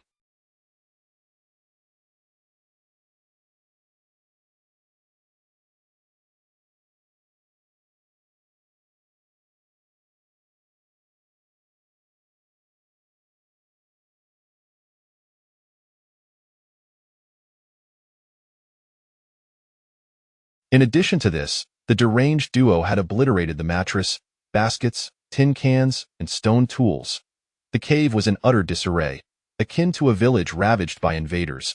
Witnessing this chaos ignited a furious wrath within Fang Cheng, who felt an overwhelming urge to charge in and confront the two scoundrels. Yet, the firearms in their possession tempered his impulsive rage. A wise man knows when to yield. He would remember this grievance and ensure that these two would one day pay for their transgressions. The sole piece of good fortune was that the assassins had failed to discover the concealed gun, granting Fang Cheng a sigh of relief. The storm is so fierce. I wonder how things are at the aircraft? Boss, should I go take a look? Go ahead, but be careful. As Fang Cheng lay low, he observed one of the assassins exiting the cave, the man's intentions unclear. To avoid detection, he quickly concealed. Watching the figure leap down from the cave entrance, heading alone towards the beach, it was highly probable that he was heading towards the helicopter. What do I do now? Fang Cheng thought, feeling a sense of dread. If this man discovered that the pilot was missing, it would surely raise the suspicions of the assassins, complicating any attempts to seize the aircraft. Should he confront this individual? Fang Cheng shook his head. Unarmed and lacking certainty in his ability to take down a seasoned killer, especially one armed with a gun, would be folly. The disparity in combat capability was vast, and he risked being shot dead. Even if he were to perish, his primary concern remained Li Qingman and Song Jishi. If the two women fell into the hands of these nefarious individuals, considering the atrocities they had already committed, one could hardly predict what fate awaited them. Weighing his options, Fang Cheng accepted that he could only let the situation at the helicopter unfold as it would. Now was not the time for recklessness. The immediate priority was to locate Li Qingman and Song Jishi. In the midst of such torrential downpour, where could Li Qingman and Song Jishi possibly be? Not in the cave, nor on the beach. Based on his understanding of Li Qingman, she was likely to have sought refuge on the western side of the island, particularly since they had ventured to that bay the previous day. This possibility seemed increasingly plausible. I can only take a gamble. The rain continued to pour, and time was of the essence in finding Li Qingman and Songji 11. In this critical moment, Feng Cheng had no choice but to rely on the tacit understanding he shared with Li Qingman. Initially intending to follow the coastline to the western shore, he soon realized that the majority of the coastline had been devoured by the rising tide, rendering such a route impossible. The only viable path was to traverse through the heart of the island and then scale over to the western coast. Concerned for the safety of Li Qingman and Song Jishi, Feng Cheng hesitated not a moment longer and re-entered the woods, hastening towards the western coast. On the western coast, within a recessed crevice of rock, Li Qingman and Song Jishi were pressed closely together, their faces nearly touching. There was no other option. This narrow gap barely accommodated the two of them. In just half an hour, the sea had risen several meters, and after an arduous climb, they finally found a temporary refuge just before the water could engulf them. Outside, the waves crashed violently, each surge striking the shore with a force that shook the entire coastline. In that moment, one could not help but feel insignificant against the grandeur of nature. Humanity's strength was rendered utterly powerless. Li Qingman and Song Jishi were in such proximity that it was the closest they had ever been since their acquaintance. This closeness surpassed their psychological comfort zones, and in such an environment, all facades and pretenses were easily pierced. What on earth are those people?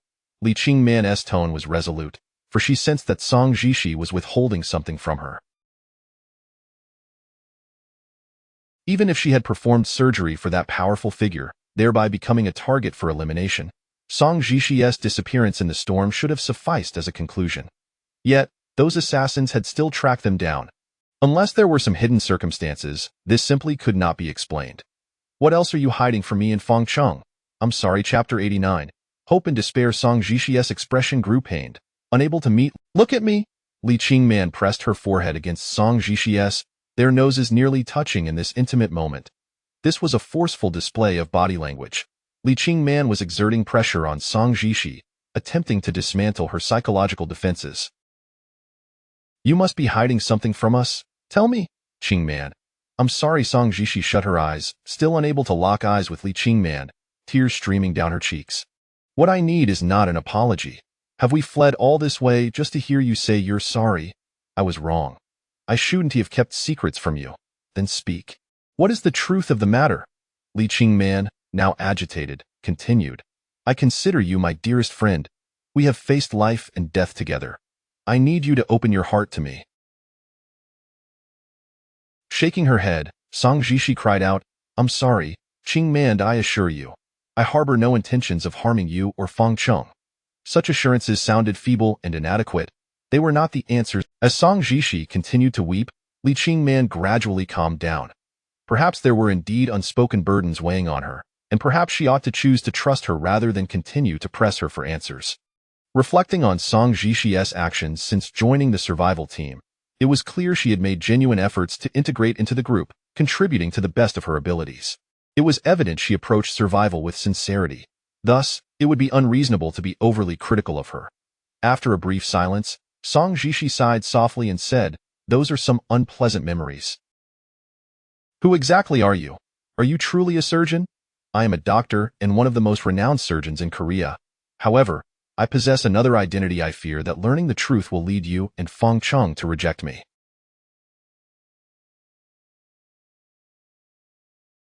We are the best of friends, and no matter your past, let us start anew on this island.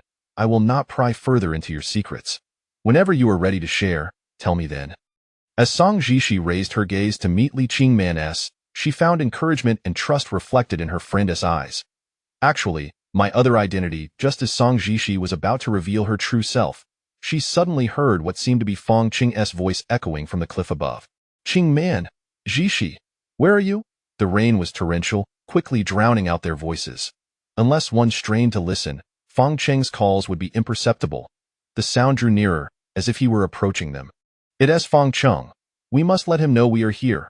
Upon hearing Feng Cheng's voice, both Li Qingman and Song Jishi were filled with exhilaration. For the moment, the matter of Song Jishi's identity could be set aside. They needed to establish contact with Feng Cheng urgently. They shouted desperately from the crevice, hoping to reach Feng Cheng atop the cliff. Yet the deluge was overpowering, the sound of rain drowning out their cries, and their voices could barely escape the narrow space. Fong Qing's voice grew fainter, as if drifting away from them. "Stay here. I'll go outside." Realizing that waiting was no longer an option, Li Qingman understood that they would miss Fong Cheng if they hesitated. She decided to take a gamble, urging Song Jishi to remain in the crevice while she attempted to climb out along the rocky wall, precariously finding her footing on the uneven stones as she shouted towards the cliff. "Fong Cheng! I'm here, Fong Cheng!" Li Qingman strained her voice, repeatedly calling Fong Cheng's name. Yet she received no response, hearing his voice gradually fade into the distance. A wave as she clung to the rock face. Tears streamed uncontrollably down her cheeks. At that moment, she no longer cared about the turbulent sea below or the treacherous cliffs. The feeling of hope being so near yet slipping away was enough to shatter her spirit. In the crevice, Song Jishi wept inconsolably, her cries echoing in the storm. Witnessing Li Qingman's despair, she too felt an unbearable ache in her heart. It was because of her that Li Qingman and Fong Cheng, the two women, cried out in anguish beneath the pouring rain, as if the sky had collapsed, rendering them unable to see any glimmer of hope. "Qingman, is that you?" Just when everything seemed destined to end, Li Qingman had almost surrendered hope. Suddenly, a familiar voice resonated from the top of the cliff. Upon hearing it, Li Qingman cried even harder, her tears flowing freely. "Fong Cheng, it's me. I'm here." In that moment, Li Qingman summoned every ounce of strength within her to shout towards the cliff. "Don't be afraid. I'm coming to rescue you." With Li Qingman's response echoing from below, Fong Cheng was overwhelmed with joy. He could no longer wait. He clambered down the rocky wall and spotted Li Qingman clinging to the stone face just as he was. "Give me your hand." Fong Cheng reached out with all his might, pulling Li Qingman up the cliff. The instant their hands clasped, Li Qingman felt a profound sense of safety unlike any she had ever known. She wished to hold Fong Cheng's hand for eternity, never letting go. Upon reaching the top of the cliff, Li Qingman barely had time to catch her breath before urgently exclaiming, "There's still Song Jishi. She's still down there. Stay here. I'll go down to save her." Having finally rescued Li Qingman, Fong Cheng was determined not to place her in danger again, instructing her to remain on solid ground while he descended once more. Fong Cheng's strength surpassed that of Li Qingman, and his agility allowed him to navigate the ascent with greater ease. He quickly arrived at the crevice where the two had previously taken refuge. Inside, he found Song Jishi, her eyes swollen from crying. "Don't cry. I'm here to rescue you," he called out, extending his hand. "Fong Cheng." Song Jishi cried out his name in Mandarin, bursting forth from the crevice and enveloping him in a tight embrace, sobbing uncontrollably on his shoulder. Fong Cheng was momentarily taken aback, unsure of how to respond to Song Jishi's overwhelming reaction. It was likely that the recent ordeal had terrified her deeply.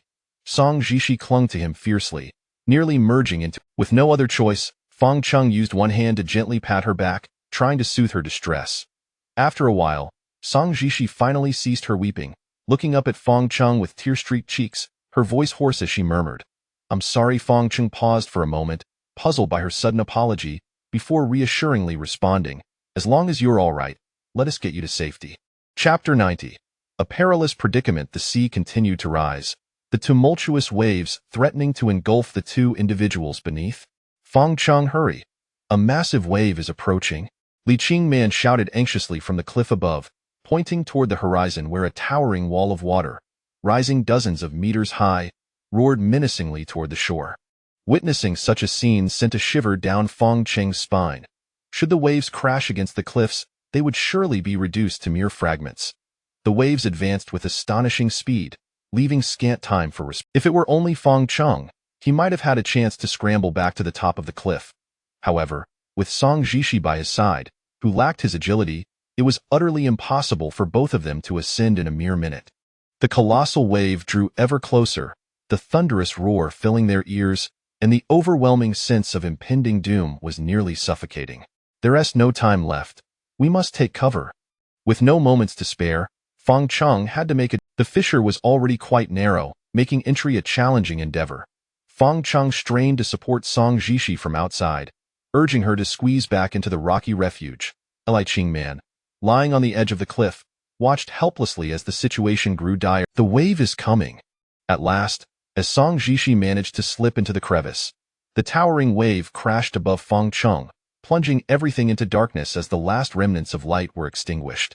Before the darkness enveloped him completely, Feng Cheng caught a glimpse of Song Jishi within the crevice, her face contorted in despair as she wept inconsolably. Feng Cheng. Her hand reached out from the fissure, yearning to grasp his. She was unaware whether she would ever again behold his sunlit smile after this monstrous wave. With a thunderous roar, waves as high as 5 or 6 stories slammed against the coast. In that instant, the earth trembled, and the sound was akin to 1,000 galloping horses, a terrifying force that invoked a sense of hopelessness. The tumultuous waves rolled, and within the crevice, Song Jishi was momentarily stunned by the overwhelming noise, her ears ringing, as the icy seawater surged into the narrow space. With no choice left, she closed her eyes and held her breath, waiting for the water to recede.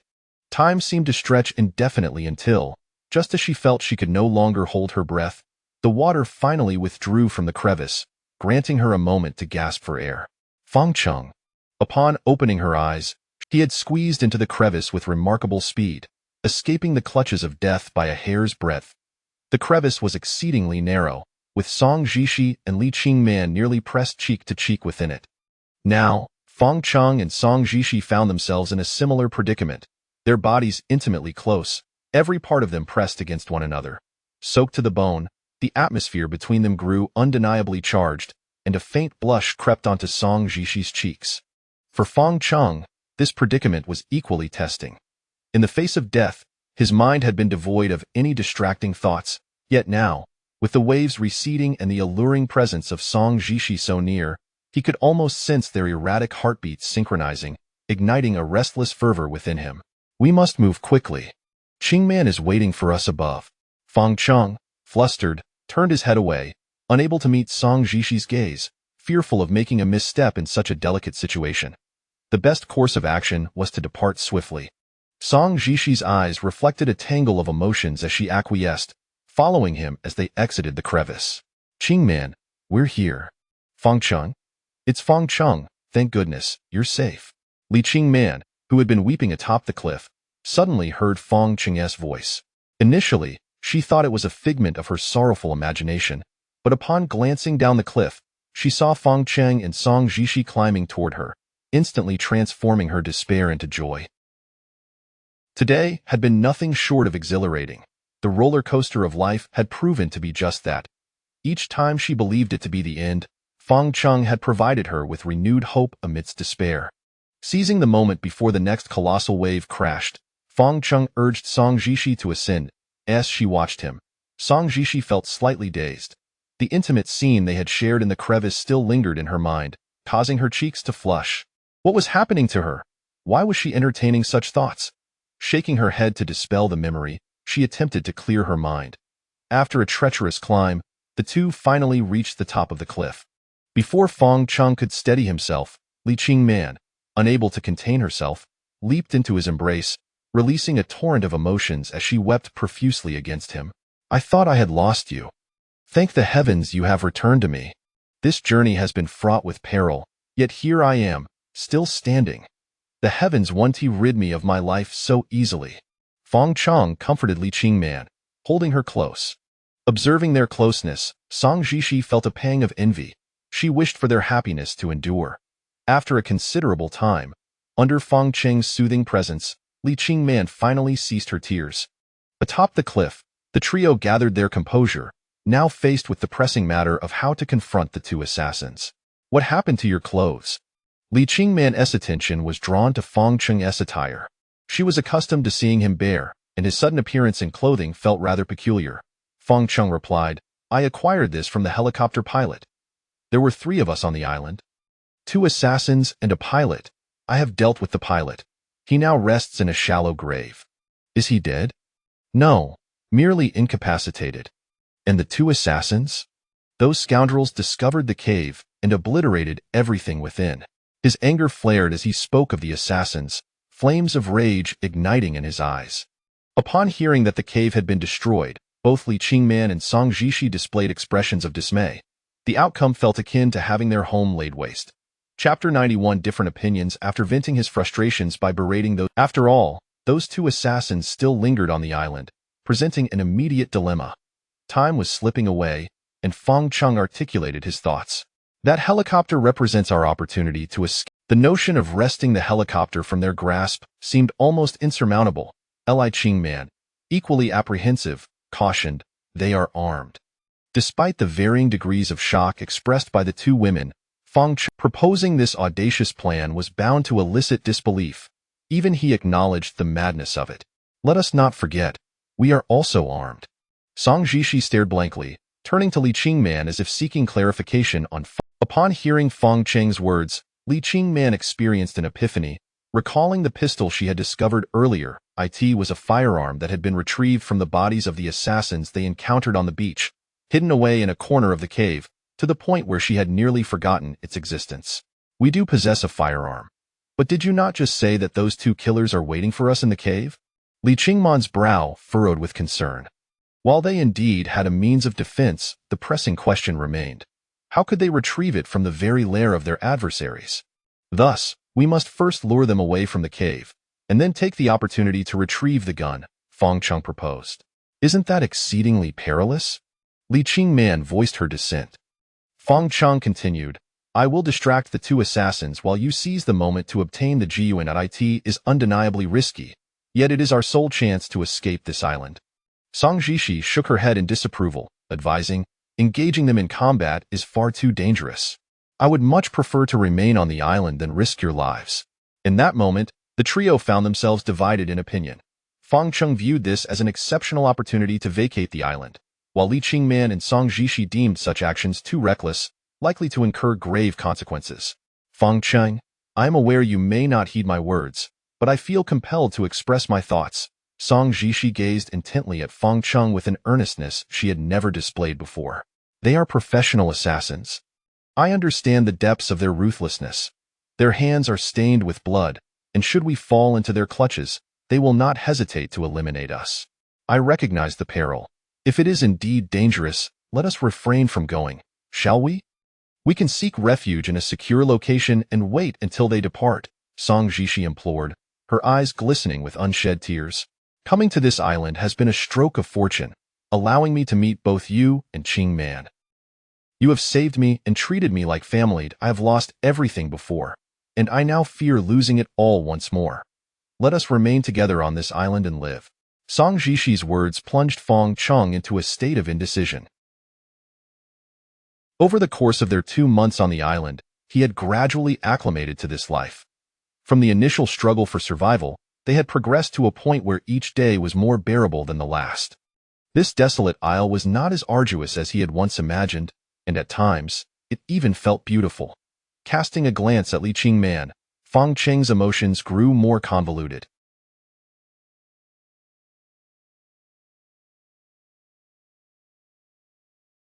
Setting aside all else, the most compelling reason for wanting to remain on the island was Li Qingman herself. Here, they could be together, living as a couple. However, once they departed and returned to the city, the disparity between their statuses would likely spell the end of their relationship. Like a double-edged sword, his desire to stay was equally the reason compelling him to leave. It was all about Li Qingman. He loved her deeply and could not bear the thought of her being trapped on this island for eternity. He had to seize this opportunity to take her away. "Feng Chung, let us not leave. Let us stay." Li Qingman sensed Feng Cheng's turmoil and began to fear losing him. Feng Chung shook his head, a bittersweet smile gracing his lips as "I will ensure your escape." Though neither woman wished to abandon the deserted island, the final decision rested with Feng Chung. Ultimately, he made the arduous choice to disregard the uncertainties of returning to the city, focusing solely on the immediate task at hand. Commandeering the helicopter and departing from this place. Having made his resolution, it was time to devise a concrete plan. "In a moment, Qingman and I will go to the cave to retrieve the gun." "And what about me?" Song Jishi asked anxiously. "This is the safest location on the island. The assassins are unlikely to come here. Find a concealed spot to hide, and once we have secured the gun, we will reunite with you." Li Qingman grasped Song Jishi's hand, assuring her, "Do not worry. You can trust us to return." "Very well, I shall await your return. Song Jishi embraced Li Qingman and then Feng Cheng before they parted ways. The two soon vanished into the thicket, while Song Jishi found a suitable hiding place upon the cliff. The downpour showed no signs of abating, compounding the difficulties faced by Feng Cheng and Li Qingman as they navigated the jungle. However, it was not entirely disadvantageous, for the rain provided cover, rendering them less visible to the assassins. After half an hour of careful maneuvering, they arrived at the northern coast from the west. Here, the atmosphere grew palpably tense, as the likelihood of encountering the two killers increased significantly. Each step forward necessitated a thorough assessment of their surroundings to ensure they remained undetected. The distance from the tidal flats to the cave was a mere 100 meters, yet it was the most cautious leg of their journey thus far. With utmost vigilance, they finally reached the mouth of the cave. Feng Cheng boldly peered inside, noting that only one assassin remained. The leader was conspicuously absent, leaving behind only his subordinate. What now? Li Qingman whispered, her voice barely above a breath. I will draw him away. Li Qingman, filled with trepidation, inquired, and what will you do? Feng Cheng responded with a confident smile, I shall be fine. Once I deal with that fellow, I will come to join you. Chapter 92. The gun-snatching operation. According to Feng Cheng's initial assumptions, there should have been two assassins in the cave at this moment. However, there was only one, which could be considered fortunate news.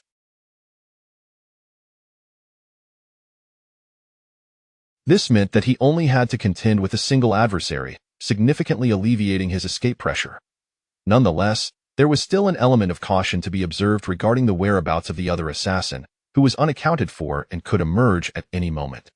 Therefore, this operation had to be executed with utmost haste. Are you ready? Feng Cheng asked as he made his final confirmation with Li Qingman. Yes, she replied. With the situation at hand, Li Qingman made a concerted effort to remain composed, reminding herself not to lose her focus. Once inside, she would seize the handgun and retreat immediately. Everything was in place, and Li Qingman concealed herself behind a rock outside the cave, waiting for the opportune moment. Feng Cheng picked up a stone and suddenly leaped to the cave's entrance, hurling it inside while uttering a provocative remark. Bang! The stone struck the assassin squarely on the head, instantly opening a gash on his forehead from which blood gushed forth. Damn it! The assassin clutched his head, glaring furiously at Feng Cheng, who was now dancing at the cave's mouth, his eyes nearly ablaze with rage. He had not anticipated that the person they were searching for would dare to confront him directly, let alone throw a stone in his direction. Fuck you, son of a bitch. Although Feng Cheng was not fluent in Korean, he could still express his contempt in English. Mere insults were insufficient. He accompanied his words with exaggerated gestures, wiggling his backside provocatively, clearly aiming to infuriate his opponent further. Come on, kiss my ass. Feng Cheng went to great lengths to mock the assassin, not only shaking his rear end, but also turning to slap it with exaggerated force. This series of reckless antics indeed enraged the assassin, who drew his gun and aimed it at Feng Cheng, ready to fire in an instant. Upon seeing the assassin brandish his weapon, Feng Cheng bolted. With a gunshot ringing out, the bullet whizzed past Feng Cheng's ear, a sensation that nearly caused his heart to leap from his chest. Shit, he really shot. Once again, Feng Cheng narrowly escaped the clutches of death. Ahead lay the forest, and he dove into the underbrush at the fastest speed he could muster. Upon entering the woods, Feng Cheng felt as if he had plunged into water, his 2 months of training on the island having rendered him adept at navigating through the trees. In stark contrast, the assassin appeared clumsy as he entered the thicket. Feng Cheng swiftly retreated deeper into the woods, gradually distancing himself from the assassin, who could only catch fleeting glimpses of his back but could not close the gap. Bang, bang. In a fit of rage, the assassin fired several more shots. Unfortunately for him, the dense foliage rendered his bullets ineffective. With the relentless pursuer behind him, Feng Cheng dared not pause for a moment, sprinting forward as bullets struck the trees, sending splinters flying. One could only imagine the catastrophic injuries that would result from being hit by a bullet. The damage would not merely be superficial. The bullet, propelled with high rotational velocity, would tear through muscle and blood vessels, creating a permanent cavity within the body, a grievous, irreparable wound.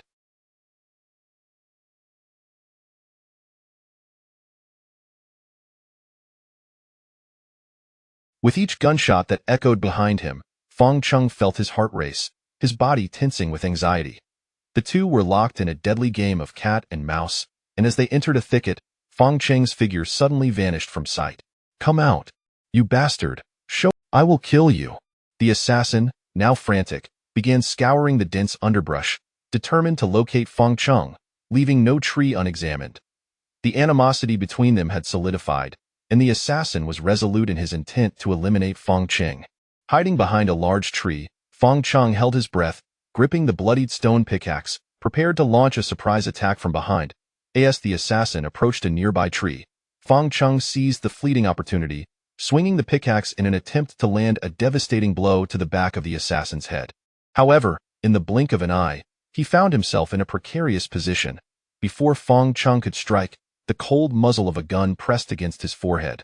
The assassin had anticipated his move and lured him out from behind the tree. "It's over." Fong Cheng's raised arm froze in midair, cursing inwardly at the cunning of his foe.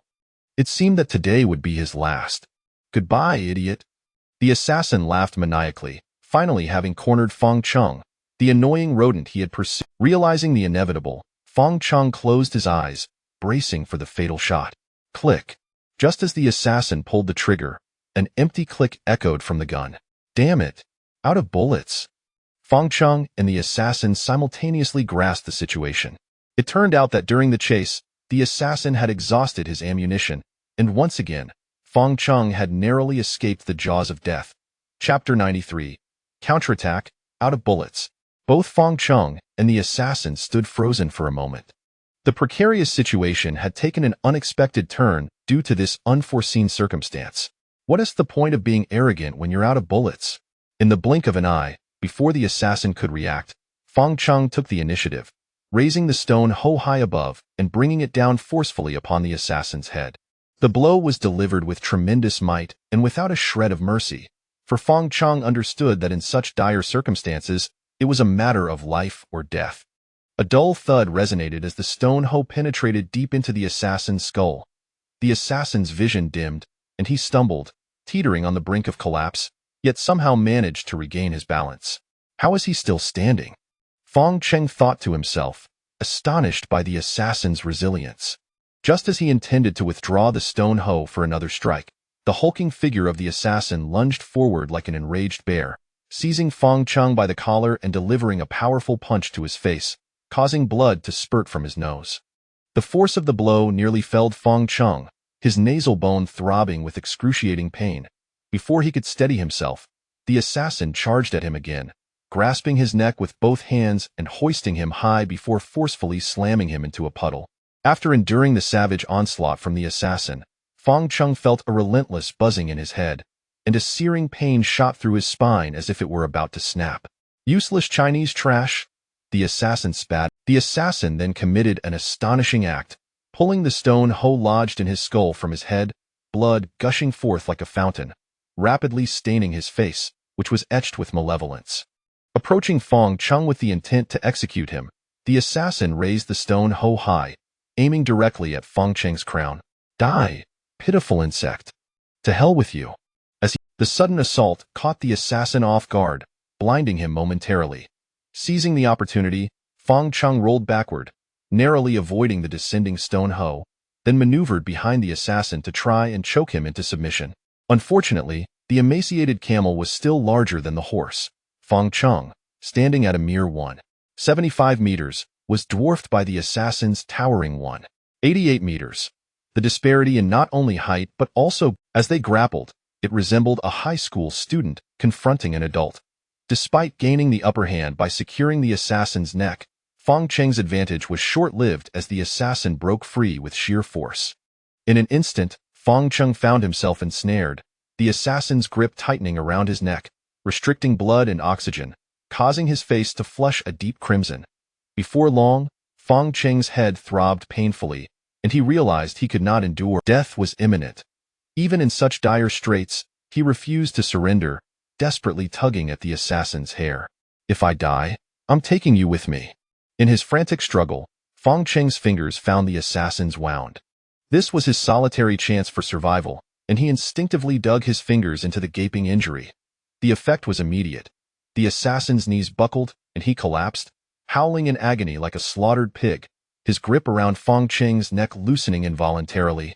Determined to seize this moment, Fang Cheng fought for his life, vowing not to squander the chance, even as the assassin screamed in torment. With a ferocious grip, he yanked at the assassin's scalp, tearing a sizable chunk away, exposing the raw, crimson flesh beneath, blood pouring forth relentlessly. The searing pain drove the assassin nearly to madness. In his frenzied state, he disregarded his own injury and lunged at Fang Cheng, intent on killing him at all costs. Amidst the torrential downpour, the two continued their brutal struggle in the mud. The stone hoe lay abandoned, and the battle devolved into a close-quarters brawl. Just as it seemed the assassin would once again overpower Fang Cheng, who was on the verge of being choked, Fang Cheng wriggled like a slippery eel, shedding his clothing and returning to his bare, primal state. Now, slick with mud, Fang Cheng became nearly impossible to grasp. The assassin, caught off guard, allowed Fang Cheng to slip away. Utilizing his agility, Fang Cheng sought every opportunity to engage the assassin, and suddenly, a rare opening presented itself. Taking advantage of the assassin's unstable footing, he dove low, wrapping his arms around the assassin's legs and toppling him. Amidst the chaos, he grasped a nearby vine and swiftly wrapped it around the assassin's neck. Chinese trash?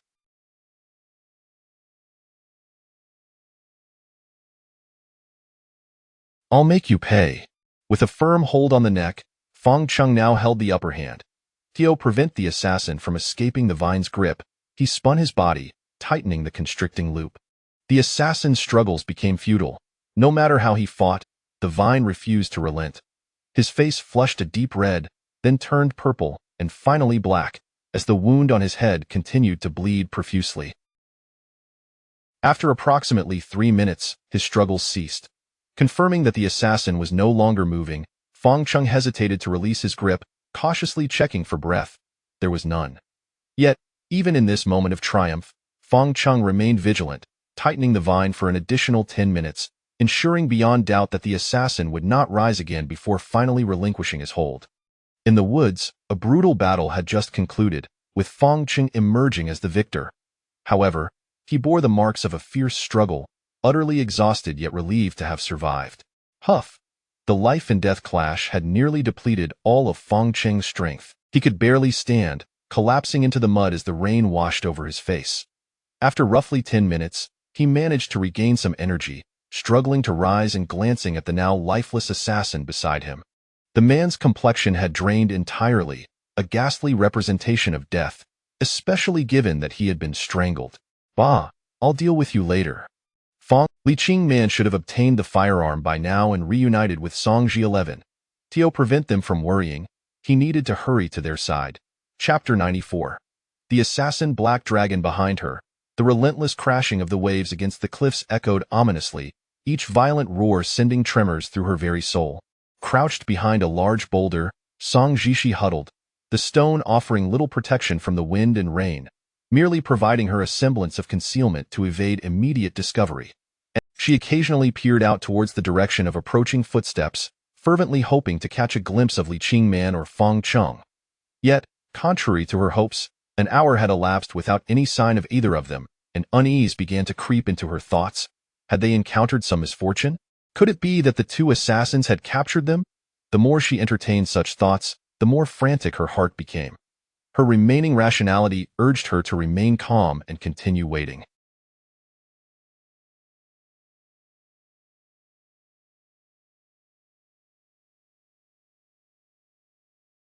Surely, Fang Cheng and Li Qingman would return. Once more, she peeked towards the path of the approaching figure. Through the hazy curtain of rain, she discerned a silhouette moving towards the cliff. Fang Cheng, I'm here. Upon realizing the figure was a man, Song Jishi felt a surge of excitement and waved eagerly, grateful at last for Fang Cheng's return. However, just as joy enveloped her, another realization froze her smile, transforming it into sheer terror. The man, too, had spotted her hiding behind the stone and began to approach slowly. As he drew nearer, the details became clearer. Clad in a black suit and wielding a gun, he was not Fang Cheng but rather the leader of the assassins. How can it be him? Trembling with fear, in that moment, panic paralyzed her. Should she remain hidden or attempt to flee? Time was of the essence, each second a matter of life and death. She understood that she could not simply wait here. She must escape, for falling into the hands of the assassin was not an option. Suddenly, a figure burst forth from behind the boulder. Song Jishi fled in the opposite direction of the approaching man. Yet, her desperate attempt was destined for failure. The moment that the assassin leader arrived at the west coast, it signified that her avenues of escape had been irrevocably closed. The assassin leader pursued her relentlessly. Catching up, grasping her hair, he violently slammed her to the ground. Song Jishi cried out in agony, unable to react before a boot pressed down upon her face. Mujin, so you're not dead after all. How fortunate for me. A smug grin spread across the assassin leader's face as he ruthlessly trampled her, akin to a cat toying with a captured mouse. Their familiarity was evident as he referred to Song Jishi as Mujin. From her words, it became clear that the assassin leader's name or alias was Black Dragon. Their mutual use of codenames indicated an acquaintance that went beyond mere recognition. They had likely worked together in the past. You wish to join your husband and daughter in death? Ha ha ha. Did I want to grant you such a mercy? What have you done to them? The corners of Black Dragon's mouth curled into a cruel smile. They shall pay for your sins. What are you saying? How can you treat her this way? She is but a child. Suddenly, Song Jishi erupted in a frenzy, scrambling to confront Black Dragon. This was the fury of a mother, willing to lay down her life for vengeance against those who harmed her daughter. You wretched woman, seeking death. Black Dragon, exasperated by her clawing and biting, delivered a punishing blow to her abdomen. The excruciating pain rendered Song Jishi incapacitated, collapsing to the ground like a marionette with its strings cut. Yet he was not satisfied. He pressed her head forcefully into the ground, soon causing her forehead to split open, blood gushing forth. Wretched woman, I advise you to comply, or I might just send you to meet your pitiful daughter. Grasping her hair, he cruelly pressed her head against the earth, a sadistic smile gracing his lips. Your daughter was truly adorable. I can still remember the look in her eyes just before her demise. Enough, enough. Don't say another word. Song Jishi covered her ears, suffering acutely. You don't know, she was pleading for mercy, calling me uncle. Black Dragon showed no remorse, his laughter sending chills down her spine. Enough, just kill me. Tears streamed down Song Jishi's face as she was overwhelmed by the news of her daughter's fate. Her heart shattered. In that moment, she completely unraveled. The loss of her husband and daughter was unbearable. As a mother, the most important people in her life were gone, and all she desired now was to escape this world. I told you, it wouldn't be so simple for you to die. Black Dragon flipped her over, pinning her to the ground, his expression inscrutable. What do you want from me? Panic surged within Song Jishi. She feared what further atrocities this beast would inflict upon her before her end. Grasping her chin, Black Dragon revealed a wicked grin. Indeed, a beauty. Even as a mother, your skin and figure remain enticing. Since you are destined to die, why not let me enjoy you first? Song Jishi shook her head, wrenching free from his grip, glaring fiercely at him. Her teeth clenched as she spat. Black Dragon, you devil. You will burn in hell. Is that so? Then I can hardly wait to descend into hell. With that, he mounted her, beginning to tear at her clothing. Stop! Don't touch me, you beast! Yet, it seemed Black Dragon had no true intention of assaulting her. After terrorizing her to the brink of insanity, he paused, coldly stating, I can grant you a swift end, sparing you further torment, but that depends on whether you choose to cooperate. Through tears, Song Jishi pleaded, What do you want from me? Chapter 95. Where is the serum? Where is the serum? Where is it? The Black Dragon ceased his assault on Song Jishi and finally articulated his true intention. In truth, the act of silencing Song Jishi had become inconsequential. The machinations of the powerful and the scandals entwined within had long submerged into the abyss. Much like the sunken yacht after that tempestuous storm, that incident had faded into the annals of the past, no longer capable of stirring even the faintest ripple. The Black Dragon's arrival on this island was solely predicated on another matter, the organization's latest serum. The night before Song Jishi faced death, the organization's laboratory had been infiltrated, and the most critical serum had been stolen. This incident might very well be linked to Song Jishi, which is why the Black Dragon would leave no stone unturned in his quest for the purloined serum. Refusing to speak, "Are we?" the Black Dragon threatened. "Well, I have no desire to live anyway. Just kill me," Song Jishi roared at him. The Black Dragon drew a gun, pressing it coldly against Song Jishi's temple, stating, "I have 100 methods to extract the truth from you." After retrieving the firearm from the cave, Li Qingman hurried to meet Song Jishi. Her heart raced with anxiety. She feared for Fang Cheng's safety while fervently hoping that no harm would befall Song Jishi. The rain poured heavily as Li Qingman sprinted through the downpour, traversing the thicket until she finally reached the western coast. Before her lay a desolate hillside, with a sheer cliff plunging dozens of meters into the churning sea below, rendering Song Jishi's whereabouts utterly elusive.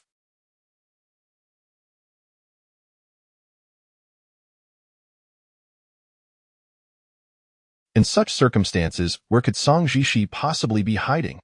As Li Qingman pondered, her gaze fell upon a massive rock in the distance.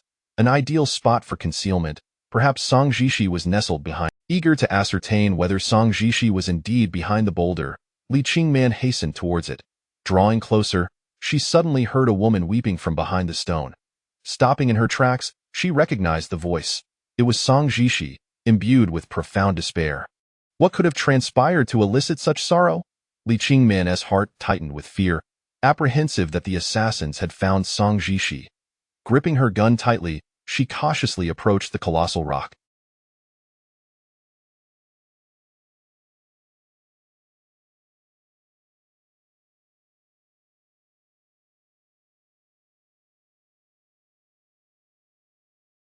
Although she had yet to witness the scene beyond the stone, the sounds of a conversation reached her ears. Song Jishi was speaking with a man in Korean, the words incomprehensible, yet the despondency in Song Jishi's tone was unmistakable. There was only one assassin present, according to Li Qingman's understanding. If that were the case, she believed she could manage it alone, especially armed as she was with a gun. A surprise attack could swiftly eliminate the FOE.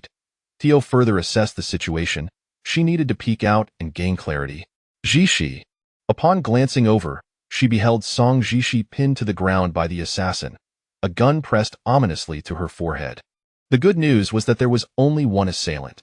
The bad news was that Song Jishi's life hung precariously in the balance. The assassin's back was turned to Li Qingman, and the torrential rain masked her footsteps, granting her a perfect opportunity. In this moment of crisis, she steadied her gun, aiming at the assassin's back. Having practiced shooting at a range in America, she felt confident in her skills. However, this time the target was not a mere bullseye but a living being. The weight of taking a life caused her to hesitate. It was not that Li Qingman was overly compassionate, but for an ordinary person to commit murder was a significant psychological hurdle. Yet, she understood that Song Jishi's life was at stake, and she was the only one who could save her. The enemy before her was a ruthless adversary. She had to muster the courage to overcome this mental barrier. In less than 10 seconds, Li Qingman's mind underwent a tumultuous transformation. Just as she resolved to pull the trigger, she noticed Song Jishi frantically signaling her. Jishi? Li Qingman was puzzled, unable to comprehend why Song Jishi would deter her from firing. But seeing the resolute expression on Song Jishi's face, she ultimately refrained from pulling the trigger. Unbeknownst to Li Qingman, Song Jishi had spotted her hiding behind the rock moments ago. Overwhelmed with emotion, she was more concerned for Li Qingman's safety. Aware that Li Qingman's gun contained only one bullet, she feared that if she failed to make a lethal shot, the Black Dragon would easily eliminate her, even if wounded. Her own life had ceased to hold significance. She did not wish to jeopardize Li Qingman. Song Jishi dared not reveal her intentions too overtly, fearing that the Black Dragon might detect her unease. Instead, she subtly gestured for Li Qingman to leave and seek Fang Cheng. Have you come to a decision? Where is the serum? Will you speak? The Black Dragon's patience was waning. If Song Jishi continued to remain silent, he would have no choice but to abandon the search for the serum, eliminate her first, and then vacate the island. Before encountering Li Qingman, Song Jishi had been resigned to death, contemplating that perhaps it would be better to meet her daughter and husband in the afterlife. Yet, witnessing Li Qingman's relentless efforts to save her stirred a flicker of hope within her. On this island, she had Li Qingman and Fang Cheng, her newfound family, her will to survive rekindled. "I know where the serum is," Song Jishi stated. "Oh?" Finally, Song Jishi's heart raced, yet she feigned calmness, striving to conceal any hint of vulnerability from the Black Dragon's keen perception. "Very well, as long as you disclose the serum's location, I shall consider sparing you. After all, we were once colleagues. Some old sentiments must be honored." The inscrutable expression on the Black Dragon's face left her uncertain of the authenticity of his promise. Perhaps he had never intended to spare her. Perhaps he merely sought to extract the serum's location. "The serum is no longer in my possession. It is with Fang Cheng." Song Jishi boldly proclaimed Fang Cheng's name in Chinese, deliberately intending for Li Qingman behind the stone to hear. "Fang Cheng?" The Black Dragon furrowed his brow. "The man on the island. The serum is in his hands." "Oh, so the serum is with him. Then why should I keep you alive?" "You liar." Song Jishi's eyes widened in disbelief. "Farewell, darling." The Black Dragon grinned cunningly, raising his gun to press against Song Jishi's temple, prepared to execute this traitor. Chapter 96, Preemptive Ambush. "No, you cannot kill me." The Grim Reaper hovered ominously above, as the Black Dragon's finger rested precariously on the trigger. A mere twitch would result in Song Jishi's demise. In that harrowing moment, the singular thought racing through Song Jishi's mind was the instinct to survive. She could not perish here. The man before her had slaughtered her family, and she must endure to avenge her husband and daughter. She was resolute in her determination to find a way to live. The Black Dragon's finger hesitated, his gaze fixed upon the pitiful woman before him. "Oh, why? Even if you find the serum on him, it would be futile, for I still possess the buffer agent. Without it, acquiring the serum would serve no purpose." In her desperate bid to survive, Song Jishi was compelled to concoct a lie, striving to mask any hint of deceit from her countenance, for only in this way could she persuade the cunning Black Dragon. "How can I trust you?" The glint of menace flickered in the Black Dragon's eyes, skepticism evident in his expression. "You need not believe me. Simply kill me," Song Jishi wagered, knowing that in such dire circumstances, her only option was to take a gamble. "Humph!" The Black Dragon snorted dismissively, withdrawing the gun from her head. "Very well, I shall take your word for it this time. Once I acquire the serum, I shall not delay in executing you." Seizing Song Jishi by the arm, he hoisted her up. In his eyes, she was already a captured prey. He could end her life whenever he pleased. Since she claimed there was a buffer agent, he would first reclaim the serum from that man, and then interrogate her about the buffer's whereabouts. On the hillside, Li Qingman sprinted forward. She had grasped Song Jishi's intent from her earlier words. Song Jishi urged her to find Fang Cheng without delay. With Song Jishi conveying such confidence in her ability to stall the Black Dragon, Li Qingman felt no further hesitation. Locating Fang Cheng was of paramount importance. As she neared the thicket, a bare-bodied man appeared in the distance, unmistakably Fang Cheng. In that instant, at that very moment, Fang Cheng spotted the rushing Li Qingman, and they finally reunited amidst the trees. Without uttering a word, she enveloped him in a tight embrace, her heart racing with concern for him after witnessing him divert the assassin's attention. She could not bear the thought of him facing peril, and now that they were together again, she wished to hold him forever. "You're injured." Seeing Fang Cheng's bruised face pained her deeply. "It's nothing, just a minor scrape," Fang Cheng replied with a grin. "That fellow is worse off than I am." "What happened to him?" "He has already gone to meet the King of Hell. However, our Chinese King of Hell does not accept these Korean wretches. He'll likely end up as a wandering spirit." Li Qingman tightened her grip on Fang Cheng, chiding him lightly. "Even at a time like this, you still have the audacity to jest." Fang Cheng playfully pinched her nose, chuckling. "I merely noticed you were on the verge of tears, so I thought a joke might lighten the mood." "How annoying. Who's about to cry?" Li Qingman retorted, a blush creeping onto her cheeks. "Let us not dwell on that. Did you retrieve the gun?" Fang Cheng knew it was not the moment for banter. There were more pressing matters at hand. Li Qingman nodded and promptly handed the gun to Fang Cheng. Grasping the weapon, he pulled Li Qingman along, intent on heading toward the west coast. "Fang Cheng, we shouldn't go there," Li Qingman interjected. "What do you mean? Is she waiting for us there? We must hurry to meet her," Fang Cheng insisted. Li Qingman shook her head. "As I came from that direction, I overheard that Jishi has been captured by the assassin." What? Fang Qing's expression turned to one of alarm. No wonder he had not seen the assassin's leader earlier. It seemed the fiend had gone to the west coast and captured Song Jishi. This revelation put Fang Qing and Li Qingman at a disadvantage. Song Jishi's life was now in the hands of that assassin, and she could be in grave danger at any moment. They needed to devise a plan to rescue her. We have a gun. I will go save her, Fang Qing declared, suggesting that Li Qingman hide while he went alone to rescue her. However, Li Qingman vehemently opposed this notion, shaking her head repeatedly. No, we cannot do that. Jishi sent me to find you. She would not have wanted you to take such a risk alone. To have survived an encounter with the assassin's henchman was already a stroke of luck for Fang Qing. Such fortune could not be expected again, especially against the assassin's leader, who was far more formidable. Charging in recklessly would be tantamount to courting death. They needed to strategize. They must find a way to confront the assassin's leader. Neither party knew the other's location, making it imperative to remain concealed and wait for the opportune moment to strike. Jishi will be fine. We must have faith in her, Li Qingman asserted.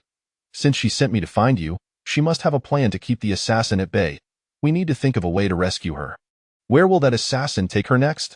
Fang Qing pondered, contemplating the limited locations on the island that the assassin could choose. Li Qingman replied. I heard Jishi mention your name earlier, so it's likely that the assassin will come looking for you next. Fang Qing's spirits lifted. That's excellent news. We can lie in wait and let him come to us. Where shall we wait for him? The helicopter. He will surely go there. Fang Qing's mind immediately turned to the helicopter. The beach was the most conspicuous spot on the island, and the helicopter was the assassin's crucial means of transport. Given the previous revelation about the pilot, the assassin would undoubtedly be more cautious and would likely return to the helicopter. Li Qingman and Fang Qing were in agreement. The helicopter was the most probable location to ambush the assassin. Without delay, they hurried toward the beach, eager to set a trap for the assassin. Navigating through the trees, they arrived at the white sandy beach, only to find the helicopter deserted. It was evident that they had arrived before the Black Dragon. What shall we do now? Li Qingman awaited Fang Qing's decision. The cabin is too confined. If both of us hide inside, we will easily be discovered. Fang Qing assessed the helicopter's interior. While he could manage to conceal himself alone, adding Li Qing, his plan was to remain hidden in the cabin, poised to deliver a surprise attack when the assassin arrived with Song Jishi.